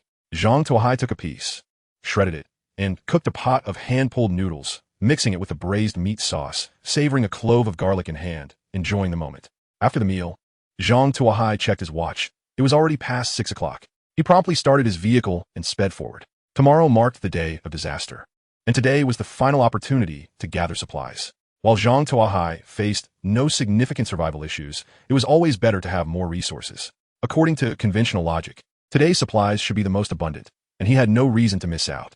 Other players shared the same mindset. Today was the last day, and their chances of surviving the disaster day depended on today as harvest. As such, everyone gathered their strength, awaiting a fruitful day. Many players even set out in search of resources without having breakfast, possibly due to a lack of food. This was not to say that Zhang Tuo Hai's provisions, measured in hundreds of pounds, were too plentiful to consume, as he had even begun considering nutritional balance. This was merely a result of his advantages. He had established an initial superiority, then exploited it to gather resources, leading to an ever-expanding advantage, culminating in the current scenario. In reality, merely maintaining existence was the norm for most people. Being able to enjoy 3 meals a day was a privilege reserved for the elite. Had Zhang Tuo Hai not periodically sold some of his food and acquired basic materials, the number of people remaining in the regional channel would be even fewer. While searching along the roadside, Zhang Tuo Hai glanced at the regional channel, which still had 1,024 participants remaining. The original channel of 5,000 had dwindled to these numbers. It remained uncertain how many would remain after the disaster day. Zhang Tuo Hai sighed and shifted his gaze back to the distant road. Today, the highway seemed to have more supply boxes than usual. After driving just 10 kilometers, he spotted a standard white supply box. Historically, it took at least 20 kilometers to find such boxes. This particular supply box contained 50 units of gasoline and posed no danger. However, not far from the roadside, a 10-meter-long desert python lay concealed within a sand mound. Zhang Tuo Hai speculated whether the rules had changed today, as the difficulty of locating supply crates had diminished while the challenge of safely retrieving them had escalated. He pondered the supply crate visible from his window. For someone reliant on electricity, the urgency for gasoline seemed rather trivial, especially since it was merely 50 units, seemingly insufficient. Confronting a 10-meter-long python for such a meager reward would not be wise. Nevertheless, python meat and skin were undeniably valuable resources, and the snake's gallbladder was particularly prized. Even if the python's flesh harbored parasites, thorough cooking would mitigate any concerns. At the very least, he could sell the meat to other players. Most importantly, he had recently acquired a desert eagle and felt an irresistible urge to test its power. The python would serve as a fitting target. Zhang Tuo Hai retrieved his collectible golden desert eagle, lowered the car window by 5 centimeters, and stealthily extended the barrel outward, aiming at the distant sand dune. You will only strike the scales, inflicting minimal damage. To hit a vital spot, adjust 3 centimeters to the left and tilt the barrel down by 15 degrees. The hint system instructed. Following the guidance, Zhang Tuo Hai recalibrated his aim. This time, the hint system remained silent. That should suffice. He steadied himself and pulled the trigger. The sharp crack of the gunshot reverberated within the vehicle, the force of the recoil causing his arm to tingle with discomfort. The Desert Eagle's recoil was no trifling matter. Even with ample preparation, he had suffered a minor setback. Furthermore, had he not been wearing a noise-canceling tactical helmet, the shot would have left his ears ringing. A hen confined in a pot clucked nervously, startled by the gunfire, causing the half-laid egg to retract. A spray of blood erupted from the nearby dune, indicating a successful hit. A massive python emerged from the sand, its girth comparable to that of a bucket, adorned with alternating yellow and black stripes. It raised its upper body to an impressive height of over 3 meters, its eyes filled with fury, occasionally expelling venom, while a long wound marred its head. A 50 caliber bullet grazed the python's head, carving a deep groove in its skull, nearly penetrating entirely. Had Zhang Tuo Hai's arm not been jolted, the bullet would have obliterated its brain. He realized the situation had escalated beyond control. The colossal desert python opened its jaws wide, lunging at Zhang Tuo Hai's vehicle. The car surged forward several meters, narrowly avoiding the strike. "Commander, should we counterattack?" Xiao AI inquired. "Can you defeat it?" Zhang Tuo Hai retorted. "Absolutely. The armored vehicle with its spiked bumper poses no challenge to such a creature, provided we exercise caution and avoid having the tires bitten," Xiao AI confidently replied. "Then I leave it to you, but do not overexert yourself. Prioritize safety," Zhang Tuo Hai cautioned. "Resta assurd, Commander Xiao AI assurd." Maneuvering the vehicle in a circle to face the python, the headlights flickering as if to taunt the beast. While drivers despise high beams, the python, though not a driver, felt a surge of rage at being blinded by Xiao AI's lights. The pain from its wound drove the python into a frenzy. It resolved to overpower and consume its adversary. The python charged once more at Zhang Tuo Hai's vehicle. However, it soon realized its mistake. It had assumed Xiao AI had activated the high beams when, in fact, they were merely standard headlights. Seizing the opportunity as the python advanced, Xiao AI engaged the true high beams. The python was momentarily blinded, perceiving 2 suns. It closed its eyes, yet the 2 enormous crimson shapes persisted before it. followed by darkness, plunging it into a brief state of faux blindness. With precision, Xiao AI accelerated to maximum speed, aiming directly at the python's head. The impact was sudden. The python's massive skull shattered against the spiked bumper, its body caught beneath the wheels of the vehicle.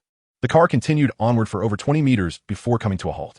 Zhang Tuo Hai glanced back to see the python's head completely obliterated, lifeless on the ground. With the threat neutralized, he hurriedly exited the vehicle to inspect its condition.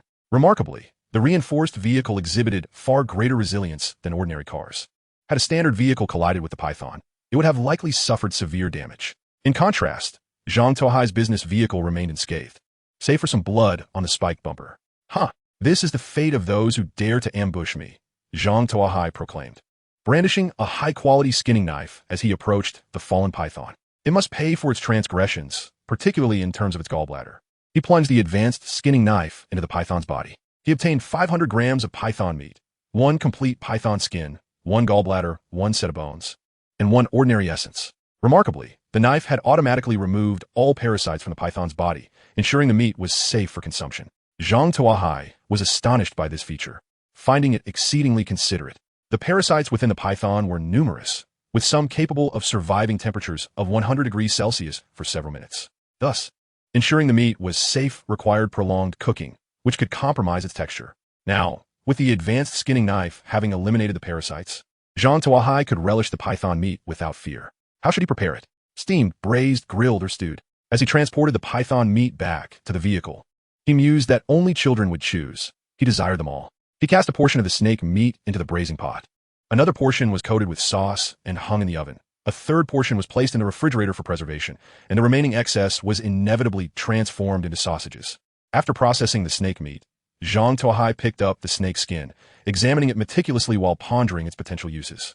A line of information materialized before his eyes. Snake skin, a special material capable of crafting various fabric products. Crafting fabric products? The revelation sparked a glimmer of inspiration in Zhang Tuo Hai's mind, leading him to conceive an idea. Chapter 76. Spike armor. Since snake skin could serve as fabric for clothing, could it be fashioned into equipment akin to a stab-resistant garment? Zhang Tuo Hai had already tested the hardness of the snake skin. It would not withstand bullets, particularly those fired from his Desert Eagle. Moreover, it was not as effective as the tactical suit he possessed. This indicated that it could be sold without concern. After all, it posed no threat to him. Additionally, recent occurrences of player versus player harm had been frequent. The incident with El Hai from the previous day was still fresh in his memory.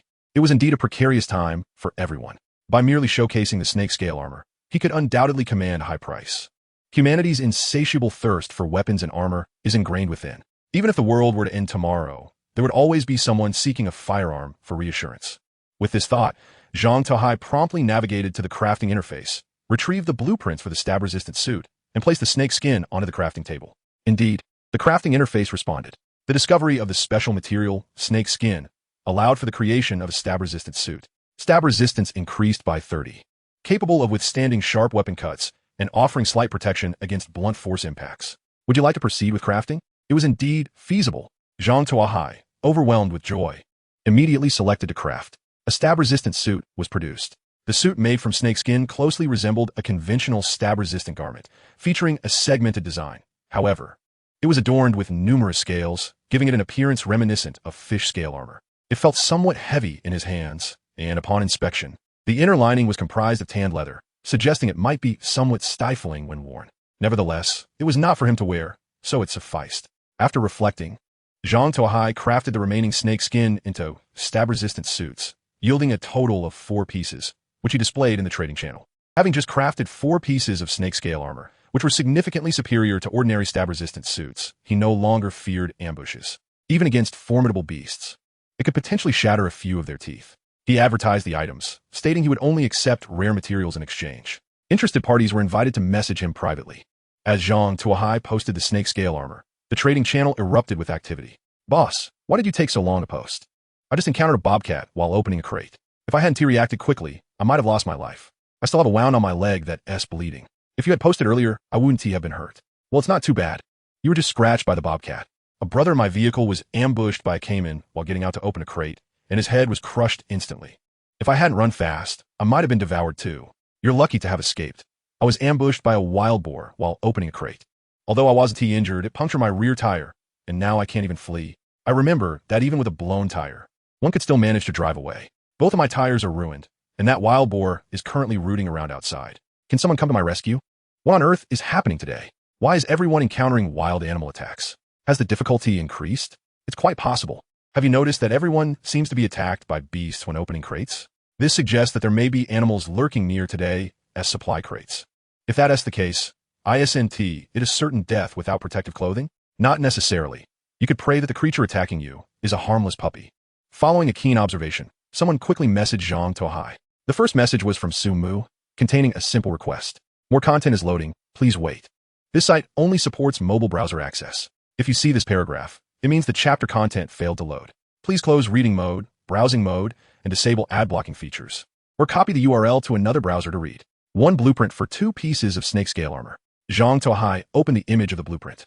Spike armor, level 1 automotive accessory, equipped with spikes on the vehicle's exterior to deter beast attacks. Required materials, 20 units of metal ingots, 80 units of metal parts. While the resources required were considerable, they were undeniably useful. Although Zhang Tuo Hai's vehicle was armored, it could not withstand the relentless assaults from unruly animals. No matter how robust the chassis, it could not endure daily impacts from him. With the spike armor, at least he could intimidate weaker beasts. Furthermore, equipping the spike armor would also enhance the vehicle's collision damage, effectively serving 2 purposes. Exchanging it for 2 pieces of superfluous snakeskin armor was indeed a worthwhile trade. However, why aren't you all using it yourselves? This would be quite practical for you as well. Zhang Tuo Hai inquired curiously. It's redundant. We've already installed them. Came the reply from Su Mu, accompanied by a photo of a business vehicle covered in spikes, resembling a colossal steel hedgehog. Indeed, they were affluent. Zhang Tuo Hai muttered to himself and confirmed the trade. With the blueprint for spike armor secured, Zhang Tuo Hai initiated the crafting process. In the blink of an eye, his vehicle was adorned with spikes of various sizes, transforming the originally sleek business vehicle into a ferocious steel beast. Now, those ordinary beasts would think twice before attempting to assault his vehicle, Zhang Tuo Hai thought with satisfaction. The remaining 2 pieces of snake scale armor were also sold. Although he did not obtain blueprints, he did acquire valuable intermediate materials, thus replenishing his stock.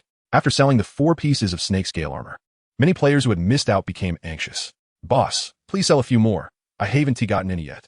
Exactly, please sell a bit more. Without defensive clothing, I wouldn't dare to leave the vehicle for supplies today. Boss, if there are no snake scale armors, I would accept inferior ones as well. By the way, could you sell some weapons? My hunting spear just got stuck in a wild boar and was taken away. Boss, could you sell a vehicle repair kit? The wild boar is about to break into my car. I'm willing to trade all my resources for it. Accompanying that plea, a trading interface popped up before Zhang Tuo Hai, displaying a collection of items: 2 bags of bread, 4 bottles of mineral water, 100 units of gasoline, 3 cans of beer, a live fish, half a roll of toilet paper, a broken bowl, and various level 1 materials. It appeared he had laid out all his possessions. Seeing these items, Zhang Tuo Hai sighed and crafted a vehicle repair kit, proceeding with the trade. Upon receiving the vehicle repair kit, the individual rejoiced, expressing heartfelt gratitude. I can't thank you enough for saving my life. I will repay you when I have the opportunity. Zhang Tuo Hai paid little heed to the man's response. After all, it was merely a transaction based on fairness, devoid of any notions of gratitude or favor. The carp and 3 cans of beer were worth the price of admission. He could prepare a delicious fish dish for lunch. As for the others, they could be dealt with using ordinary anti-stab vests. In Chapter 77, Catching Thieves, Zhang Tuo Hai crafted another 100 ordinary anti-stab vests and 20 hunting spears, placing them on the trading platform. These items were priced affordably, adhering to a consistent markup based on material costs, ensuring fairness for all. Due to their attractive pricing, they were snatched up almost immediately. Many individuals in the regional channel continued to hope that Zhang Tuo Hai would release additional stock. Naturally, he was inclined to oblige. Utilizing the materials he had just acquired, he produced another batch of anti-stab vests and hunting spears for sale. As he observed the accumulating supplies, Zhang Tuo Hai felt a twinge of melancholy. Just 2 days ago, he had expanded his storage space by 10 cubic meters, yet it seemed insufficient once more. Clearly, upgrading his vehicle was imperative. After listing the weapons and armor for sale, he shifted his focus and allowed Xiao AI to continue their journey. While he began to process the large carp, though the fish was somewhat bony, it could be quite delightful when prepared correctly. He gutted and scaled it, making several incisions along its body. The scallions, ginger, and garlic he had planted were now mature, and he harvested some to marinate within the cuts. Heating oil in a pot, he placed the carp inside, lightly frying it until golden on both sides before adding hot water to stew. To eliminate any fishy odor, he even added a can of beer, then awaited the final result. When it was time to serve, a splash of fragrant vinegar would complete the dish. Zhang Tuo Hai's method of preparing the carp, while simpler than that of a restaurant, excelled in its convenience. The vehicle continued to forge ahead. After an hour of travel, they finally discovered a second supply crate, which turned out to be a blue one. Inside lay a level 2 crafting blueprint for a miniature poultry ecological garden. Hidden behind a sand dune was a desert fox. While the desert fox posed no threat to humans, it would seize the opportunity to pilfer items from the vehicle when one stepped out to open the supply crate. Zhang Tuo Hai was taken aback. He had always assumed the beasts in this area were solely aggressive, unaware that they could also resort to thievery. It was quite a surprise indeed. And if it were to steal something truly significant, like the car keys, it would spell disaster. Determined to thwart the thieving creature, he pondered a strategy. First, he needed to secure all valuable supplies to prevent any damage. Next, he would need to attract the fox with something enticing. Otherwise, his efforts would be in vain. Finally, he had to ensure that he could capture the pesky creature. After much deliberation, Zhang Tuo Hai retrieved 2 sunshade nets and partitioned the back seat from the front. He left a single can of fish in a box on the front seat, though it was actually filled with metal ingots. Surely, a can of fish could be deemed a valuable item, which should deceive the fox. After double-checking for any oversights, he took a crowbar and exited the vehicle, feigning ignorance as he approached the blue supply crate. Upon parking, a small head peeked out from behind the dune, stealthily observing Zhang Tuo Hai's every move. When it saw him exit the vehicle, the little head displayed an almost anthropomorphic grin. As Zhang Tuo Hai bent down to open the crate, the desert fox darted from its hiding spot, rushing towards the vehicle. The speed of the desert fox was astonishing. In the blink of an eye, it had entered the car, leaving only a fleeting shadow in its wake. However, upon entering Zhang Tuo Hai's vehicle, the desert fox was left bewildered. The interior was securely covered by sunshade nets, with only a box of fish cans remaining on the passenger seat. The desert fox was perplexed. How could there be such a meticulous individual? What could it possibly steal? Nevertheless, a box of fish cans was still a decent prize. It recalled having tasted one before, and the flavor was quite pleasant. The desert fox seized the box of fish cans and attempted to drag it away. It pulled with all its might, but to no avail. Confounded, the fox pondered whether it had exhausted itself after a recent dalliance with a female fox. Undeterred, it exerted even more force. Yet, the box remained steadfastly in place. The desert fox was left in a state of confusion. Was the female fox so adept that it rendered him incapable of moving even a box of cans?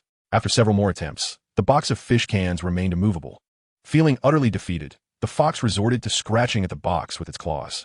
If it couldn't take the entire box, surely it could manage to snatch a few cans. It was determined not to leave empty-handed, for its companions would surely mock it. With a swift motion, the desert fox sliced through the tape sealing the box and eagerly opened it, only to be met with a disheartening sight. No wonder it had struggled so much earlier. The box was filled with metal ingots. It must have weighed 50 or 60 pounds, far beyond its capacity to carry. The desert fox felt vindicated in its belief that 2-legged creatures were nothing but deceitful. Just as it began to sense something was amiss, it turned to exit the vehicle, only to find the door had automatically shut. Alarmed, the fox frantically tugged at the handle, trying to escape, but the door was securely locked and would not budge. Do not waste your efforts. The vehicle is under my control now. You cannot leave until the commander returns. Xiao Ai's cold voice echoed within. Desperate, the desert fox began to pace in circles, feeling utterly trapped. It banged on the windows, hoping to break free, but the windows were bulletproof and impenetrable. Just as panic set in, the window began to descend. The desert fox's spirits lifted, and it clawed at the window, attempting to slip through the opening. However, the moment its head emerged, it was met with the cold, hard end of a long, black pipe pointed directly at it. Ah, Lei Ho, since you're here, why rush to leave? Zhang Tuo Hai remarked with a smile, brandishing his shotgun. The Sha Mo, who, resembling a deflated balloon, immediately raised its paws in a gesture of submission, its face adorned with a servile expression. Observing the Sha Mo, whose demeanor, Zhang Tuo Hai became intrigued and tentatively inquired, "Can you understand my words?" The creature promptly shook its head. "Do you think I am a fool?" Zhang Tuo Hai retorted. Chapter 78. The unfortunate player, upon witnessing the Sha Mo, who mimic a human by lifting its paws, Zhang Tuo Hai recognized that this being was indeed extraordinary. Given its intelligence and ability to communicate, it would be unwise to eliminate it hastily. After all, he had no immediate need for a few extra pounds of meat, and he had heard that fox meat was not particularly palatable. With one hand aiming his weapon at the creature's head, he cautiously extended his other hand through the window. The Sha Mo, who instinctively attempted to flee, but upon seeing Zhang Tuo Hai's finger poised on the trigger, it froze in place. Seizing the opportunity, Zhang Tuo Hai grasped the Sha Mo, who by the scruff, and pulled it out. "What exactly are you?" Why did you hide behind the sand, doomed to ambush me? He demanded. The shy Mo, who merely stared back with wide eyes, emitting a series of whines, showing no inclination to speak. If you choose not to answer, we shall pass the time and see whose patience prevails. Zhang Tuo Hai understood that he could not afford to linger on the road with the shy Mo who. He resolved to keep it in the vehicle, viewing it as a means of entertainment during the journey. However, he couldn't simply toss the creature into the car. It could cause havoc. He retrieved his sunshade net and bound the shy Mo who tightly, leaving only its head exposed. Well, let's see how you escape now, he declared, tossing the creature into the vehicle. Turning to Xiao AI, he instructed, you did well earlier, drive. As you command, Commander, she replied, continuing the search for supply crates along the road. Meanwhile, Zhang Tuo Hai paid no further attention to the shy Mo, knowing it would not divulge the truth at this moment. He decided to let it stew for a few days, allowing hunger to work its magic. Zhang Tuo Hai took out the crafting diagram and studied it intently. Micro Poultry Ecological Park Crafting Diagram. Level 2 Automobile Parts.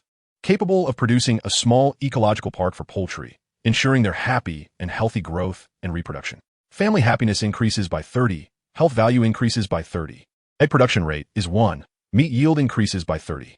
Materials required, metal ingots, 5 units, metal parts, 40 units, glass, 20 units, plastic, 20 units, wood, 10 units. Fabric, 5 units, soil, 20 units, small water collector, 1 unit, intermediate electronic components, 1 unit. This is quite impressive, Zhang Tuo Hai mused, rubbing his hands together in excitement. The mere egg production rate of 1 would justify the investment. Currently, chicken eggs were solely reliant on the hen, with no other sources available. With this creation, he could secure an additional egg daily, which would undoubtedly be a windfall. The ordinary materials were not a concern, as he had an abundance, and crafting the diagram would help consume some of his stockpile. The only valuable components were the intermediate electronic components and the small water collector. He already had several intermediate electronic components from his recent trade for snake scales and had no immediate need for more. Moreover, Zhang Tuo Hai felt that confining the hen in the black pot daily would affect its mood, consequently impacting his egg supply. He proceeded to manufacture the Micro Poultry Ecological Park.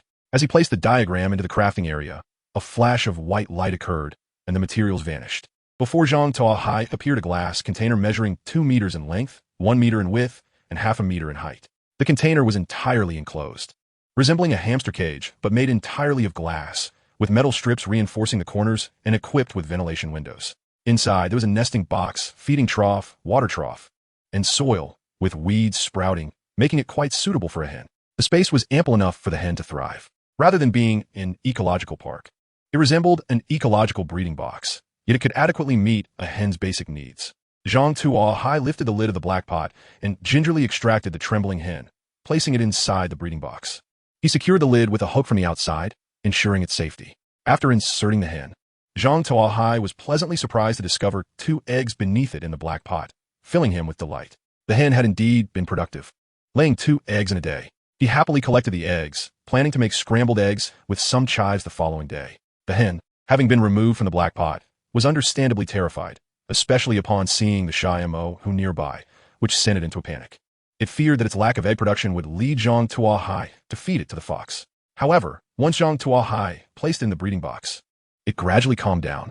The hen wandered around the breeding box a few times and began to feel excited. Although the space was not as vast as the outdoors, it was certainly an improvement over the dark pot. With food and water available, along with a wooden nesting box, there were no predators, and it no longer had to tirelessly search for insects. The thought of laying eggs daily in exchange for such a comfortable environment brought the hen immense joy, as it felt it had found its paradise.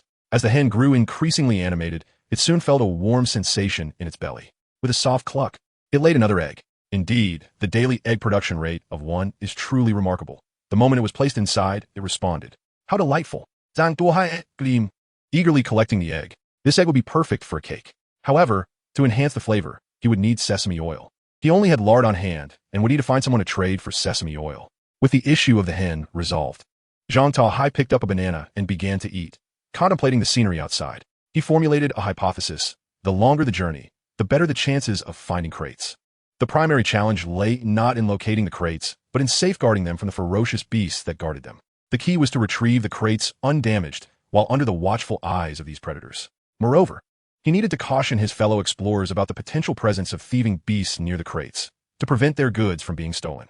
Zhang Tuo Hai promptly sat up and opened the regional channel. This was not an act of altruism. Rather, Those within the regional channel were his potential customers. If their supplies were compromised, they might purchase fewer of his goods, a scenario he could not afford. However, upon entering the regional channel, he realized he had arrived a moment too late. Upon disembarking from my vehicle, I stumbled upon a supply crate, only to have a desert fox dart into my car and abscond with the bucket of chicken I had just acquired.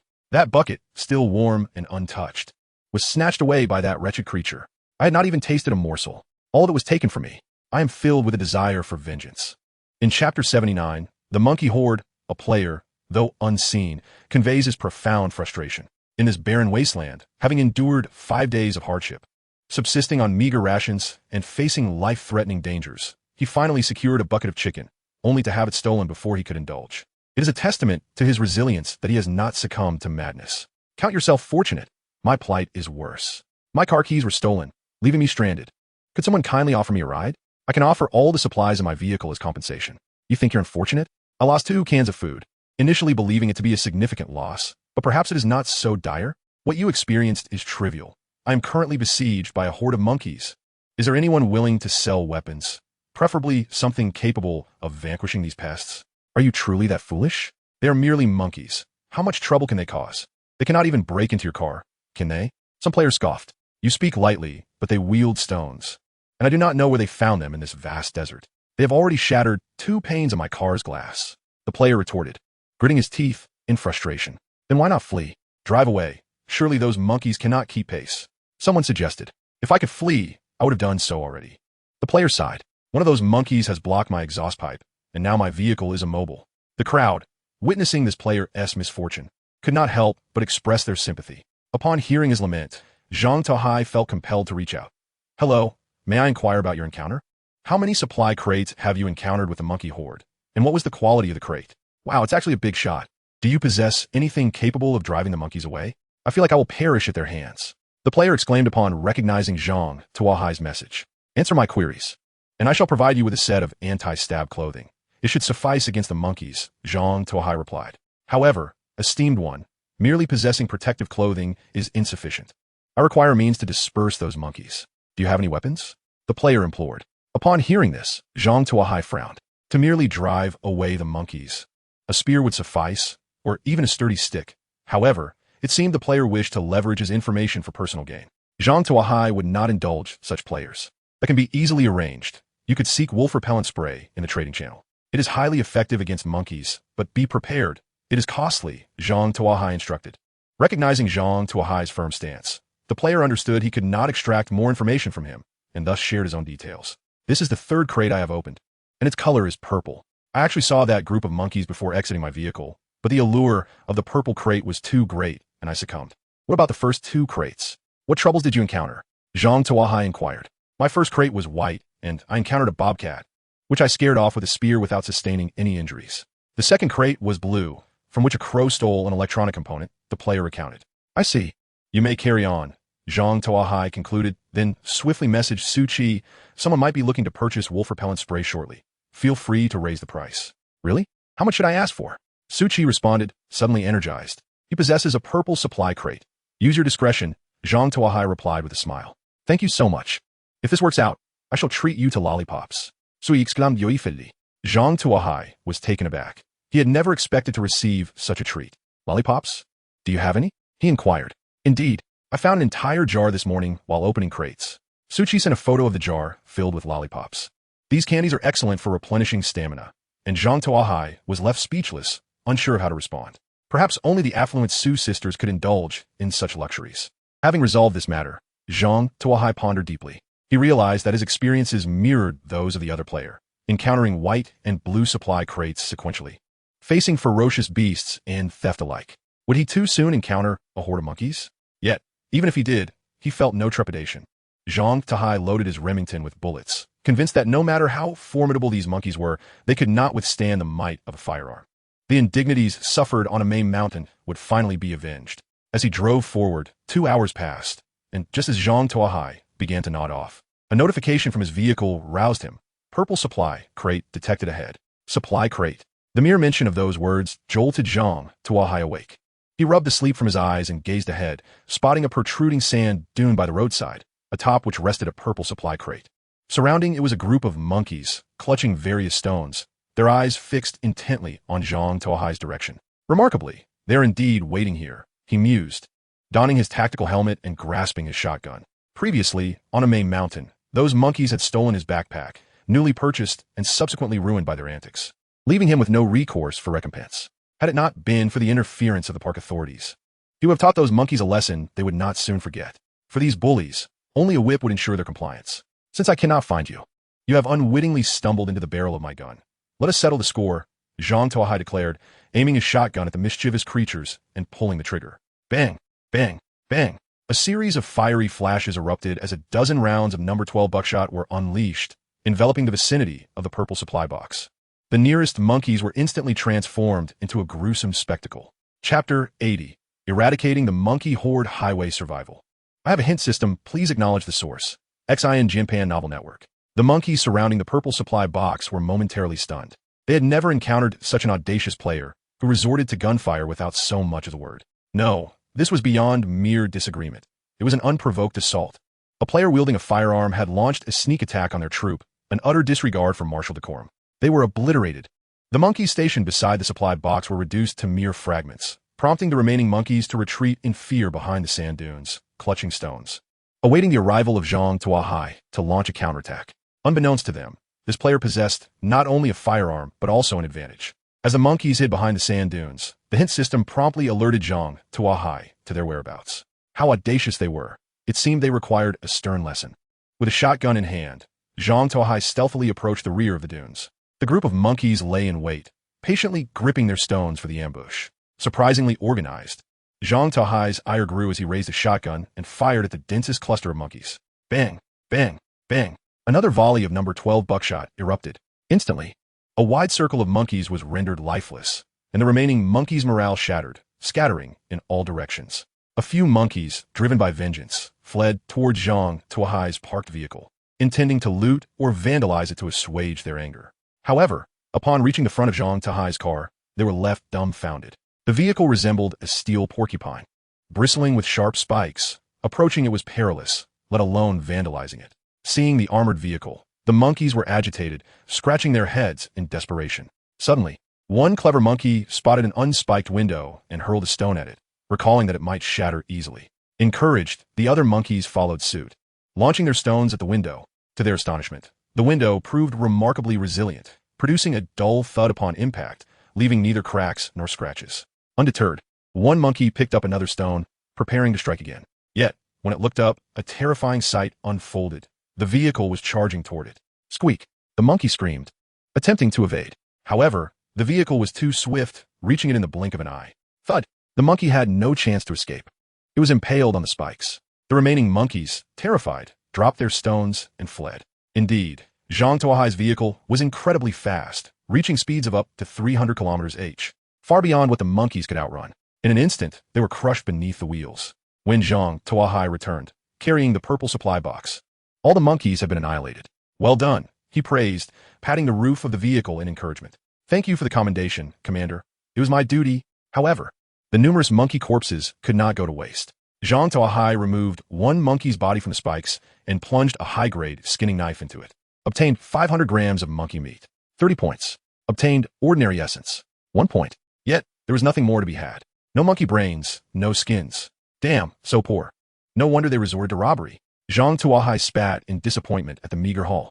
Nevertheless, every little bit counts. With dozens of monkeys, the total yield amounted to nearly 1,000 pounds of meat, a considerable fortune. Unable to store such an abundance, Zhang Tuo Hai processed all the meat into sausages. Since the source was primate, he had little desire to consume it himself, opting instead to sell the sausages to other players. He still had hundreds of pounds of pork, tiger meat, and eagle meat sausages, so food was not a concern. After processing the monkeys, it was nearly noon. Time for a meal. At that moment, the carp had nearly finished cooking. Zhang Tuo Hai served a bowl of rice, drenched in fish broth, savoring it with beads of sweat on his forehead. The delicious carp had the nearby bound desert fox nearly drooling, its long tongue frequently flicking out to lick its lips in longing.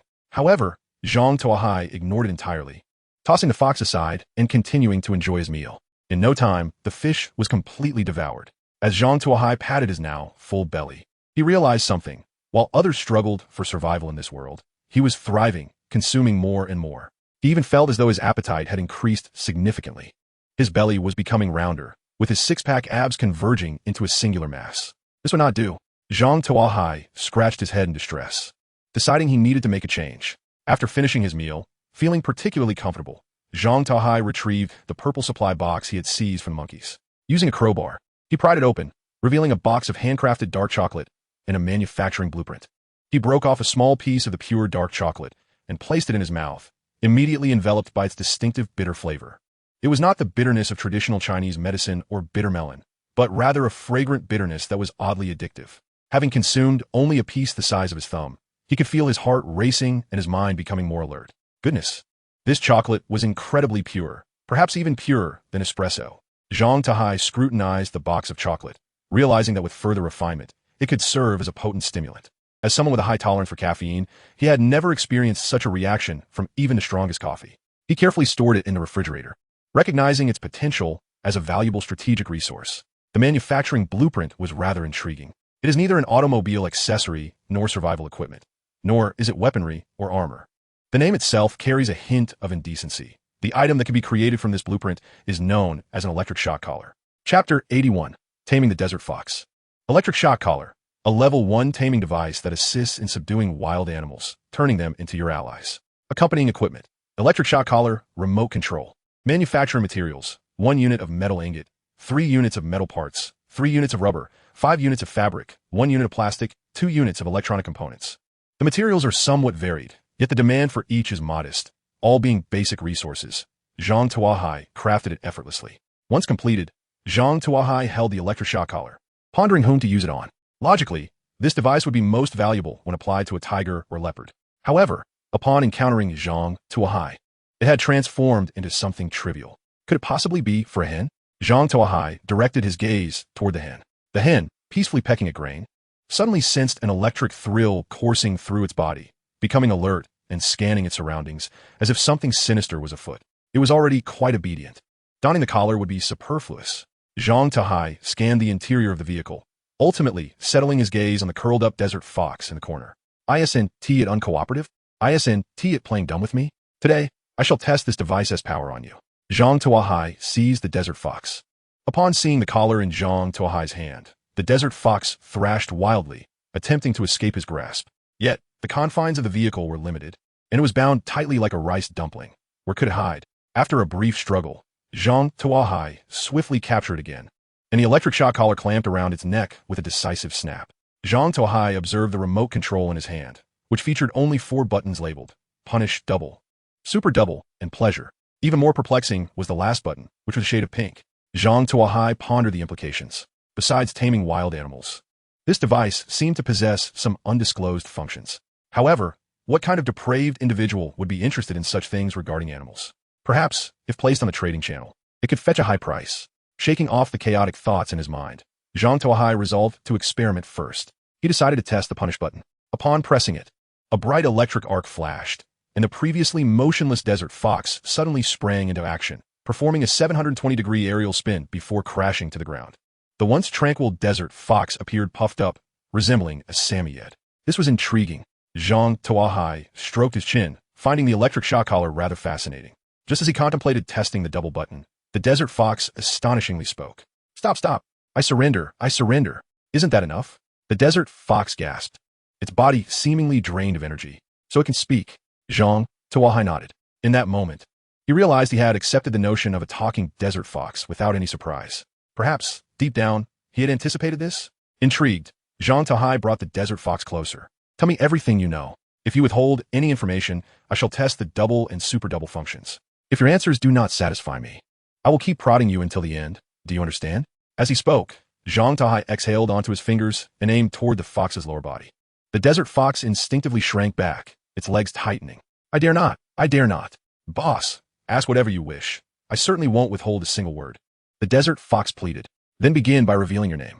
Constantine, the desert fox replied weakly. Zhang Tuo Hai was taken aback. Wait, do all foxes possess such a formidable name? You chose a demon hunter's name?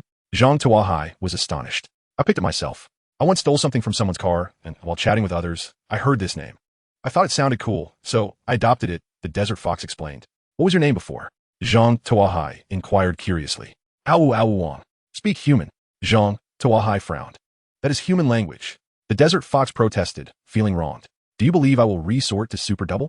Zhang Tuo Hai's finger hovered over the third button. But you asked me that, didn't you? The desert fox countered, looking even more aggrieved. What exactly did I ask? You asked me what my name was. Then what is your name? Ow Wang. Are you challenging me? Zhang Tuo Hai declared, not believing he could not tame it. Boss, please don't press that. I assure you I'm telling the truth. The desert fox was on the verge of tears. Observing the fox's demeanor, Zhang Tuo Hai felt it unlikely to be lying. Suddenly, a light bulb went off in his mind. So, your name is Ow Wang? The final tone should drop. The one with the inflection is my second uncle. The desert fox lamented, eyes brimming with tears. And what would that translate to in human language? This is the translation. Forget it, too troublesome. I'll just call you Wonkai.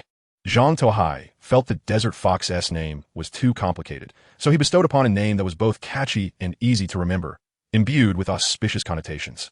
Also retaining the sound Wang from its original name, achieving multiple benefits with a single stroke. Zhang Tuo Hai felt himself a genius in the realm of naming. This feels rather unrefined. The desert fox expressed its discontent. Reorganize your thoughts. Zhang Tuo Hai fiddled with the remote control in his hand. In fact, upon reflection, I find this name quite appealing. The desert fox glanced at the remote control in Zhang Tuo Hai's hand and promptly yielded. Very well, Wonkai. Tell me how you came to steal my vehicle. I do not recall foxes having such habits. Zhang Tuo Hai questioned. I'm not sure, Wonkai said, a look of recollection crossing its face. A few days ago, I went out to catch sand rats, and suddenly I acquired some peculiar knowledge, including your language and some common sense. A great will instructed me to steal your belongings, or else we would be punished. I feared the punishment, so I complied. And now, is that consciousness still in your mind? Zhang Tuo Hai inquired. No, when you pressed that button, the consciousness vanished, Wonkai stated honestly. This was rather intriguing. Zhang Tuo Hai toyed with the remote control, a contemplative expression on his face. If Wangcai's words were true, then the knowledge in its mind must have been implanted through some survival strategy. As for the disappearance of that consciousness, it was undoubtedly the effect of the electric shock collar's taming. If the desert fox had been harboring another consciousness all along, what would that imply for the taming process? However, this led to another question. What were the hidden agendas of those behind the scenes? Pondering whom to use it on. Logically, this device would be most valuable when applied to a tiger or a leopard. However, upon encountering Zhang Tuo Hai, it had transformed into something trivial. Could it possibly be for a hen? Zhang Tuo Hai directed his gaze toward the hen. The hen, peacefully pecking at grain, suddenly sensed an electric thrill coursing through its body, becoming alert and scanning its surroundings as if something sinister was afoot. It was already quite obedient. Donning the collar would be superfluous. Zhang Tuo Hai scanned the interior of the vehicle, ultimately settling his gaze on the curled-up desert fox in the corner. Isn't it uncooperative? Isn't it playing dumb with me? Today, I shall test this device's power on you. Zhang Tuo Hai seized the desert fox.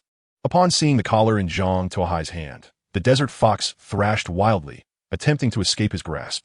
Yet, the confines of the vehicle were limited, and it was bound tightly like a rice dumpling. Where could it hide? After a brief struggle, Zhang Tuo Hai swiftly captured it again, and the electric shock collar clamped around its neck with a decisive snap. Zhang Tuo Hai observed the remote control in his hand, which featured only 4 buttons labeled Punish Double, Super Double, and Pleasure. Even more perplexing was the last button, which was a shade of pink. Zhang Tuo Hai pondered the implications. Besides taming wild animals, this device seemed to possess some undisclosed functions. However, what kind of depraved individual would be interested in such things regarding animals?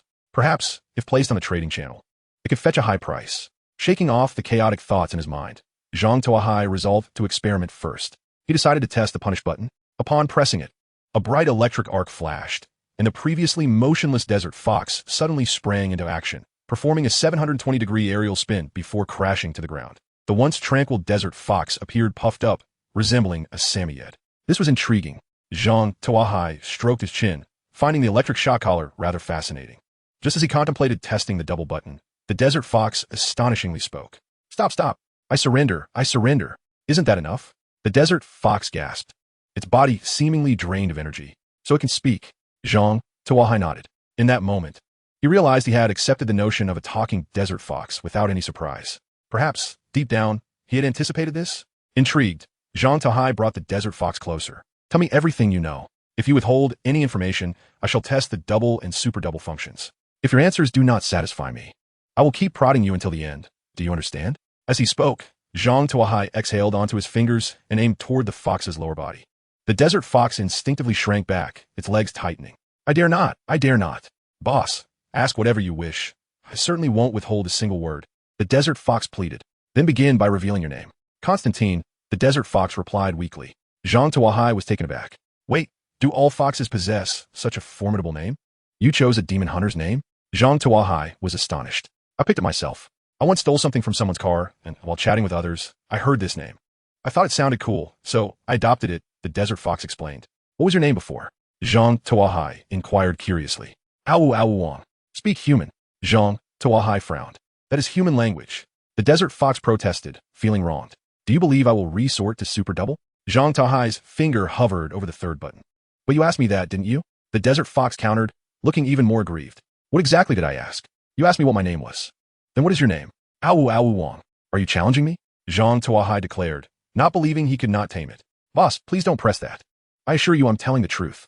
The desert fox was on the verge of tears. Observing the fox's demeanor, Zhang Tuo Hai felt it unlikely to be lying. Suddenly, a light bulb went off in his mind. So, your name is Awu Awu Wang? The final tone should drop. The one with the inflection is my second uncle.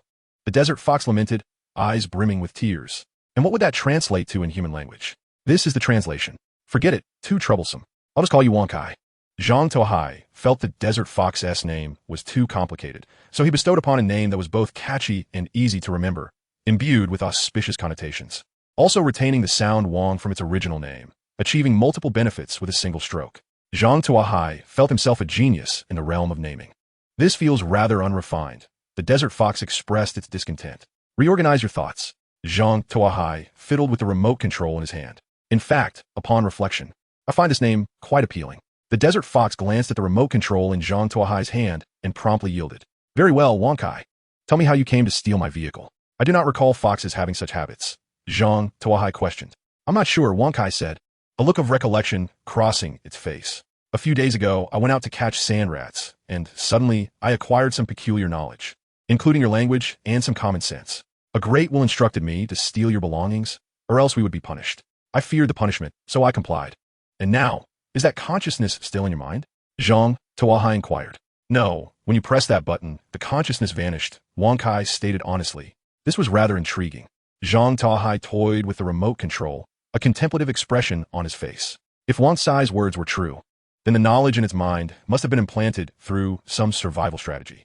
As for the disappearance of that consciousness, it was undoubtedly the effect of the electric shock Collar's taming.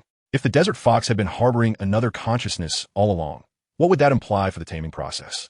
However, this led to another question. What were the hidden agendas of those behind the scenes?